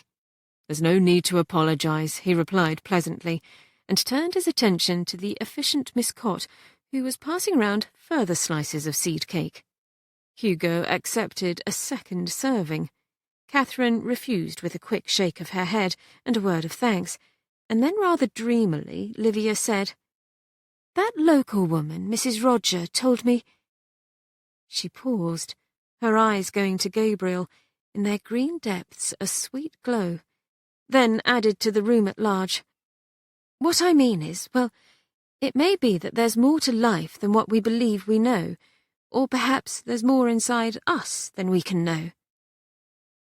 Hugo found himself watching Katherine, upon whose face came again a look of deep abstraction. Very different she'd become in these past weeks, in her new gowns and so forth, with her hair done in a simple, elegant way that revealed the extraordinary beauty of her dark, gleaming curls, which in turn highlighted the dark brilliance of her eyes, the beguiling curves of her cherry lips, all of which he might look upon but not touch. He was staring, Hugo suddenly realised, like a lovesick boy. "Speaking of pretty behaviour," said Aunt Henrietta, "our relation, Alastair Penhallow, up in the wilds of Scotland, has apparently been conducting a shocking courtship ritual. I'm told that he summoned to his castle the eligible high-born maidens of the 8 clans of Killarney in order that they might engage in a competition for his favour." "Like the one for Gabriel last year?" said Livia, with a saucy glance at her husband. "One hardly cares to imagine," replied Aunt Henrietta, "the astonishing reports of Alastair's disgraceful mode of life being what they are. Dear me, I do pity the poor woman who becomes his wife." 2nd of March, 1812. Dear Hugo, thanks very much for your letter and the £5 notes for Frank and me. I spent mine on some maps and a new cricket bat, as I cracked my old one, swinging it round in the dormitory. I may have hit the foot of my bed rather hard. And Frank bought a great fat book, Spinoza's Ethics. We're getting on splendidly here, although Greek is dashed annoying. For me, not so much for Frank. Last week, I kicked 2 goals in wall game, and so we won. About the Lent half-holiday, Owen Fitzclarence has invited us to go home with him to Northamptonshire. He's a cousin of sorts, which makes it all right, doesn't it? A capital fellow, I assure you, and wants me to tell you he's not at all like his half-brother Philip Thane, who he says is a rotter. Also, Owen's grandparents have quite a lot of horses, and he says he'll teach me how to jump. He is the heir to a dukedom, which seems rather funny as he is only 13, like Frank and me, and exceedingly short.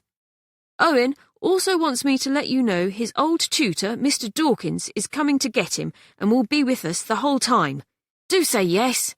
Faithfully yours, Percy. P.S.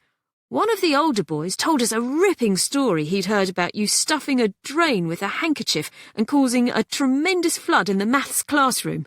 Is it true? 13th March, 1812. Dear Hugo, thank you for your letter. Yes, Owen did write to the Duke and myself, and I think it's a lovely idea for your brothers to accompany him home for the holiday. Owen will enjoy it so much. Mr. Dawkins is a thoroughly conscientious young man and will take good care of the boys. We look forward to seeing you and Katherine in town very soon. Cordially, Cousin Judith. 22nd of March, 1812. Dear Hugo, Percy and I were very pleased to receive your letter. Yes, of course we'll behave ourselves at Owen's, or I suppose I should say, more realistically, that we'll try hard to. Thank you for those £10 notes. One feels very grown up having money for travelling expenses. By the way, Percy wants me to add that you never answered about that flood in the maths classroom. I asked one of the prefects about it, and he only grinned and didn't answer. Qui tacit consentir videtur, as the Latin proverb goes. He who is silent, when he ought to have spoken and was able to, is taken to agree. Would a single handkerchief have been sufficient to entirely stop a drain? One wonders. Yours most faithfully, Francis. On a bright, frosty day, in which the barest hint of spring was in the air, Katherine stood on the porch to Sermont Hall with old Mrs. Penhallow, Livia, and Miss Cott. The last of her trunks had been loaded into the carriages. Her dresser, Ellery, had already taken her seat in the carriage they were to share. Katherine had said goodbye to Livia and Miss Cott, and now she turned to Mrs. Penhallow. "Thank you again for your hospitality, ma'am, and all your guidance. I'm very grateful to you." "I hope you enjoyed your time here." "I did indeed, ma'am." The old lady looked keenly at her, but only said, "Give Judith and the Duke my warmest regards." "I will, ma'am. Well, goodbye." Katherine started to turn away, but Mrs. Penhallow said, "Wait, ma'am. A few words of advice," said the old lady. "Not that I've always followed them myself, I'm sorry to say, but for whatever it's worth, to thine own self be true." "Hamlet," said Katherine, trying to summon a smile. "Yes. Goodbye, and good luck." Katherine nodded, suppressing once again a mad, possibly desperate impulse to hug Mrs. Penhallow, then went down the steps to the gravelled carriage sweep. Gabriel had gone with Hugo to where his horse stood ready, and they were saying their farewells. A footman helped her up into her carriage. Hugo swung up on his horse, and so began the long-awaited journey to London. They sat at dinner at a luxurious inn in Newbury, without speaking, wordless. Hugo looked at Katherine in her elegant gown of vivid blue, seeming very cool and composed to him, like a sculpture you might see in a museum or, for that matter, in Sermont Hall, all gorgeously composed and still, remote and untouchable. There came to him a memory. The two of them were on the beach. It was early morning. The sky was filled with great hurrying clouds, and the wind had whipped around them, ruffling her blue dress with insistent force. It was the day he was to leave for Eton, and on her face had been such grief, even he, a lanky, gawky boy of 12, could see it, that in a way it was worse than if she had openly wept. "Well, goodbye then, Kate," he had said, hating his own inarticulateness. "Goodbye, Hugo," she managed to say in a small voice, though he could barely hear it over the whipping wind. He had hesitated. He went a step closer and clumsily put his arms around her. She'd reached her own arms, just as clumsy, around his neck, and awkwardly they had embraced, just for a moment, and then stepped apart. "Well, Father's waiting for me," he'd said. "Goodbye again." "Goodbye." He ran back toward his house, stopping once to look back and lift a hand in farewell. How small she looked on the shore, how tiny against the vast backdrop of the ocean and sky. Her blue dress looked just like a piece of the sky. She lifted her hand, he turned away, and was gone. How strange, he now thought, to have remembered that moment from so long ago. How long had she stood there before trudging back to her house next door? The waiter came with the roast pheasant, and he accepted some and began to eat it. But the image of Kate on the beach, very small, stayed fixed in his mind. 4 days later, as Katherine walked up the steps to the Penhallow townhouse, she found herself strangely relieved to see that the front door wasn't made of solid gold.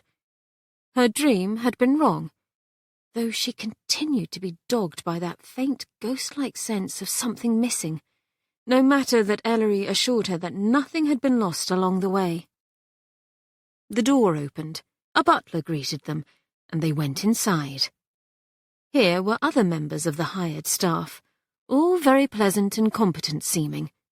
Next, the housekeeper took her around.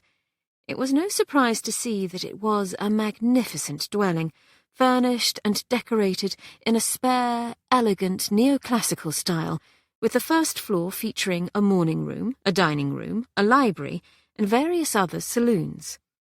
Upstairs were the bedrooms, and in the bustle of arrival, with Hugo seeing to the horses and the carriages over at the mews, and the many trunks being ferried up the stairs, and maidservants coming and going, it was easy to discreetly communicate to the housekeeper about the need for 2 separate bedchambers. Shortly she was ushered into a spacious, high-ceilinged room, very handsome and comfortable, with a door that, she learned a little later, when she was alone, connected it to Hugo's bedchamber. She knew because she tried the knob, as stealthy as any spy bent on dark deeds, and peeked into it. And she searched her own room until she found the key, slung on a green silk ribbon, in a drawer of the table next to her bed, after which she quietly locked the door. Still later she told herself, "Well, everything is going splendidly." She had looked over the heap of correspondence already awaiting her, including a note from the Duchess of Egremont, who indicated her desire to call tomorrow, and together they would craft a plan for the week. Would Katherine and Hugo care to attend an evening party at Lady Jersey's house? And what about a ball on Saturday at the Headleys? Also, Katherine put down the note and looked around the sumptuous bedchamber. Yes, everything was going splendidly. She had dreamed of this moment for quite some time. Everything was working out just as she had hoped. She wondered a little why she didn't feel happier. Maybe she was just tired from the journey. Tomorrow would be better. The Duchess was coming for one thing, and also she was going to Rundle and Bridge to purchase new jewellery for herself. But oddly, as it turned out, it didn't seem better, even though she had had a pleasant time with the Duchess, a tall, thin, elderly lady, vigorous, blunt-spoken, weather-beaten and horse-obsessed, an undemanding conversationalist with a slightly distracted air, which Katherine attributed to her concern over her quasi-grandson, the notorious Thane. His mother, Almira Thane, had accompanied the Duchess. She was, as old Mrs. Penhallow rightly said, a pretty middle-aged woman, tremulous, chattery, easily moved to tears and just as easily cheered. And now here Katherine stood before a counter at London's premier jewellers, waited upon by not only 2 attentive clerks, but also by Mr. Bridge himself. When the Brookes last year sallied into the store, occasionally a second clerk joined the first in order to help with the Brookes' many purchases, but never did Mr. Bridge join them. For Mrs. Hugo Penhallow, however, why, that was a very different thing, Katherine knew. She looked at the glittering necklaces, the pretty aigrettes, the sparkling rings, bracelets, brooches and earbobs. She could choose anything she wanted. Nobody to tell her she must have this or that. Now was her chance. She thought about all those new gowns at the townhouse, carefully unpacked and stowed away by Ellery. One wore jewellery with such gowns. It was expected. Everyone did it. Father had provided her with a great deal of money. She could afford to buy half the store if she wished. Katherine lowered shoulders which she realised had been held rather high. "Yes," she said, pointing to this and that. "Yes," and again, and again. Lady Jersey's crowded, brightly lit drawing room. Noisy, cheerful, even a little raucous.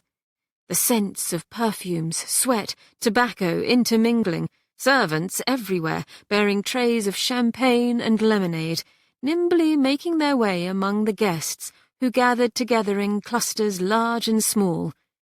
Hugo watched as Katherine, striking in her crimson gown and rubies, stood in the centre of a group of people, talking, laughing.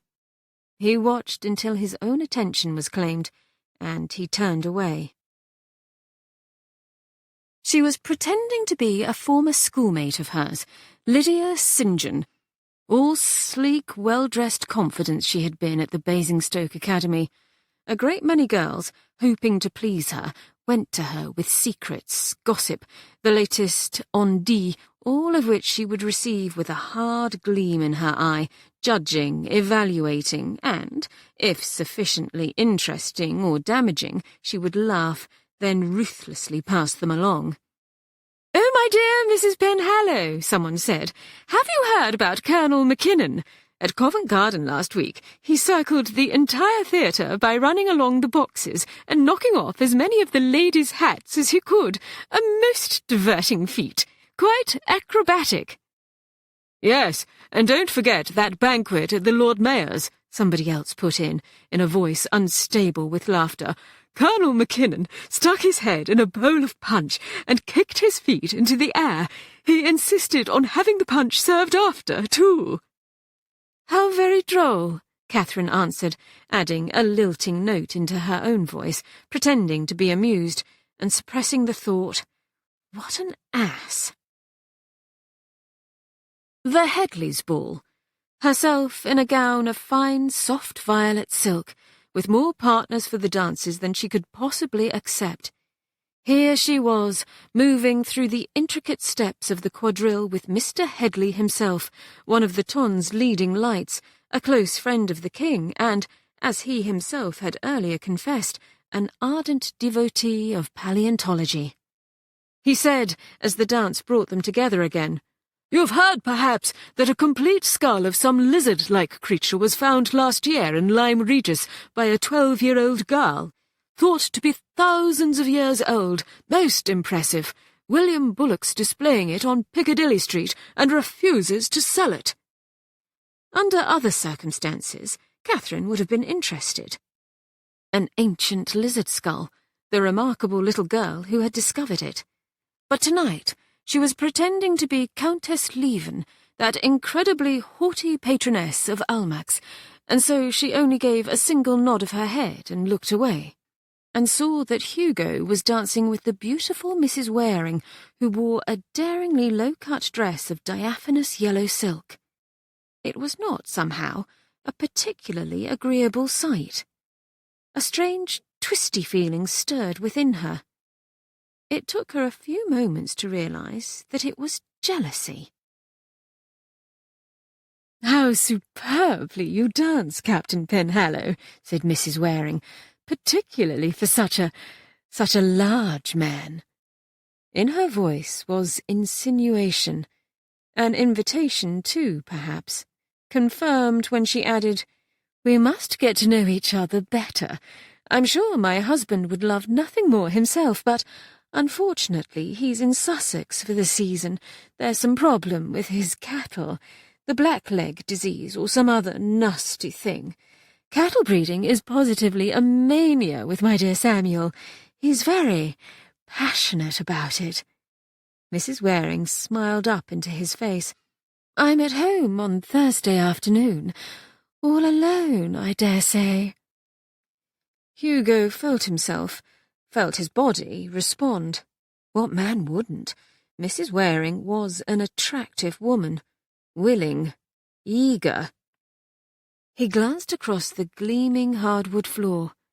There was Catherine, chin lifted proudly, dancing with Lawrence Headley as though she hadn't a care in the world. It seemed difficult, impossible, to remember the Catherine who lay in her bed at that inn, exhausted and ill, stretching out a hand to be clasped, or the Catherine who had, at Sermont Hall, given herself to him with such sweet abandon. The black, sorrowful sow threatened once more. A siren's song now tempted. Quite a few men of the beau monde in his position would have accepted Mrs. Waring's invitation without a second thought. Here again, if he were a different sort of person, if he were to change himself into another kind of man, with a more loosely held set of morals, he would say yes, and go to her house on Thursday, and, very probably, as often as he liked. No one need ever know. Hugo looked down again at Mrs. Waring. "Thank you," he said, "but I've another engagement that afternoon." And luckily it was true. Cousin Judith was considering the purchase of a pair of carriage horses, matched bays, and wanted to consult with him about it. So, at least, Some sort of small consolation. He didn't have to lie. Chapter 12 28th of May, 1812. Ma chère Catherine, according to the newspapers, the court announcements, and the reports of our wide and illustrious acquaintance here in Bath, so extraordinarily well informed they are, you and le plus cher Hugo have been in London nearly 2 months, and in the Penhallow townhouse, no less. Félicitations à vous! Naturally, I should have liked to hear from you directly, but I dare say you are très occupé with countless engagements. We are told that you are seen everywhere under the aegis of the Duke and Duchess of Egremont, at Almack's, at Carlton House, at the most exclusive dinner parties, assemblies, breakfasts, and balls. Bien joué! Your father and I are, naturellement, extremely busy ourselves, as we receive more invitations than we could possibly accept. We, too, are seen everywhere, at the assemblies, concerts, lectures, fashionable excursions, et comme ça. I declare I am all a whirl. And next year, pour être sûr, London. I remain, etc., Mother. P.S. Your father wishes me to inform you that last week he received a cheque for £4,300 from the Batavia-Jakarta Joint Stock Company, its annual dividend for a £500 investment. He thinks you and cher Hugo ought to invest also, before the initial sum requirement is raised.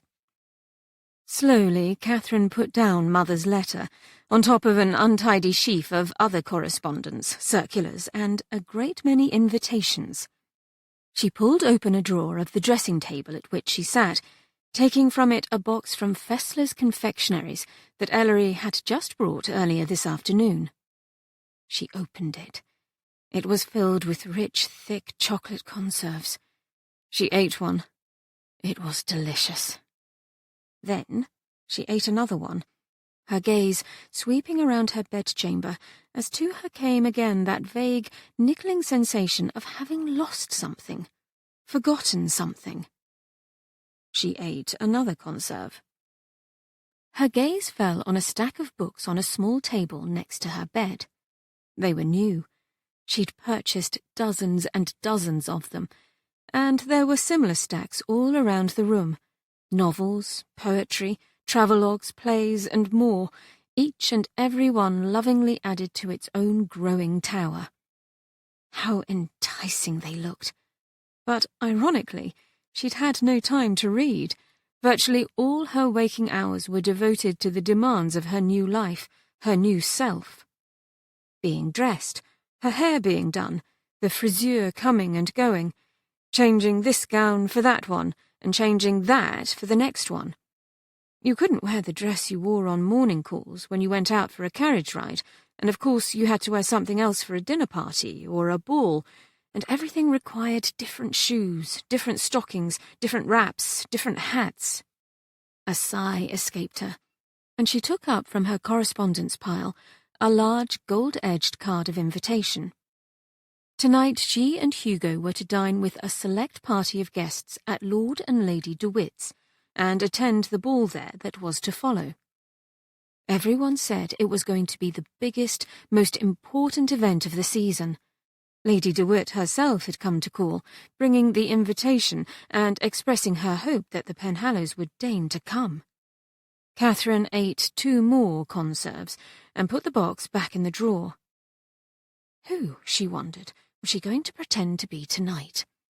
At those parties and balls, breakfasts and picnics, about which Mother had written so approvingly, she had already tried being Queen Charlotte, calm, civil, a little distant.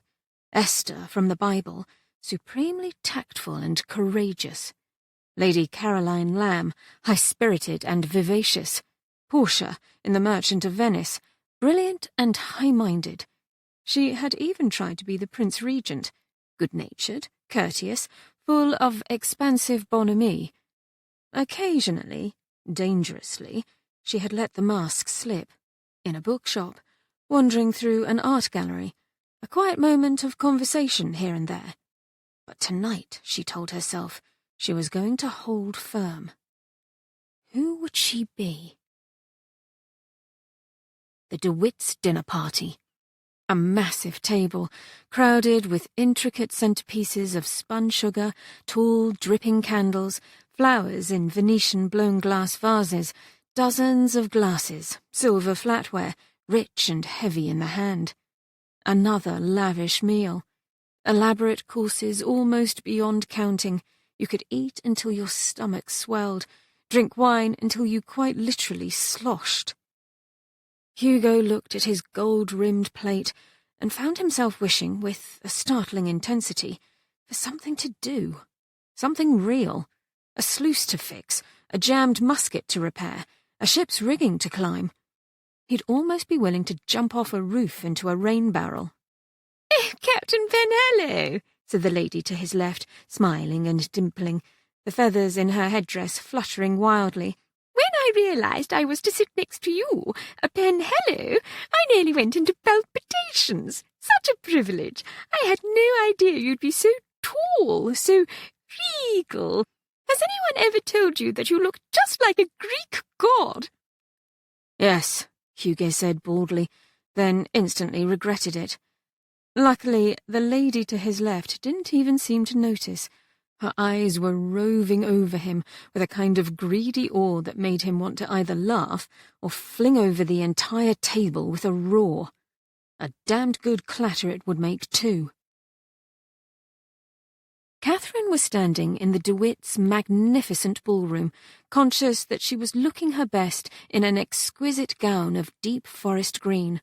Around her neck and wrists, tasteful, elegant chains of sparkling emeralds.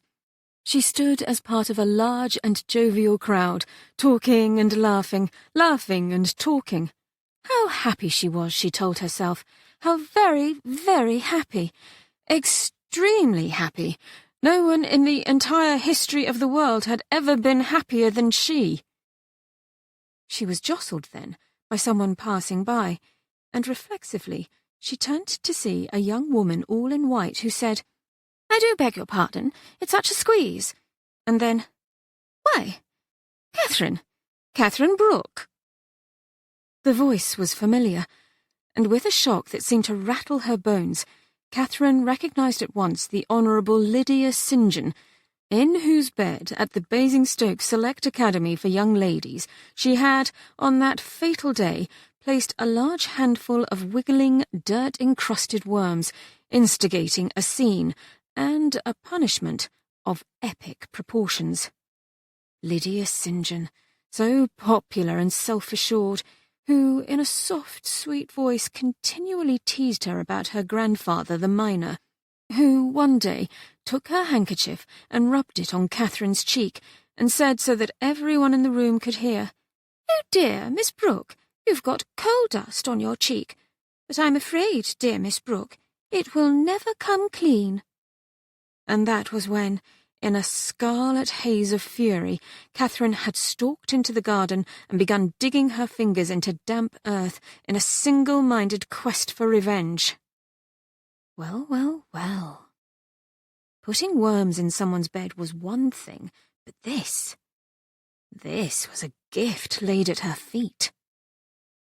A singular moment in which it all came together, a moment when she, at last, need no longer feel inferior to the girl who had tormented her year after year, whose sweet voice had made her sometimes sit in her room with her hands pressed over her ears in a futile attempt to drown out what Lydia had that day said.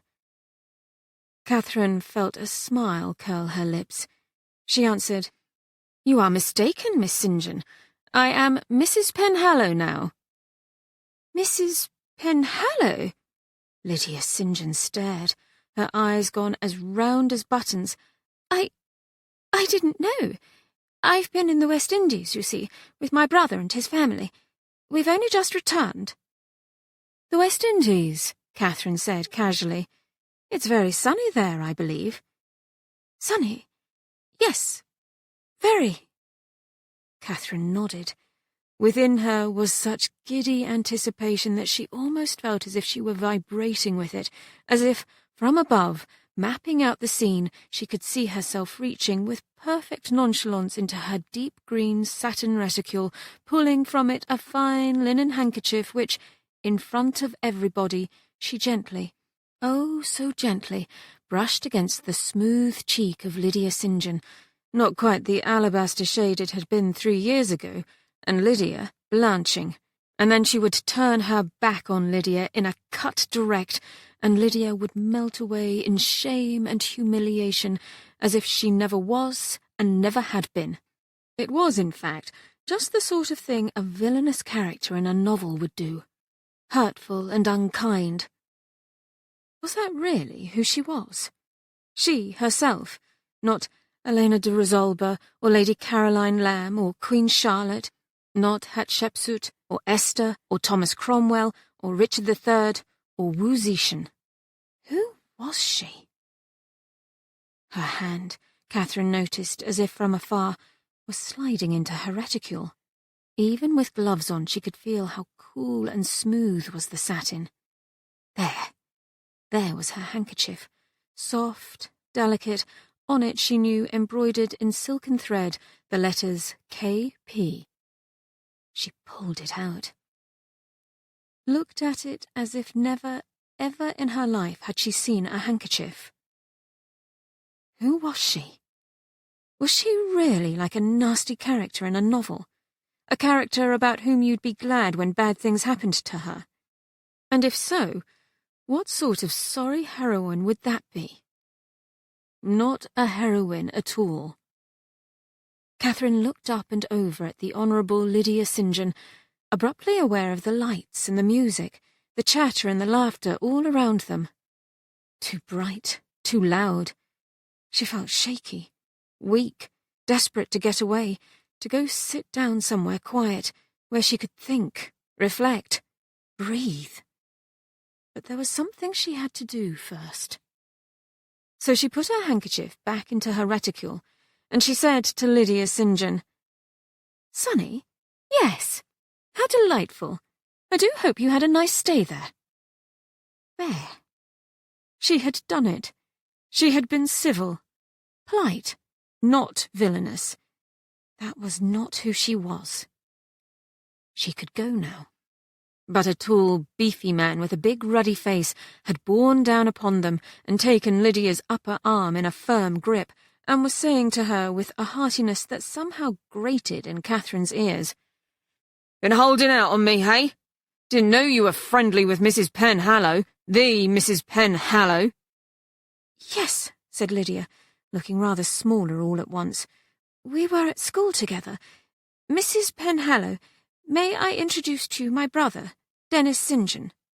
"An honour, ma'am," said Dennis St. John, looking very much as if he wanted to seize Catherine's hand and press it hard, or, worse, kiss it. Catherine clenched her fingers on the silken strings of her reticule, which, perhaps, deterred him, but still he went on, undaunted. "Yes, indeed, quite the honour to meet you. Well, isn't this cosy, you knowing little Lydia here? Speaking of honour, you know I'm an honourable, of course. My father's a baron. Not that that's anything to a Penhallow, naturally, but still, it's not nothing. Been in Jamaica, you know, overseeing the family plantation. Brought Lydia along. A planter friend of mine had expected. Well, that's neither here nor there. Dare say the two of you will be wanting to renew your friendship, hey? Go for drives in Hyde Park, strolls through Richmond, that sort of thing. Let the world know and all that." He gave Lydia's arm a squeeze, and she opened her mouth to reply, but was interrupted yet again when the Earl of Westonbury came to Catherine's side, reminded her that she was promised to him for the country dance, which had begun to form, and she was swept away, leaving the St. Johns behind. She and the Earl had nearly joined the set, and Catherine saw Hugo escorting his partner, Lady de Courcy, onto the floor. Her ladyship looked up at him, smiling, her arm intimately through his. Catherine's heart gave a hard thump, and she put her hand to her chest, as if to subdue a painful, twisty ache. For a wild, rash moment, she wanted to dart over there, shove pretty Lady de Courcy aside, and take her place in the dance with Hugo. But even if she really intended to do such a deranged thing, she didn't know if she had the strength for it, as her legs still had that odd, trembly feeling. The noise of the ballroom seemed almost to be hurting her ears. She paused and said, not as Shakespeare's Portia or Elena de Risolba or Cardinal Wolsey, but as someone who ached for a moment of quiet. She said to the Earl, "My lord, would you excuse me? I'm afraid I'm a little tired and must sit down." "Of course, Mrs. Penhallow," said the Earl at once. "May I bring you some ratafia or lemonade?" "No," she answered, trying to smile. "Thank you, my lord. I'm just going to... if you'll excuse me." And she slipped away to the open French doors, out onto the terrace. Oh, it was cooler here, blessedly quieter. But there were still other people about, so she went down the shallow, broad steps onto a gravelled path, went past the ornamental garden with its beautifully tended shrubs and large plashing fountain, then alongside the lengthy, narrow kitchen garden, and finally, her steps slowing, she came to the DeWitt stables. It was quiet, calm, deserted. A horse nickered, another horse answered, and then there was blessed silence. Toward the end of the building was a wooden bench, and gratefully Katherine sank down upon it, propped elbows in her lap, let her forehead sink onto open palms. Her mind was whirling with images, coming at her faster than she could process them. Hugo dancing with Lady de Courcy, dancing with Mrs. Waring, and so many others in other dances at other balls, so many of them these past weeks in London. Attractive, charming women looking up into Hugo's face with an eager willingness. She, Katherine, had observed it, time and time again, as if watching a play from the very top tier, very far from the stage, as if it didn't matter to her. She had looked, but she had not seen. Katherine repressed a groan, her forehead drooping heavily onto her palms. Our very eyes, said Shakespeare, are sometimes, like our judgments, blind. Yes, she had been blind, wilfully, stubbornly blind. "Oh, Philip," came a woman's voice from around the corner of the stable, followed by a low, breathy laugh, and Katherine, startled, lifted her head. She had been sure she was alone. The woman went on, "Do hurry up. My husband will notice I'm gone." "It's just this cursed slip of yours getting in the way, Letitia." "I'm Lucretia." "Whatever you say, my dear. Ah, here we go." "You're tearing it." "Must you caterwaul, Letitia? You spoil my concentration." "It's Lucretia." The woman's voice rose to a muffled shriek, then subsided into a gratified moan, and Katherine belatedly realized what was happening just around the corner. Rapidly, she stood up, and the bench gave a rather loud and piercing creak. She froze. "Philip, stop," came the woman's voice, urgent now. "Did you hear that? There's someone near." "So what? I don't mind an audience." "I do. Stop it." "Very well. What a bore you are, Letitia. I wish I could remember why I took up with you in the first place." You cad! And it's Lucretia!" A few moments later, the woman, skirts more or less in place, flounced around the stable's corner, checked for a moment when she saw Katherine, then hurried past her, head down, toward the DeWitt mansion, even as her partner sauntered into view, calling, "Sorry about the slip," before stopping and, rather than scurrying away in embarrassment, looking Katherine up and down with a lazy, brazen lack of hurry. He was a tall, loose-limbed man, dark-haired and dark-eyed, seeming to be in his late 20s. Not conventionally handsome, but there was something about his sublime confidence that caught the eye. As if he was so pleased with himself, he was sure you would be too. "Hello," he said. Like to eavesdrop on other people's naughty activities, do you?"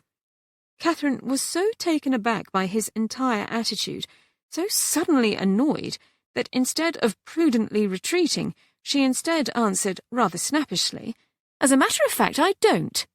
"Really? Still, it wasn't very nice of you to hang about like that."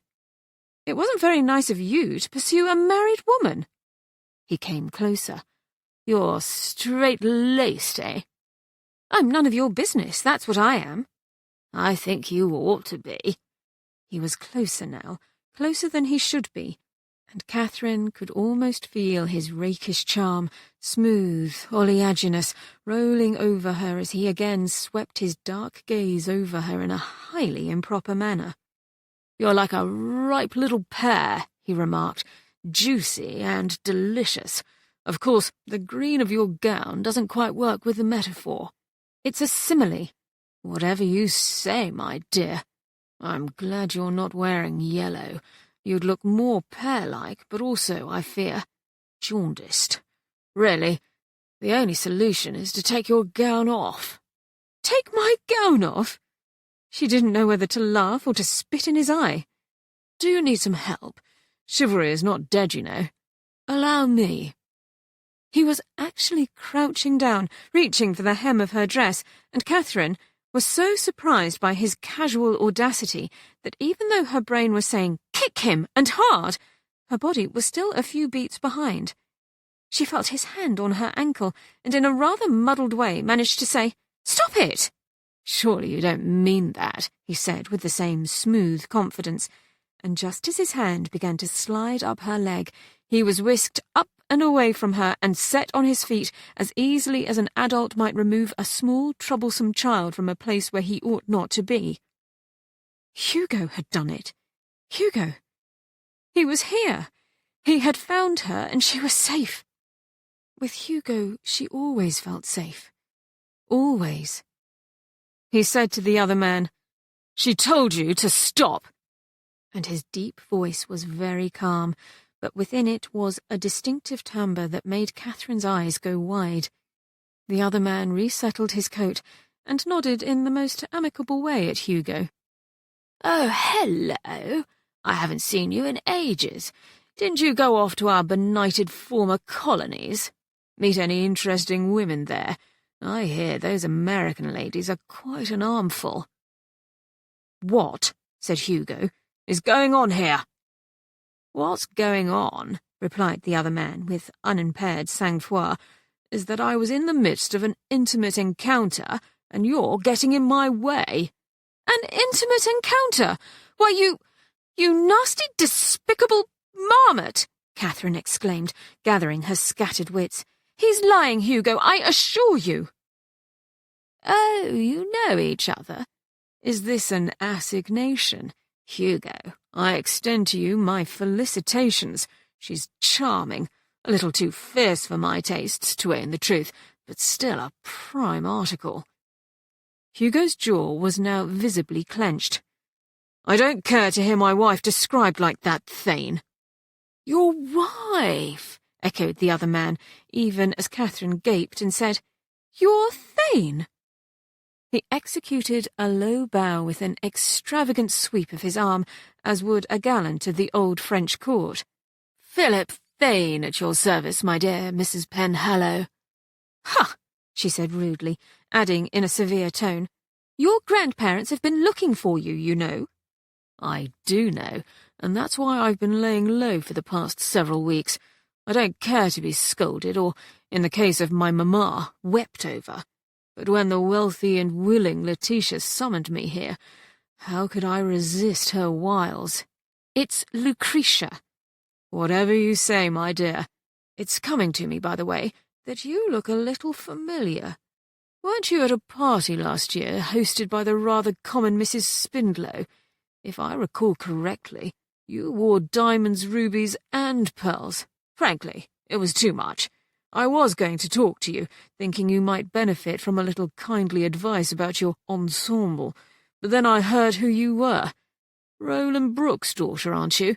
She scowled. "Yes." "I took nearly £100 off him that night at piquet. He fancies himself quite the Captain Sharp. If I were you, I'd tell him to leave off the cards. When I desire your counsel, Mr. Thane, Catherine said coldly, I'll be sure to inform you. Oh, do call me Philip. We're more or less cousins after all. He swung around to Hugo. So, you caught yourself an heiress, eh? That's very well done of you. Speaking of heiresses, I've got my eye on a promising one myself, only her cursed parents have carried her off to Tunbridge Wells, and I'm a trifle low on travel funds at the moment. Any chance you could lend me a small sum, now you're rolling in the stuff? A few £100 would set me up nicely. Hugo gave him a level look.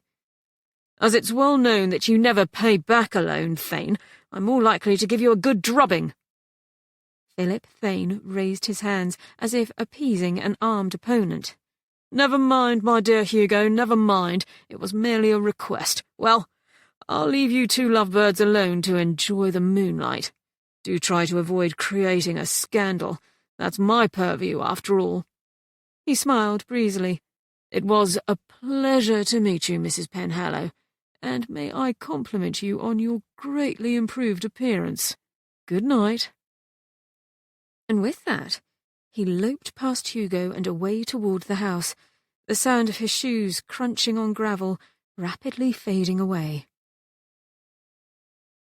Catherine said quickly, "Oh, Hugo, you know he was lying, don't you, with his ridiculous story of an assignation?"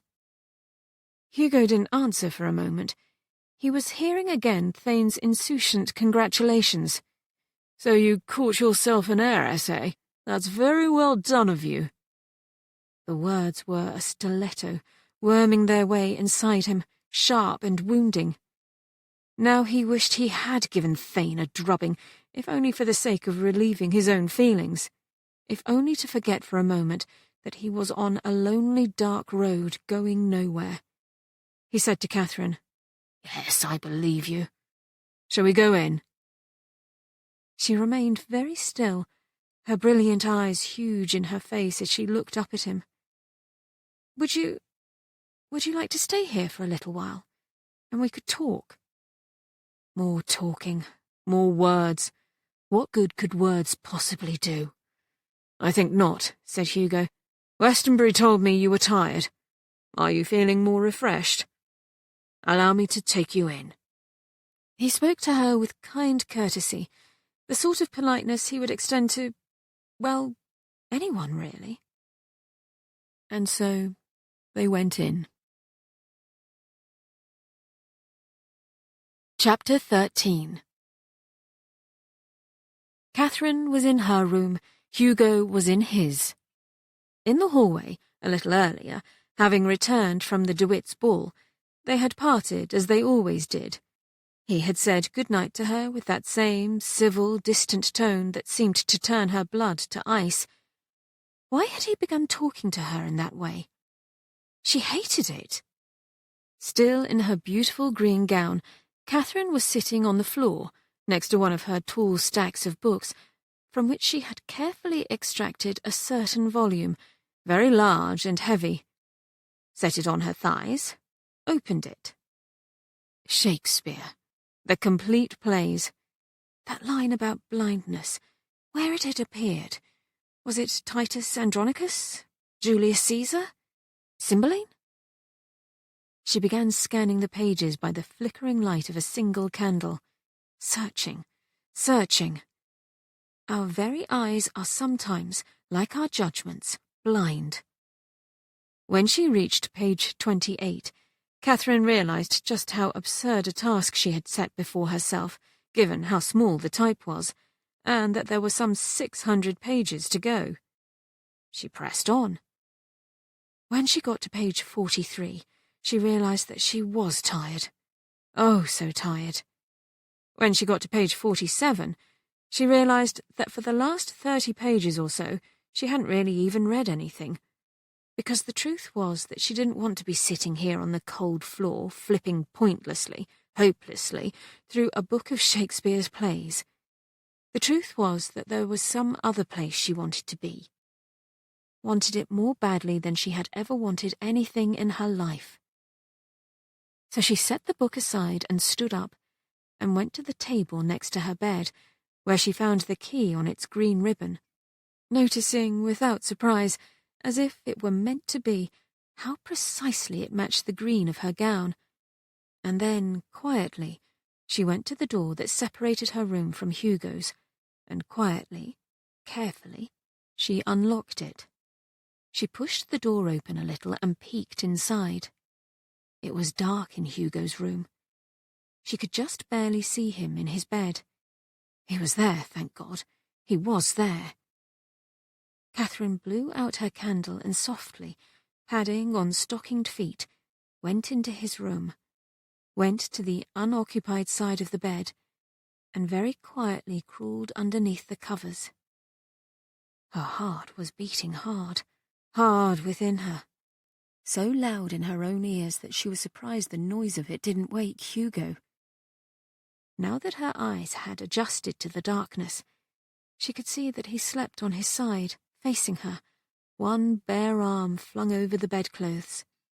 She looked as if for the very first time at him, at the strong lines of his face, that perfect straight nose, the firm jaw, his hair, slightly rumpled, which in the light would shine like gold.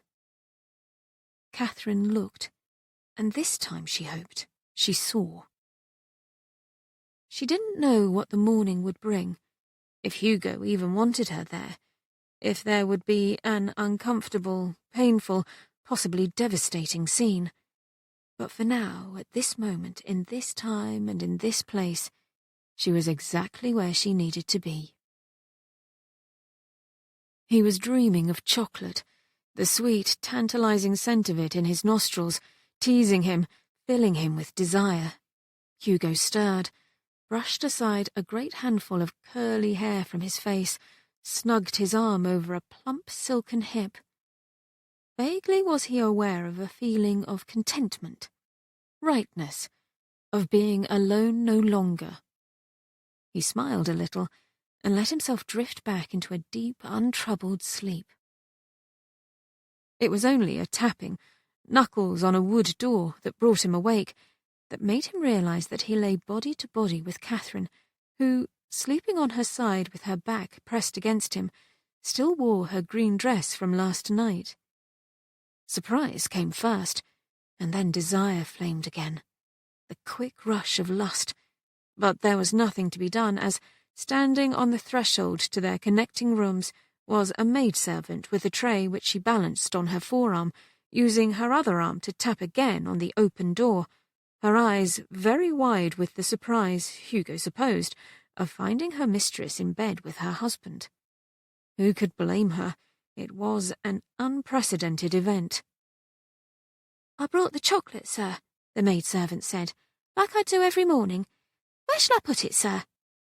"On the table next to me, please," he answered, and she complied, then bobbed a curtsy and went back to the connecting door, closing it so slowly and with her eyes fixed upon them with such fascination that he wanted to laugh.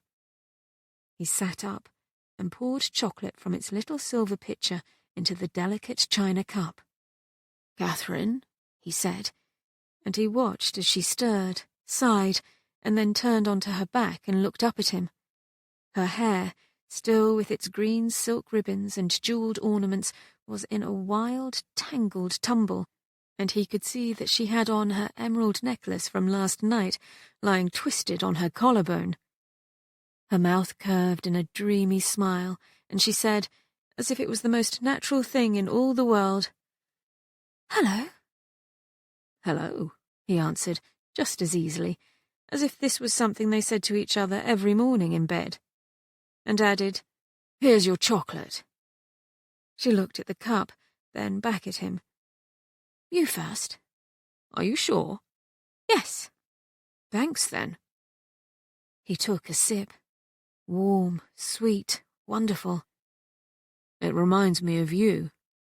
"What does?" "Chocolate. The scent of it. Here." He held out the cup, and Katherine sat up to accept it. Her green ball gown was rumpled, the neckline was askew, and one puffed sleeve had slid haphazardly down to reveal the soft white skin of her shoulder. She looked, he thought, wonderful. She sipped at the chocolate, then held the cup out to him. "Your turn." "But it's yours." "Let's share it." She was sitting very straight, and he saw that her expression was no longer sleepy, dreamy, but alert, determined. He took the cup. "Thanks." "You're welcome. Hugo, I have something I want to tell you." She reminded him suddenly of how she'd been that night at the inn, words wanting to spill out about that ghastly school of hers, the music instructor, the so-called reflection room. "Boxes concealed, boxes revealed," he said. "What is it, Katherine?" She had flushed a vivid red. "Hugo, sometimes I have a scent of chocolate about me because, well, I like to eat it." "Oh, is that why?" "Yes." Her face was even redder, her lips compressed, and so, in the spirit of helpfulness, it seemed only decent of him to add, "I like chocolate also." "Yes, but I like it very much." "I too." "No, I mean I like it a lot." So might a shamed penitent in the confessional admit to criminal acts. He said, "Is there anything wrong with that? I've been known to eat spring lamb till I was ready to burst." "Yes, but I love chocolate." "And so?" He handed her back the cup. She stared into it, then up at him, and hurriedly said, as if afraid her nerve would fail her, "My mother told me I couldn't have it. I've been sneaking it for years." It seemed, on the face of it, rather a small thing, but then again, you couldn't know unless you walked in another person's shoes. "If you expected I'd be shocked, I'm not." She was silent. Then, "Have you ever done anything like that?" He smiled, just a little. "Surely you've not forgotten the time I tried to sneak a pair of impures into my dormitory?" "Oh," she knit her brows. "Yes, I remember. You told me about it the night before we arrived at Sermont Hall. I was a trifle drunk, as I recall." "You were well on the way. Hope you won't feel bad about that, either." "There's so much to feel bad about." Katherine gave another sigh, on her face now an expression of such sadness that he seemed to feel it within himself, heavy and dark. She went on, "Do you want to hear about my books?" "Your books? You feel bad about them also?" "I've been sneaking them for years, too. You remember my maid, Celeste?" "Yes, of course." "We had our own little smuggling scheme, books and chocolates. I paid her, and somehow she got them for me, whatever I wanted, from all over the country, even from abroad." Hugo couldn't help it. He laughed. "Katherine, I'm impressed." She was staring at him. "Impressed?" "Very. How delightfully clever of you. Wish I'd been as practical. Instead of smuggling in cows and ladies of the night, should have been sneaking importable things like spirits and cheroots, just to try them. Now drink your chocolate before it gets cold." Looking a little dazed, Katherine obeyed. He took the cup and put it back on the tray, then tucked up a pillow so that she could lean back against it, and did the same for himself. "Comfortable?" "Yes." "Good. Is there anything else you want to tell me?" "Last night," she said, then stopped. "What about last night? Still worrying about our awful cousin Thane?" "No. He is awful, isn't he? But last night, you didn't want to talk." "Last night," he said, "was a long time ago." She took this in and slowly nodded her head. "Hugo, I want to thank you for coming when you did. You were very heroic, lifting Thane up like that." "Heroic?" He laughed. "Hardly. A bit of brute strength, that's all." "It seemed heroic to me, so thank you." "You're welcome." "And you don't mind my being here?" "No. I'm glad you came." Hugo was smiling at her, and Katherine felt her spirits lifting in a giddy, rushing swoop upwards. Physiologically impossible, of course, but the sensation seemed very real, wonderfully real. Yesterday evening she had been afraid that Hugo would never smile at her again. It would be like living in a world in which the sun had been blotted out, desolate, hopeless. Last night was a long time ago, and today was a new day, filled with possibility. Katherine pushed back the bedclothes and scrambled out of bed, went with eager steps to the windows and flung back one of the curtains. Bright sunlight flooded the room. She turned back around. Yes, Hugo's hair illuminated to gold, the blue of his eyes like a Grecian sea. He was naked to the waist, and probably everywhere. I'm glad you came. The word came, Katherine thought, feeling warm all over, had multiple meanings, some of them more immediate than others. Hugo said, "You're getting up, then?" "No, I'm coming back to bed," which is what she did. She knelt next to Hugo, her gown splayed about her. Coming, to come. Is that all right with you? He looked at her for a long moment. Yes. What do you want to do? The answer, the idea, bloomed inside Katherine, as beautiful as a flower in spring. This. She brought herself closer, put a hand on his shoulder, lowered her face to his. Lightly, lightly she touched her lips to his mouth, connected the two of them in this powerful, intimate way, and without hesitation she tilted her head to allow the kiss to deepen into something that was urgent and needful, and hot and wet, and tongues and teeth, and Hugo making a delicious growling sound in his throat, redolent of both satisfaction and hunger, and his hands coming up to slide around her, and everything that was simple, honest, real, good. When at last they broke the kiss, she was breathless and smiling, and oh, how happy Hugo looked. That beautiful flower bloomed and opened wide within her. She said, "Second, I want to do this." She sat up. With unhurried deliberation she touched him. In a long caress, slid her hands from his shoulders down the warm, muscled length of his arms, up again, then down along the broad, hard planes of his chest, the sculpted lines of his torso, his flat stomach. It was as if her palms and fingers, sensitive, alive, weren't just feeling him. They were seeing, knowing him, and knowing he liked what she was doing, maybe as much as she liked it too.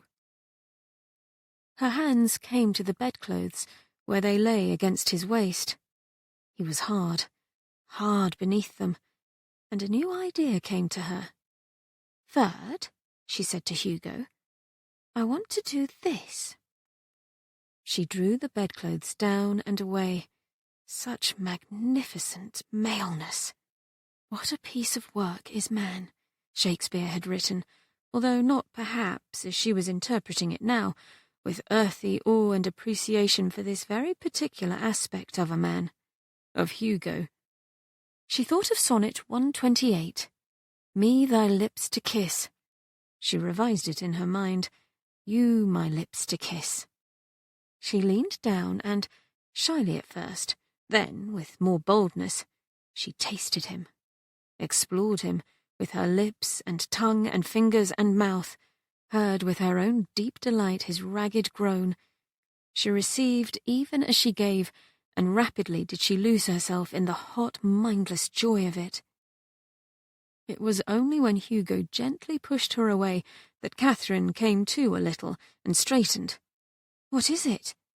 He raked his fingers through his hair. "You'll have me toppling off the bed in a moment." "In a good way?" "In a very good way." "What do you want to do now?" She thought. Then, "This. Fourth thing." She pulled from over her head the emerald necklace, let it spill like water on the far side of the bed. Then her bracelets, too. "My gown. Will you unlace it? Yes. Hugo sat up, and she twisted around, marvelling in some distant part of her at the miracle of how easily she did it, how the pain had entirely gone. She could feel her gown loosening, and when he said, "It's done," she turned back around, hitched up the hem, and tugged her gown up and over her head, and then her shift too. She was rewarded by his smile, the fire in his eyes, by every taut line in his body. He said, "What's the fifth thing?" This. She lay back with cat-like indolence upon the rumpled bed-covers. Lying sideways on the bed. Now you are shocking me. Somehow I doubt that. He laughed. And now what? Sixth thing. She opened her legs wide for him and smiled when his body told her exactly how he felt about that. He came to her then, brought himself sliding above her and against her, kissed her long and deeply, all the while, and how was it even possible to feel so much? With seemingly every atom, every particle of her, everywhere. All the while she was aware of, delighting in, the contrast between his hard chest, flecked with golden hair, and her own chest, her breasts so smooth and soft, the contrast between his iron-hard legs and her soft, fleshy ones, the contrast between him, all hard and erect and utterly male, and herself, all soft and yielding, and so very ready. Male and female, he and she, Hugo and Katherine. Us together, she thought, and said out loud, "Seventh thing," sliding her hand down between them, reaching for him, eagerly guiding him closer, closer, and into her at last. Later, much later, when they had done, and their bodies were slick with sweat, and the room was quiet again, Hugo rolled onto his back. He unhooked a long spiral of Katherine's hair from around his ear and took a moment to orient himself. Somehow they had ended up with their heads at the foot of the bed. His feet were on Katherine's pillows. "I say," he said, in a tone of deep appreciation, "that was something like." Katherine turned onto her side and brought herself closer, sliding a warm, soft arm over his chest. "Yes, it was." She gave a happy-sounding sigh. "Thank you." He laid his hand over her forearm, where it rested atop the scar from the sharpshooter's bullet, all nicely healed. "If it comes to that, I should be thanking you. I'm glad you don't find me unappealing anymore." "You? Unappealing?" She lifted her head to stare at him. "What do you mean?" "I've had that impression quite a lot these past months." "Oh, no, it's not true, at all. I'm sorry you've thought so." Katherine raised herself up so that she could reach his mouth with her own, and kissed him with such ardour that he had no doubt that she meant it. This, Hugo thought, returning her kiss, was a new and promising box revealed. He brought his hands down along the length of her back and to the fulsome, exquisitely feminine curves of her waist and hips and thighs. Suddenly she pulled away. "Hugo, this can't be bad." "Bad?" he echoed in surprise. "What can't be bad?" "This." Her glance encompassed him, herself, the rumpled bed. "What was explained to me as the conjugal obligation. It was about duty, Hugo, not pleasure or fun. And after my little, contretemps with the music instructor, and I was told how low and bad I was to want such a thing, well, I believed it for a long time. But now—" Katherine took a deep, deep breath and let it out on a slow exhalation. "But now I think they were wrong. I think this is good. I know it is." "I agree," Hugo said, smiling, and lazily he stretched. Speaking of good, he hadn't felt this good in a long time. Maybe he'd never felt this good before, in fact. He laced his fingers together and put them behind his head. "Well, Katherine?" Well, what? What do you want to do now? She looked thoughtful, and then she smiled. I'll be right back. She got off the bed, and he watched as she went to the door between their rooms and, opening it, went inside. God in heaven, that bottom of hers. Sweet, sweet lust was running rampant through him again. And she could tell, too, when, returning with a green and yellow striped pasteboard box, she looked down the length of him and smiled again. She got back onto the bed, drew close to sit near him, and said, 17th thing. We're up to 17 already. Yes. Quite the morning, Catherine. Yes, and it's not over yet. She put the box on the bed next to her. Opening the lid, she took from it a dark square. Is that a conserve? He said. I haven't had one in ages. And then it hit him. Catherine wasn't secretly indulging in her affection for chocolate. Here she was, quite literally revealing to him a box. Yes. Would you like one, Hugo? I would, thanks. He reached for it, but instead she brought the chocolate square to his lips, while with her other hand she lightly caressed his cock. He groaned, but with pleasure, sweet chocolate in his mouth, fire everywhere else. After a while it occurred to him that two could play at that game. He sat up. To her he said, "Lie down." Why? Her eyes were sparkling. You'll see. If you insist. She lay back, with such languorous slowness that he almost shoved the green and yellow box off the bed and had her then and there. But he reminded himself that patience is a virtue. He took a conserve from the box and offered it to her. She looked at it, and up at him, and then she bit into it, smiling with such devastating sensuousness that again he had to restrain himself. Patience. "It's good, isn't it?" she said. Very good, he answered. He took a small bite of the conserve, allowed his saliva to moisten the rest of it, and with the same languid slowness she displayed in lying down, he rubbed the conserve around the pretty pink areolae of her breasts. She quivered. "Oh, Hugo." He didn't stop. "Yes, Catherine." "Oh, Hugo." "Yes." But apparently that was all she had to say at the moment, and he saw with gladness how her arms and legs went taut and her face very flushed.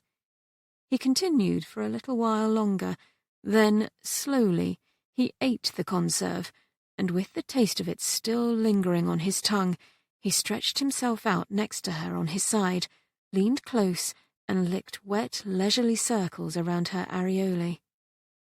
"Oh, Hugo." "Yes." 18th thing. He laughed softly, then took a sweet, luscious nipple into his mouth and suckled it, enjoying a great deal the breathy little noises she was making, and even as he sucked harder, he slid a hand down between her legs. She gasped, 19th thing, and arched herself up to meet his fingers. "It's remarkable how you haven't lost track of your numbers," Hugo said admiringly, then brought his mouth to her other nipple and sucked hard at it, too. And then he moved down, down until his head was between her warm, fragrant thighs, and another taste, musky and feminine, was there for him to savour. "My God, you delicious armful, you beauty," said Hugo, his voice a little rough. "You're better than chocolate," and slid his palms beneath her to bring her yet closer to him. "Am I really?" she answered, rather jerkily. "Infinitely better." "Oh, good. Oh, Hugo, that's good." 20th thing? "Yes. Oh, my God, yes." After, they had breakfast in bed, and after that, Catherine entertained them by reading out loud from her new copy of the Canterbury Tales, which made them both laugh quite a bit, and then they made love again, and then they took a nap. It was early afternoon when Catherine, lying close to Hugo, drifted slowly up into consciousness. Fragments played in her mind's eye, something between dreams and memories. Last night, the DeWitts' ballroom, crowds of people, being jostled. Lydia St. John, her tawny good looks seeming surprisingly faded for one so young. A big hand around her slim upper arm, a loud, hearty voice and a big red face. Who? Oh yes, her brother Dennis. Dare say the two of you will be wanting to renew your friendship, hey? Let the world know and all that. The big hand, squeezing hard. Revulsion rippled through Katherine, and she remembered now the look of helplessness in Lydia's light brown eyes. She sat up suddenly, pushing her hair off her face, and Hugo woke up. What is it, Katherine? Hugo, I want to call on someone, and I'd like it if you came with me. Would you? Of course. When? Now. Chapter 14. The St. Johns were staying in Upper Wimpole Street. What a wonder a good butler was, thought Katherine. What an astonishing font of knowledge. And by 4 o'clock she and Hugo, having quickly bathed and dressed, arrived in their carriage. It was a genteel neighbourhood, but was by no means considered one of the better addresses among the ton. So when the butler obsequiously ushered them into the empty drawing-room, Katherine was surprised to see how elegantly furnished it was. She and Hugo had been seated for only a little while before Dennis St. John hurried in. In his wake, both an angular, fashionably dressed woman and his sister, Lydia, who looked at Katherine with a kind of cringing expression so very, very different from the one she had habitually worn at school. Katherine recognised the expression at once. It was one she knew all too well. It was shame. Well, well, if this isn't an honour! Exclaimed Dennis St. John, bringing the angular woman forward and introducing her as his wife. He glanced around the empty room and said, with the heartiness that Katherine disliked more and more, Can't think where everyone is. Usually we're mobbed with visitors, aren't we, Mrs. St. John? His wife simpered. Oh yes, mobbed, and constantly. All sorts of important people, the best people. Dennis St. John directed a glowering look of reproof at his wife before breaking again into a wide smile and saying to Katherine and Hugo, No one as important as you, of course. Penhallows are better than dukes, everyone says so. Well, well, and so you've called on us. Quite the honour. You there, Lydia. Don't just stand there like a ninny. Ring for some refreshments, hey? Listlessly, Lydia did as she was told, and Katherine had seen enough. She rose to her feet and said, Miss St. John, it's been so long since we've seen each other, and I should enjoy a little tete-a-tete with you. Perhaps we might go to your bedchamber. That look of shame intensified, but before Lydia could answer, Dennis St. John hastily put in, Oh, there's no need to do that, Mrs. Penhallow. You and Lydia can enjoy a comfortable coze right here. Reminiscences from the good old days, plans to make, bosom companions. Isn't that right, Lydia? There's a window seat over there which would be just the thing. No, said Katherine, as imperious as Henrietta Penhallow in her haughtiest mood. I would prefer to go upstairs with Miss St. John. She went to Lydia, put her arm through hers, at the same time flashing a quick glance at Hugo, which she hoped communicated, Hold the fort here, please, and was glad to see the look of instant comprehension in his eyes, and the slight, martial nod of his head. Plainly flummoxed, Dennis St. John shot an angry look at his hapless wife, then went to the bell-pull and yanked hard upon it, muttering under his breath, Where's that butler, damn his mangy hide? Katherine, satisfied, swept Lydia out of the drawing-room, then followed her lagging steps up a flight of stairs onto a landing, sunless and not very clean. About halfway down the corridor, Lydia opened a door and stepped aside to let Katherine in. It was a mean little room, cheaply furnished with a narrow iron bedstead, a small armoire, a rickety-looking dressing table, and a single chair. The contrast between the drawing-room below and this dismal bedchamber caught Katherine off guard, and she frankly stared. At school, Lydia St. John was known to be the daughter of a very wealthy baron, long established on the vast family estate in Kent, a fact which Lydia herself had frequently mentioned. "Well, have you seen enough, Mrs. Penhallow, or would you like to stay and gloat some more?" Lydia's voice was bitter. "Gloat? No!" Quickly, Katherine turned to her. "It's just that—" There was no tactful way to say it, but Lydia stepped in. "Yes, there's quite a difference between the public rooms and the private ones." Lydia smiled without humour. "The St. Johns have fallen on hard times, Mrs. Penhallow, but my brother Dennis is doing everything he can to conceal it." She pulled out the chair and gestured to it. "Would you like to sit down? I promise you it won't break. I know, because Dennis has sat on it many times when he comes to lecture me, and he's quite a substantial man, isn't he?" Katherine sat down and waited until Lydia had sat on her bed opposite her.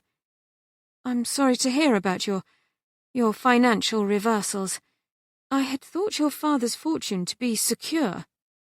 "It might have been, had he not passed into his dotage, a hateful drunkard, and allowed Dennis to take over its management.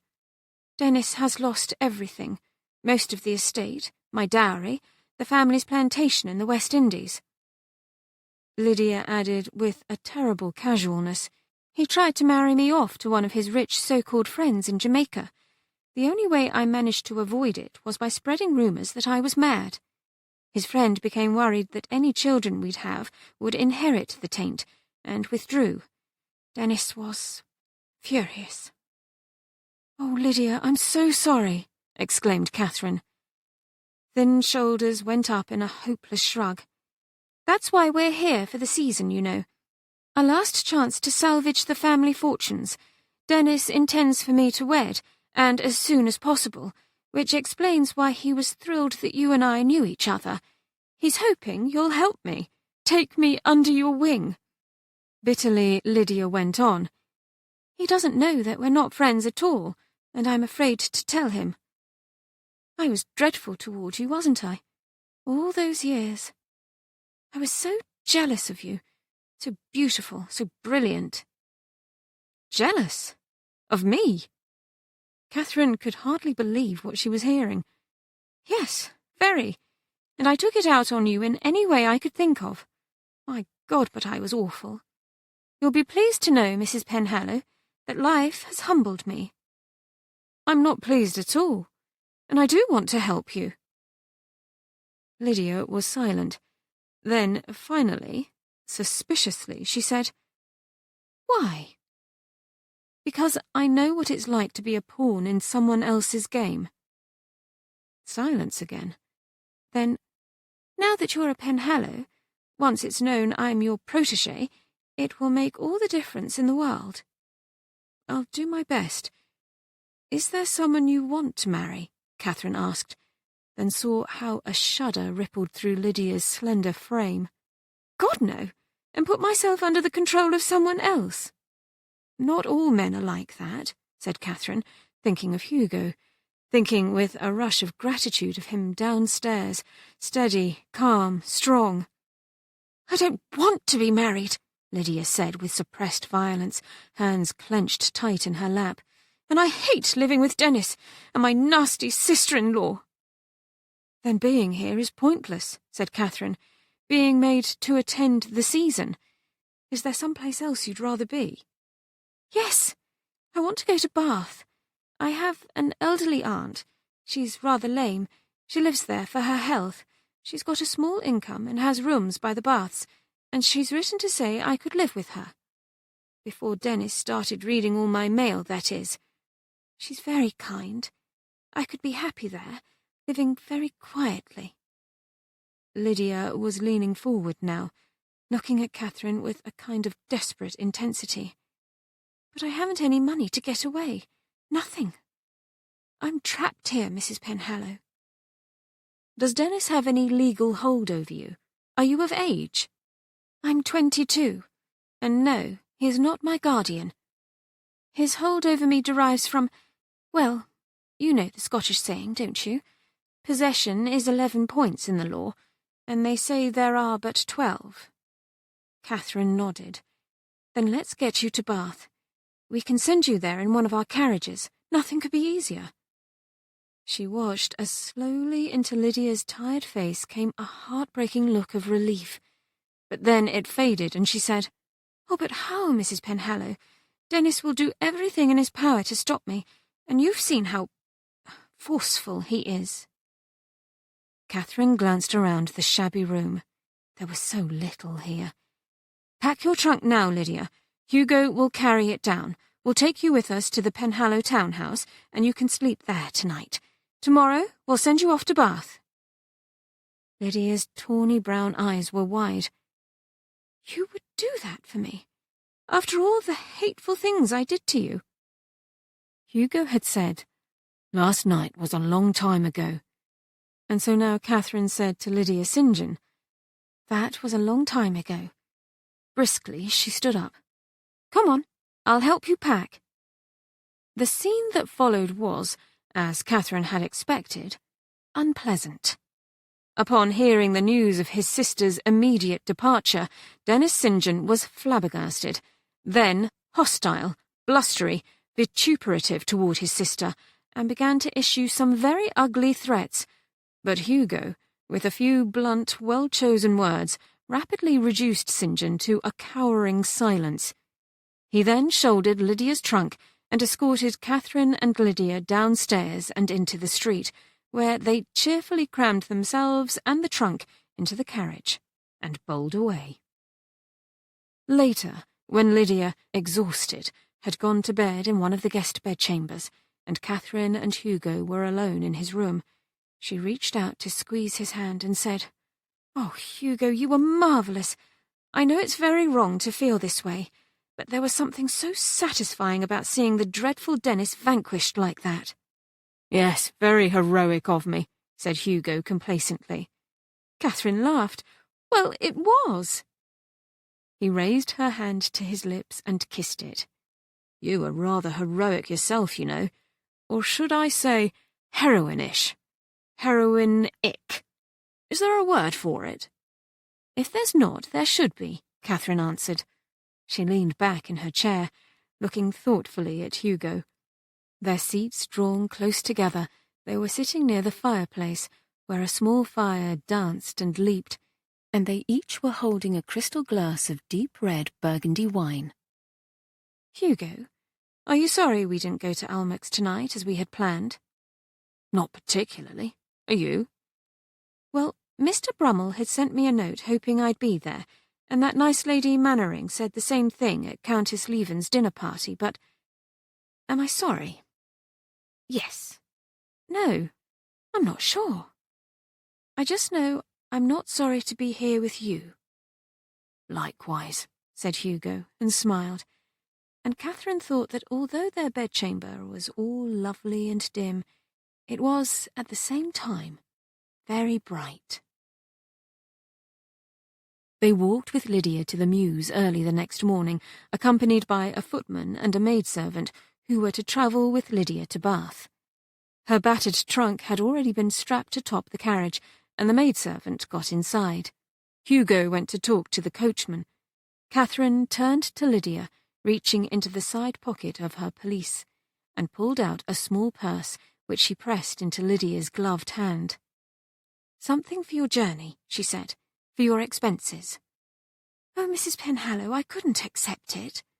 Lydia's eyes were shimmering with tears. "You've done so much already." "You can, and you must. And please, please call me Katherine." "Katherine, then," said Lydia, and slipped the little purse into her reticule. "Thank you. For everything." She looped her reticule over her wrist, held out her hands, and Katherine took them in her own. She said, "Safe travels, Lydia, and won't you write to me sometime and let me know how you're doing?"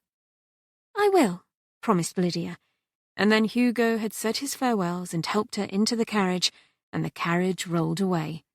When it had gone from their sight, Hugo said, "Well, Katherine, what would you like to do now?" Katherine raised up the hem of her gown, just enough to show Hugo her jean half-boots. "I thought perhaps we could go for a walk." "A walk, really?" said Hugo in surprise. Then, recovering, gallantly he held out his arm. Katherine laughed and took it, and so they went for a long stroll, uncaring that the sky was a sullen, lowering grey, all too typical for an early summer day in London. When they returned to the townhouse, the butler inquired as to whether they cared for refreshments, to which Hugo said, "By Jove, yes," and also made mention of some newly arrived correspondence which awaited them at their convenience. Half an hour later, they were sitting in a spacious saloon which overlooked a charming walled garden, sharing a sofa. Katherine was perched at one end, sorting through her invitations, letters, circulars, calling cards, and so on. Hugo sat on the other end of the sofa, a plate of savoury quiche tarts set next to him. He ate one of the tarts, thinking how sometimes there was nothing nicer than a companionable silence. He picked up one of his letters. 29th of May, 1812. Dear Hugo, thanks awfully for your letter. Percy and I are coming along nicely. He's been elected captain of the cricket team, and I won a prize for my essay on Seneca the Younger, all 6 volumes of the history of the decline and fall of the Roman Empire, which I am enjoying immensely. Owen has invited us back to Northamptonshire for the summer holiday, and we'd love to go. Would you mind very much if we did? The only bad thing is that Owen's sister Helen will probably be hanging about bothering us, as she did the last time we were there. Owen says he'd like to kick her in the seat of her gown, but as she outweighs him by 3 stone, he doesn't dare. Percy says she's a good fellow and a bruising rider, but I must say I find her rather obnoxious. Still, difficulties strengthen the mind, as Seneca the Younger says, so I dare say association with Helen will at least confer some kind of moral benefit. Yours most faithfully, Francis. Hugo smiled and opened the next letter. 26th of May, 1812. Dearest Hugo, thank you so much for the beautiful fan you sent me. It is just right for pretending that I am a captivating lady of society. I've been practicing fan gestures for days. So far, my favourites are when you cover your left ear with the fan opened up, which means do not betray our secret, and when you slide the fan across your forehead, which means you have changed. Diana says her favourite is when you twirl the fan in your left hand, which means we are being watched. Bertram came upon us while we were practising, took my fan and opened it, and beat it violently over the top of his head to create a great breeze, which he said means, I am thinking hard. I tried not to laugh, but of course I did. He also says, by the way, that he very much appreciates those long-handled tongs you sent, which have proved very useful in his sintering experiments. He wrote to thank you, but it was only this morning that he realised he forgot to mail it. Are you dreadfully sad the season is coming to a close? How romantic it must be. When are you coming home? We all miss you so much. You will be pleased to see how nice things are looking. Mamma has had several rooms painted, for example, and Cook adores her new stove. Also, the roof has been fixed. Love always, Gwendolen. P.S. I do believe Senor Rodrigo misses you also. He has lost some more feathers, the poor darling. P.P.S. But I will never give up hope, and so I tell him at least twice a day now. P.P.P.S. I almost forgot. Please give Catherine my regards. Hugo smiled again as he reread the postscripts, rendered in Gwendolen's looping, still childish hand. He reached for another tart. Gwenny sends her regards. There was no reply from Catherine, so after Hugo had taken a bite of his tart and swallowed it, he looked over at her. Gwenny sends her... He broke off. Catherine was sitting bolt upright and clutching in one hand an opened letter, at which she was staring as if turned to stone. Catherine? What's the matter? What is it? Still she said nothing. Quickly he set aside the tart, moved to sit next to her on the sofa. Catherine, what's wrong? Her mouth opened and then closed, as if she couldn't speak. She only thrust the letter at him. 28th of May, 1812. Catherine, your father is ruined. I do not fully understand it, but it has something to do with various bubble companies in which he has for the past several years vested as partner. The lawyers came yesterday, and he was closeted with them till well after midnight. All is lost. His debts are extreme, and he must sell or relinquish every asset we own in order to avoid being sent to debtor's prison, or worse. That includes Brooke House and all its contents, including furnishings, artwork, carriages, and so on, as well as the jewellery you foolishly left behind. Your father has agreed to all that the lawyers demanded, but vows he'll not stay in a country where one cannot pursue enterprising business practices without being harassed. Therefore, tomorrow we travel for Bristol, where, in a fortnight, we shall set sail for Porto de Galinèche, your father being confident that in Brazil he'll be able to avoid the embarrassment of further legal prosecution, as well as enjoy a more congenial environment in which to rebuild our fortunes.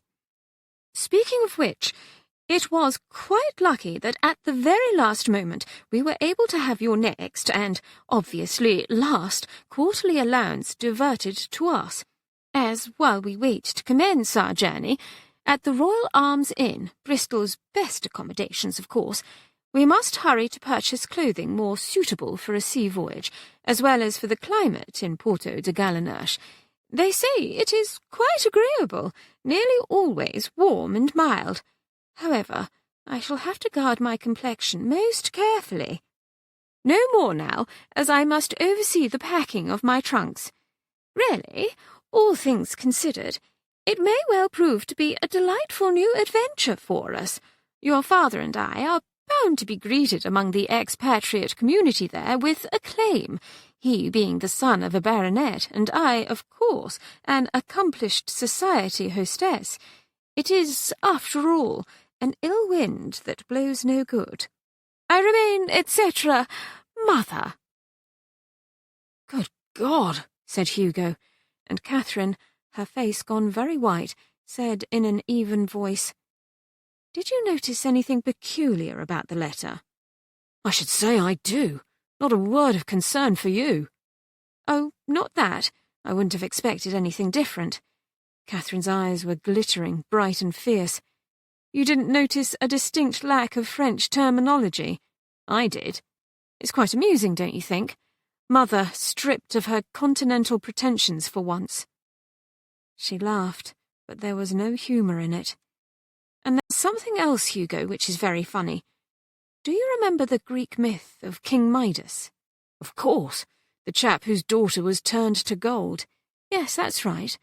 The god Dionysus granted him a wish, and he asked for the ability to turn anything he touched into gold. He was warned to be careful in his wish, but he ignored it." "And so?" "And so, when you had the good sense to refuse my father's offer to handle your financial affairs, I was too busy enjoying the idea that I finally had a wedge to keep my parents at bay, to insist they not come to London with us, when I should have paid more attention to my father's nonsense. And after I agreed to allow him to manage my money, when they made mention of joining us for next year's season, all I could think was how it would never, ever happen." She gave that same humourless laugh. "My income is gone. We'll never be able to come back. So now, like King Midas, I've gotten what I wished for." "Catherine, none of this is your fault." "And yet here I am." She jumped to her feet and began pacing around the room, her fingers clenched into fists, eyebrows drawn tight together, and rather irrelevantly, Hugo found himself recalling Gwendolyn's remark about Bertram waving her fan above his head to indicate, "I am thinking hard." But of course he didn't say anything about that. He simply sat and watched as Catherine stalked back and forth. He waited until he had a better understanding of how he might help her. Catherine went on pacing, silent, fierce, abstracted, until abruptly she came to a halt. She remained like that, motionless, for what seemed like hours to Hugo, but could only in reality have been a few minutes. Then she came back to the sofa, snatched up the letter and crumpled it into a tiny ball. "Hugo, she said in a hard, flat voice. I want to do something. What is it, Catherine? He answered calmly. I want to sell all the jewellery I bought, back to Rundle and Bridge. I want to sell the extra carriages. I want you to sell the horses we won't need any more. Can you find good owners for them? Between Cousin Judith and myself, I'm sure we can. Good. Lady Mannering, how funny that I was mentioning her only last night, has started a charity for war widows, and I want to donate most of my clothing and shoes, and all those other things, the hats and shawls and so forth, to it. As you like, Catherine. This was leading to an obvious conclusion about their time here in London, but it would be cruel for him to thrust it upon her. So he would wait for her to voice it, for her to own it when she was able. I want to release all the servants back to the Dauntry Agency as soon as possible. Yes. Then I'm going to sell back all the books I've bought in London. He knew how much that sacrifice in particular had to hurt her, but he only nodded. And then, when all of it is done, I want to take whatever money I have, Hugo, and I want to send it all to my parents. I hate their money. I want to get rid of it forever. It's like a sickness, and it's been killing me for years, and now I want them to have it all back. Fine. Oh, Hugo, it's not fine. It's not fine at all. An image came to her, a blank page, and then a hand, a pot of ink, a quill moving across the white expanse. What is a story without unexpected occurrences? Our heroine really ought to have anticipated them. Things had been going so well for her. It was, perhaps, inevitable. So now, in a sudden twist, she's been stripped of, is letting go of, her wealth. The money which for many years has defined her. The Brooke heiress no more. Who is she then? Who is she now? She recalls yet another grim tale from Greek mythology, Icarus, who in wings of wax and feathers had recklessly flown too close to the sun, then, inevitably, plunged to his death. Our heroine is not dead, far from it, but her circumstances have most certainly been altered. What will she do in this new chapter of hers? Calmly, Hugo said, breaking into her thoughts. Why isn't it fine, Catherine? Oh my God, don't you see? She answered, hearing in her own ears how harsh her voice was. I'll be poor. Even as she said the words, a deep and blinding grief barreled at her like a storm. Catherine looked down into his handsome face and made herself say, in a torrent of brutally honest words, Oh, Hugo, I'm sorry. I know you only married me for my money, and soon it will all be gone. I should never have asked you to marry me. You should have come to London and found someone else, someone better. I'm sure your Aunt Henrietta would have helped you, or Cousin Judith. I'm so sorry. I know you wish you hadn't married me. I don't wish that at all. What? I'm glad I married you. Hugo reached up, took her hands in a warm clasp, and drew her down to sit next to him on the sofa. But she was staring at him. The grief seemed to whistle through her, like a cold wind filling up an empty ravine. But the money! Once it's gone, there will be no more. I understand that. Catherine gave her head a little baffled shake. What will I do with myself, then? The Brookes are all about money, Hugo. That's what we do. Make it, spend it, think about it, want more of it. But you're not a Brooke any more, are you? Not a Brooke. A Brooke no more. What will our heroine do in this new chapter of hers? Catherine looked down at Hugo's hands holding hers, then back up into his eyes. It seemed impossible to believe that he wasn't sorry, that he was glad. It was like saying, up is down, white is black, fish can walk and pigs can fly. But there was no time to think about it. She had to set her plan in motion, and right away. She couldn't rest until the damned money was gone. Fiercely, she gripped his wrists. No matter what happens, you're not to touch your mother's funds, or the children's. Promise me that. I promise, he said, and that at least she could believe. She nodded, and at last said the other words that had to be spoken. We must leave London. Yes. Where will we go? But even as she said it, the answer came to her.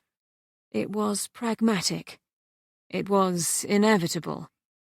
Once she had said to Hugo, I loathe Whitehaven. Here again was a case in which her words had come back to haunt her. But there was no time to think about that either. Is there room for us in your house? Yes, plenty. You're sure? Yes. Then that's where we'll go. To Whitehaven. There's nothing for me there. Nothing. She pulled her hands free to cover her face with them, to hide her expression, to conceal her grief, her agony. Katherine. She didn't lift her head. Yes? We'll get through this. Will we? She felt her mouth curving in a smile that wasn't a smile. Will we indeed? Chapter 15. Mrs. Serena Daughtry, of the prestigious Daughtry Employment Agency on Harley Street, looked across her desk at Mrs. Katherine Penhallow. She had previously only corresponded with Mrs. Penhallow, the newest relation of the redoubtable Mrs. Henrietta Penhallow, whose townhouse in Berkeley Square she'd had the honour of staffing the previous season. Of course, Serena knew all about Mrs. Katherine Penhallow's remarkable second season, and also she was aware that there had been some kind of mysterious alteration in Mrs. Penhallow's financial affairs. She made it her business to keep abreast of the happenings in the haute ton. Not that she would mention it, of course. Discretion in her line of work was paramount. She said, How may I be of service to you, Mrs. Penhallow? I must release by the end of the week all the servants I engaged in April. They've been given 3-month severance pay as well as letters of recommendation. I've written out copies of the letters, which you may wish to keep for your files. Mrs. Penhallow extended a soft leather document folder, which Serena accepted with a surprise she hoped didn't show. Not every employer was as generous under such circumstances. She looked a little more closely at Mrs. Penhallow, observing the pallor of her complexion, the dark circles beneath her eyes, which perhaps suggested the strain under which she laboured. Yet Mrs. Penhallow was dignified and civil. She was wearing a simple pelisse of deep plum, and over her dark curls an equally unfussy hat of the same rich colour which complemented her vivid looks.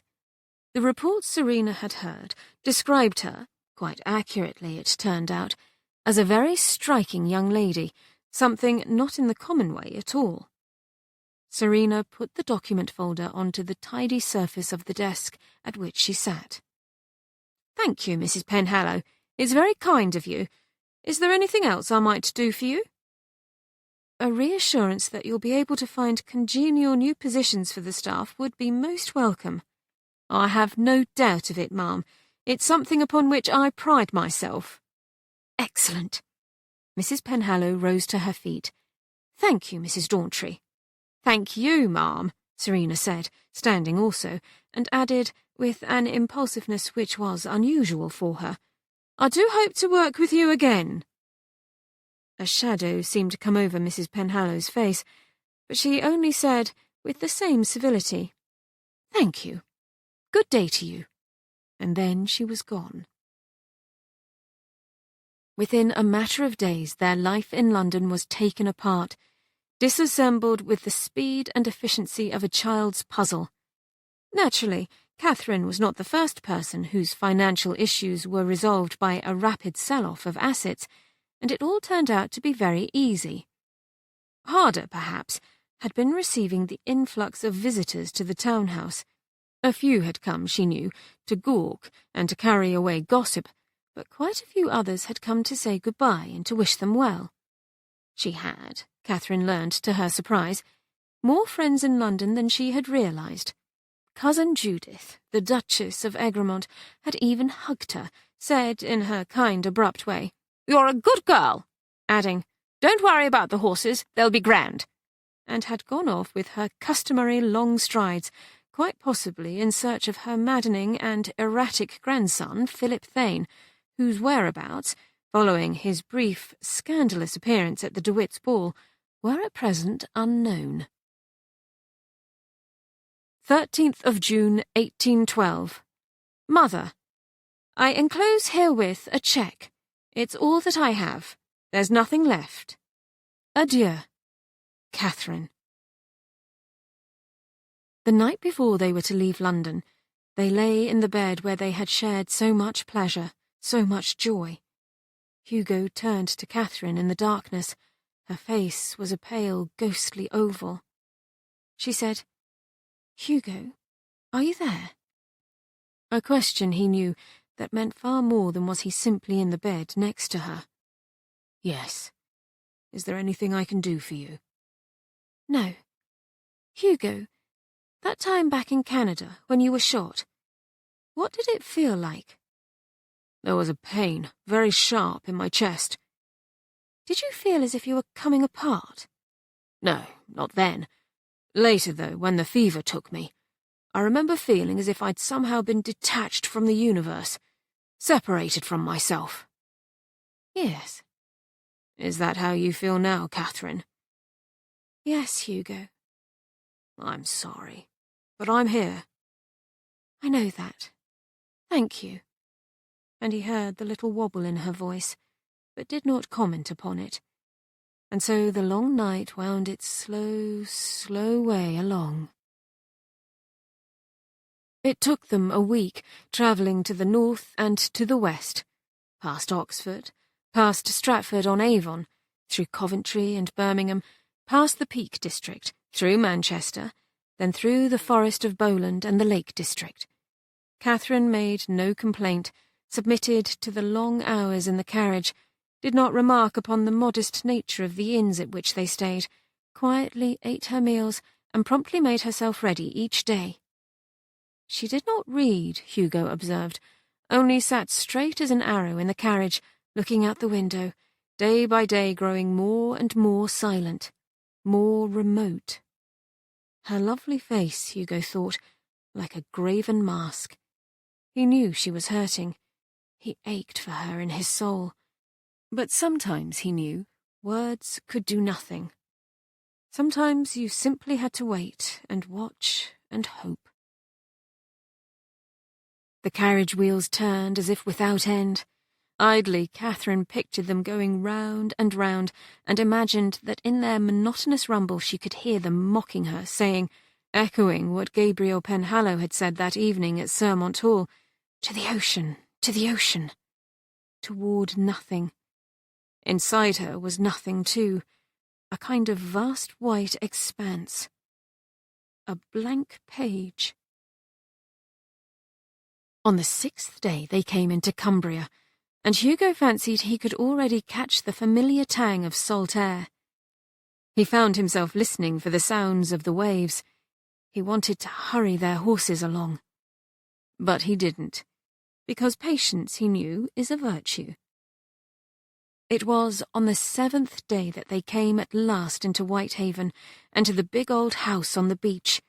Its windows now clean and sparkling, Hugo noticed with pleasure, the crumbling reddish clay bricks replaced with new ones, and the roof, as Gwendolen had mentioned, now solid and sturdy. Altogether, he thought, the dear old place looked wonderfully well kept. It had always been loved, but now it looked it. As he and Katherine walked toward the portico, the front door opened, and out tumbled Gwendolen, joyfully calling his name and wearing, he could see at a glance, a pretty new gown. She was followed at a slightly more decorous pace by Mamma and Bertram. Here, he thought, smiling at them, glancing at Katherine, thinking of Francis and Percy, Grandpapa and the aunts. Here was everything he needed. Here was everything. Nothing, nothing, nothing. Thank you for your hospitality, Ma'am, said Katherine to Hugo's mother, doing her best to keep her voice from sounding wooden. It's kind of you to have us. It's not kind at all, said Hugo's mamma, smiling. It's an entirely selfish happiness. I'm so glad you're both here. Oh, welcome home, both of you. And she turned to Hugo and enveloped him, as best as she could given his great height, in a comprehensive hug. He hugged her back, and then Gwendolen said, "Oh, Hugo!" and threw herself into his arms. "We missed you terribly." Standing a little aside, Katherine watched, feeling perhaps as lonely as she ever had in her life. Maybe even lonelier. Outsiderness. The same old story. They lay in their bed. The long bank of windows facing the shore had been left open to admit a pleasant evening breeze, and Hugo could just see the white curtains fluttering a little. To his ears came the old, familiar, primeval rumble of the ocean. His blood seemed almost to sing with it. Home. He was home again. Then the mattress shifted. Bedclothes rustled. "Are you there, Hugo?" "Yes. Is there something you need?" "No, thank you." And then Katherine fell silent again. 17th of June, 1812. Dear Hugo, thank you for your letter regarding your departure from the townhouse. You didn't elaborate on the circumstances surrounding the removal, but rumours have reached me from London regarding the resale of jewels, carriages sold, and so on. Have you and Katherine suffered some kind of catastrophic financial setback? And if that is the case, what can I do to help? If you require assistance, pecuniary or otherwise, please do not hesitate to ask. Affectionately yours, Aunt Henrietta. P.S. A report has also reached me as to Katherine's magnanimous gift to Lady Mannering's War Widow charity. Here I must observe that Katherine seems to be developing a habit of discarding entire wardrobes at a stroke. Nonetheless, as by so doing she is assisting a great many of those in need, such gestures, however eccentric, can only be lauded. Indeed, Katherine may not know it, but apparently she has launched a trend in London, almost an avalanche, one might say. So many women of the haute ton have donated to Lady Mannering such vast quantities of clothing and the various accoutrements that she has had to scramble mightily to find extra storage space to accommodate it all. 17th of June, 1812. Dear Katherine, Granny mentioned that you and Hugo encountered some unforeseen circumstances in London and are now re-established in Whitehaven. She didn't go into detail, but I must confess to feeling concerned. Are you both all right? Is there anything I can do? I hope that my other letters, sent to you while you were in London, arrived safely. Please do write back if you have the time. It would be lovely to hear from you. Yours most sincerely, Livia. 5th of July, 1812. Dear Aunt Henrietta, thanks very much for your letter. It's awfully kind of you to offer to help. Please be assured that we're all right in the way of money. Not just Katherine and myself, but also my mother and my sister and brothers. As you might guess, the whole thing's been wretchedly difficult for Katherine, but she soldiers on, plucked to the backbone. Trust all's well at the Hall. With affection and gratitude, Hugo. 19th of July, 1812. Dearest Percy and darling Francis, we all enjoyed your latest letters. We miss you dreadfully, but are also glad you're having a splendid time in Northamptonshire. Owen sounds so nice. I'm sorry you find his sister Helen such a nuisance, Francis. I wonder why she trails after you and pesters you so. It is lovely to have Hugo home again. I'm not quite sure what to say about Katherine. I had been looking forward to having a sister, but now... Please don't tell anyone else. But now I'm not so sure. Hugo belongs to her now, doesn't he? I hadn't thought of this before. It makes me feel, well, rather like an outsider. It must be dreadful to be rich and then suddenly not, don't you think? Hugo doesn't seem to mind it, but of course he was only like that for 6 months or so. He has been over at Grandpapa's church quite a bit lately, helping the labourers fit in the new stained glass windows, which Mr. Beck has so kindly donated, and Grandpapa says if it weren't for Hugo, he's sure several of them would already have been broken. Also, Hugo goes over to the wharves as he used to do when he was a boy, just to look, he says, but Mamma has made him solemnly promise not to sign on as a sailor. He agreed, although Mamma said afterwards that there was something in his eyes that made her so nervous she actually brought out our Bible and had him swear upon it, which made Hugo laugh. Speaking of the wharves, Hugo told me I'm not to wander alone there any more, which is annoying as they are terribly fascinating. They simply reek of adventure. Love always, Gwendolen. P.S. Bertram blew up one of the attics again, but most luckily he didn't lose any more fingers. His hair was completely black for an entire week, and Mamma had to wash it 11 times until it was back to normal. P.P.S. Diana has just come over, and I shared this letter with her. She says that Helen probably likes you, Francis. I find that difficult to believe. If she likes you, why is she always trying to pinch you? Hugo looked around the table.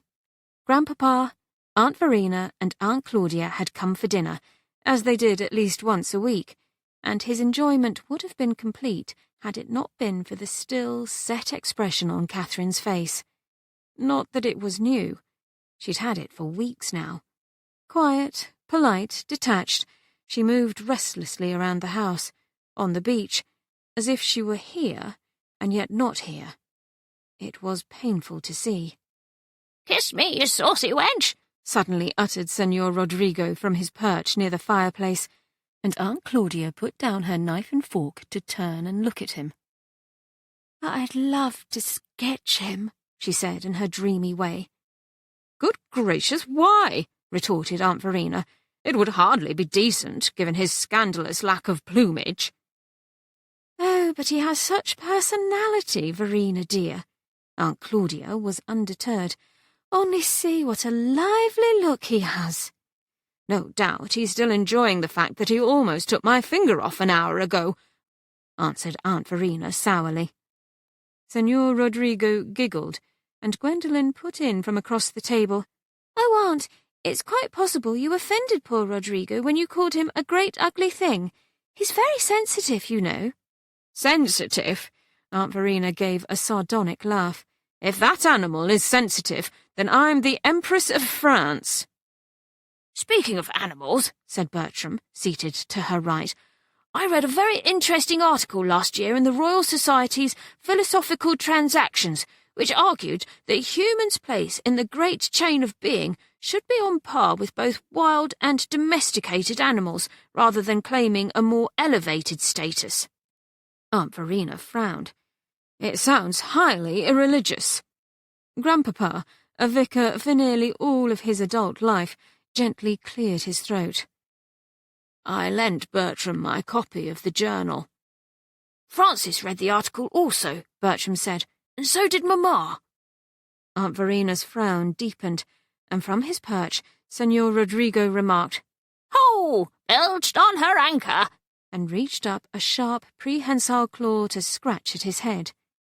"I'd love to sketch Catherine, too," pursued Aunt Claudia, turning her dreamy gaze to the foot of the table where Catherine sat looking at her plate, on which reposed a generous slice of cook's excellent roasted chicken, small boiled potatoes and a tangy mustard sauce, and a wedge of spinach pie. She was looking, though Hugo was fairly certain she wasn't seeing it. She gave the impression, rather, that she was listening intently to something, but not necessarily the conversation at the table. "A sketch first," Aunt Claudia went on, "and then I should like to paint Catherine, in oils, not watercolours. Only oils could do justice to her personality." "As you are interested in personality," said Aunt Verena, "perhaps you could paint both Catherine and the bird." The suggestion was obviously a sarcastic one, but Aunt Claudia slowly nodded, without taking her eyes from Catherine. The brilliant green of Rodrigo's feathers contrasted with Catherine's dark, dark hair. How beautifully it gleams! What a marvellous idea! Would Rodrigo sit for me, I wonder? How clever of you to propose it, Verena, dear. If he had any feathers. You must envision what could be, said Aunt Claudia to her sister, still thoughtfully studying Catherine. The possibility of things. Perhaps, after dinner, you might permit me to begin a sketch, Catherine. There will still be plenty of light. It came to Catherine at last. That image of the blank page, empty, frightening, had gradually given way to something else. She imagined that inside her was a swarm of bees, stinging bees, buzzing, swirling, colliding, as if creating a low, dreadful hum to which one would have to listen all day long.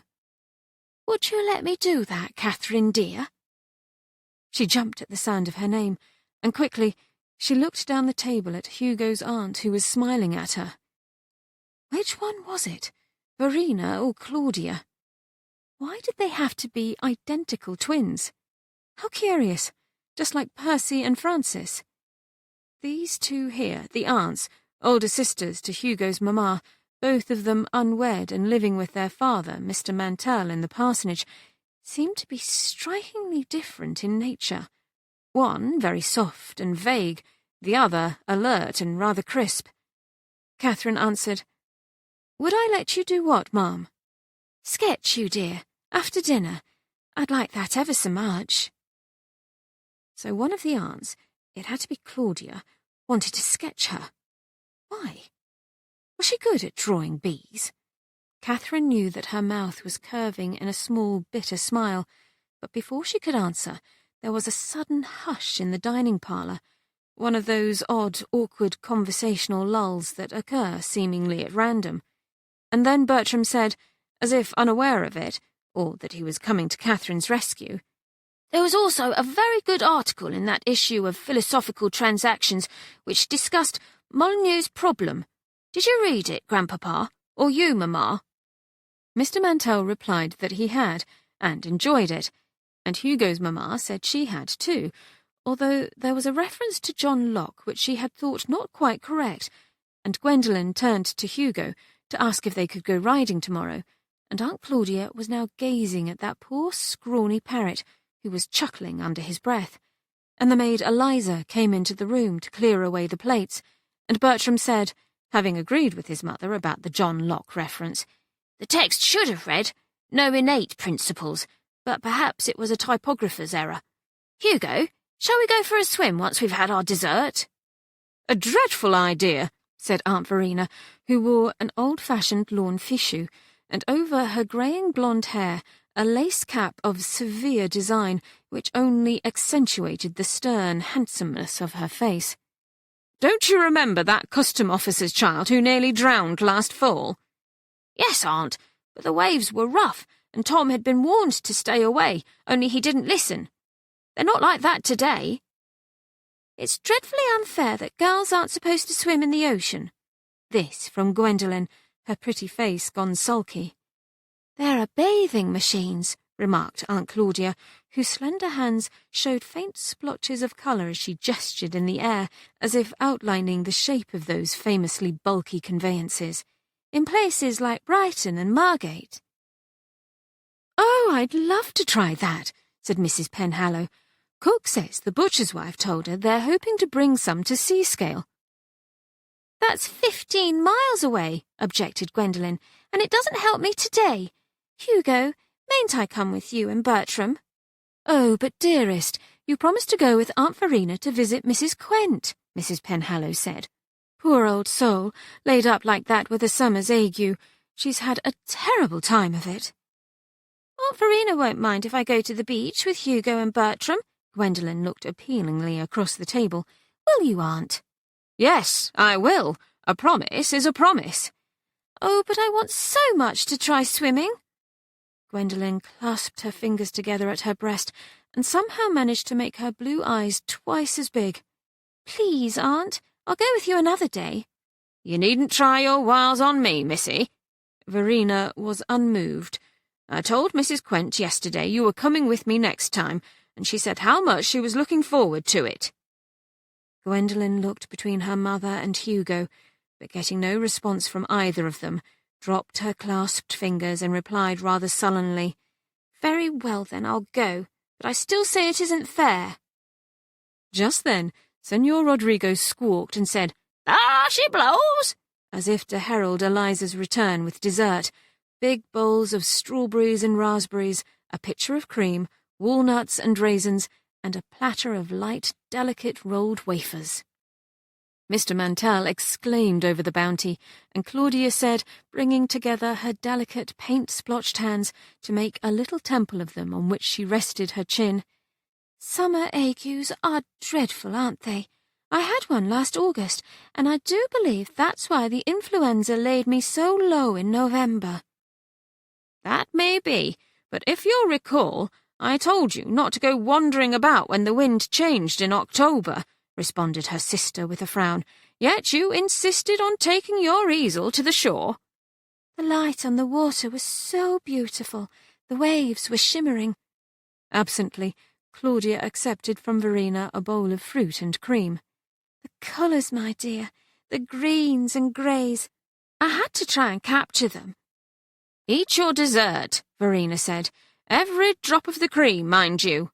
Obediently, Claudia picked up her spoon, and the talk drifted on, shifting into a discussion of modern medicine, and thence to some of the really interesting diseases Hugo had seen while abroad, as well as Mr. Mantell mentioning his theories about bodily manifestations of what he termed soul sickness, a complicated metaphysical topic which evoked a veritable storm of questions from Gwendolen and Bertram, and it occurred to Katherine that she might well have had some of her own, if only it weren't for the bees inside her, which roiled and stormed, swarmed and raged, and she clenched her fingers on the napkin in her lap, half wondering if emanating from her very pores was a low, revealing, buzzing sound.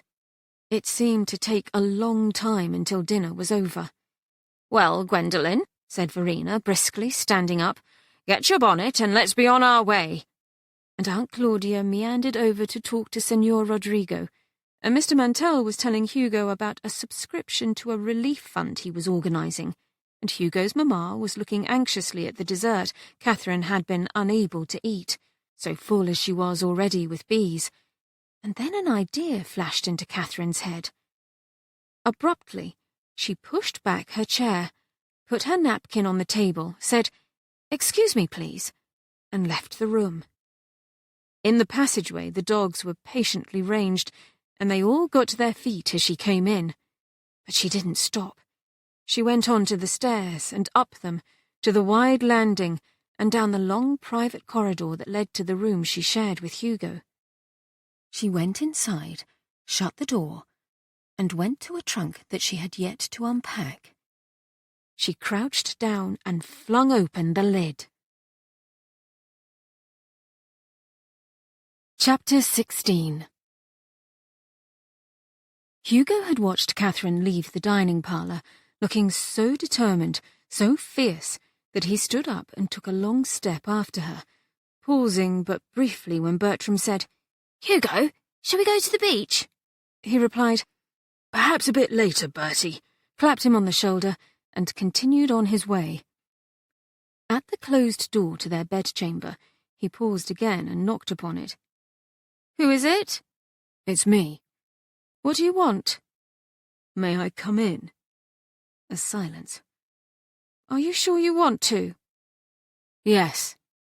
Another silence. Then, "Very well." Hugo opened the door and went in. Katherine was sitting on the floor, in her hands her old steel-framed corset and a small pair of scissors. Here and there, between the metal ribs, the fabric had been cut apart. She looked up at him defiantly. He said curiously, "What are you doing?" I'm destroying this ghastly thing. I didn't know you still had it.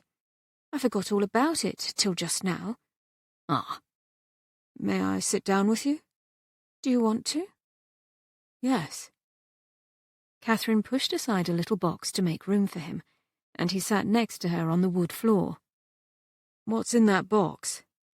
It's a sewing kit my mother must have packed before I left Brooke House, even though I hate sewing almost more than I hate this corset.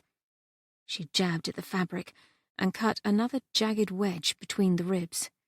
Oh, Hugo, I'm so angry. About what? About everything, it feels like. Well, you have plenty to be angry about. She cut another wedge, then looked up at him. Do you think so? Really? My God, yes. She studied him intently. Her dark eyes were brilliant, alive in her white face. The funny thing is, she said, very slowly and deliberately, it's not about the money being gone. It's a relief. It really and truly is. I was at the beach the other day. It was sunny out, and I could see the fool's gold glittering in the water, and I thought, that's all it was, the Brooke money. Fool's gold. Goodbye and good riddance. She drew a deep, deep breath. But it's just that... Oh, God, Hugo, that letter from my mother. I still feel that what I did was right, to get rid of all the money, but I'm also still angry. So angry. I feel like... Oh, as if a rug's been jerked out from under my feet. Have you ever felt that way? Of course. After Father died, I was grieving, but I was angry too, furious at the world. A common reaction, I dare say, when things happen beyond our control.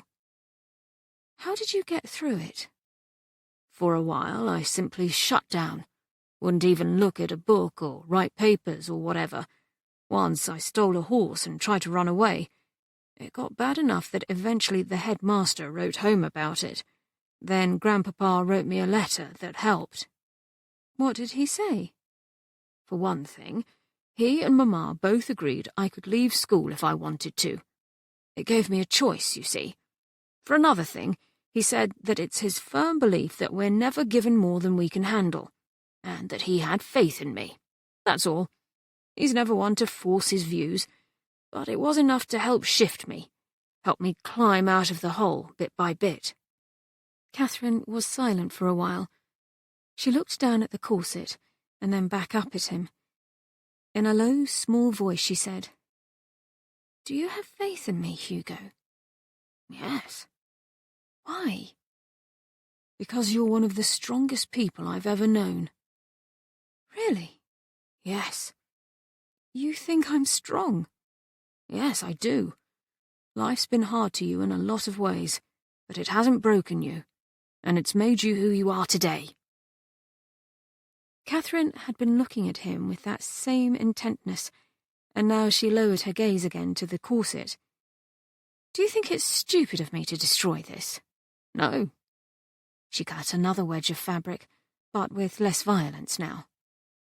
Then she paused. "Hugo?" "Yes, Katherine?" "On a more practical note, I can see how these steel bands are going to be a problem." "Yes." "Do you have any suggestions?" Hugo thought for a few moments. He said, "Do you remember my tin soldiers?" He watched as her dark brows drew together, and then cleared as she answered, and with just the tiniest lilt of humour in her voice. "Oh, Hugo, I do remember. We pretended they were Vikings and gave them a burial at sea." "That's right. I made a little raft for them. You made a fire out of yellow and red paper, and we let them sail away." "Let's do that. Can we? Right now?" "By all means." Katherine scrambled to her feet. "Let's go." 10 minutes later, they stood side by side on the broad sandy shore. The sun, a great orange ball in the sky, was slowly making its way down toward the horizon, and a little breeze played around them, rippling the hem of Katherine's gown and sending her curls softly aflutter. Never had she looked so lovely as she did now, Hugo thought, in her simple, cream-coloured dress and her big dark eyes sparkling. In one hand she held the old steel corset. "Are you ready, Hugo?" I am. She lifted it up. "Goodbye, you dreadful thing," she said, and with a tremendous heave she sent the corset flying into the ocean. It splashed, then bobbed gently in a receding wave. With satisfaction, Katherine said, "The tide's going out." Yes. Shall we sit? He had brought with them an old blanket, which he'd spread on the sand, and together they went to it and sat down, Katherine keeping her eyes fixed on the corset as it drifted away. The sun sank a little lower and sent its warm orange-gold radiance more fully upon the ever-shifting sea. "What are you doing?" It was Bertram, standing next to them. "What are you looking at?" Hugo hesitated, not wishing to intrude upon Katherine's privacy, but she said calmly, "It's an old corset of mine, Bertram, which I wanted to get rid of. Do you see it there? All grey and sodden?" Bertram stared. Then he nodded. "I see it. Why didn't you put it in the rubbish heap? Wouldn't that have been more efficient?" "Because I wanted the ocean to swallow it up. I'm symbolically doing away with my old life, the cage of my old life." "Do you mean that although the end result is the same, this method is more pleasing to you?" "Yes, that's it." Bertram nodded again, and Katherine added, "Would you like to join us?" "Is there room for me?" "Absolutely," she said, and moved aside toward the edge of the blanket. Hugo brought himself closer to her, and Bertram sat down next to him, folding his long, thin legs underneath him as might a Buddhist monk. The three of them sat in companionable silence for a while, shoulder to shoulder. Dreamily, Katherine said, "I wonder where it will end up. Do you think it might make it all the way to Australia or Japan?" "If it doesn't sink," said Bertram, "the Gulf Stream is more likely to carry it to Iceland or Norway." "Yes, of course," answered Katherine. "The North Atlantic Drift. I should have thought of that." "There was a very interesting article in the Popular Journal of Knowledge which describes Juan Ponce de Leon's 16th century discovery of oceanic circular currents," Bertram said. And soon he and Katherine were discussing wind patterns, the Gulf of Mexico, gyres and hurricanes. Hugo said nothing, only listened, and faintly, very faintly, he smiled. Late that night, into the darkness came her voice softly. "Hugo?" He stirred at once, drowsily. "Yes, Katherine?" "Do you remember once telling me, no, suggesting to me, that I should be who I am?" "Yes, at that inn, the night before Sermont Hall." "That's right. And as we were leaving the hall, your Aunt Henrietta said to me, 'To thine own self be true.' How curious, like bookends to our visit there." She gave a long sigh. "I'd like to be who I am, Hugo, but I don't know how to." "You'll find out." "Do you really think so?" "Yes." She was silent for a while. Then, "I hope you're right. Can you do something for me?" "Yes, what is it?" "Would you mind opening the windows very wide? I want to hear the ocean." "Of course." Hugo got up, did as she asked. Into their room wended a silken breeze, cool but not unpleasant, and the sounds of the sea, too, rumbling, murmuring, lapping at the shore, steady and rhythmic, eternal and unchanging. "Is this what you want, Katherine?" "Yes." "Will you come back to bed?" He did, and she said, "Will you make love to me?" "You want me to?" "Yes. I'm sad right now, and also scared, but that doesn't stop me from wanting you, if you know what I mean." "I think I do," Hugo said, and then Katherine drew close to him. Gently he kissed her. Gently he touched her, here, there, everywhere, and wordlessly she opened herself up to him. In turn, he gave himself to her, quietly, tenderly, without hurry, with a passion that for them both rose and built and crested. Afterwards, they slept close together, sheltered underneath the warm bedclothes as the cool breeze of night swirled into their room, and the eternal sounds of the ocean played on. He was deeply asleep when this time she said into his ear, "Hugo?" He opened his eyes to see, in the soft grey light of dawn, Katherine sitting on the side of the bed, already dressed and a warm shawl around her shoulders. He smiled, stretched, said, still sleepily, "You're up early." "Yes. I'm going down to the beach. I want to make sure the corset is really and truly gone. Would you like to come with me?" "Of course." And in a few minutes they were back on the shore. Hugo had let the dogs come with them, and all 6 of them. Another one had recently joined the household. A puppy Gwendolen had found half-starved on her way back from Mrs. Quent's house and brought home with her. All 6 of the dogs, despite their various infirmities, romped together on the sand. "Do you see it, Katherine?" "No, it's gone forever, on its way to Iceland." Hugo laughed. "Or Norway." "Yes." "Oh, Hugo, look!" Katherine stooped, picked something up. She held it out to him. A piece of sea glass, cornflower blue, rounded and translucent in the morning light. "I used to love collecting these." "I remember. This is a rare piece, too, this blue colour." "Yes, it's like the colour of your eyes. I'm going to keep it. Are you ready for breakfast?" "Very. Shall we go in?" "Yes." And together they went inside, the dogs frisking happily at their heels.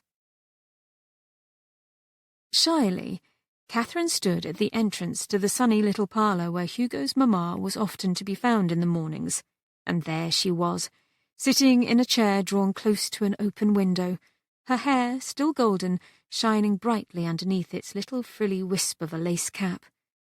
Her head was bent over a large piece of dark blue fabric, and her needle flashed in and out of a long seam she was sewing.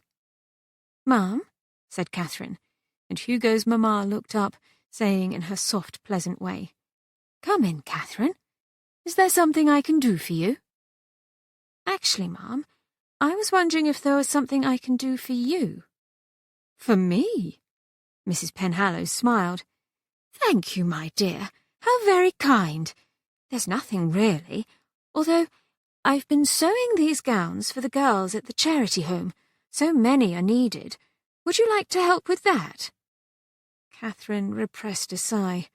Of course it would have to be sewing. She said, "I'll be glad to, Ma'am." "Oh, that would be lovely. Do come in, please, and sit next to me here." An hour later, having wrestled with 2 big rectangular lengths of heavy cotton, unpicked 6 irregular seams, twice sewn 2 armholes backwards, and several times pricked her fingers till they were bloody, Katherine did sigh, looking at the wrinkled mass in her lap, and then over at Mrs. Penhallow. "Ma'am," she said, "do you suppose there's anything else I might do to be helpful?" Mrs. Penhallow glanced up, her gaze going to the mangled would-be gown which Katherine ruefully held up for her inspection. "I'm afraid I'm not much of a seamstress." "Oh, my dear, I'm sorry. I should never have asked you. Rather, I should never have said yes." Mrs. Penhallow laughed. "We're not all born to embrace the needle. I like it, but that doesn't mean you must. Thank you, Ma'am. Is there anything else I can do?" "Let me think." Mrs. Penhallow was silent for a few moments, then said, a little doubtfully, "There is something. I'm so busy with these gowns, but I wonder if it might be tedious for you. Papa, my father, has written several letters of appeal to potential benefactors, and, as he often does, has asked me to look over his drafts. He says his mind moves more quickly than his quill, and so quite often his writing isn't as polished as he would wish." "I'd be happy to do that," said Katherine, and it was true. How infinitely better a task than sewing. "They're on my little escritoire. Do you see them?" Please feel free to mark up any phrases or sentences you think aren't quite up to snuff. Papa won't mind. In fact, I'm sure he'll be grateful to you." At once, Katherine rose and set aside the wad of fabric and went to sit at Mrs. Penhallow's escritoire. She heard from outside birds singing, the far-off voice of old Hoyt talking affectionately to one of the horses. Eliza, in the corridor, softly humming as she went. Katherine picked up the first letter. She began to read. A little later she lifted up the lid of the inkpot, and into it she dipped a quill. Carefully, in the margins, she began to write. Hugo walked along Duke Street toward the harbour, whistling a little. His left leg, he noticed cheerfully, hurt him not at all these days. It was a bright, clear day, and the wharves were busy and noisy, the sounds of human voices intercut with the loud, distinctive cries of the gulls. He stepped onto the old stone quay, where 2 collier boats lay at anchor, a dozen or so brawny men loading them with coal. Beyond the colliers, further out in the harbour, were several long, low smacks, back from a fishing run, and a successful one. The wells were crowded with mackerel. A flat-bottomed ketch was manoeuvring its way out toward the open sea, and alongside the quay beyond that, 2 low hay boats lay ready for departure, the tall stacks of baled hay well covered with tarps. He looked over to the next quay, where a dry dock floated. A new ship was in the process of being constructed, long, triple-masted, with a deep and capacious hold. He was eyeing it thoughtfully when someone said, "A beauty, isn't she?" A stout, middle-aged man had come to stand next to him, a little rumpled in his old-fashioned jacket and breeches, but his eyes keen and alert in his sun-browned face. "It is," answered Hugo, "but there's a problem with the rigging." The other man's look sharpened. "How so?" "Do you see how the spars aren't precisely perpendicular to the keel and the masts? It'll slow her down." "By God, you're right," said the other man, frowning. "They're not square. Which means the primary driving sails won't function properly. Well, I'll be damned." "You're a Navy man. You've the look of the military about you." "Army," said Hugo, holding out his hand. 8 years in the Americas. Captain Hugo Penhallow, sir, at your service." The other man shook his hand with a firm grip. "Will Stoddart, newly arrived, formerly of Liverpool. I've seen you around here quite a bit, Captain, looking at the ships. Fond of 'em?" Hugo nodded. "Very." "You live here, then?" "Yes, Whitehaven born and bred." "Know the winds and tides?" Hugo nodded again. "I spent so much time here as a boy, it's in my blood, seems like." "Looking to buy a sailboat, are you, for the summer months?" "That's a grand idea, but no." He smiled. "To own the truth, sir, I come here to daydream, I suppose. There were times back then when I'd have sold my very eye teeth to become a sailor." Will Stoddart looked at him consideringly. Then he said, his voice casual, "So how would you fix those spars?" Hugo thought about it. "It would be tempting to try and leave them in and adjust them by the pin connections only, but you'd risk an inexact fix. I'd take them off and start over again. It would take longer, but it's bound to produce a better result." "I agree. What would you do if the keel started to overbalance once the masts were all in place?" "I'd take a hard look at its central timber and its relationship to the hull." "And if it was faulty?" "Well, you could try to set it correctly again using blocks, but if it's not completely right, you should dismantle it."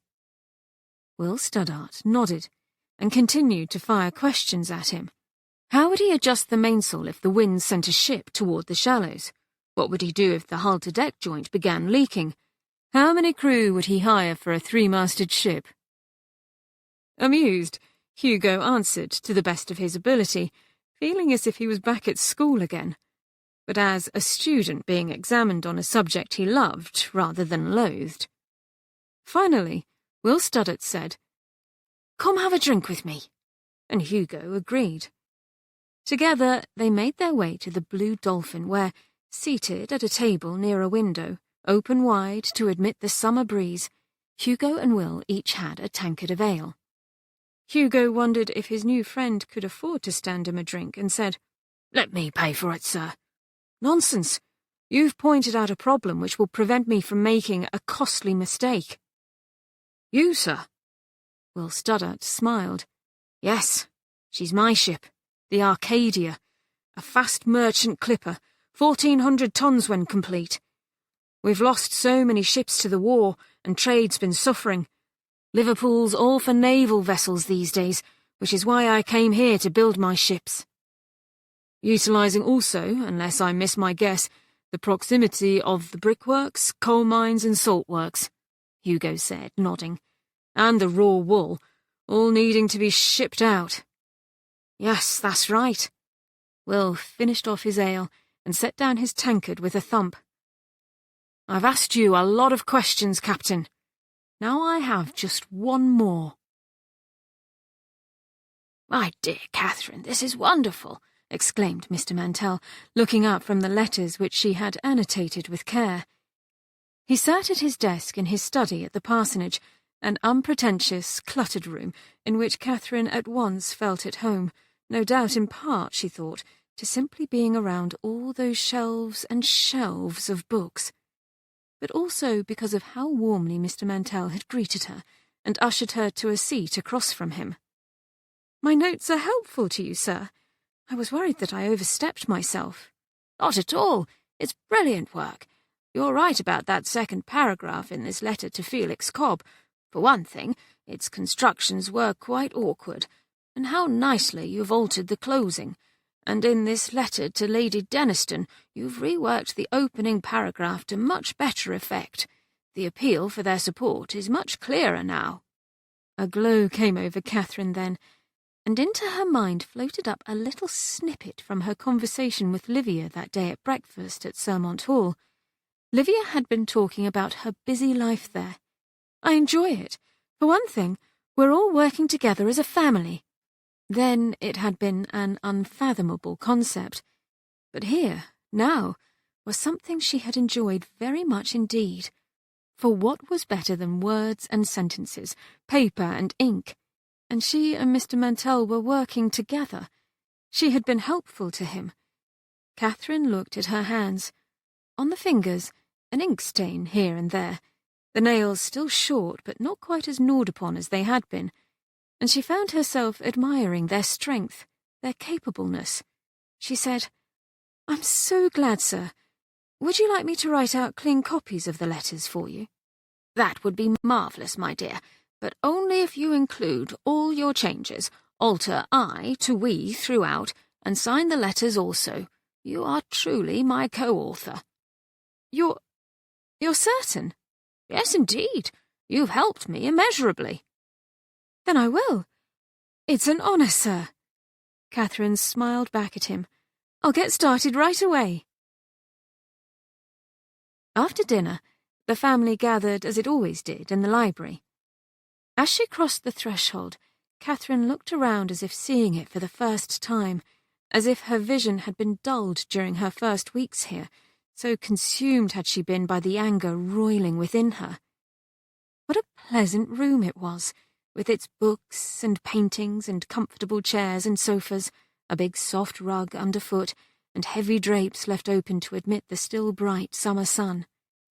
The dogs, in their own now familiar ritual, had gathered on the hearthrug, and Gwendolen knelt there too, playing with the puppy, which was noticeably less thin thanks to her tender ministrations.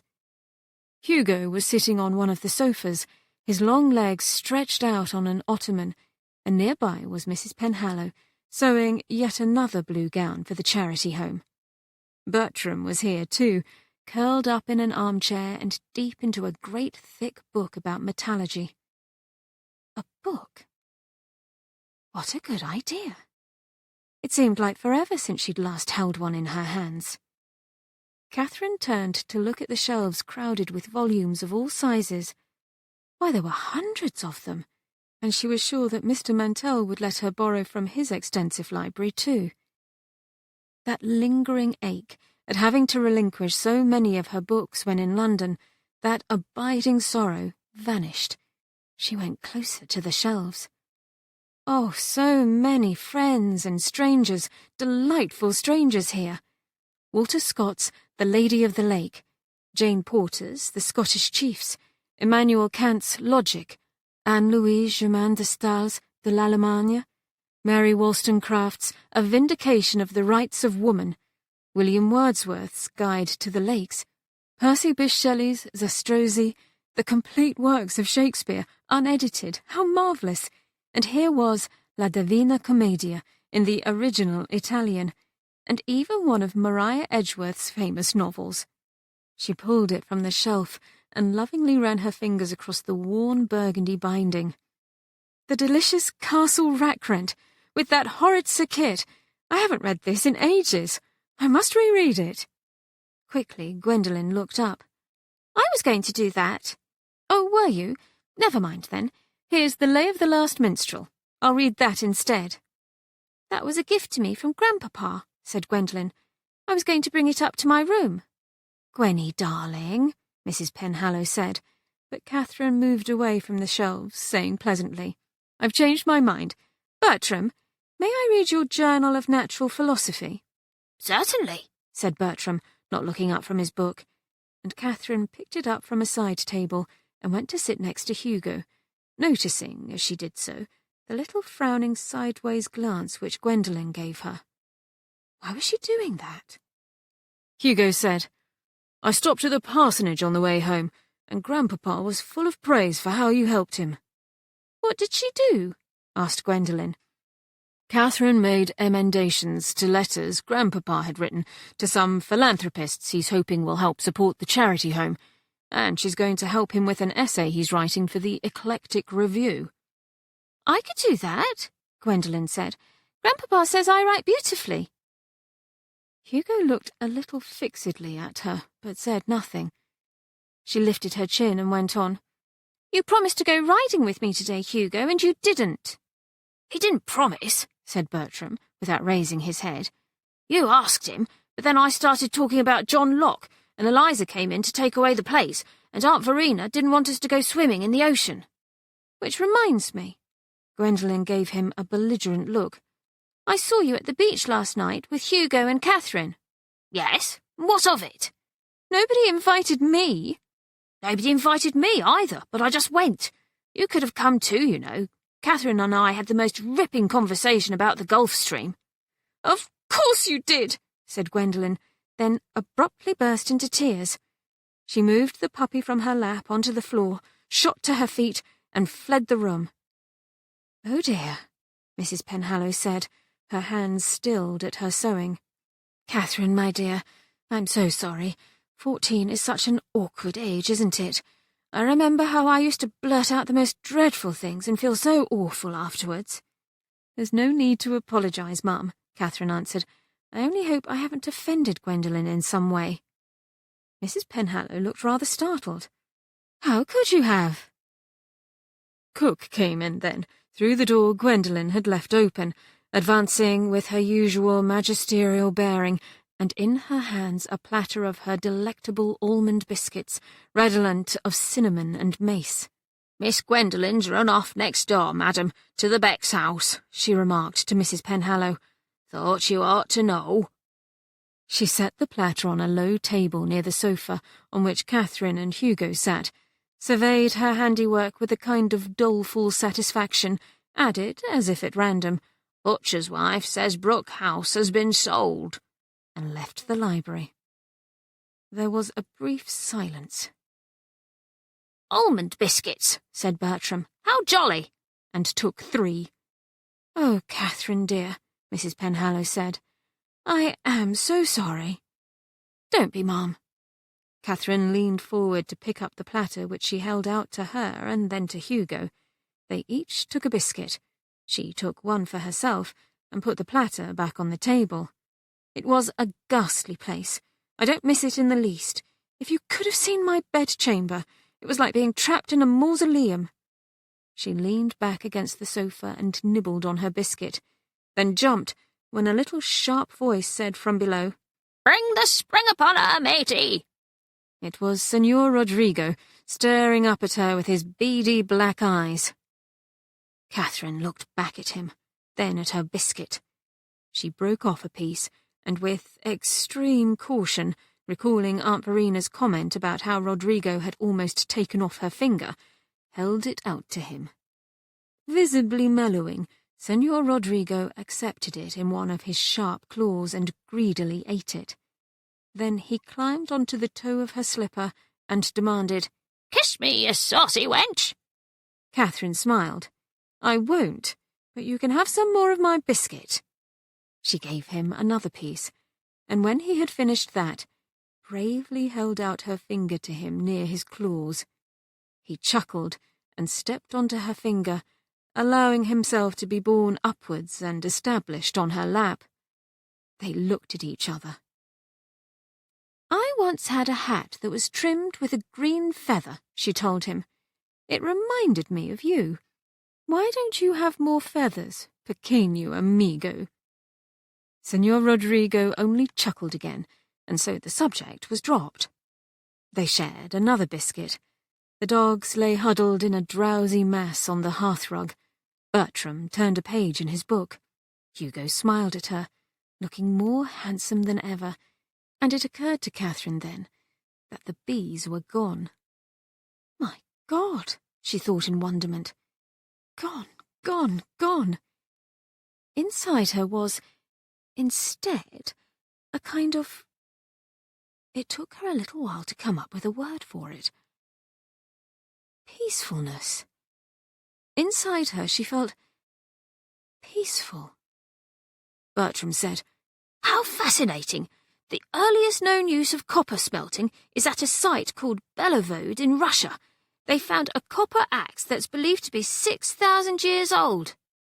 He turned another page. "Dearest Hugo," said Mrs. Penhallow, "you seem great with news." He looked at her, smiling. "I am. I've got a job." Chapter 17. "A job?" his mother echoed in surprise, and Hugo nodded. "Why are you taking on a job, Hugo?" Bertram said. "I thought you had an income thanks to your marriage settlements." "Oh, Hugo, is there not enough money?" exclaimed Katherine, looking anxious. "We're fine. An offer came my way today rather unexpectedly, and it sounds like such a lark I had to say yes." "What kind of job is it, Hugo dearest?" Mamma asked. "I'm going to be helping build some merchant ships." "Helping?" repeated Katherine. "How, Hugo? And where?" "Here, in Whitehaven. There's a fellow come from Liverpool, and I'm to oversee the work." He laughed. "I may climb a rigging yet and fulfill an old ambition." "Blimey," said Senor Rodrigo, and looked at Hugo with such bright-eyed alertness that he laughed again.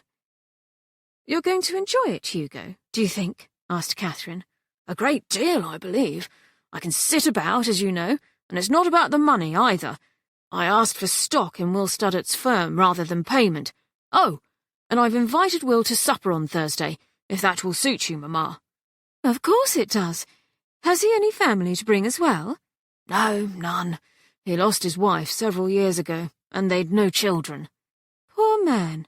We'll do our best to make him welcome." "I know you will," he said, and Katherine asked, "When do you begin, Hugo?" "Whenever I wish." "There's something I'd like to do tomorrow, if you're able to join me." "Of course. What is it?" "I want to go see Brooke House. Not go inside, naturally, but just to look at it." Katherine's voice was calm, even casual, and so Hugo merely nodded, as if this was but a routine, everyday request, and said, "Shall we ride there?" "Oh, is it too long a walk for you?" In her voice was now a teasing note. Hugo grinned. "A great walker, are you?" "I believe I am. I find I do some very good thinking while I'm walking."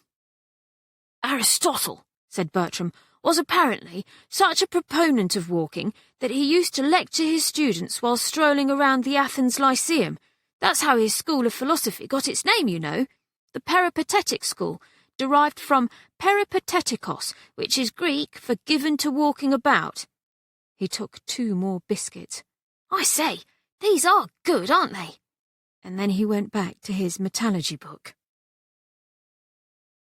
They stood in front of Brooke House, which had about it the still, forlorn look of an abandoned building. No smoke issued from its chimneys, and curtains had been drawn across its many windows. There was no one going up and down its front steps, no carriages arriving, no carts from the grocer and the butcher pulling round to the back, no distant sounds of hunters' guns. Katherine stared at the vast, empty facade. On the 3rd story, toward the right, was what had once been her bedchamber. Empty now also. "I wonder who bought it," she said to Hugo. "You don't mind, Katherine?" "Oh, no, not a bit of it. I suppose I wanted to come here to... well, I suppose to say goodbye." "Oh, Hugo, what if an interesting family moves in? A great nabob from India, say, with a dozen lovely children. Or a legendary warlord from Timbuktu, having retired from the life, who brings his herd of yaks. A rich, kind spinster who turns Brooke House into an orphanage, a happy one. A kite factory. A chocolate factory." They laughed together, and Katherine slipped her arm through his. "Shall we go back? What a nice day it is. I'm just sorry Gwendolen didn't want to join us."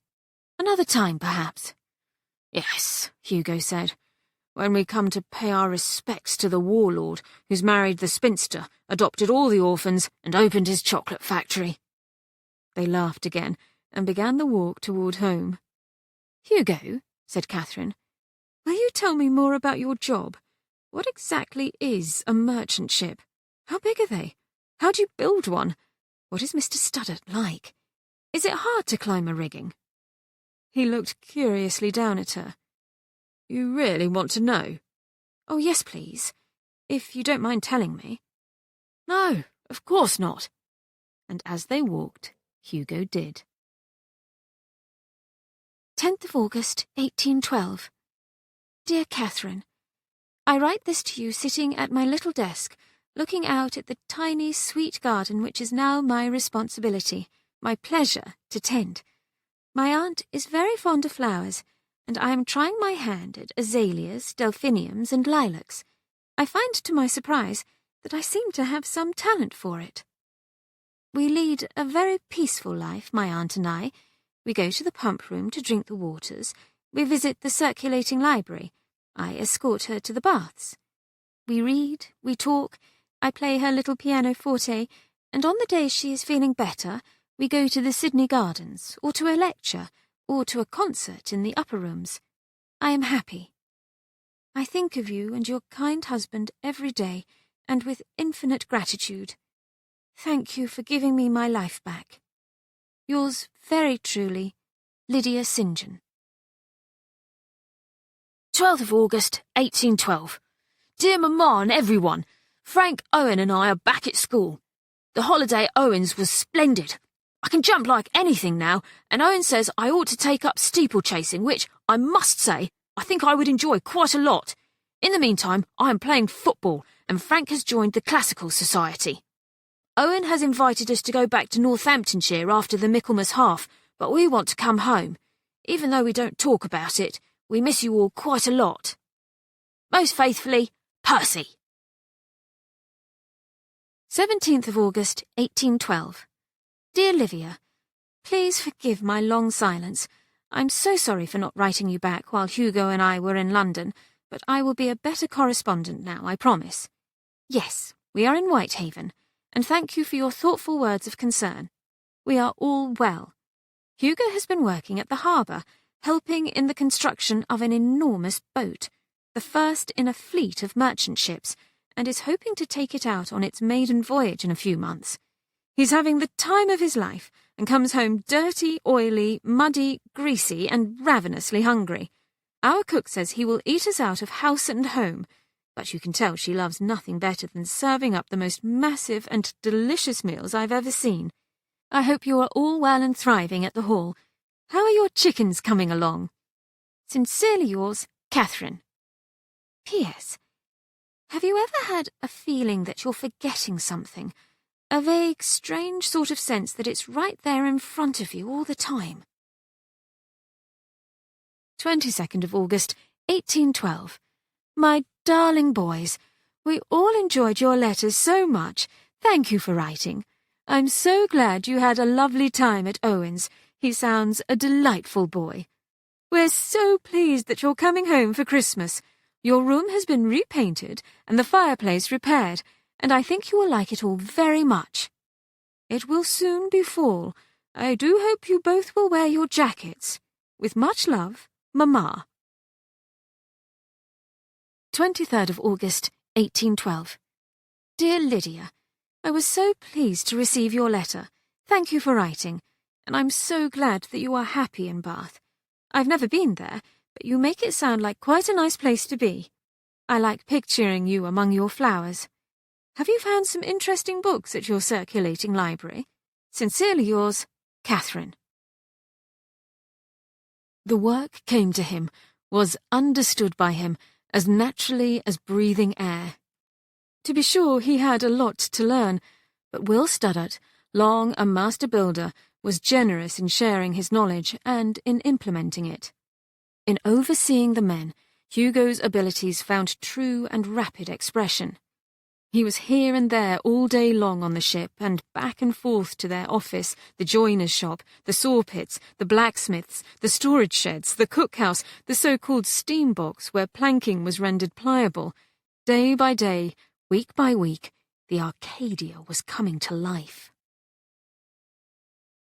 Katherine had preceded Hugo upstairs and was tucked into bed with the Scottish chiefs when a little while later he came into their room. The windows had been closed against a cooler, brisker breeze, and Katherine had laid on top of her an extra wool blanket. "Oh, Hugo, listen to this," she said, and read out loud. "Looking up, I beheld a young chieftain with a bow in his hand, leaping from cliff to cliff, till, springing from a high projection on the right, he alighted at once at the head of a wounded deer. It makes me think of your Scottish cousin, Alistair. He's a chieftain, isn't he?" "I've never met him, but I believe so." "Well, this is the very picture of romance. I'm going to think of Alistair just like that, jumping nimbly over the cliffs in his kilt and sporran." Hugo laughed and took off his jacket. Katherine closed her book and set it on the little table next to the bed, on which stood a small candelabra. In its flickering golden light, she watched as Hugo continued to undress. "Hugo," she said, "I do like to look at you." He stood naked. "Likewise." "Do you really?" "Yes." "Oh, good." She slid to the edge of the bed and got out. "No nightgown, Katherine?" "No, I was waiting for you." He smiled a slow, slow smile that made her feel as if her blood, her bones, her spirit had caught on fire, and he looked at her, from head to toe and everywhere in between, and he said, "You're beautiful, so beautiful." His deep voice filled with such awe and sincerity that she believed him absolutely, and moved to meet him where he stood. He brought her against him, flesh to flesh, and kissed her, mouth against mouth, hard, hungry, sure, and sinuous. Katherine made a low, urgent noise in her throat, brought her arms around him, slid one of her legs up high around his rock-hard thigh. Hugo lifted her then, effortlessly, turned them both until her back was against the wall, and, with her thighs around him, opened to him, he slid himself home within her. "Yes," she gasped, and as Hugo moved, as steady and rhythmic as the waves outside their windows, and as pleasure and delight filled her, she was glad she had said the word.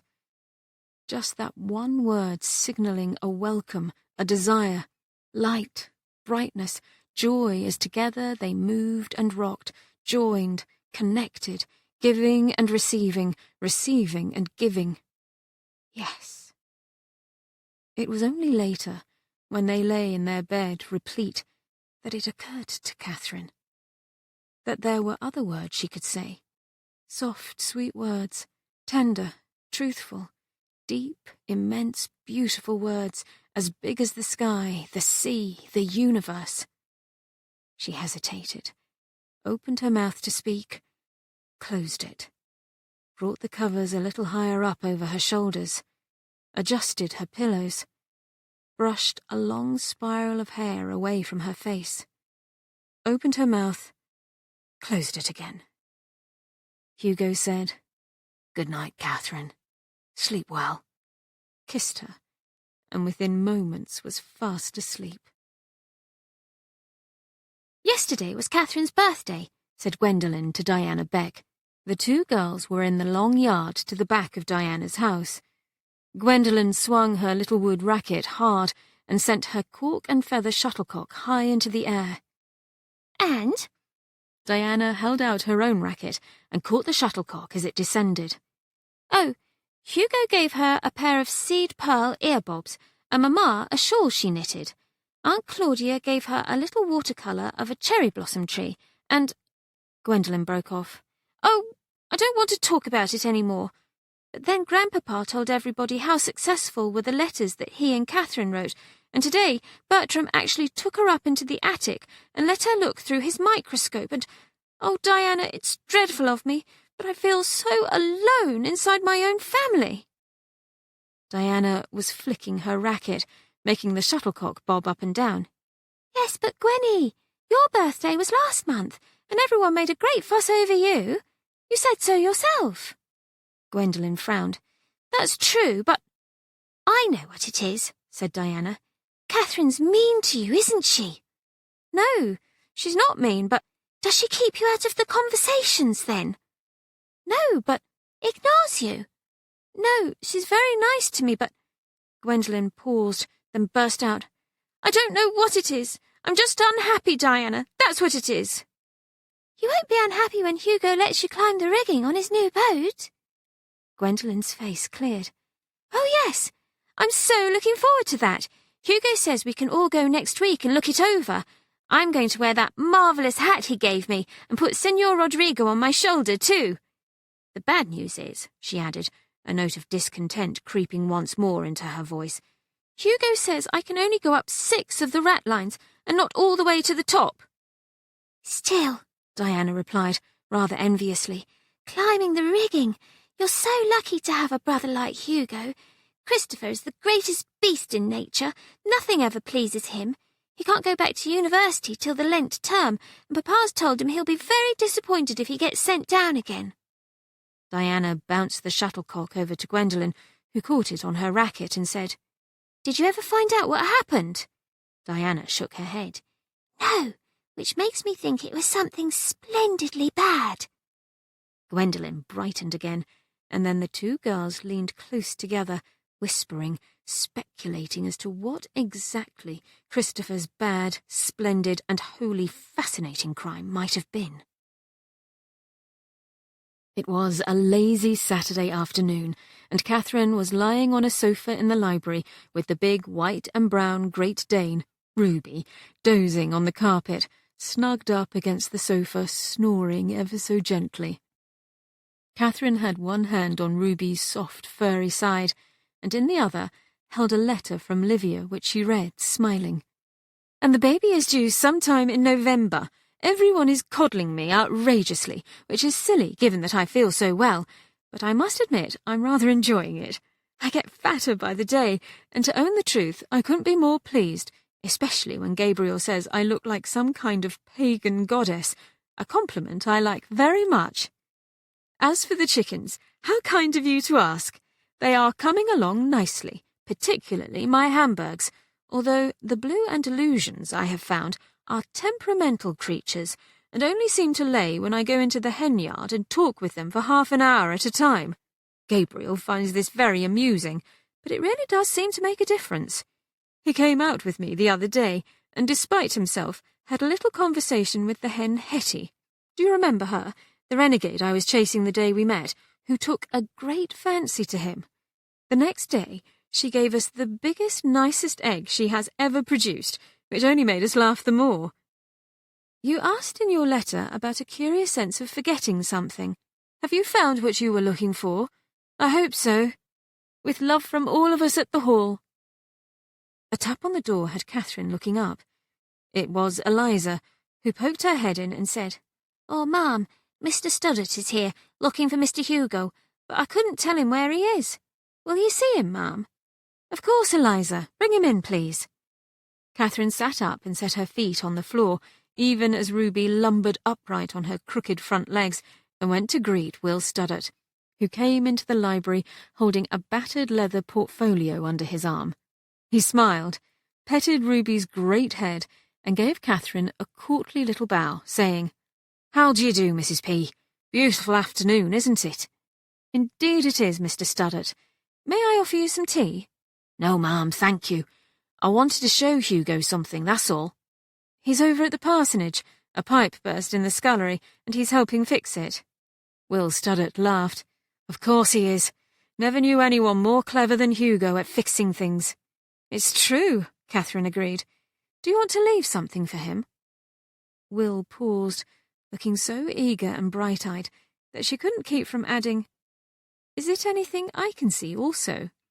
At once he whipped open the portfolio, and with such enthusiasm that its contents, a large notebook, fell to the floor, big yellowed pages splaying everywhere.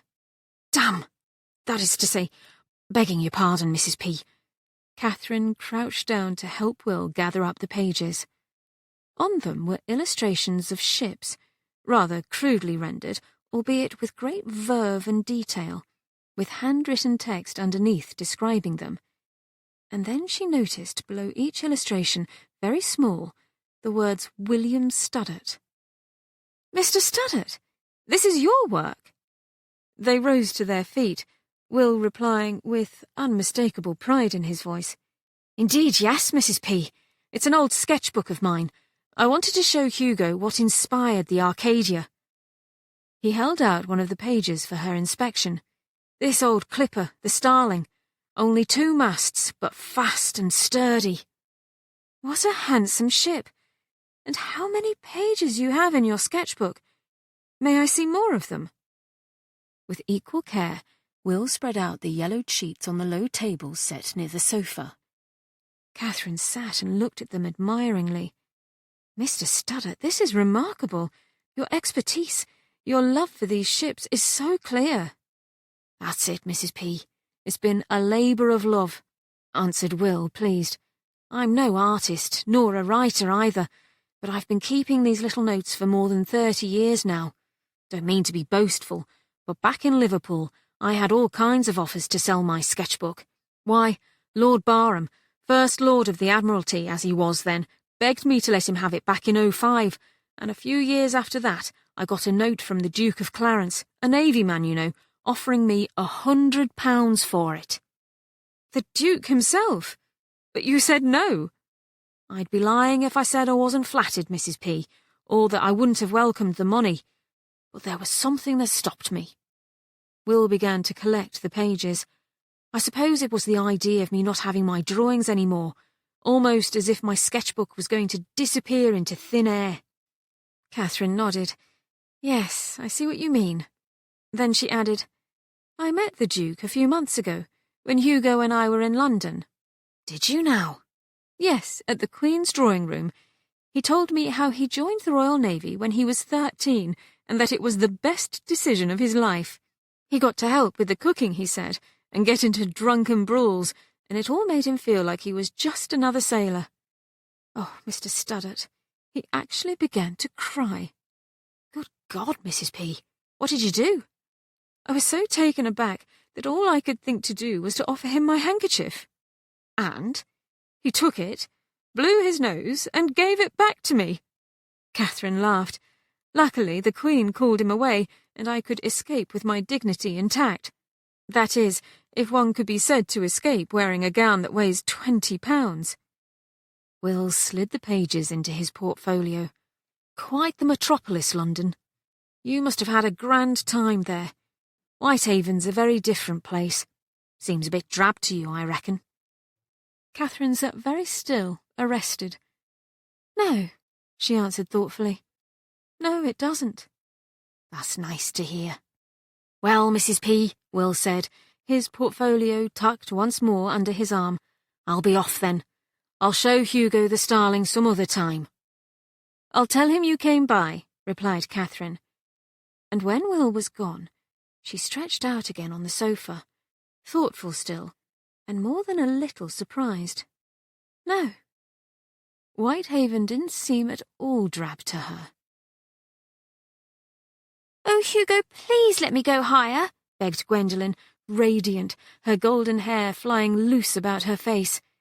She'd been upset about not being allowed to bring Senor Rodrigo, Mamma having said compassionately, Dearest Gwenny, I know you believe he would enjoy it, but only think, darling, how cold he would get.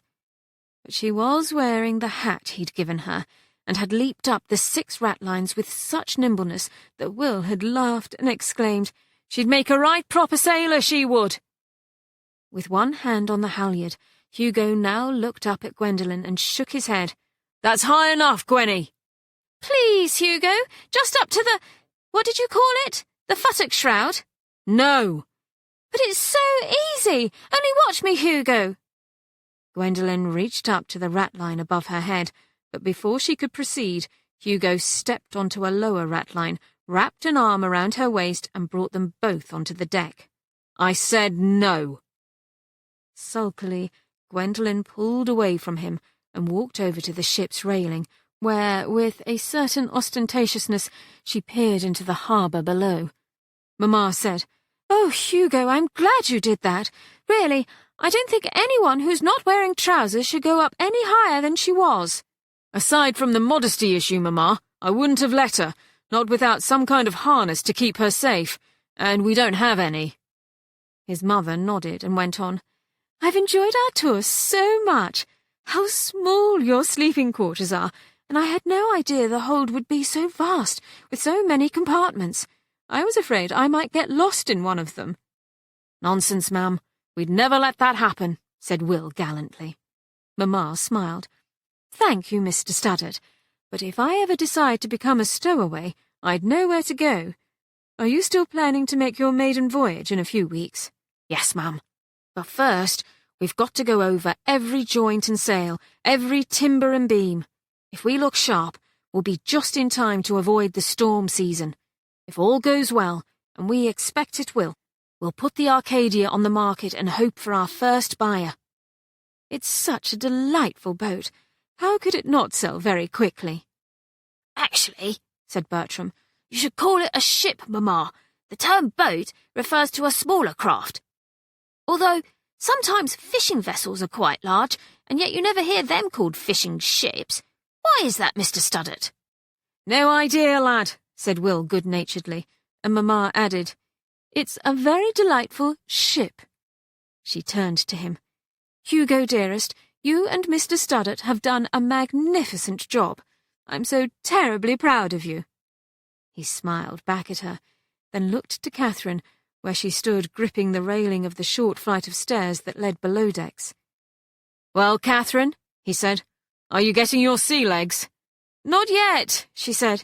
Hugo, it really is a delightful ship, and I know it's still at anchor, but it does roll so. Her face, he noticed, was unusually pale, and she had begun to look a trifle peaky. Would you like to get back on land? She smiled faintly. I would, and if you don't mind, I'm going to cling to your arm in a very missish way. I don't mind a bit, he said, and went to her at once. Their party made their way off the Arcadia, Gwendolen the last to disembark, saying, to no one in particular, that she herself had never felt better than while on board, and would have liked it if the waves were quite a bit stronger. But as Will Studdert was busy guiding Hugo's mamma around a large, neat coil of rope, and Bertram occupying himself by calculating the total volume of the ship's hold, and Hugo both eyeing Katherine's slightly greenish pallor with concern, as well as enjoying how she did, in fact, cling tightly to his arm, nobody really paid much attention to her remarks, which were issued in a rather defiant undertone, and promptly carried away by the wind. Chapter 18. It was on the next morning that Katherine woke early to the sound of rain pattering against their windows. Hugo, she saw, was already gone. She smiled a little, reaching out a hand to smooth the indentation on his pillow where his golden head had been. Then she yawned, turned onto her back, closed her eyes again. How cosy it was to snuggle underneath the warm bedcovers and listen to the rain. Her thoughts drifted here and there, easily, without direction or purpose. She was hungry. It was nice to look forward to another one of Cook's delectable breakfasts. Maybe there would be oatmeal, with cream and currants, or perhaps hot muffins, fresh from the griddle, and lavishly spread with strawberry jam, and coffee.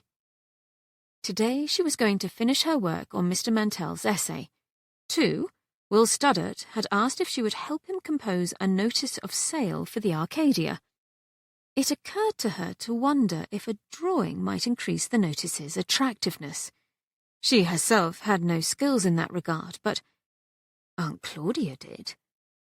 Katherine was pondering this idea, which struck her as an excellent one, and also considering some phrases for the notice. Modern design, superior construction, all English materials, hold equipped with sturdy hatch covers to keep merchandise dry. Oh, she wanted to write these phrases down before they slipped away. Maybe she should start keeping a little notebook and pencil on the table next to the bed. She opened her eyes and looked at the simple wood table with its square top and painted a cheerful yellow. Yes, what a good notion. There was plenty of room. Right now it held only her small candelabra, a stack of books, and the piece of blue sea glass she had found that morning on the beach with Hugo. Something stirred at the back of her mind, very deep, obscure, buried as it were. Sea glass. A little notebook, paper. An image formed, hazy. Dirt. A trowel she had borrowed from Hoyt, who had seemed very large to her own small self. The shelter of the bay trees. She tried hard to grasp at the image, but it was as if the very act of focusing her attention made it dissolve, disappear.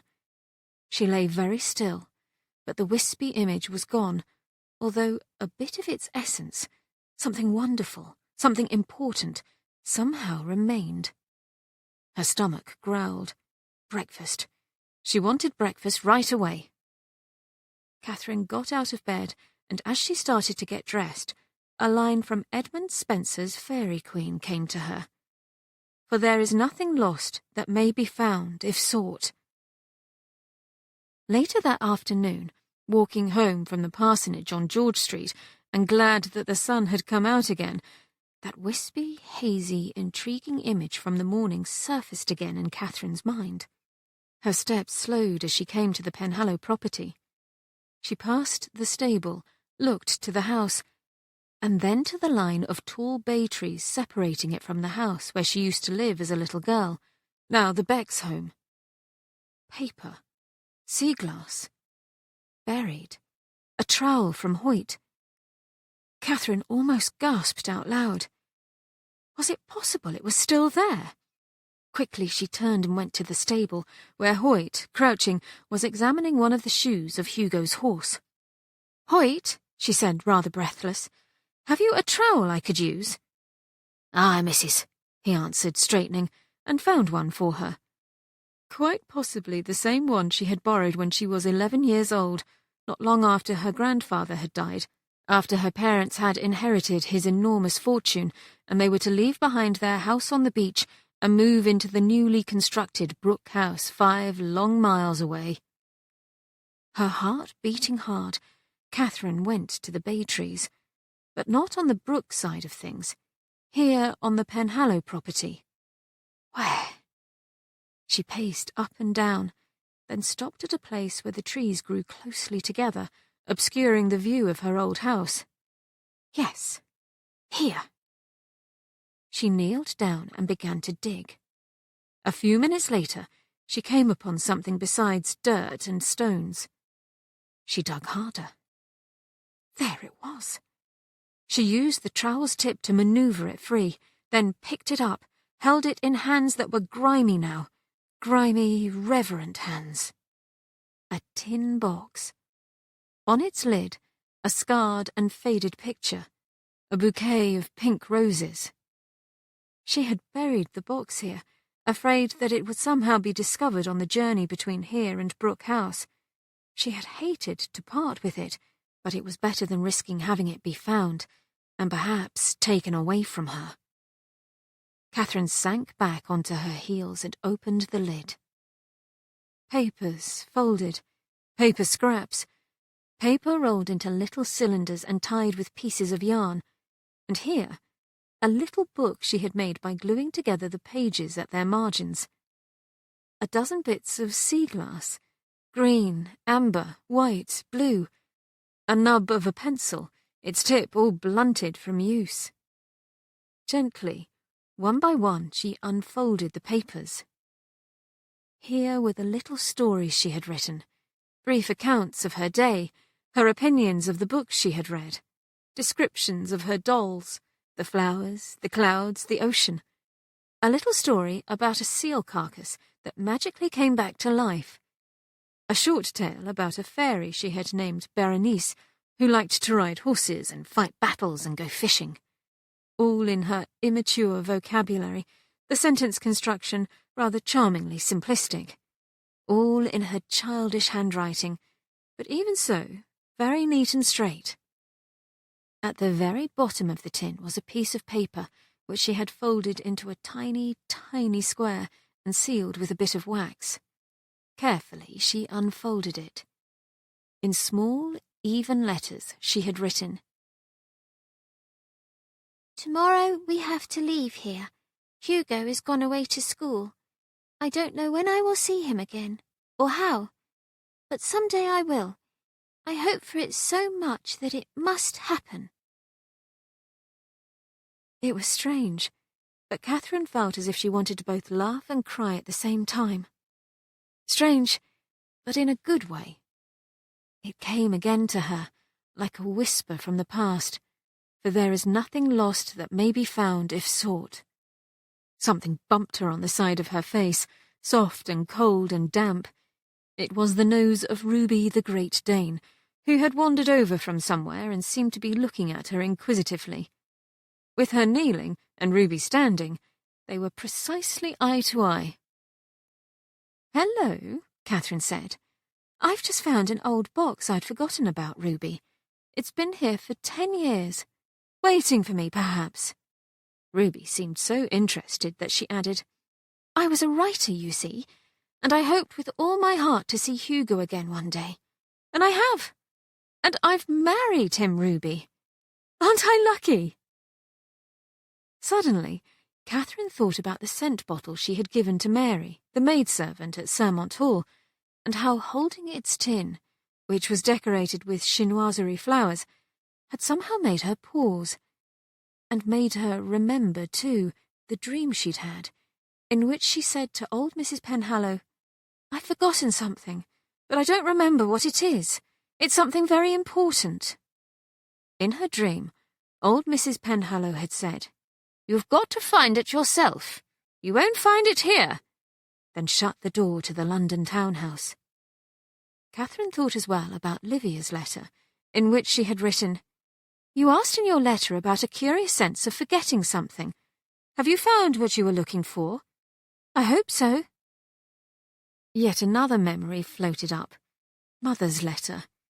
"It's an ill wind that blows no good." Katherine laughed, part giggle, part chuckle. This time it really was funny, because Mother was, for once, right. Leaving London so abruptly, feeling forced to come to Whitehaven, it had seemed so dreadful, like the end of the world. But if she and Hugo hadn't come here, maybe she would never have found her little tin box again. And that really would have been dreadful. Just holding the box in her hand, feeling its weight, looking at what it held, filled Katherine with joy. And she looked and laughed An idea burst into her mind, big and wonderful and so exciting that she leaned over and kissed Ruby's big soft nose.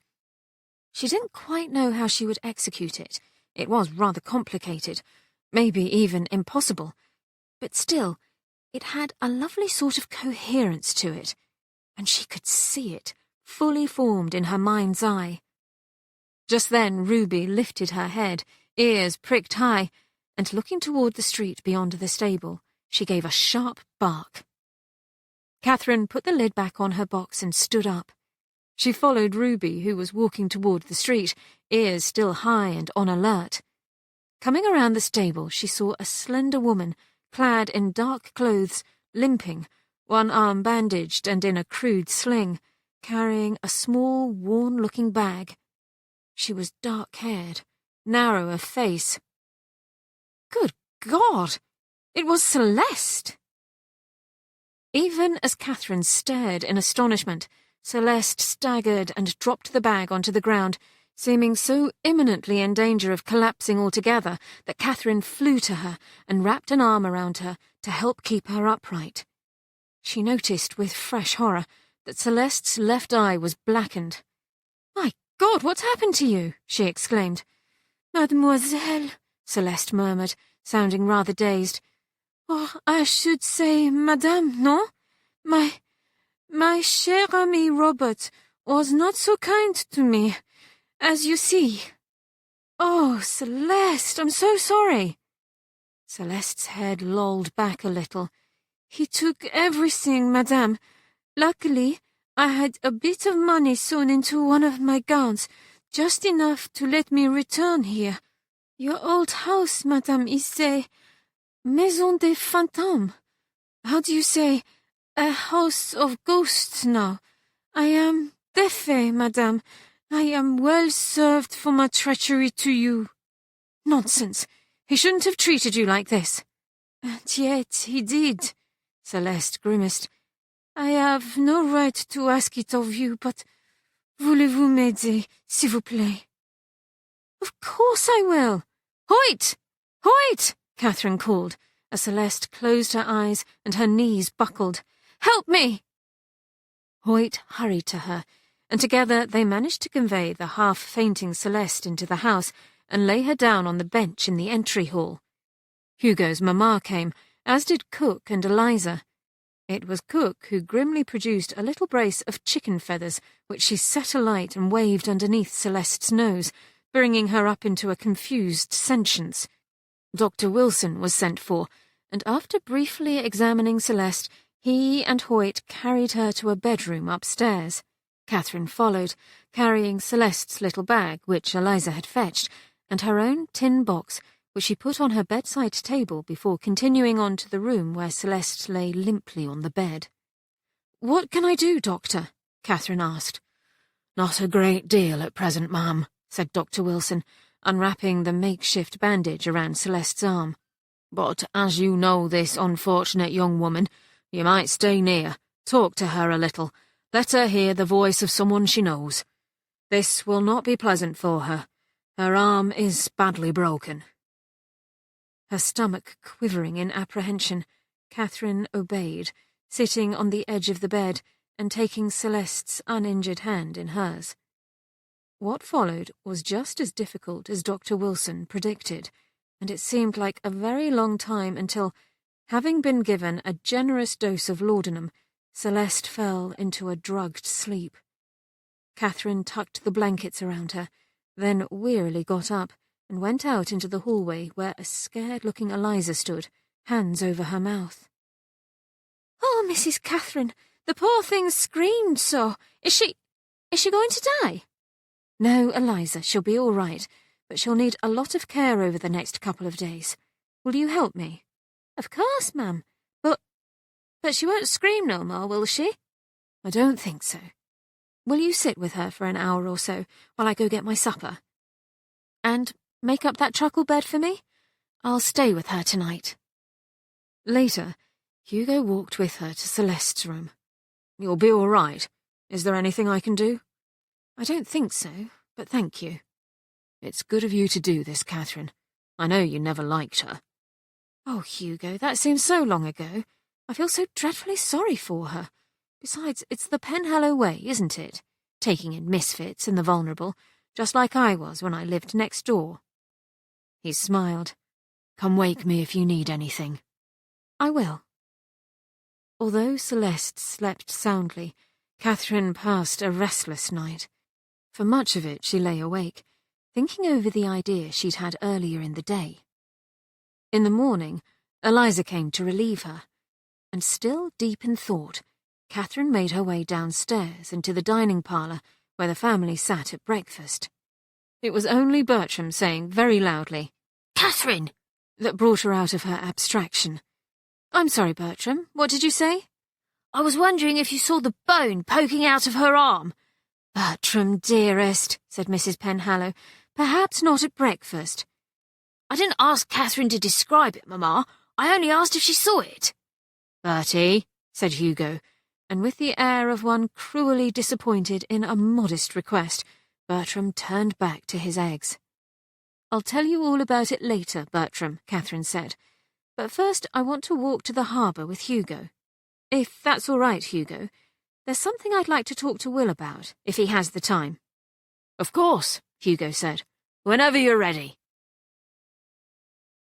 You want to write a book, Mrs. P, out of my old sketches and notes?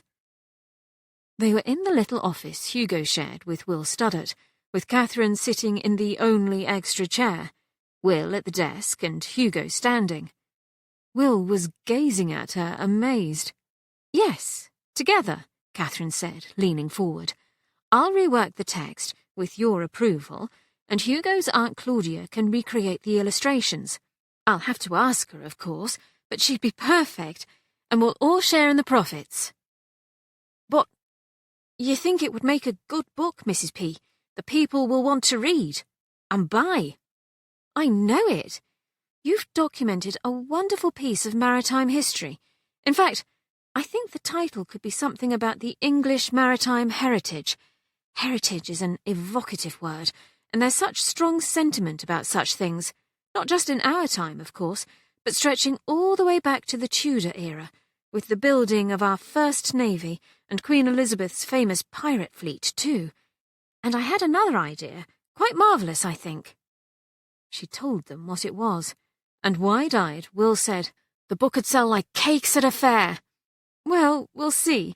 First we have to create a manuscript, and secure a publisher.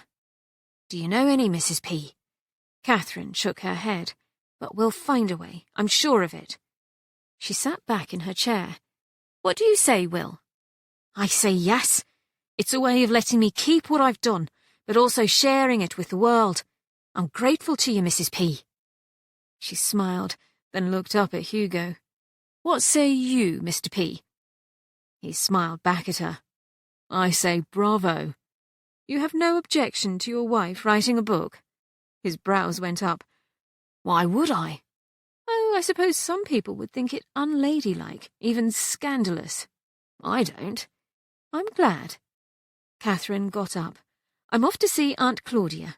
Good day to you, gentlemen, she said, and stood on her tiptoes to brush her cheek against Hugo's, his skin warm and slightly deliciously rough.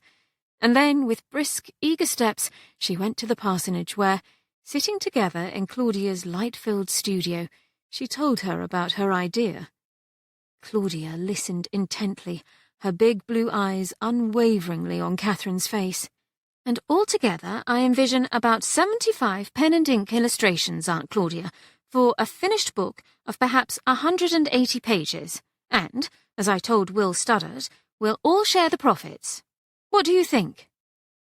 Oh, my dear, I do like drawing boats and ships, and I did enjoy doing that little illustration of the Arcadia you asked for, but I've never exhibited my work before, to the public, you know.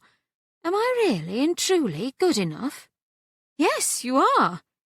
You seem so sure of this, my dear. I am sure. I've been in London and to all the important galleries. You're more than good enough.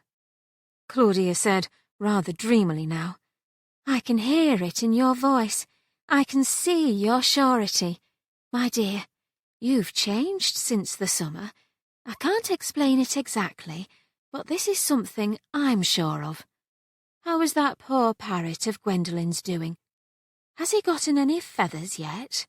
No, poor Signor Rodrigo is still the same, and to own the truth, Aunt Claudia, I think he's a little lonely since Gwendolyn's been spending so much time next door with her friend Diana.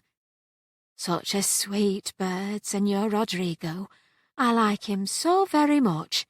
About the book idea, I'll make you a bargain, Catherine dear. Catherine smiled. What sort of bargain? I'll do the illustrations if, when I've completed them, you and Signor Rodrigo will sit for me, for a portrait. Done, said Catherine, and they two shook hands, and then Claudia sneezed, and 5 minutes later Aunt Verena sailed into the room with a tisane, which she pressed upon her sister, and then she sneezed too. God bless you, said Claudia, and setting aside her cup and saucer, stood up. Where are you going? Demanded Verena. To make you a tisane, dear, Claudia answered, drifting off, and as she reached the doorway, they heard another sneeze, tremendously loud, issuing from Mr. Mantell's study, and Claudia added, And one for Papa also. I do hope we aren't all succumbing to an ague. Goodbye, Catherine dear. Bring Mr. Studdart's sketches over when you like, and I'll begin. Catherine drew open the curtains in Celeste's bedchamber, and mellow autumnal sunlight, soft and cheerful, illuminated the room. There, she said. Now that you're well enough to sit up again, you can see the ocean from your window. Then she went to the table next to the bed, where a cup of cook's warm beef tea was set on a saucer. She held out the cup to Celeste, who lay propped up on pillows, her dark hair lank in a plait trailing over one shoulder, and her left arm cradled in Dr. Wilson's professional-looking sling. The bruise around her eye was healing, but it was an ugly yellow and green now. Still, she looked considerably better than she had a few days ago. Celeste took the cup. She said, looking up at Catherine, "Merci, madame, but there is something I must first say to you." Catherine sat in the chair next to the bed. "What is it, Celeste?" "I must apologize for my malade, my ill will towards you all those years. I came to your parents' employ an orphan, destitute. I did whatever they told me to do. But this ought not to excuse mon attitude désagréable." "It does, though, I think.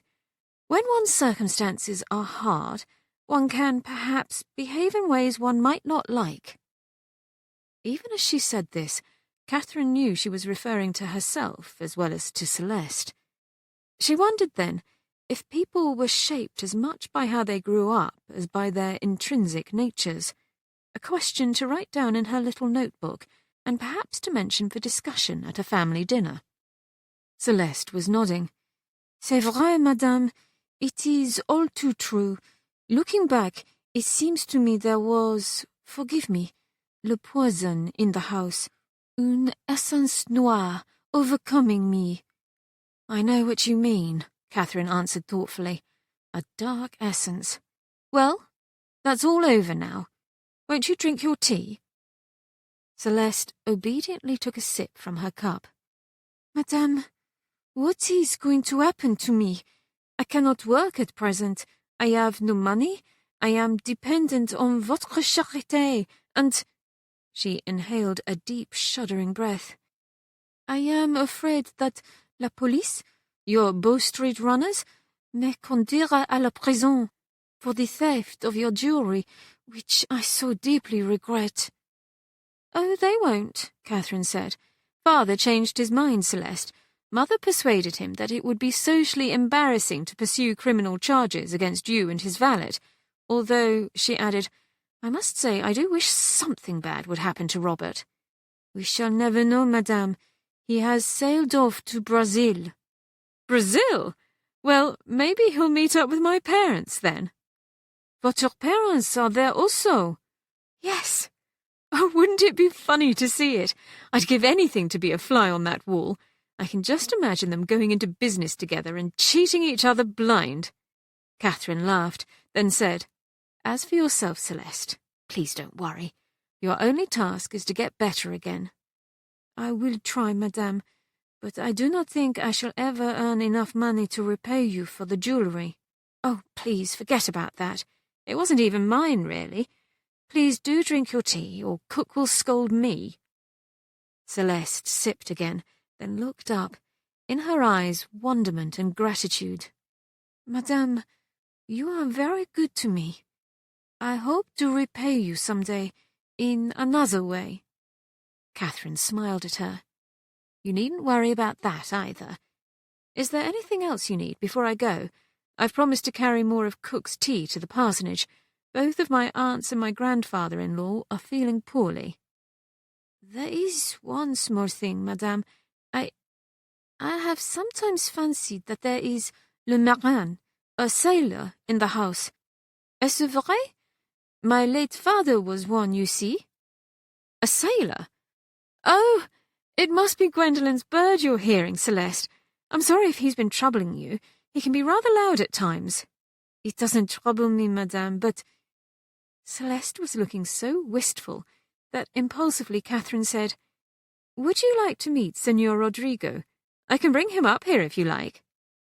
For the first time since she had arrived, Celeste smiled. "His name is Senor Rodrigo? Oui, madame. I should like that very much, if it does not incommode you." "I'll do it as soon as I'm back from the parsonage," Katherine promised, and she was as good as her word, a few hours later returning to Celeste's bedchamber, bearing Senor Rodrigo on her index finger. "Ah, le pauvre oiseau! But he has no feathers! Quel dommage!" exclaimed Celeste. "Bonjour, ma chérie," said Senor Rodrigo. "Comment vas-tu aujourd'hui?" "You speak French?" Katherine said to him in surprise. Senor Rodrigo giggled in a distinctly coy manner. "We had no idea," Katherine said to Celeste, and laughed. "Senor Rodrigo, you clearly have had a very interesting past. May I introduce you to Celeste?"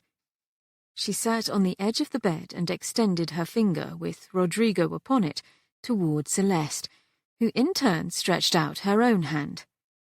Katherine held her breath, a little anxious as to how Senor Rodrigo would respond, but with total insouciance he stepped from her finger onto Celeste's. "Tu es très beau, monsieur," Celeste murmured. "So very handsome." "Voulez-vous danser, ma jolie?" replied Senor Rodrigo, and began to climb up Celeste's arm where, reaching out to the end of her plait, he began to nibble on a strand of her hair. Celeste watched him smiling. "I cannot dance, senor, but perhaps we can talk." Rodrigo cackled agreeably, and Celeste looked up. "Madame, might you leave him here for a little while, if he is not missed downstairs? It would be un grand plaisir for me." "I think that's a lovely idea," answered Katherine, "for both of you." Later, at supper, when she explained where Senor Rodrigo was, she thought for a moment that Gwendolen would object, for her expression darkened. But she only shrugged and looked to Hugo, saying, "Are you still going on your first voyage on Friday? What is it that you call it? The Shake Cruise?" "The Shakedown Cruise," he answered, and accepted from Bertram the platter of pork chops he was passing. "Thanks, Bertie. Yes, early on Friday morning. I know you wanted to go, Gwenny, but it's not the sort of voyage for bringing along a guest. It's to make sure she's truly seaworthy." "Oh, that's all right," she answered airily. "I don't mind any more. Mamma," she went on, "will you play cribbage with me after supper?" "I'd love to, darling, but I'm going to stop by the parsonage to see how Papa and your aunts are doing. They were all a trifle worse today. It's only an ague, but—" "I'll go with you," said Hugo, and Mrs. Penhallow replied gratefully, "Oh, thank you, dearest Hugo, if you don't mind." "Not at all. Katherine, how's your writing coming along?" She smiled at him. "Today, I finished a section about a little ship called the Kingfisher." It had a fascinating history over a decade ago when it was secretly fitted out as a military vessel and sent to the Strait of Gibraltar. In one of Papa's notes, said Bertram, he theorises that if the two land masses divided by the strait were to be connected, the water in the Mediterranean basin would evaporate and a tremendous layer of salt would be laid down. Your Papa was so brilliant, Mrs. Penhallow said, her eyes bright and soft. Then she rose to her feet. Hugo, darling, might we go sooner rather than later? Of course, Mamma, answered Hugo at once, standing up also. If you like, Gwendolen, Catherine said. I'll play cribbage with you. Bertram, will you join us? I've changed my mind. Gwendolen got up. Mamma, may I go over to Diana's house? Just for a little while, darling. Catherine, Bertram said, I'll play with you. Would you like to see my faro shuffle? I've been practising it. Mathematicians, you know, use it in an attempt to achieve the perfect shuffle so that it can be classified as an element of the symmetric group. Bertram, said Catherine with absolute truth, I would love to see your faro shuffle. Chapter 19. Hugo and Will stood on the old stone quay, where the Arcadia lay at rest in her moorings, completed, scrubbed, shiningly new, her clean white sails rippling in the breeze. "Beautiful, isn't she?" said Will, pride in his voice, and Hugo nodded, just as proud. He'd loved being a soldier, but this, by God, this was even better. How lucky he was to have moved so swiftly into another profession which suited him so well, and also, as a side benefit, reduced to a great degree his chances of being shot, stabbed, captured, or hung. "And thanks to Mrs. P's clever notice of sale," Will went on, "we've got those 3 offers already, waiting only on the results of tomorrow's cruise to proceed, and the fellow from Bristol's preemptively upped his offer by 1/3. Hugo felt a glow of pride in Catherine too. "Well, all's ready," he said to Will. "Excited?"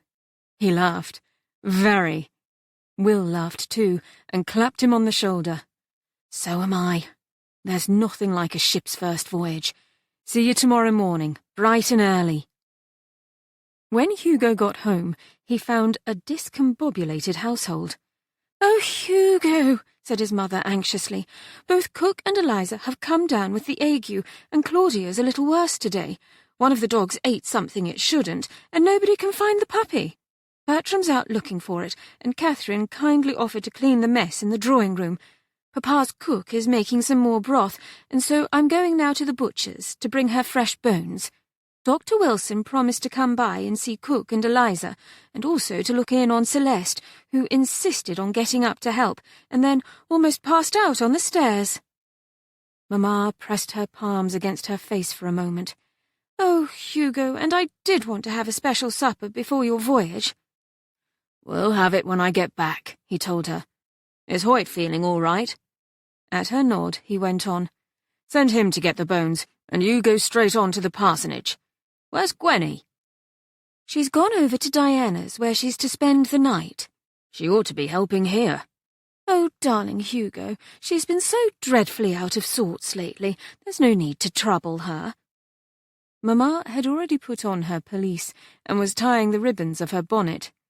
"Do you think you can scramble something together for your supper?" "After 8 years in the army? Gad, I should hope so. Don't worry about us, Mamma. Go tell Hoyt what you want him to get, and I'll see what else needs to be done around here." His mother's expression brightened. "Hugo, darling, you're such a comfort. Thank you. Oh, I do hope Bertram finds the puppy." With that, she was gone. Hugo checked on Cook and Eliza, and then on Celeste, and went to help Catherine in the drawing-room, and Dr. Wilson arrived, and when, a little later, Bertram triumphantly returned with the puppy, he put him in charge of feeding all the dogs and went into the kitchen to make cold beef sandwiches and a potato salad, which he offered to anyone who felt like eating. His supper was pronounced entirely delicious, even Cook, who was persuaded to sit up and have half a sandwich, allowing as how it was passable. Which, Hugo later told Catherine when they had gone up to their room, was such a compliment that I very nearly blushed. She laughed. Unlike myself, I don't think I've ever even seen you turn red. That's because I'm shameless. Catherine laughed again, and Hugo went on to finish packing his small canvas bag. He set it near the door, then turned to see that Catherine, in her white nightgown, was sitting on the bed, her knees drawn up and her arms clasped round them. Her mood had shifted. She was now looking at him gravely. "Hugo," she said, "you'll be careful, won't you?" Of course I will. You've thoroughly inspected the Arcadia. From stem to stern. There are no leaks. Not a one. You trust your crew? Absolutely. The weather looks auspicious? Yes. And you'll only be gone for 3 days? Yes. Catherine's dark eyes were fixed on his own intently, and to Hugo it seemed as if there was something else she wanted to say, another box she wished to reveal. He stood there patiently, waiting for whatever it was. Then she said, "Hugo, is it bad luck to make love before a maiden voyage?" For a fleeting moment, it seemed to him that this wasn't what she had been struggling to say, but the thought vanished as he felt the warmth of desire begin and build within him. "No, by Jove, it's not," he said, and went over to the bed. He got onto it, sat with his back against the headboard, and reached out for her. She came willingly, straddled him, and he slid up the hem of her nightgown so that he could stroke her legs, slowly and without hurry. She shivered a little, with pleasure, he knew, but still looked grave. "You're sure?" she asked. "Very. If anything, it's good luck. In fact, we'll have to be sure to make love before all my ships launch." He saw the smile begin to form on her sweet cherry lips. She said, "Do you mean to have a great many ships?" "Yes, which means we'll have to make love quite a lot." "Do you promise, Hugo?" "Yes." "Well then," she said, and began to tug up the hem of his shirt. It was still dark when Hugo left the house.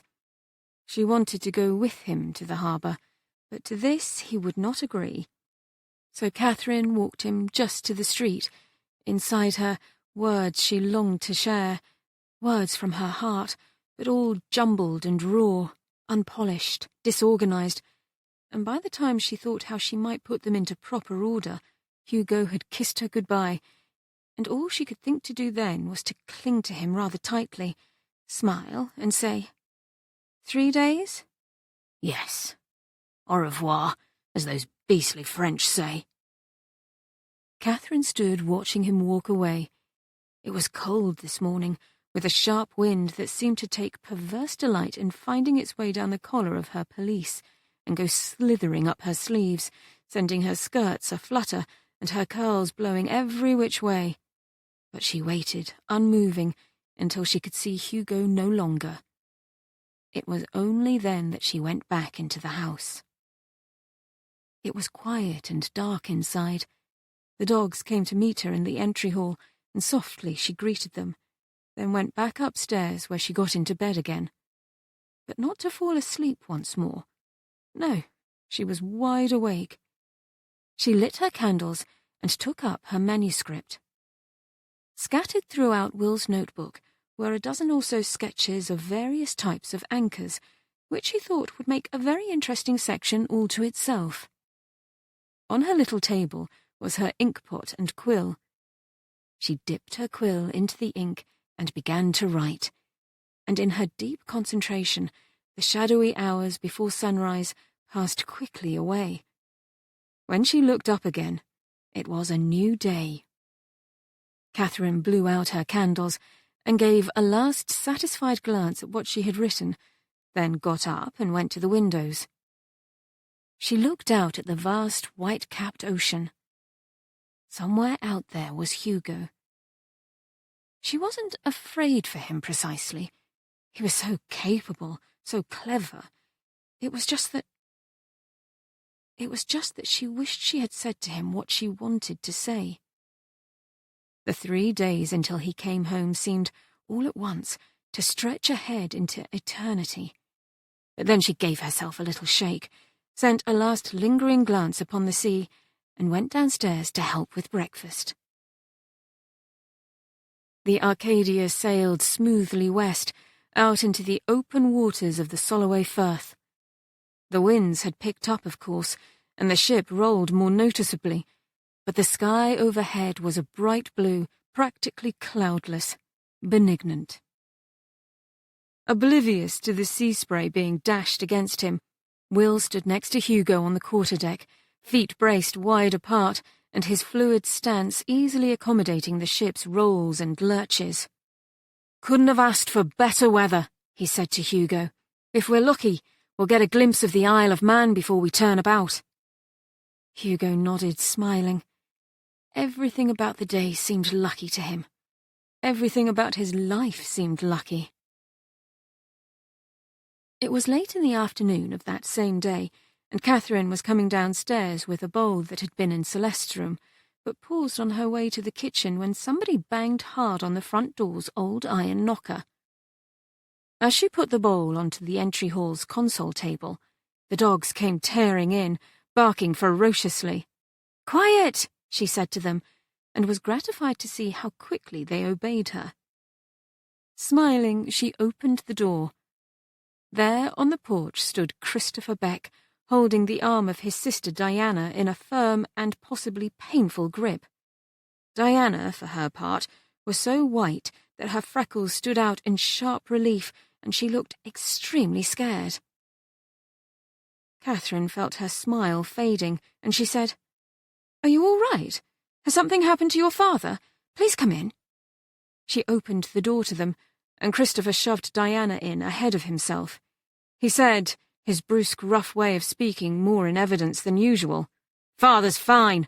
He's in Blackpool on business, else he'd be here too. Diana has something to tell you." "Oh, Christopher, must I?" faltered Diana. "I swore on my life I wouldn't say anything to anyone." He scowled with such savagery that Diana flinched away from him. "You've already told me, you silly little fool," he said harshly. "I knew something was wrong just by looking at you, and now you're to tell Mrs. Penhallow if I have to thrash it out of you." Diana swallowed and fearfully raised her eyes to Katherine, who waited, trying to control her own ripple of fear.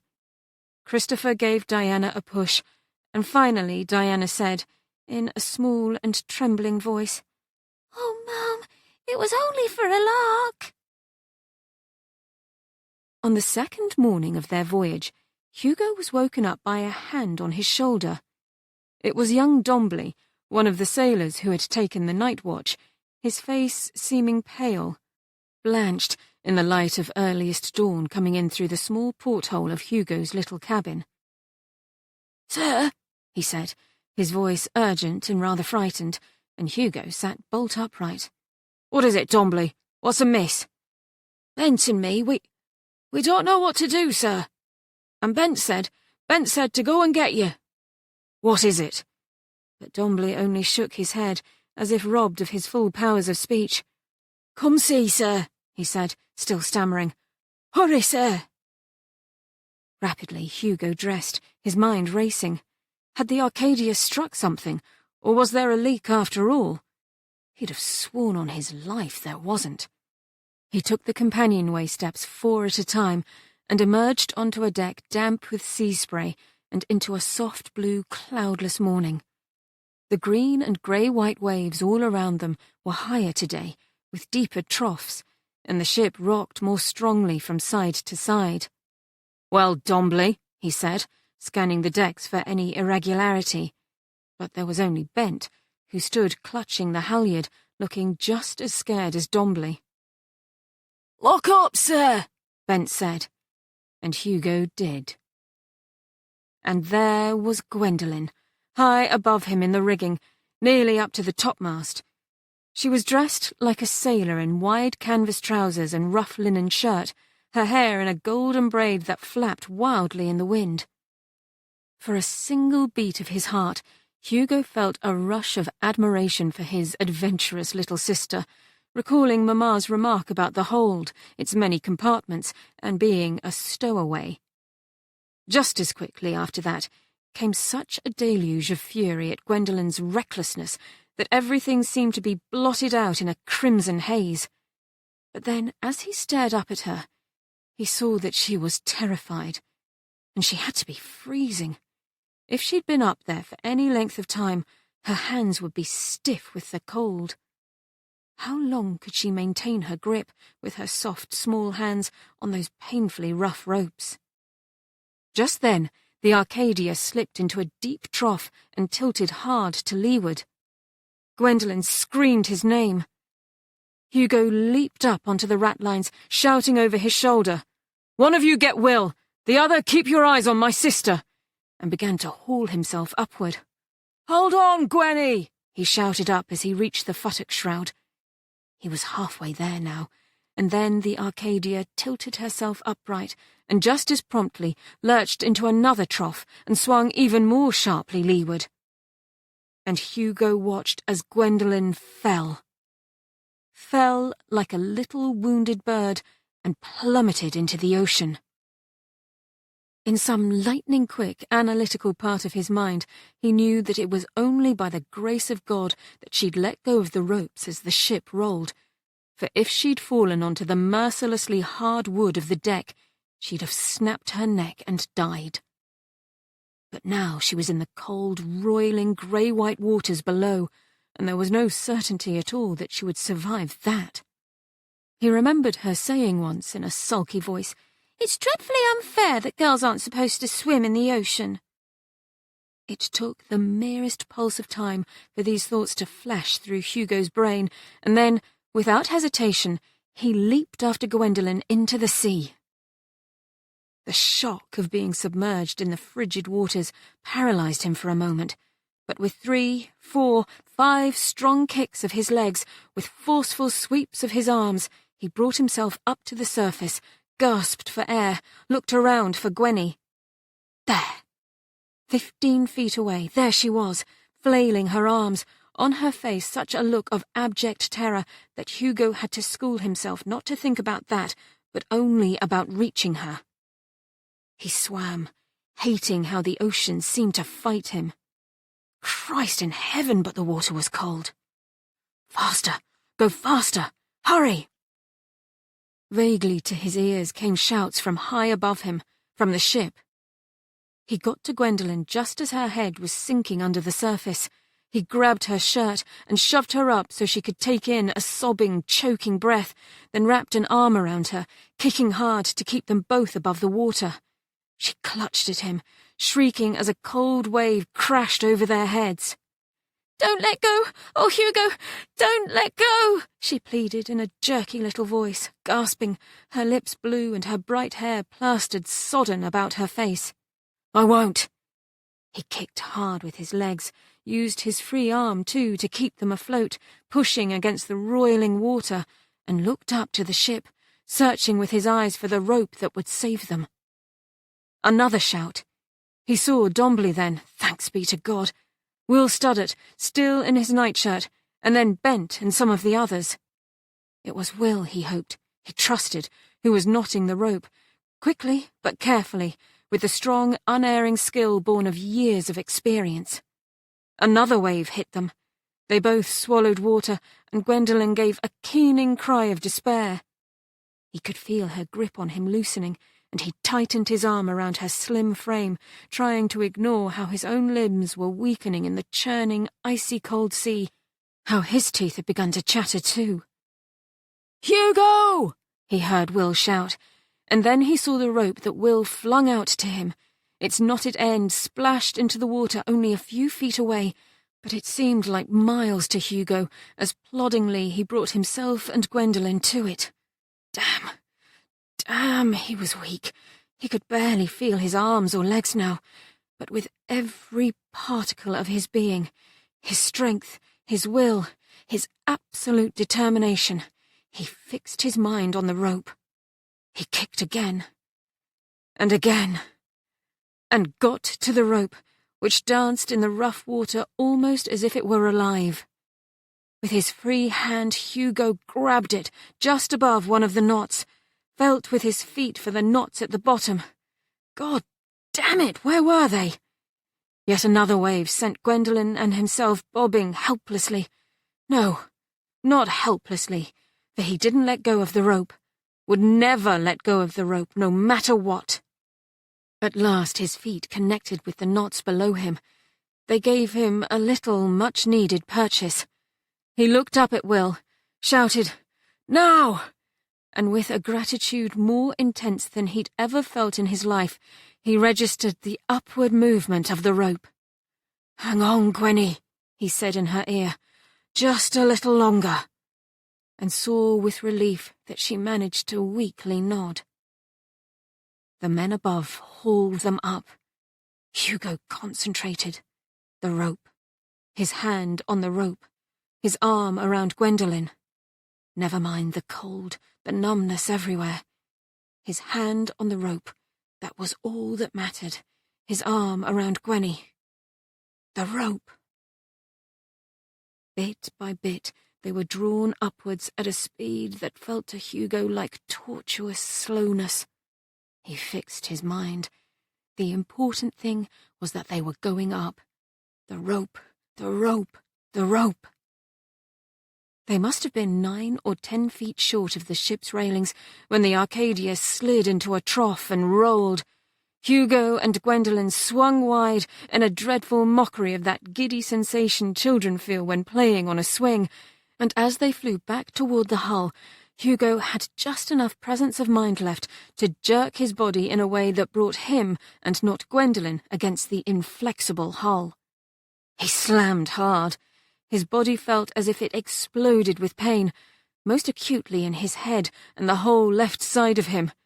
Everything started to go black, but grimly he hung on to the rope, hung on to Gwendolen. Only 5 feet now. Only 4 feet now. Then, hands grabbing at them, hauling them over the railing and onto the deck. Voices. Will Studdert. Thank God! Pain exploding everywhere within him.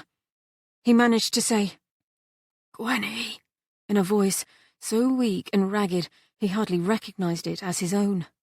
"Alive, Hugo, alive," said Will, and Hugo, satisfied that he had kept his promise, let himself sink into darkness. Katherine was afraid to tell Mrs. Penhallow where Gwendolen was, but of course it had to be done.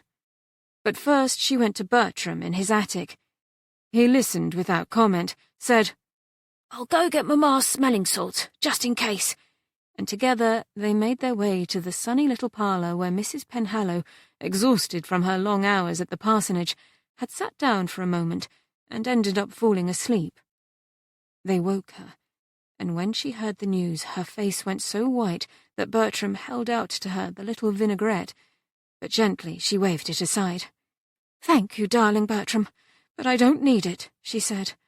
"Oh, my poor, brave, foolish little Gwendolen. Will Hugo be very angry when he finds her, do you think, Katherine?" "Oh, Mamma, I don't know," said Katherine, then blushed furiously. "I'm sorry. I have no right to call you that, Ma'am." Mrs. Penhallow reached out her hand and drew Katherine down next to her on the little sofa.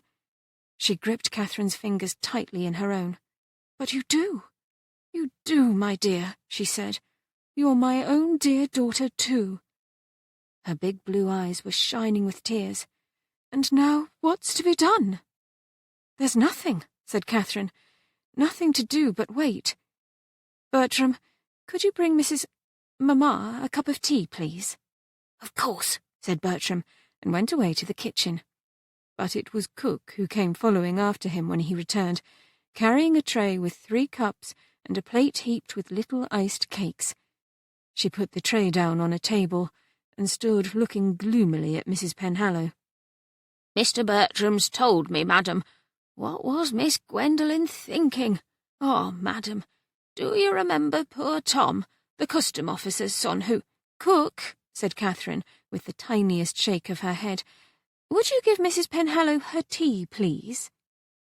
For a moment, Cook looked startled. Then comprehension came into her big round face, and she picked up one of the cups. "Here, madam, it's nice and hot," she said. "Fresh made. I've put a cake on the saucer too, with my good butter icing on it. There was fresh vanilla at the grocer. Here, Mrs. Catherine, here's your cup, and yours, Mr. Bertram.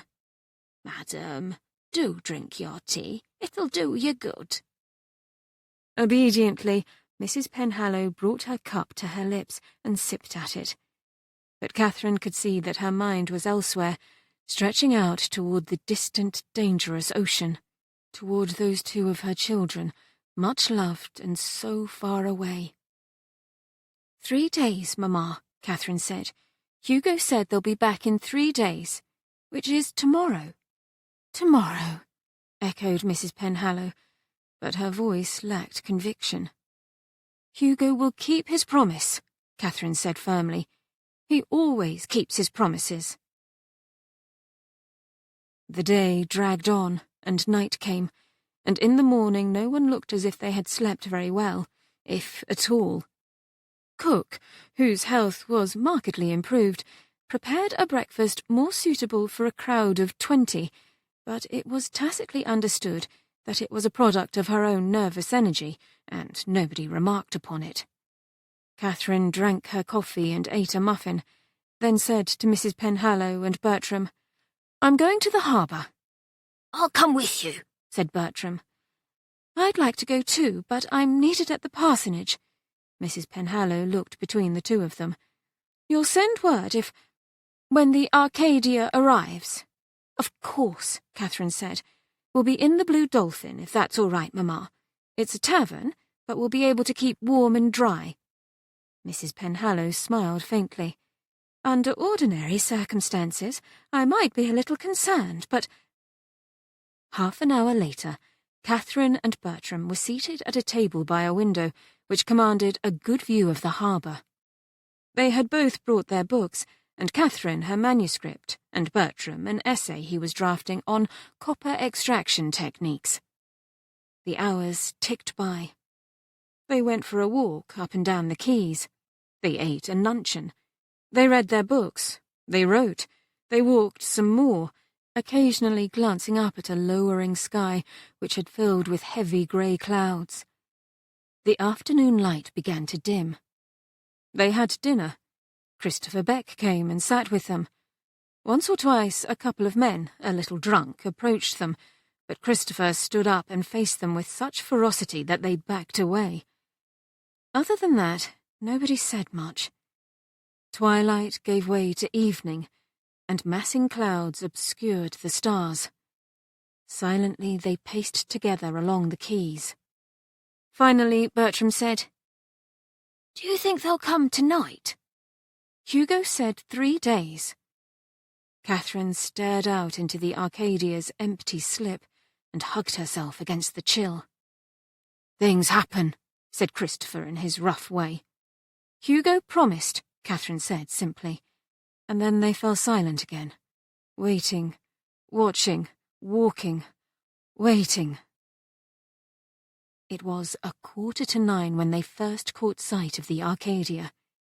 "There she is," said Bertram, and Catherine couldn't help it. She took hold of his hand and gripped it hard. "Does it bother you, Catherine?"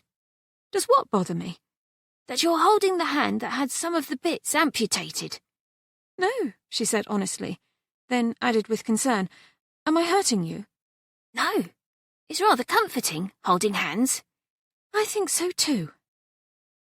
For a moment, Catherine wondered if she should reach out for Christopher's hand also, but as if sensing her thought, he twitched his whole self like a restless horse and took half a step away from her, and so she refrained, though she fancied that his profile showed him to be both sullen and deeply sad. The three of them watched and waited as slowly the Arcadia sailed into the harbour. At exactly 11:15, she inched her way into her slip. Hugo, bless him, had kept his promise. Catherine stared up at the deck, her eyes straining in the darkness. There was Will Studdart, She could hear his voice. There were some of the crew. Where was Hugo? Where was Gwendolen? "Will!" she shouted. She could, just barely, see him turn and look at her, then say something to his men. The anchor was lowered, and some crewmen jumped onto the quay and began to help secure the ship with their ropes. The gangplank came out. A deep, dark dread filled Katherine. "Oh, Bertram," she whispered, and convulsively gripped his hand yet harder. Then she saw it. Saw them. Crewmen carrying 2 rough canvas stretchers, on them 2 blanket-swathed forms. The words were torn from her. "Oh, God! Oh, God!" They ran to the gangplank. After that, it was a living nightmare. Hugo, eyes closed and unmoving. Gwendolen, weak, so weak she could only just turn her head. Will, explaining what had happened. Christopher bolting for Dr. Wilson's house to send him on to the Penhallow home, and then to go tell Elizabeth Penhallow that her children had returned, that her children would be borne home as quickly as possible. They were alive, but not well. Oh, not well at all. Chapter 20. He was floating somewhere, in the ether perhaps, far from the realm in which his body could hurt him any more. There was no pain, no fear. He had brought Gwendolen out of the ocean. He had brought his family out of ruin. He had brought Katherine out of Brooke House. Even though he was sorry to go, he knew they would be all right. He floated, peaceful and free. No pain, no fear. He let himself drift further and further into the noiseless, comfortable embrace of the ether. Katherine stared down at Hugo's face, ghostly pale in the wan moonlight, spilling between curtains she had forgotten to close. He lay in their bed as still as death itself. Dr. Wilson, brisk, efficient, kind, had come and gone. Gwendolen had said a few words, to everyone's relief. Mrs. Penhallow was with her now, in her bedchamber. Bertram had wanted to stay here with Hugo, standing as stiffly as a soldier on sentry duty, but after a while had literally fallen asleep on his feet, and she had told him, gently, to go to bed. Groggily he'd complied, and she was now alone with Hugo. The quiet seemed to press heavily upon her, with almost a physical force, and Katherine could feel herself breathing rapidly, shallowly. Could feel her heart beating too fast. A great black abyss seemed to open up before her, and she knew it was the place of despair, the point of no return, the dark night of the soul. How was she going to get through this? How could she help Hugo, help his family? Katherine looked at Hugo, the heavy weight of anguish hard upon her, and slowly sank down onto her knees. She was weak, weak. What use could she possibly be? She brought her hands up onto the side of the bed, and it was some time later that she realized she had clasped them, as if in prayer. Into her mind came something Mr. Mantell had said during his sermon the very first Sunday after she and Hugo had arrived in Whitehaven. The church's simple, pleasing interior had been flooded with colourful light streaming through its stained glass windows. Mr. Mantell had talked about the turbulence of the world, the earthquake in Caracas, the Luddite riots here in England, the siege in Badajoz, and how one might strive to find peace amidst it all. He had quoted from the book of Hebrews, "Now faith is the substance of things hoped for, the evidence of things not seen." She had been too angry then to really listen, to truly hear. But now his words came back to her, and it was as if she reached out to grab at them, to take them in and hold on tight. Faith is the substance of things hoped for. Hugo's voice came into her head. Then Grandpapa wrote me a letter that helped. He said it's his firm belief that we're never given more than we can handle. She had said, "Do you have faith in me, Hugo?" And he had answered in his calm, steady way, "Yes, you're one of the strongest people I've ever known." Faith, hope, strength. Powerful words, beacons of light, guiding her away from the abyss, illuminating her path. She knew now what to do. Faith, hope, strength. Katherine realized that she'd bowed her head over her clasped hands, as if in prayer. She lifted her head, stood, looked down at Hugo, and believed.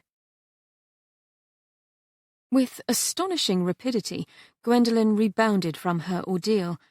But as the days passed, Hugo remained silent, still, deeply and utterly unconscious. He had broken his left leg again, Dr. Wilson informed them, and hit his head with such force that it was unclear. Well, it was unclear if he would ever wake up, or even survive his injuries. Pale and drawn, Mrs. Penhallow moved between the house and the parsonage where, at last, Grandpapa and the aunts were recovering from the ague that had stricken them. It was only once, when she and Katherine were alone, that she broke down and cried.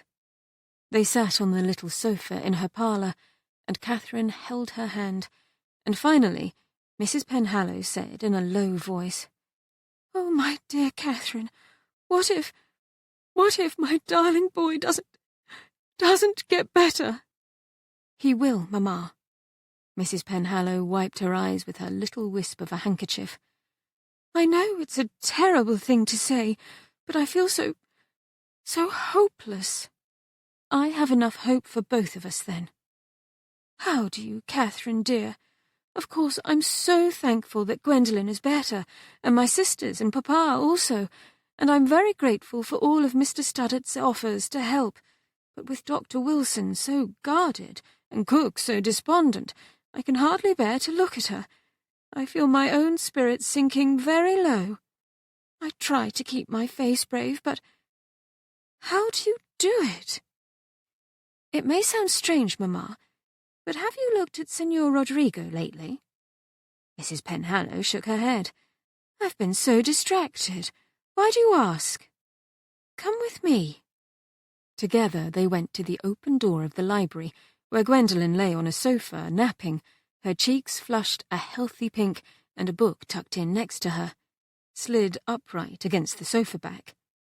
And Mrs. Penhallow looked at Rodrigo, who perched on the book's spine, his dark eyes bright and unfathomable. She looked at Senor Rodrigo, el Duque de Almodóvar del Valle de Oro, whose brilliant green feathers had, for some unknown and mysterious reason, started to grow again. "My goodness!" Mrs. Penhallow whispered in amazement, and Katherine whispered back, "Hope, Mamma, hope and feathers." They walked together back down the hallway and stopped at the foot of the stairs. Katherine said, "When Hugo first came home that night, I felt like you did, so frightened and hopeless. But I thought of some things your father said, and Hugo too, and then the next day I saw the very beginning of Rodrigo's new feathers. Do you remember my once making a rather unhelpful comment to Gwendolen about how he didn't have any feathers at all? She said to me, 'I have so much hope that he will.' Every day I tell Senor Rodrigo that he's perfect just as he is, but that some day, when he's ready, he'll grow the most beautiful green feathers in the world. I'm not sure why, but I remember so clearly what she said that day. And," Katherine smiled just a little, "I'm a little mad, perhaps, but somehow Senor Rodrigo is giving me hope. I'm going back upstairs now, to Hugo." She hugged Mrs. Penhallow, and so they parted, Mrs. Penhallow looking, perhaps, just a tiny bit brighter. Gradually,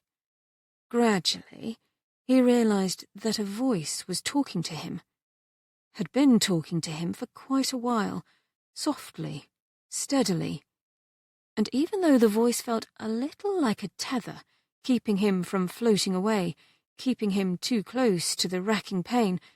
Despite himself, he found he wanted to hear what the voice was saying. Curiosity had always been one of his abiding sins. He listened. "Hugo, I have something to tell you. It's that I love you. I've been wanting to tell you for a long time, but I've been afraid, and I didn't know how to say it properly, elegantly, as if that mattered. But now I know, with a certainty that takes my breath away, that what truly matters is those 3 simple words. I love you. I love you just as you are, now and forever, for better or for worse, for richer or for poorer, come what may, now and always.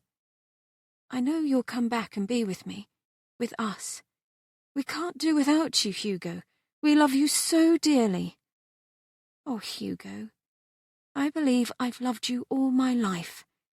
We have so much to look forward to, you and I. I know you'll come back someday." The voice went on, steadily, quietly. It was a voice that sounded rather familiar. He listened. "Katherine," said Gwendolen. Supper was over, but she stayed sitting at her place at the table. "Yes, Gwendolen." Katherine had already gotten up. She paused by her chair. "Is there something I can do for you?" "I know you want to go back upstairs, but if you could stay for just a minute." "Of course." Katherine sat down again, and Mrs. Penhallow said, "Would you like for Bertram and me to leave, dearest?" "No, I want you to hear too." Gwendolen fiddled with her fork and spoon for a few moments, then looked up and to Katherine. "I'm very sorry for how I've behaved towards you. I've been beastly. It's because, well, I felt so outside of things, and afraid." "Afraid how?" said Katherine gently. "Afraid that Hugo wouldn't love me as much, now that you're here. I waited so many years for Hugo to come home, but then you came too. I didn't want to share him, you see." Outsiderness. Fear. Katherine made no attempt to hide the emotion in her voice as she answered. "I know what it's like to be afraid, and to feel outside of things. I know it all too well. But I haven't come here to displace you, Gwendolen, and I know, oh, I know for sure that Hugo loves you just as much as ever." "Do you, Katherine? How can you know that?" Katherine smiled at her. "I've learned, Gwendolen, being here among all of you, that the human heart is a very capacious thing, that it can expand to hold more and more love, freely and generously. I used to know it when I was a little girl living next door. I learned it here, in this house, long ago. But then I went away and forgot. I'm so glad to have remembered it all over again." "I believe," said Bertram, "you're speaking metaphorically, Katherine. Although the heart does expand, it immediately contracts in a pumping motion, thereby sending freshly oxygenated blood through the aorta, which is, of course, the main artery of the body, and extends down to the abdomen, where it splits into 2 smaller arteries." "Just so, Bertram," Katherine said, with perfect gravity. "Je t'aime passionnément, ma chérie," said Senor Rodrigo on his perch near the fireplace, in which a cheerful fire crackled. "Rapprochez-vous un peu, s'il vous plaît?" He added, as if in an afterthought, "Ho, ho, ho!" "So you forgive me then, Katherine?" asked Gwendolen. "There's nothing to forgive, truly." She smiled, and Gwendolen smiled back, and Katherine felt her heart expand still more, pausing for a moment before she stood again, to watch as Gwendolen got up to go over to Rodrigo and give him the little end piece of bread she'd been saving for him, as she had earlier disclosed to the family. It was quite his favourite part of the loaf. "Oh, Hugo, I've been reading Shakespeare again. Your grandpapa has a beautiful edition of the sonnets. Today I read Sonnet 116. Do you know it, darling Hugo? There's this bit of it which almost made me cry, but in a good way. Let me not to the marriage of true minds admit impediments. Love is not love which alters when it alteration finds, or bends with the remover to remove. Oh no, it is an ever-fixed mark that looks on tempests and is never shaken. It is the star to every wandering bark. Hugo, dearest Hugo, never once have you tried to make me into something I'm not. You've accepted me as I am, with all my faults and flaws, and you've shown me how to be that way with others too. I love you so much. You're my ever-fixed mark. You're my star which never fades or falters. I know you'll come back when you're ready. I know you'll come home when the time is right. I'm waiting and watching over you and hoping. I love you, Hugo. The mighty storms of autumn rolled into Whitehaven, bringing with them fierce winds and cold rain, and, at the beach, tall, curling waves that crashed magnificent onto the sand.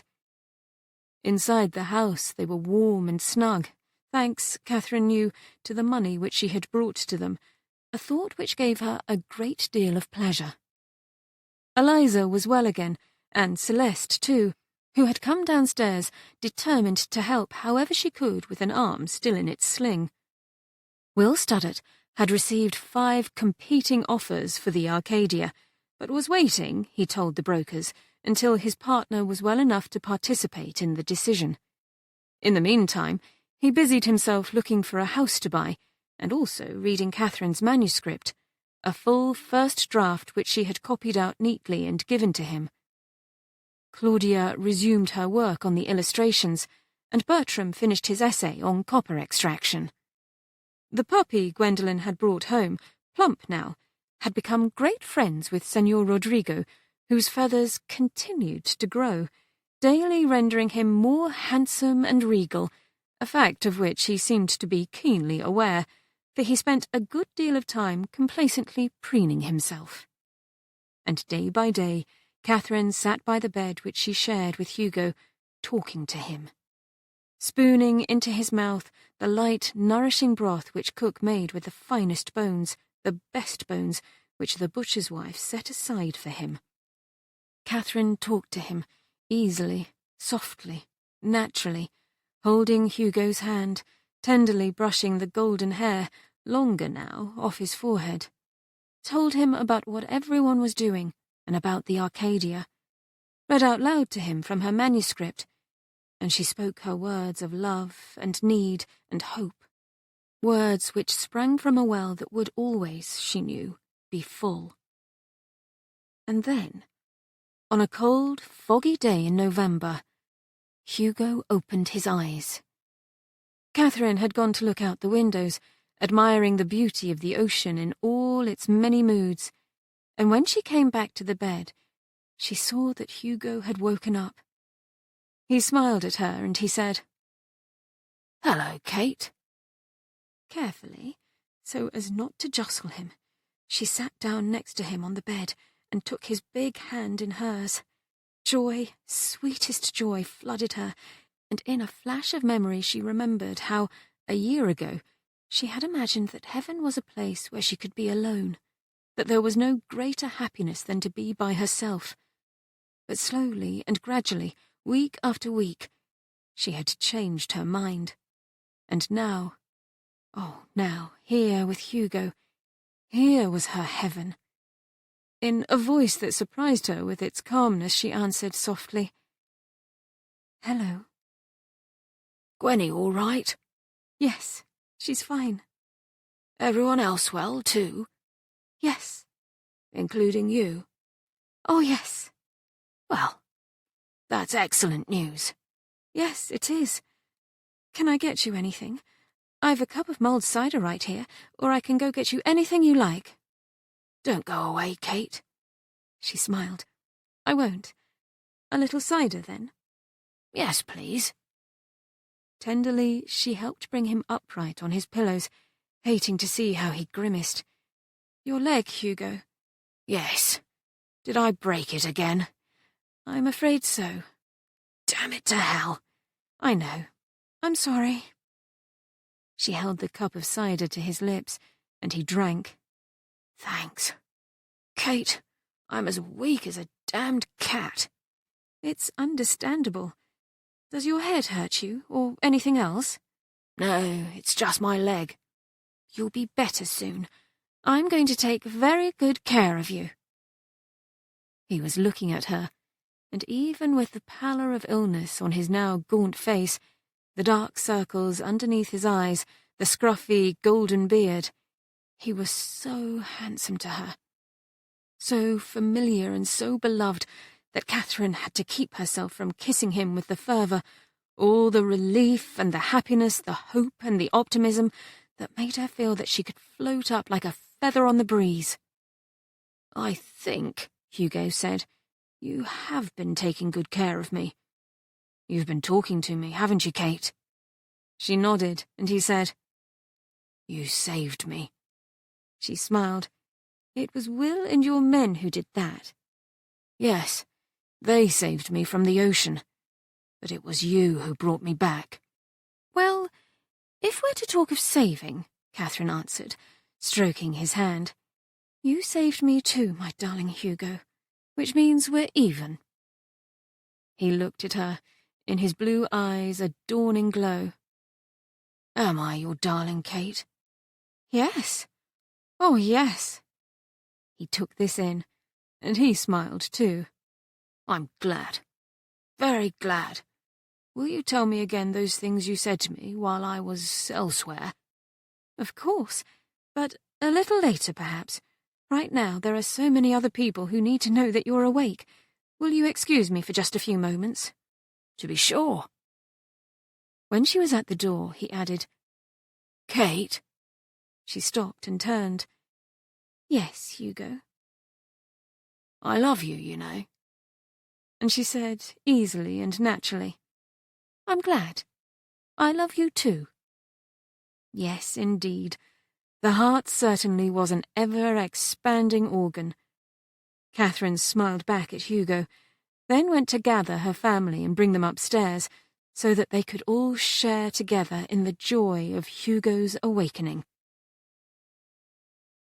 14th of November, 1812. Dear Francis and Percy, a very quick note to let you know that Hugo regained consciousness today. He spoke with all of us, had some of Cook's delicious chicken soup, and went back to sleep. Your mamma has gone to the parsonage to share the wonderful news with your grandpapa and aunts, and I will shortly send this to you by express. I hope this finds you both well. More soon. Love, Katherine.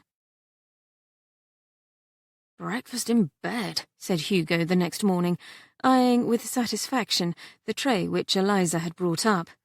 Excellent. I'm hungry as a bear. Thanks very much. Smilingly, Eliza dipped a little curtsy and left the room, and he looked over to Katherine, sitting in a chair by the bed. Where's yours, Kate? I've already had mine, downstairs. How are you feeling? Rather tired, but better. I'm so happy to hear it, my darling. My darling. These, Hugo decided, were now two of his favourite words. He picked up a bowl of oatmeal, laden with raisins, pecans, sugar and cream. While I eat, will you tell me again the things you said to me before? And Katherine did. Hugo listened. At the same time, he remembered last year, believing that he wasn't cut out for love, that he wouldn't find the right woman. By God, how splendid to be proved wrong, and without having to spout poetry either, or pretending to be something he wasn't. Life was good. Very good indeed. When Katherine had done, and he had finished his breakfast, he said, What made you decide to talk to me all that time? Dare say most people would have thought it a hopeless endeavour. Katherine had been sitting in her chair with her knees drawn up and her arms clasped around them, but now she unfurled herself and sat up straight. Never hopeless. Do you remember Gabriel telling us, back at Sermont Hall, how he followed his instinct in searching for Livia. And then Livia said that perhaps there's more to life than we sometimes think, that maybe there's more inside us than we can know.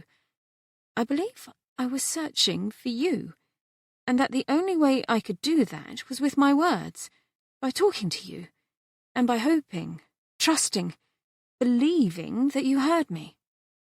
Well, I'm awfully glad you did. Come sit next to me, Kate. With pleasure. She stood up, moved the tray away, then eased herself onto the bed next to him, where he sat propped up on pillows, his injured leg well wrapped by Dr. Wilson, cushioned also by pillows. He took her hand in his and looked with a kind of wonderment into her lovely dark eyes. "You," he said, "are so beautiful. Wish I could show you how I feel." She smiled. "I know what you mean, but the words are nice to hear."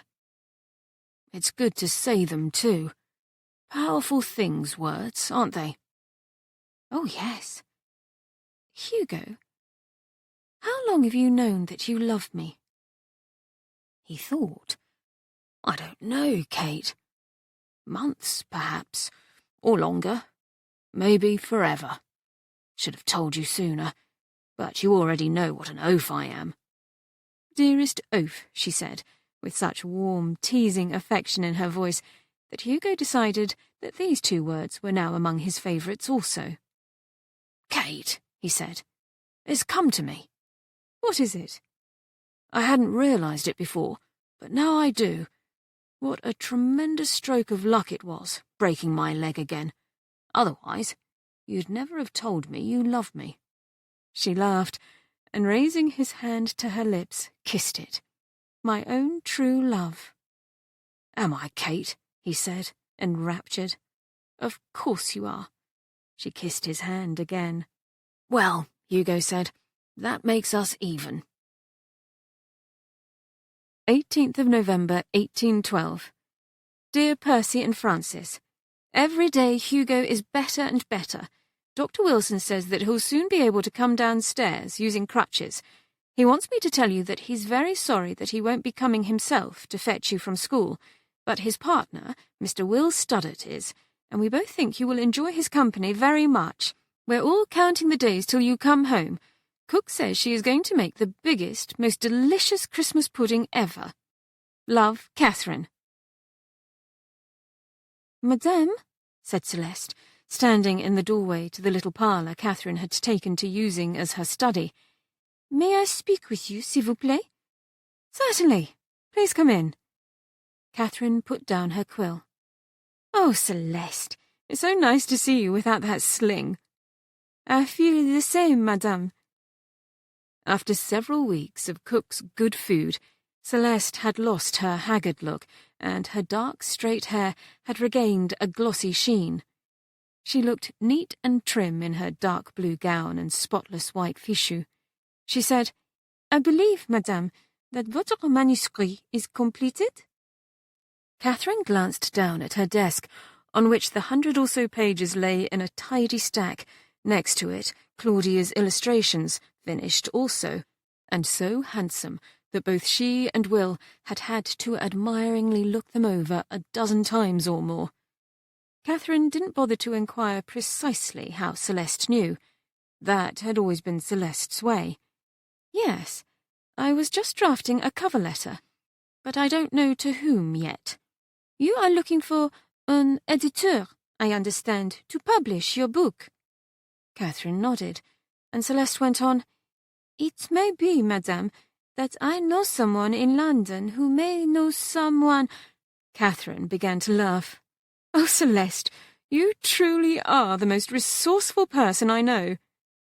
Celeste smiled. "We all have our talents, do we not, madame? And it would be a very small way in which to repay your kindness to me.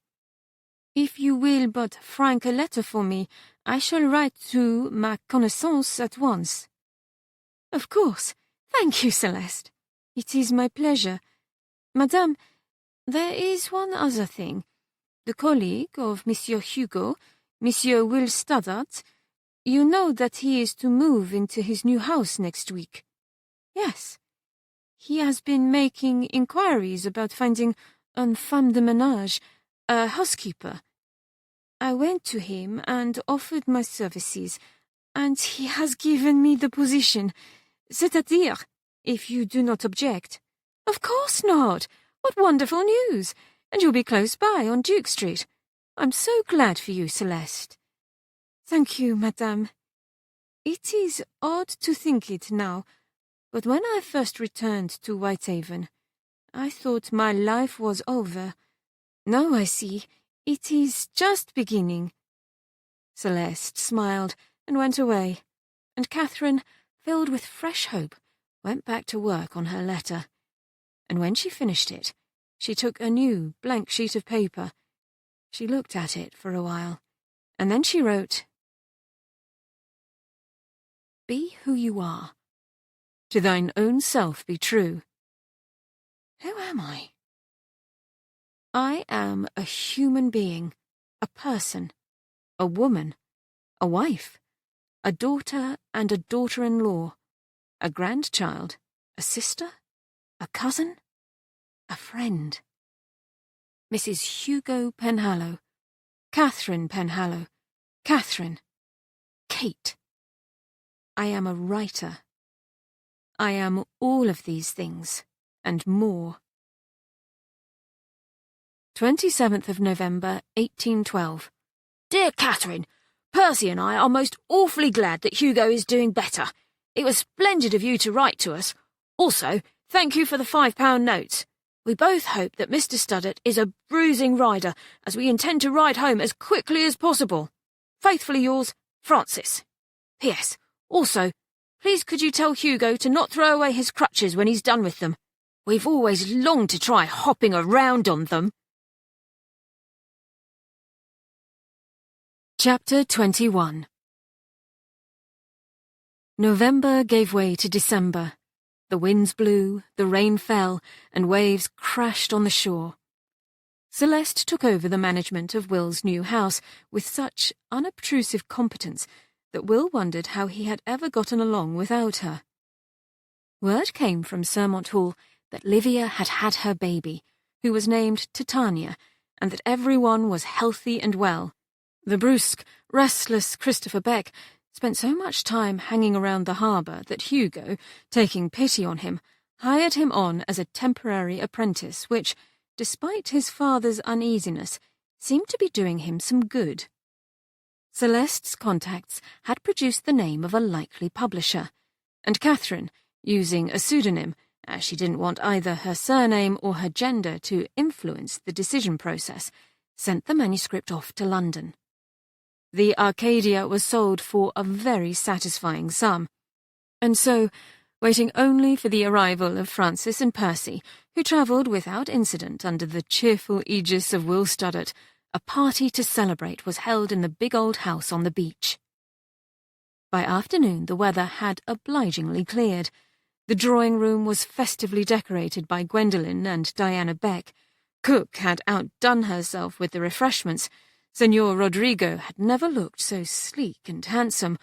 All was in readiness, and everyone was there, except for Hugo and Bertram. One of the twins came into the drawing-room, ferrying a platter of little ham sandwiches, and Catherine, who had been helping Diana fix a sagging garland, said, "Percy, do you know where Hugo and Bertram have gone?" Gwendolen looked over from the flowers she was arranging. Both Will Studdart and Mr. Beck had arrived with great colourful bouquets, and exclaimed, Catherine, how did you know that's Percy? "I don't know," said Catherine. "I just did." Mrs. Penhallow nodded wisely. Percy said something about champagne, and then the dogs started barking. A few moments later, Bertram came in bearing an enormous box from the confectioner's. Behind him, on his crutches, came Hugo, who unslung from his shoulder his rucksack, in which were several bottles of champagne. As Bertram opened the box with a flourish, Hugo explained, "I had a craving for marzipan," and looked so mischievous that more than one person wondered why. But, saying nothing more on the subject, he called immediately for glasses as, he said, There were so many good things to toast. Everyone's health had been drunk, and various other tributes made, both solemn and comical, and glasses refilled more than once, when Katherine stood up from the sofa she had been sharing with Hugo and said, "I would like to propose a toast." The room quieted, and Bertram said, To what, Katherine? Or to whom? She smiled and looked around. Here were the people she loved and who loved her. Here was where she belonged. Here, her heaven. And on the sofa, an arm's breadth away, was her light and her heart's joy, her ever-fixed mark and her guiding star. Hugo, always and forever. Katherine lifted her glass high. "To me," she said, "for having had the infinite good sense to propose to Hugo." I'll drink to that, said Hugo, laughing, and raised his own glass. To my Kate. "To Kate," warmly echoed many voices, and everybody drank, and then someone cackled loudly and demanded, Kiss me, you saucy wench! "Oh, Senor Rodrigo, we love you too," said Aunt Claudia fondly, and went over to him on his perch, which had been set near the fire. And Hugo said, An excellent idea. He reached for Katherine's hand, and she sat down next to him again.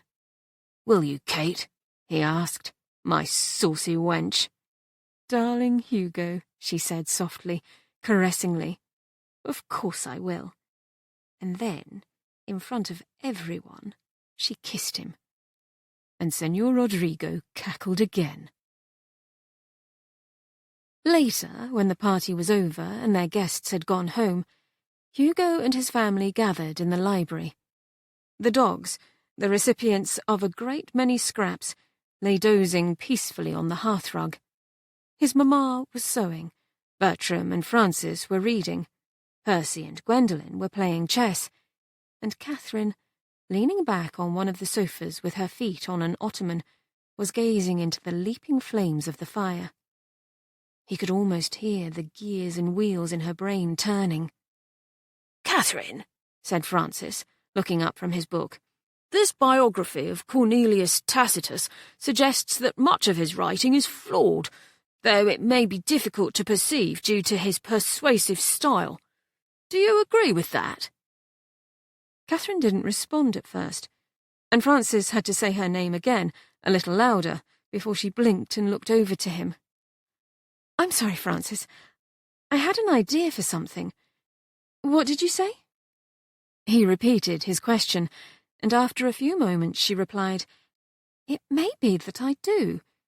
For example, he once said that gratitude is a burden, and I'm not at all certain he's right about that." Francis nodded and went back to his book, and Hugo said curiously, What's your idea, Kate? "Oh, I was thinking about Livia and Gabriel's baby, and about a gift to celebrate her birth. I want to write a little story for her, about a fairy named Titania who likes to ride horses and go fishing and fight battles." "What a marvellous idea, Katherine dear," said Mamma, glancing up from her sewing. "Such a unique gift." "Thank you, Mamma. I'm glad you think so. And I was wondering if perhaps Gwendolen might be interested in illustrating it." Gwendolen looked up from the chessboard, delight on her face. "Oh, Katherine, really?" "Yes. Aunt Claudia showed me some of your watercolours the other day. You're very talented, Gwenny." "I don't know about that, but I'd love to illustrate your story. When can we begin?" Katherine smiled at her. "Let's start tomorrow."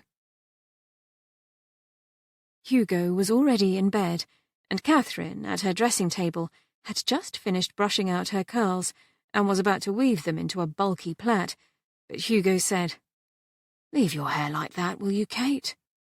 "All right." She stood and went over toward the bed, next to which, on the little yellow table, 3 candles flickered. Hugo said, "My God, but you're beautiful." She smiled, looking down into his face. Never, ever would she tire of hearing him say that.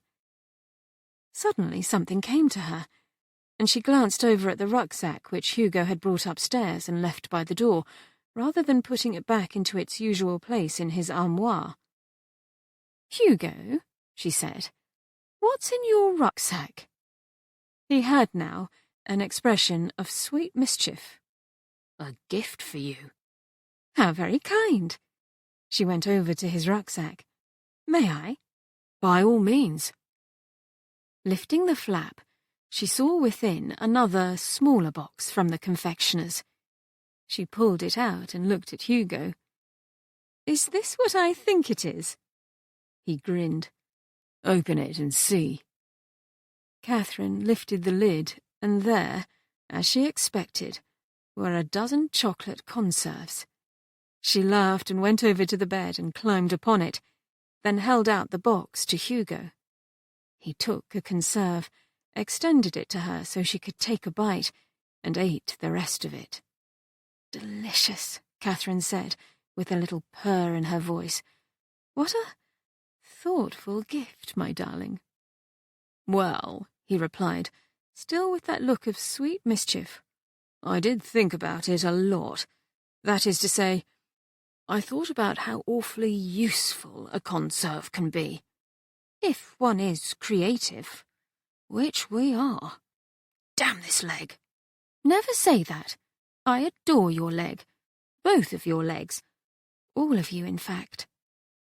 Katherine offered him the box again, while with her other hand she drew down the bedclothes. She smiled. "Another conserve?"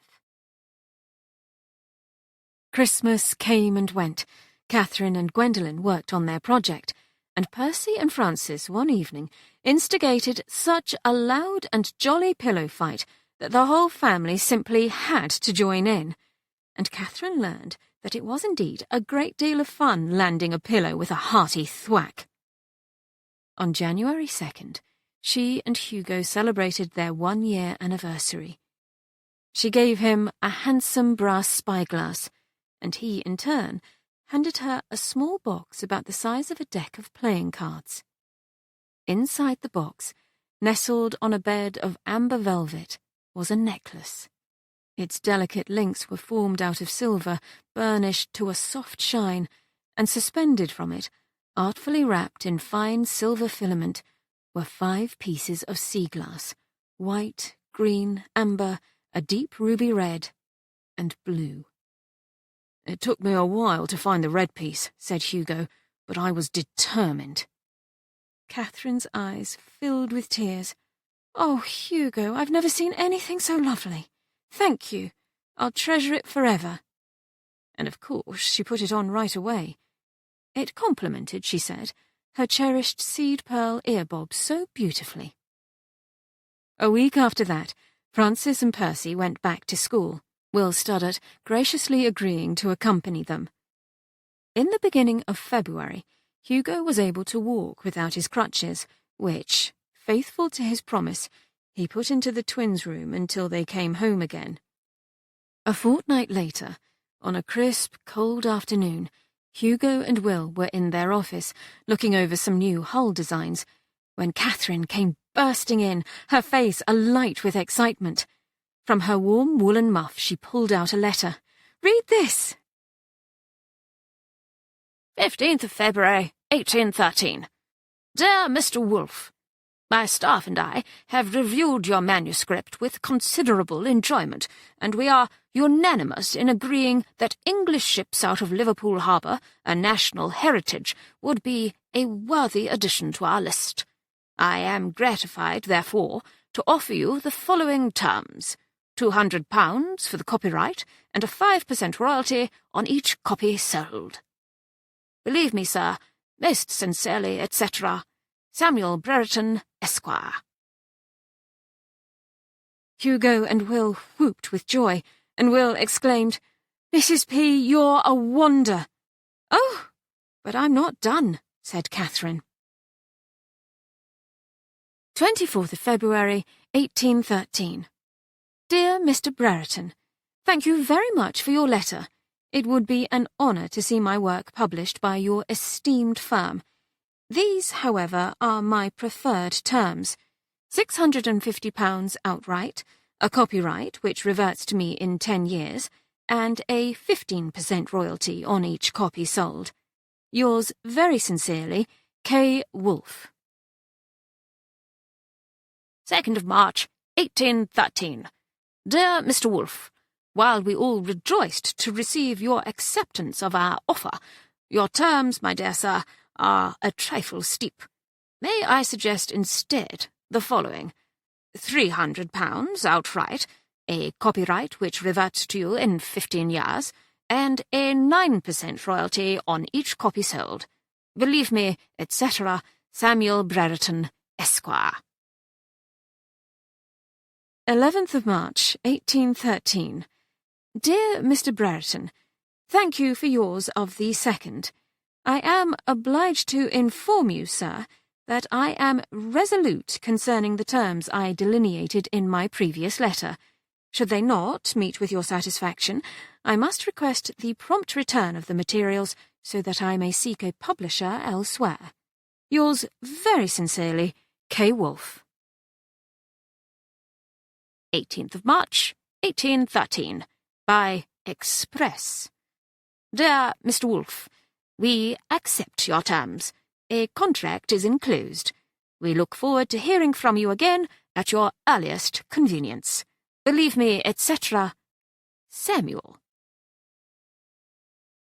Hugo? Yes, Catherine. I want to publish the book using my real name.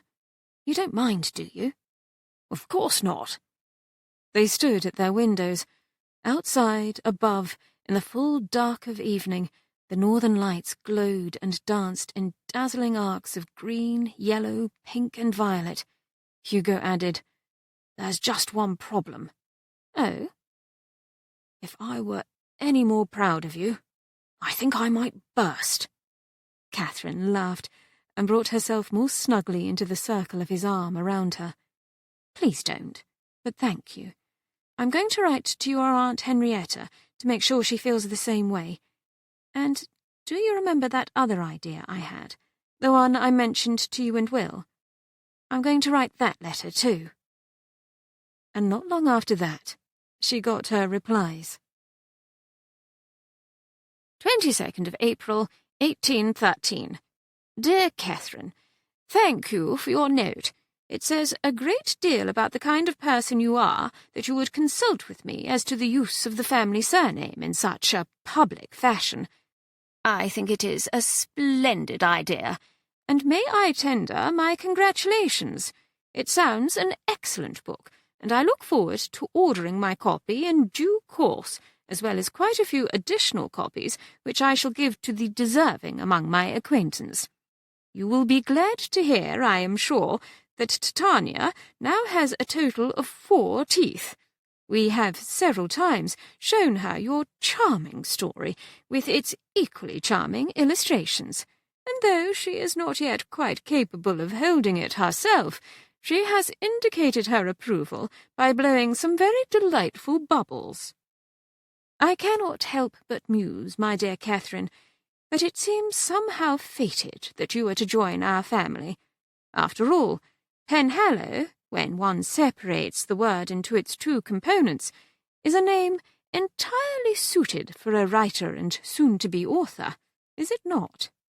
Affectionately yours, Aunt Henrietta. P.S. In future, if you like, you may address me as per the above, and leave off the more formal Mrs. Penhallow. P.P.S. Your second note has just this moment arrived, with your news regarding the Duke of Clarence. What a clever idea to ask if he would like to write a foreword to your book, and how very gratifying that he agreed. I dare say your publishers are, at this moment, tossing their hats in the air with jubilation. An image was forming in her mind's eye. A blank page. But not an empty, frightening sort of blankness. Rather, it was an image of pure possibility, challenging and exciting. The image continued to form. She envisioned her own hand, a little pot of ink, a quill moving across the white expanse, then words. Some people seem to be born underneath a lucky star. Others seem unlucky from the moment of their birth. But Lucy Dale, in the course of her adventures, would come to learn that luck, seemingly good or bad, is a complex, even mysterious entity.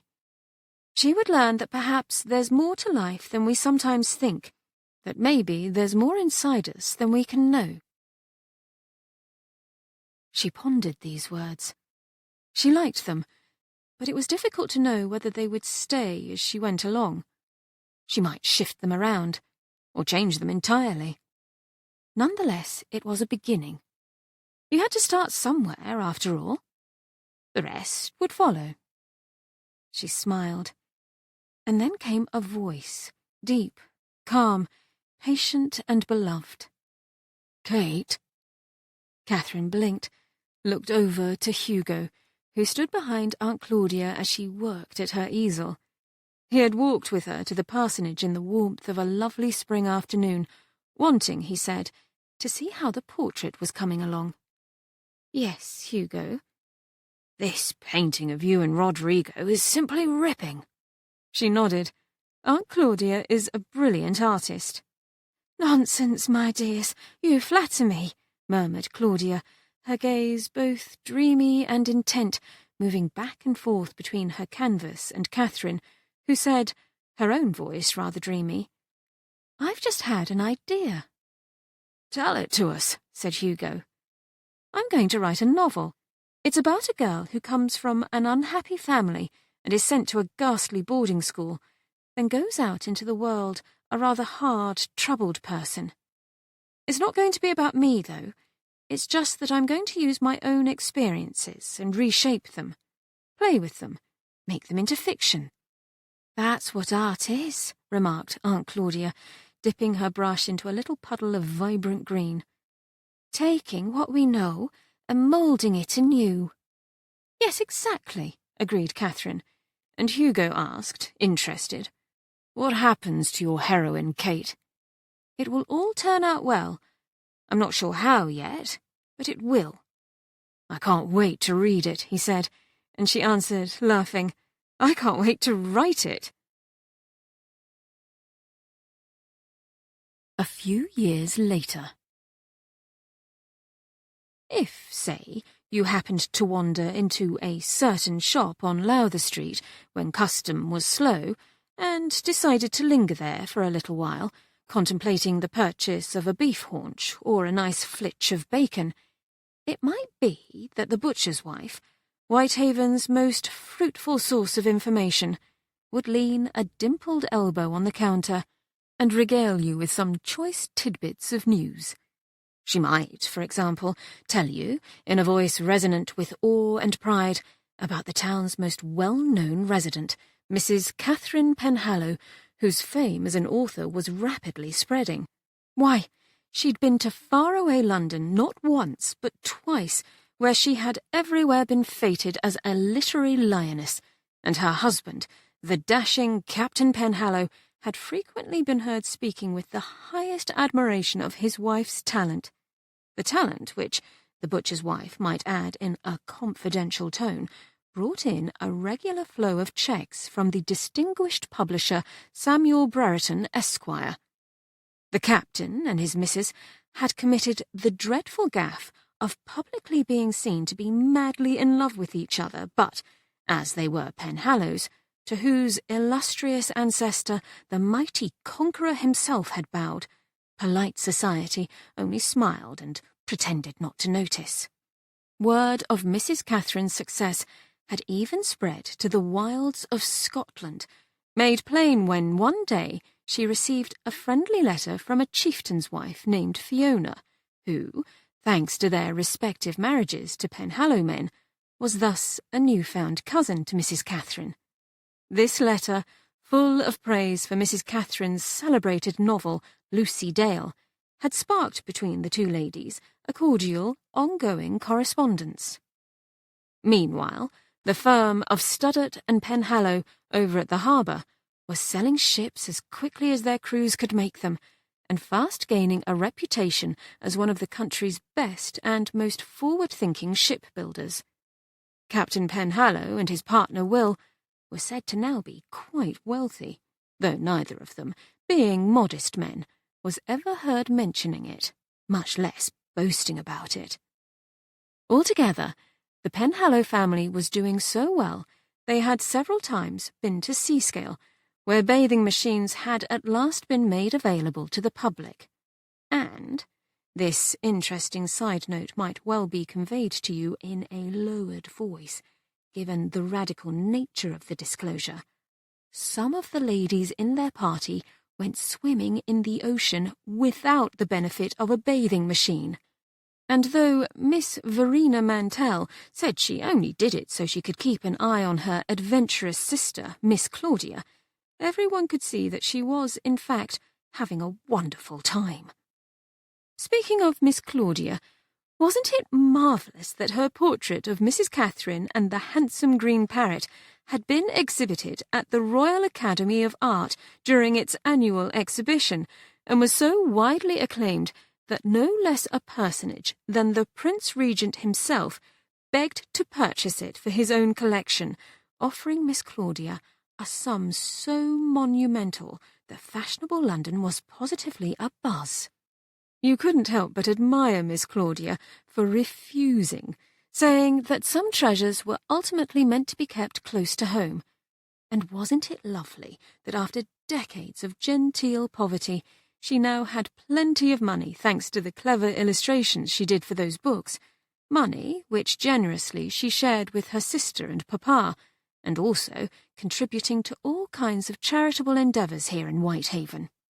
Yes, indeed, thanks to her, and the captain and Mrs. Katherine too, and their mamma, and that pleasant Mr. Studdart, the charity home was running properly at last, and the Indigents Relief Fund was finally all nice and flush, and their dear vicar, Mr. Mantell,